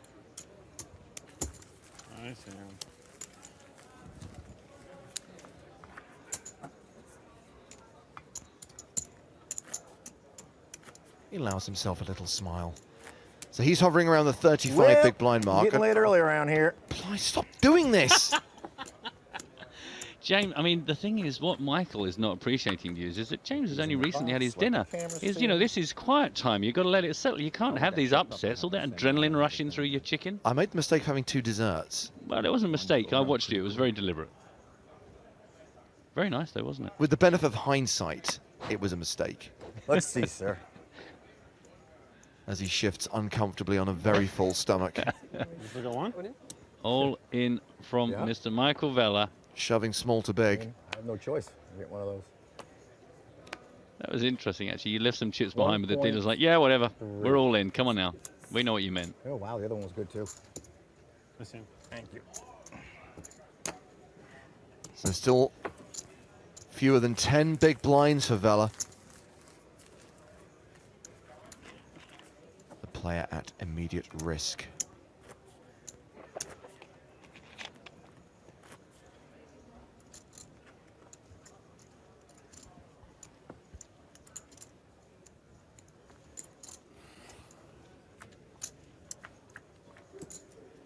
I got it, don't worry.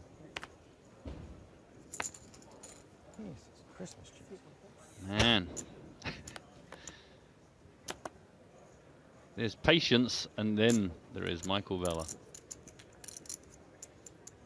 So it's harder against Josephine in the blinds. Christian completes in the small. Cliff looking down. A king-jack in the big. Ooh, sneaky. Going to be in position with a heavily disguised big hand. 10-7 deuce. King high still ahead. Action goes check, check. Board pairs on the turn.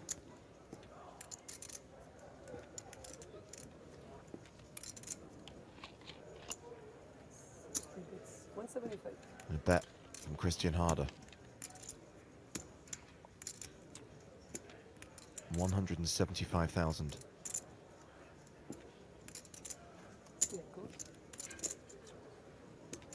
Call from Josephine.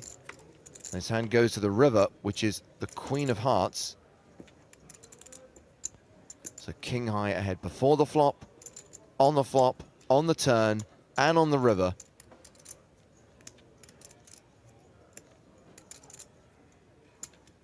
Would a bluff work here? Well, 9 high. Harder thinks better of it. Checks it to showdown. And Cliff will win this pot with king high. Guess that might have worked. 9 what? 4.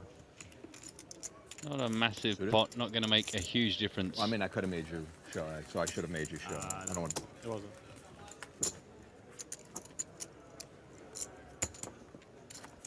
Yeah, true. So we've now played 150 hands today. I should know what you're limping in with. Still 3 players remaining. I didn't realize it was so strong, the 9-4 offsuit. Good hand. But I guess if I'm not going to raise the king-jack. Worked out. What happened is the best case scenario. Check the flop, call turn.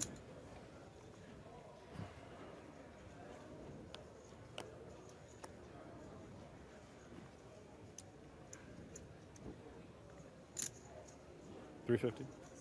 Button raised from Christian Harder with ace-queen. Cliff Josephine is in the small blind. He has king-jack. Surely some fireworks.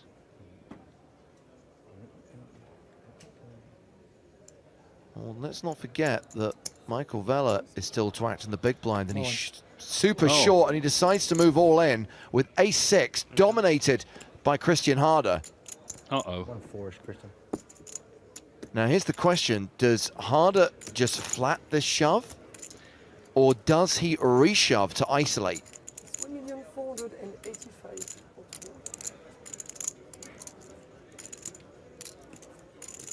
Interesting question.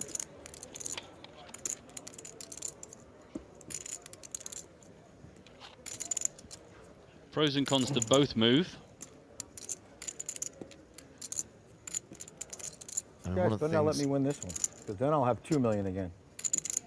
One of the things you have to consider is that what kind of hands is Cliff just flatting with, knowing that this move might be made by Vela behind. Yeah. If it smells like a trap. Yeah.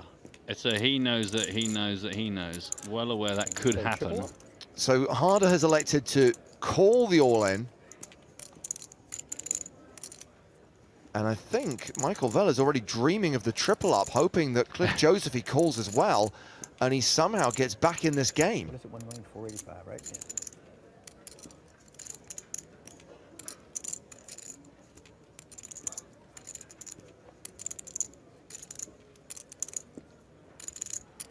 Well, it's not going to be easy. He's going to need to get lucky, regardless of whether he's up against one or two players here. I can't imagine, by the way, that Cliff is seriously thinking of making any kind of re-raise himself. This is clearly deciding whether he wants to actually play this three-way with action on the side against Christian Harder. Yeah. I just don't know if King Jack is the kind of hand I want to take into this scenario.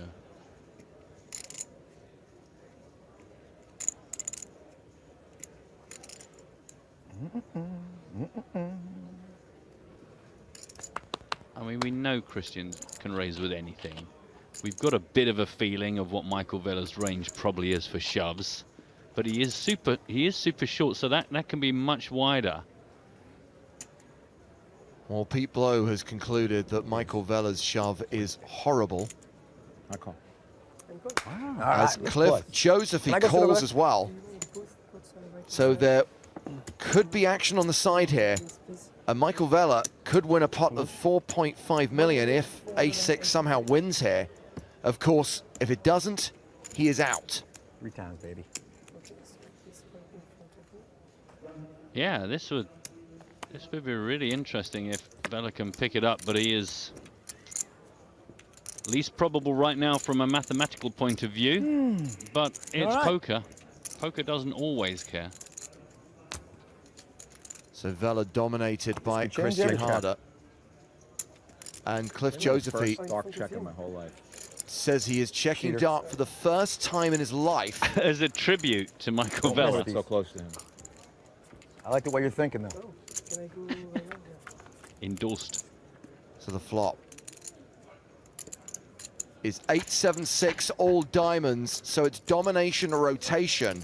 Vela now ahead, but Josephy has got a flush draw.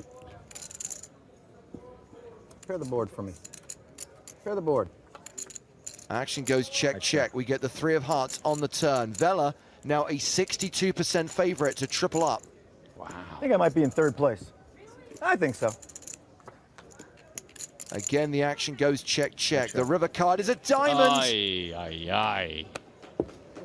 Somebody's got to have a diamond. Sure enough. That's the one that beats me. The God. Oh, are you kidding me? 4 flush beats me. Jesus, pair the freaking board. Michael Vela eliminated in 3rd place. Really? Seriously. What an ugly way to go. It's going to get real boring around here now. Nice guy. Great That's result. ugly. $259,980.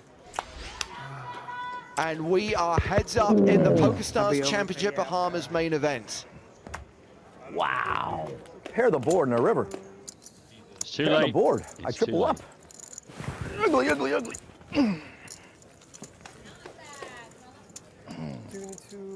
Good luck, guys. Thanks, Mike. So we are going to reset for the heads-up battle between Christian Harder and Cliff Josephy.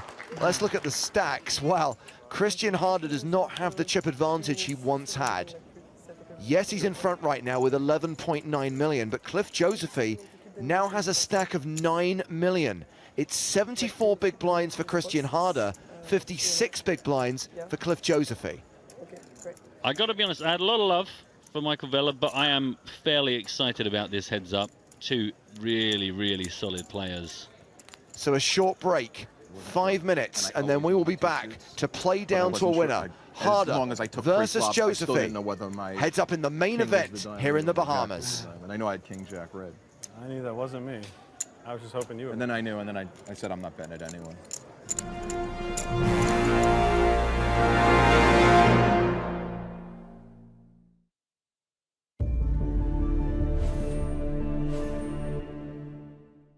We're down to 14 players after Vivek Rajkumar was busted by Doc Sands. Doc now playing a stack of 1.7 million. And he's raising here in early position, makes it 57,000 with ace-5 suited. The doctor is in. Perkins is out. Vanessa's not going to play this one. Fabian Cross on the button. Giving it some thought. Nah. Seaver gives up the small blind. Ivy has 5 deuce of clubs in the big blind. This would be a very loose defend, but Ivy's quite deep, and so is Doc, so he can sometimes make a call here profitable, assuming he doesn't go cray-cray and 3-bet.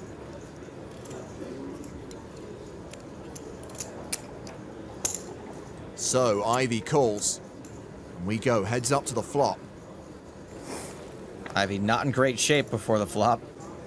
Ace-5-3, top 2 for Doc Sands. Ivy with a pair of 5s and a gut shot. And that's actually kind of hitting this flop hard for this kind of hand. He checks to the razor. Sands continues for 64,000. Ivy's going to have no problem calling. Pair, gut shot, backdoor clubs, sweet. He calls. The turn is the 6 of clubs, additional equity for Ivy. And that turn card is just awesome sauce for Ivy. Sands 2 pair still best. He's happy to keep betting for value. Ivy has checked a second time. And Doc Sands will bet a second time, 177,000. Now, Ivy can either choose to semi-bluff raise or just call with a pretty disguised hand. You're more likely to see Phil Ivey use a coupon than fold in this spot. He's picked up his cards.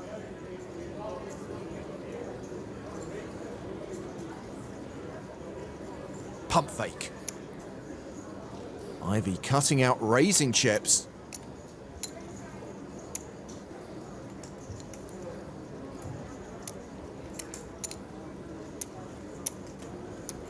Here we go. He makes it 527,000 total. I think this semi-bluff might work against any decent single ace. This is a weird spot for Doc. He's not beating any value hands, since Phil's probably not even going to raise a worse 2 pair in this spot. But there also really aren't a lot of value hands possible. All in. Sands shoves. Now who's in a weird spot? It'll cost Ivy everything he's got. Wow, this is amazing. Phil Ivey, ladies and gentlemen, is in a spot. Now, if Phil thinks all of his perceived outs are live, he absolutely has to make this call. We know his deuce and 5 outs are dirty, which means he has to make his flush or a gut shot, which also won't always be good. Phil Ivey is kerfuffled. I think he's certainly regretting that check raise now.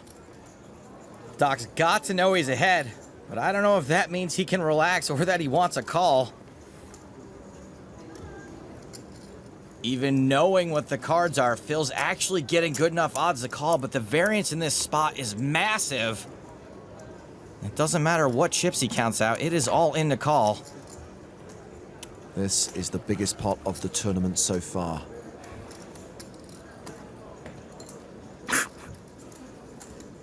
He's thinking about how this never would have flown in 2006.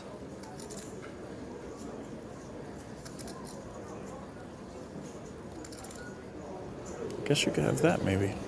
And I'm not in that bad shape, but no way you have that. This is so. This one's funny. This one is funny. Phil Ivey's been spending too much time with Daniel Negreanu.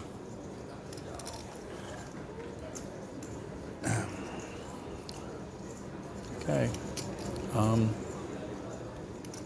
Surprising to see Ivy squirm like this. Surprising he didn't actually have a plan of what he'd do if Doc Sands came over the top of his check raise. All right, okay, I'll call. Ivy's gonna go for it. Gulp. 5s and deuces no good. He needs a club or a 4 on the river. So stupid I am. Now he's been spending too much time with Yoda. Ivy does have 12 outs, which means he's going to hit a little more than 1 out of every 4 times. It's a 6 on the river. We lose Phil Ivy. Yeah, Phil. Thanks. This time the Doc does take out the IV. He's just won the biggest pot of the tournament so far. He now has over 3 million. He's the monster chip leader as Ivy heads to the rail.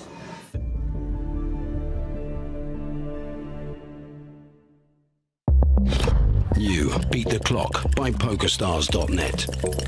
All the excitement of poker condensed into just 5 minutes. Survive those 5 minutes. You win, guaranteed. Beat the clock by PokerStars.net.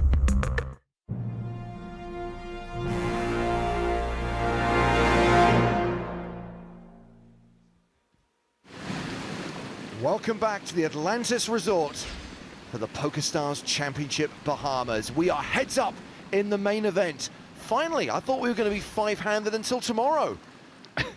It did feel that way for quite a long while. But then 3 eliminations taking us down to the final 2. It's Christian Harder from the USA against Cliff Josephy from the USA. 2 very well-known, very well-respected players with a lot of great results, both live and online. Harder with the chip lead, 75 big blinds. Cliff Josephy playing 57 big blinds. And here's what they are playing for. Both now guaranteed $353,100. The winner getting the trophy and the better part of $500,000. Well, let's hear from our third place finisher. He's down on the floor with Joe Stapleton. All right, Michael, first of all, congratulations, Thanks third very much. place. Thanks very much. You had some choice words about your bust-out hand a second ago. Are you willing to repeat those? What is Cliff doing in the hand, you mean? Yeah. Yeah, I don't know what he's doing in that hand, but hey, you know, he put his chips in there. I mean, at the end of the day, I want him in that hand, right? I got him beat. I got him all over him. I've been out flopping bigger aces for 3 days now, and it wasn't surprising that I hit the 6 when I saw Christian's ace-queen. But the king-jack being in there, I'm very surprised he was in that pot. I like how you brag about outflopping aces as if that's like part of your resume. Yeah, it is. It is. That's It is. fantastic. I mean, get it in bad, and hit one. It's all skill. Start with the worst hand and go uphill. That's what I like to say. It happens a lot in this game. It Now, happens a lot. We know you took some time off from poker. Are you back in love with the game? Are we going to see you around, or what? Are you going to go back into the shadows? Well, again, I've got a real good job and with a great company. So, I mean, I'm not going to be running around chasing the tour around at all. I mean, I'll play a few events. I'll play the World Series. I'll play, probably the Borgata main events. But, I'm not going to run around yet. When I retire, you'll probably see me every stop you have. Well, you got a good job, you mentioned. You also have a really good girlfriend, because when we interviewed her, she said all you had to do was decide you want to win, and you were going to win. And even though that didn't exactly pan out, where do you find a partner like that who has your back that hard? That's amazing. Yeah, absolutely. No doubt about that. 100%. I agree 100%. Now, I heard to tee you up for your joke and then cut you off. I figured since you got to be a little disappointed in finishing third, go ahead and get the punchline out. Not even capping. No, I'm not giving the joke now. It ain't happening again. He's totally on to me. Hey, man, congratulations. I appreciate it. Thanks very much. Sure thing, you guys man. been great. I appreciate it. See you soon. Thanks. Bye-bye. Back to you guys. He saw through it. He saw Joe Stapleton for what he is. He saw that sparkle in his pretty eyes. I mean, no. No chance. Wait, that doesn't maybe have a Well, dirty stuff. it looks like the Maybe I got players like a want to medium discuss chip in a there deal. They want to chop the remaining prize money. They've called you for have the how much? floor. So while we're waiting for the 9.175. TD to arrive and oversee the negotiations, we're going to take another short break. But I promise we will be back very soon for this heads-up duel. Yeah, which would be 800.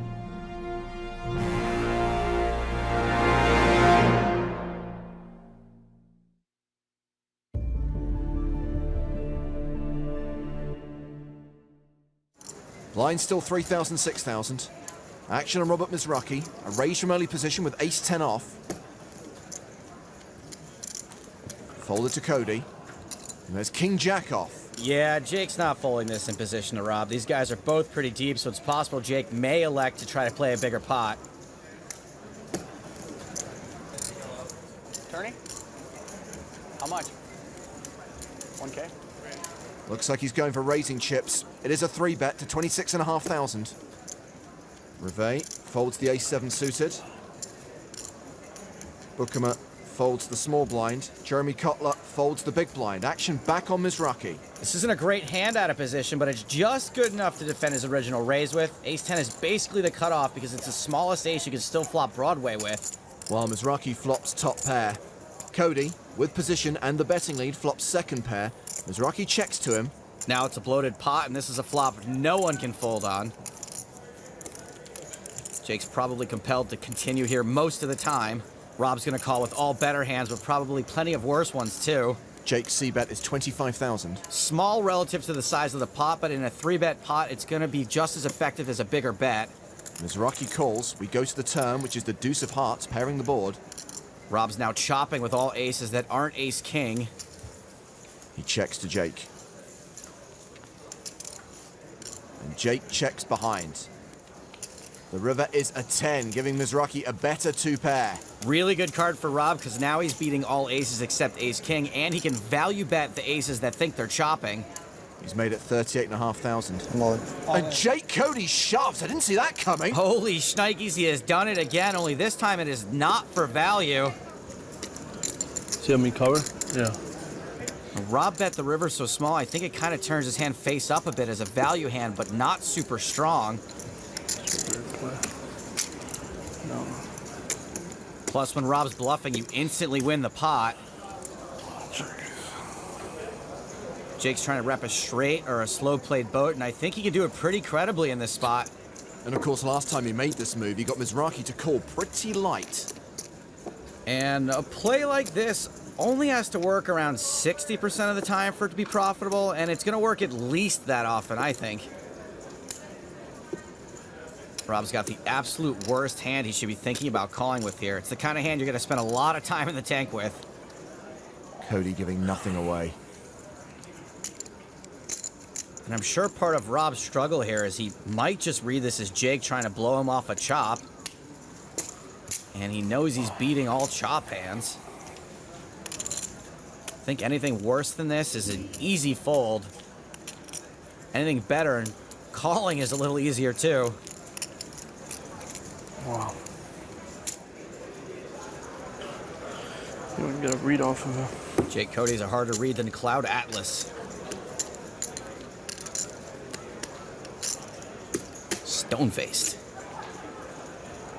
Doesn't make any sense. Last time he pushed all in, he had... Just an ace, but it was good. Check the turn with an ace, and then you hope I bet. Now you think I have an ace. Push it all in because you want to get me off an ace. I have an ace beat. Oh my god. This is so long. 150. If I'm wrong, I'm out. If I'm right, got 400 and change. Oh my god. Did he have the same hand too? He would do that with the same hand too. Who would he 3-bet with? 3-bet with. He wouldn't 3-bet with Jack Queen. That's what he saw. That's all. 10-10. Ace King and 10-10. Or Ace Queen, Ace Jack, Ace Queen. Grinder is stressed. It's so cute the way they actually care about each other. The brothers go deep in so many tournaments together. They've shared final tables. Obviously, Grinder's got his own tournament to worry about as well. Easily the most stressed out I've ever seen him. Total bluff. Ding! Tough decision, sorry. You think? I don't know. It's one of the toughest decisions ever. If I'm wrong.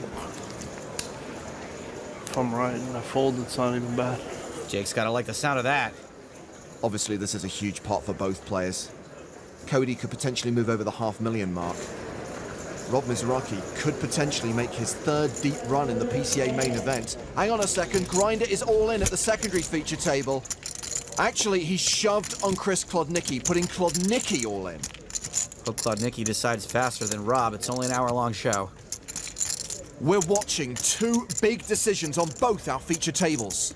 Rob and Klodnicki both with marginal best hands. Klodnicki calls, he'll double up. One pair. The worst pair. You got it. Ace, ace. Grinder takes a big hit, but he's still in it. He's left with 40K, so let's get back to his brother at the main featured table. Rob Mizrachi has been thinking now for nearly 8 minutes. I haven't seen someone in the tank this long since David Blaine. I call a clock. I hate to do it. Yeah. I was going to call a clock too. Jeremy Cutler's called for the clock. Rob Mizrachi was actually going to call it on himself. And Robbie, the ring announcer, off to find a floor man or woman. When the tournament staff arrive, they'll put Rob Mizrachi on a 60-second countdown. They'll have to make a decision. Jake Cody hasn't even broken a sweat. It's impressive. All right, I call. He calls! After 8 minutes and 22 seconds, he calls!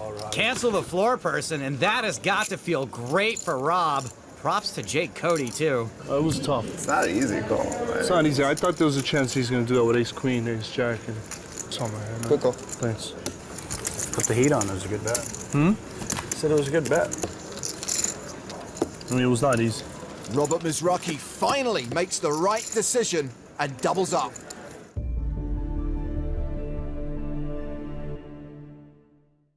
Play PokerStars.net Spin and Go Neymar Jr. Edition, and you could win a 5-ounce solid gold poker chip in just a few minutes for free. Go for gold and win big fast with the Neymar Jr. Edition Spin and Go from PokerStars.net.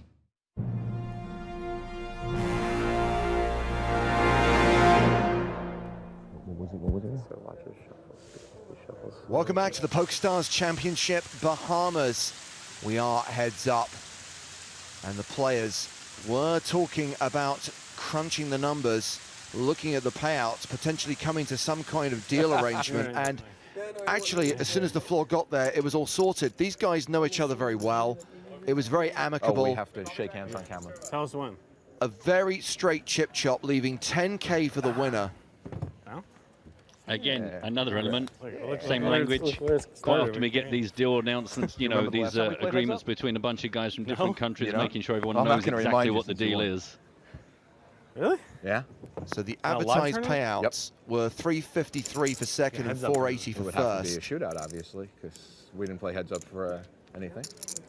Cliff You gave me the Josephy first round of World guarantees Series himself 403,000. Like a 419,600 for Christian Harder. Oh, 5K, I remember. Still up for grabs? I don't remember what the thing was. I remember. $10,000 and the first ever PokerStars Championship trophy. I'd play for that. Count me in. Thanks, Juan. So do make it official. Yeah, it's all good. So you want me to sign something before anything's written on there? You know what? I don't think my lawyer would advise me. No problem. We'll get the form filled out, then we'll get it signed. So yeah, there we go. $419,664 for Christian Harder. $403,448 for Cliff Josephy. Still 10K in play, plus of course the trophy and title. A reminder that we are midway, or not even midway, half an hour into level 31 of this main event. Blind still 80,000, 160,000 with a 20,000 ante. Yeah, that little trophy, top left of your screen, just loitering in the background quite nonchalantly. Means a lot to these guys.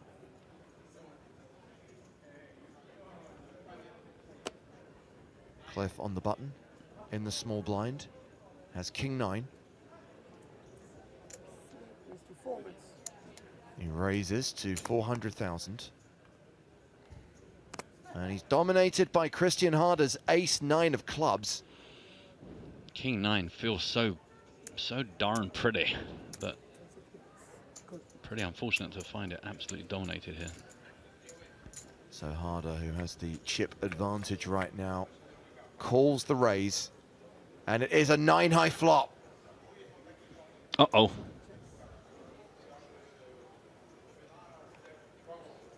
No network connection.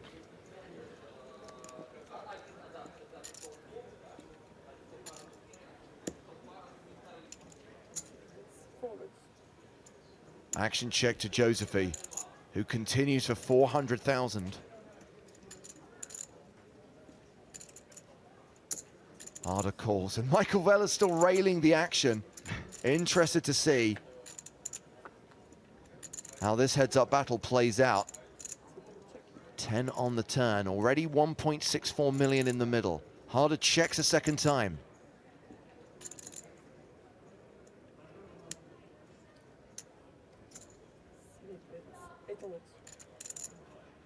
Josephy fires 800,000.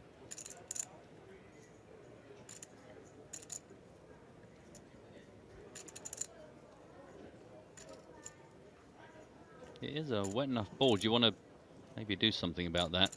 Plenty of draws out there. Lots of ways for this to get a trickier and trickier hand to play.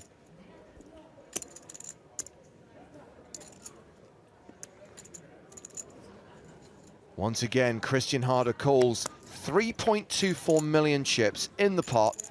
A 7 on the river, pairing the board. Now is Cliff going to just check this back?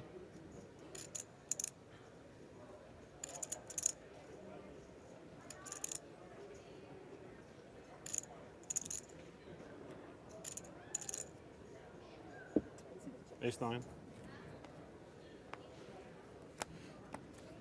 King-9. So the first hand of heads-up play sees Christian Harder take 1.62 million off Cliff Josephy, and that'll put some distance between them. Harder opens up almost a 2-to-1 chip lead over Josephy. True, but then again, Cliff's still got 46 big blinds. It's not like he's going to be struggling. But that's a big dent for the first hand of heads-up. Massive dent. Good job they did the deal just before that hand. I got to show you a text I got. I don't want to say it on a live stream because it's not nice. We appreciate your discretion, Mr. Josephy. You are a gentleman. I know. There's very few of us that would have... I mean, you know what Joe's like. It's just no filter between phone and mouth.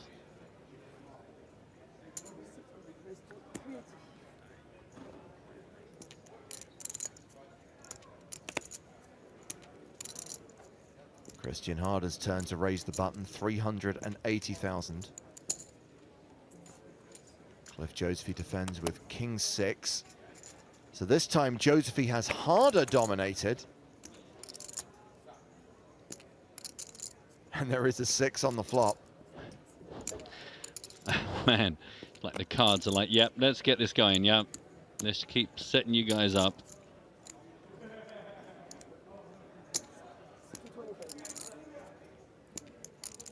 We're going to see the chips go back the other way. 225,000 apiece. 3 of spades. Things just get better for Cliff Josephy as he picks up the nut flush draw on the turn. Action goes check, check. The river is a 9. And this gets checked to showdown. Not as big a pot, but one that Cliff will be much happier with. So two hands of heads up so far, and it's 1-all. But crucially, Christian Harder won the big one. 80 big blinds playing 50 big blinds. Deep, deep, deep. 13.1 million against 8.2 million.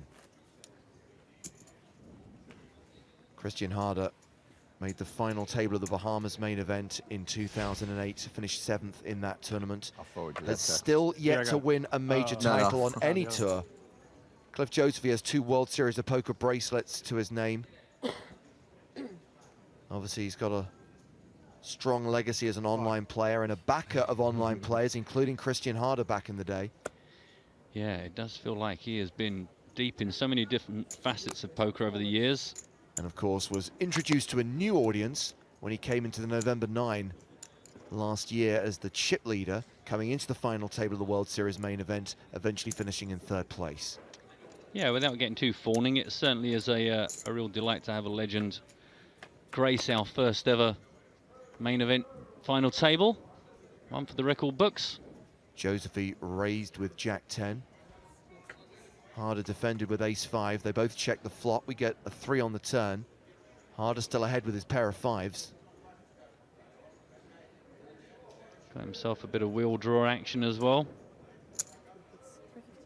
Nothing for Cliff. Not going to stick around any longer than necessary. Love the speed of this play as well. Get as many hands in per level as we can. Watch these guys go about their business. A masterclass.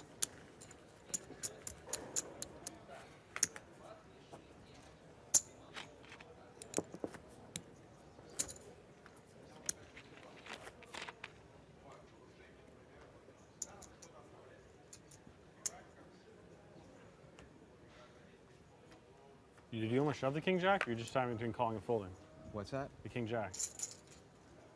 Everything went through my mind. I was just thinking of all possibilities. I was gonna have to. I think. You have a green chip in your white. It's unfortunate. Hopefully it wasn't there when you got the when we did the deal. I don't think it was. It's very bright in the front. Doesn't miss a single thing, does he? I think one of the friendliest deals we've ever seen. Yeah. 360, right? Or 380? Raised to 380,000 with 7.5. Called by Cliff Josephy with 9.6. I was just checking for that. Wow, top two for Christian Harder. Gut shot for Cliff Josephy. In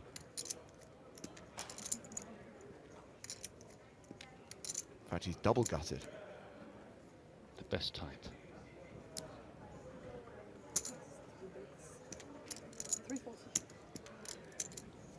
He won't be able to fold this flop. 340,000 is Christian C-bet. Yeah, way too much here. Of course, the 9 is an overcard as well, playing.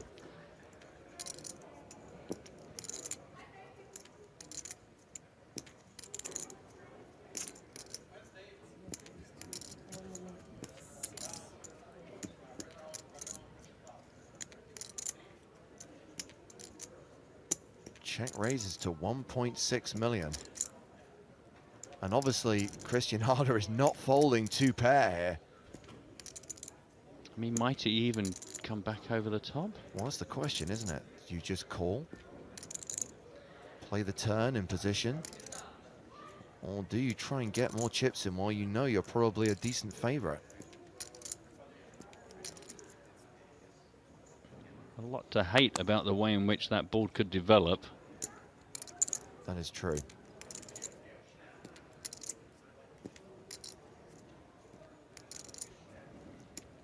Cliff's got 5.7 million behind.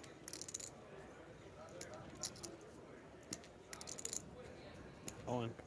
He shoves on Josephy. And Cliff can't call here. Not with just a draw. I mean, he can, but it would be ambitious. Yeah. I think ambitious is a kind choice of words. It would be very, very splish-splash.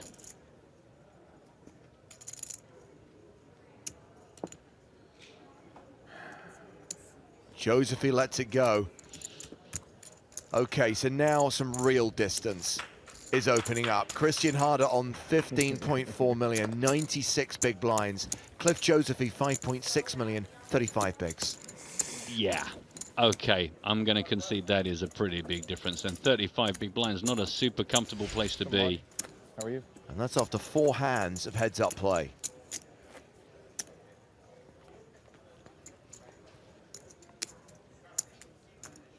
But a good indication these guys are quite happy to play big pots, so could be swinging backwards and forwards a bit.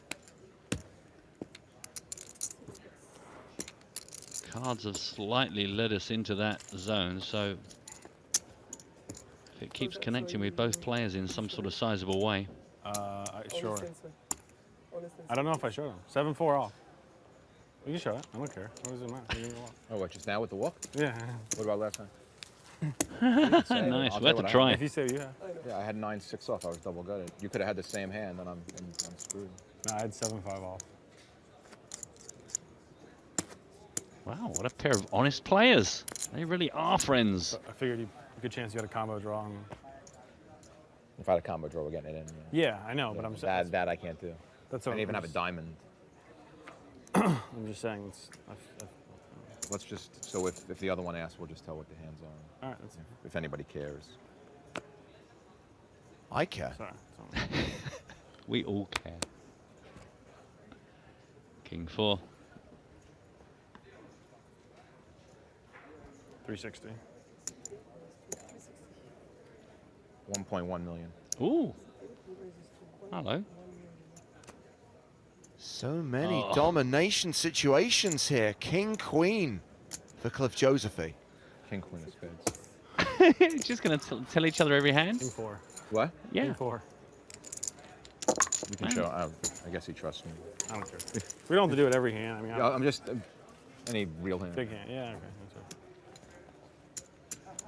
We're pretty much halfway through the level now. Level 32, we'll see the blinds go to 100,000, 200,000. It's pretty funny. Text.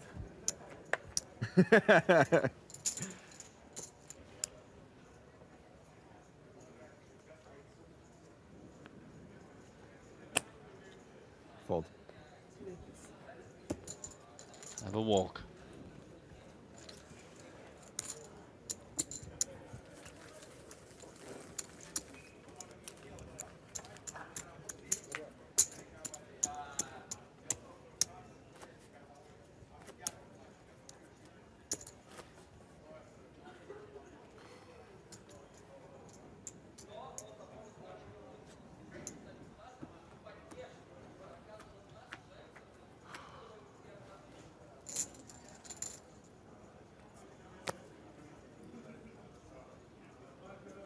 Queen 7 for Christian Harder.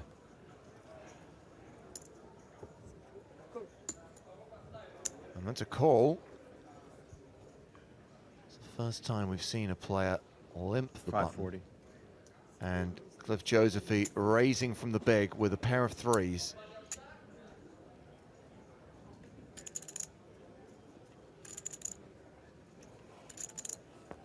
Yeah, would have been surprised if Christian had gone too crazy there. Which brings us to hand 160 of this final table. Oh, they're making you laugh in your eardrum? Is that what's going on? The 9th hand of heads-up play. Big raise that, 540,000. Interesting, always interesting to see the sizes these guys make it. The player didn't show up, right? 20 IPM alternate. I heard it now. I know why. Yeah, about the qualifiers that didn't show up. 20 players didn't show up, so that's why. That's why you Wow. see the difference in the chips, but the money is still not. The money's in the price, not the chips. Yeah. That's sick. 20 qualifiers just didn't lit it show on up. fire. Yeah. So there you go. Just kids playing spin goes that aren't 18 years old or something? And oh my God. Couldn't afford to travel to the Bahamas. They went. Doesn't that come with it? Or maybe you get it in just cash. the You get it in hookup. cash, right? So it's. Well, Cliff Josephy has raised the button with an ace. We haven't seen his other hole card. We Oh. do know that Christian Harder has ace-jack, though. Man, of all the times to be a card down. Well, this is likely to be a domination situation. We're just not sure which way round. Agreed. A 3-bet from Harder to 1.1 million. I'm all in. The shove from Cliff Josephy. Pause is good. Huh? Nothing. Christian Harder asking for a count.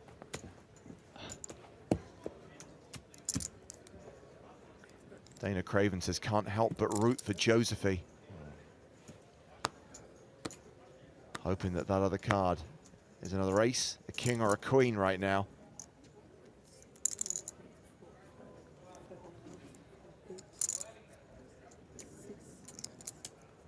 Seven.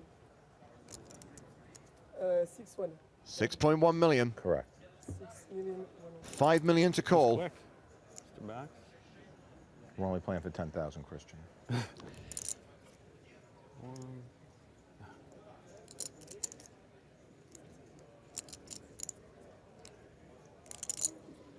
All right, I call.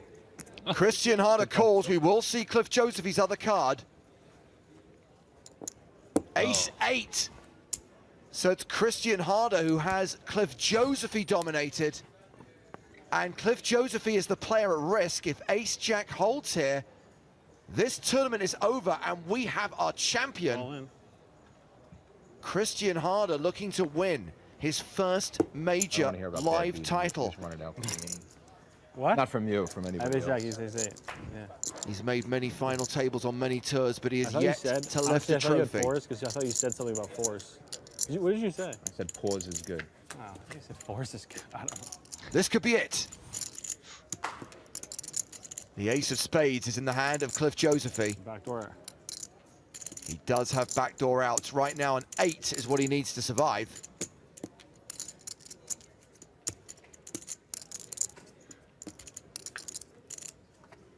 Turn card is a spade.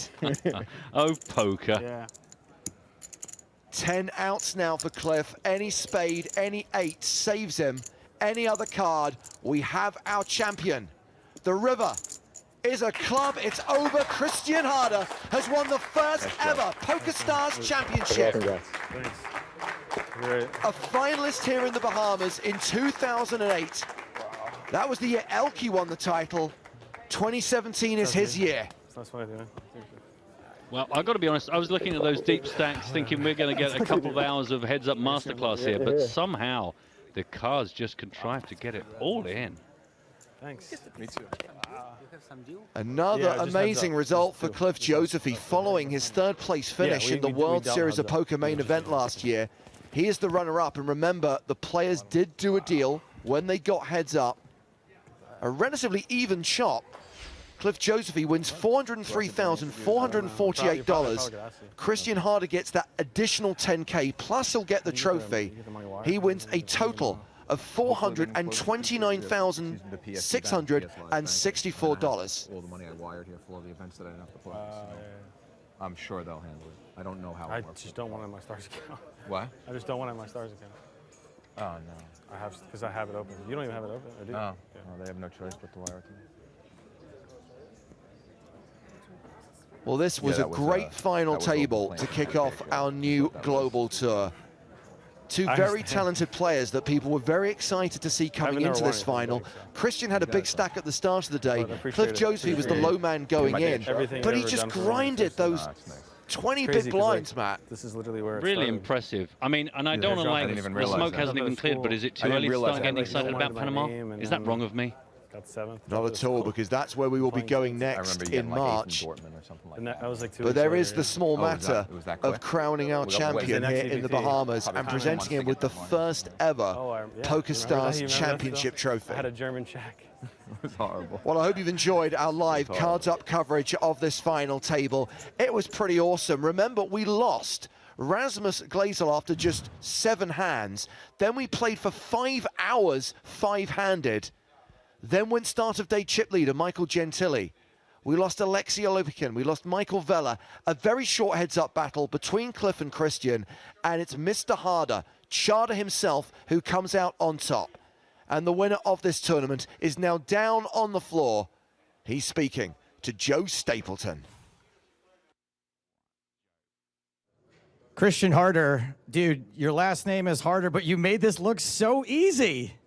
Yeah, I mean, it was amazing. I'm just so happy. I had a good advantage, good things going on with the chip stack, so I probably looked better than I actually was. It was because a lot of players were handcuffed, so it just let me win pots that I shouldn't, basically. So humble. This is where it all started for you, sort of, here in the Bahamas. Any sort of weird memories or flashbacks while this is all happening? No, it's totally where it all started. I'd never played a big bind until the 2008 PCA. I got 7th. I was backed by Cliff Josephy, the runner-up finisher. And I dropped out of college, and since then I've been playing poker. So it's pretty amazing. Come full circle. Does this tournament finally get you out of makeup with Cliff? I made Cliff a lot of money. You can ask him. So, no. So, yeah. You've got a couple of really powerful poker superstar Maryland buddies, one of them being Tony Gregg, who crushes here in the Bahamas. Did they send you here in his stead? It's funny, Tony didn't come, or Greg. This is probably the first PCA since I came in 2009 that neither of them came. So, yeah, it's just cool. I mean, Tony's outrageous success here, so I'm just happy I can finally win one. Yeah, I noticed. I was looking at your Hendon mob, and there's like a lot of 13ths and 14ths and 4ths, and not a lot of ones, not a lot of firsts on there. So how you feeling right now? I mean, it's amazing. I've been playing for 9 years, really. Never won a major tournament, so to finally win one, especially here, it's awesome. All right, everybody, let's get a big round of applause for the first ever winner of the PokerStars Championship, Christian Harder. Well, don't go anywhere because we're going to give that man his trophy. And yes, a great start to the new Global Tour. Great way to kick off the year, Matt. Yeah, absolutely. I hope you've enjoyed it. And as always, thanks very much to everyone on Twitch and on Twitter for joining in, playing our games, and keeping us company. Much appreciated. And thank you, mods. Great job. And of course, my personal thanks to the entire production team that puts PokerStars TV together. As we head down to the floor, back to Joe Stapleton for the winner's presentation. Welcome to the winner's presentation for the very first PokerStars Championship main event from the Atlantis Resort in the Bahamas. Here to help present the trophy are Edgar Stuckley, Director of Live Events, and James White, Senior Consultant Live Poker Operations. The final table has kicked off the tour in style, but before we hand over the trophy, Edgar Stuckley. Yeah, we would like to say a big thank you to all players, media, and staff who have made the first ever PokerStars Championship such a great event with more than 5,700 tournament entries and more than $23 million awarded in prize money overall. We are very excited and proud of our PokerStars Championship, and we can't wait that our players experience the biggest and best events in premier destinations around the globe. We're looking forward to seeing you at the next stop in Panama in March. But now I hand over to Joe to announce the winner of the first ever PokerStars Championship. Thank you, Edgar. Before we get to the winner, let's get a quick round of applause for our runner-up, Cliff Josephy.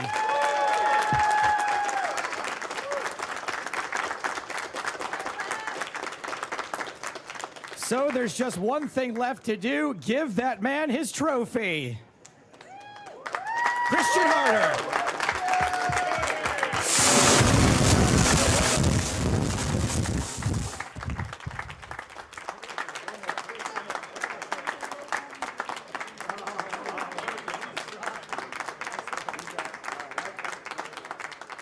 I can't quite believe it's over. It's been a fun-packed 5 days. I really hope you've enjoyed our streaming from here in the Bahamas. Remember, if you want to read the wrap-up of this festival here on Paradise Island, if you want to follow all the other live events that we run around the world, check out the PokerStarsblog.com. Live updates from PokerStars Championships and festivals.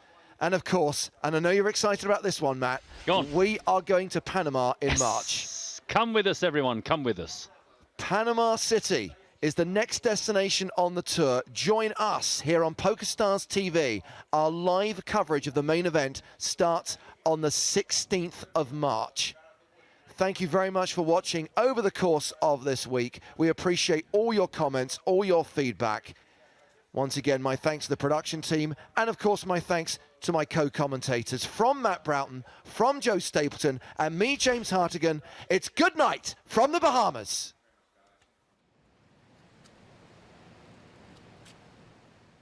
From a deep sleep in a heartbeat, every morning works out the same. Through a dull haze, I feel the days wake. If I use all my strength, I can take it.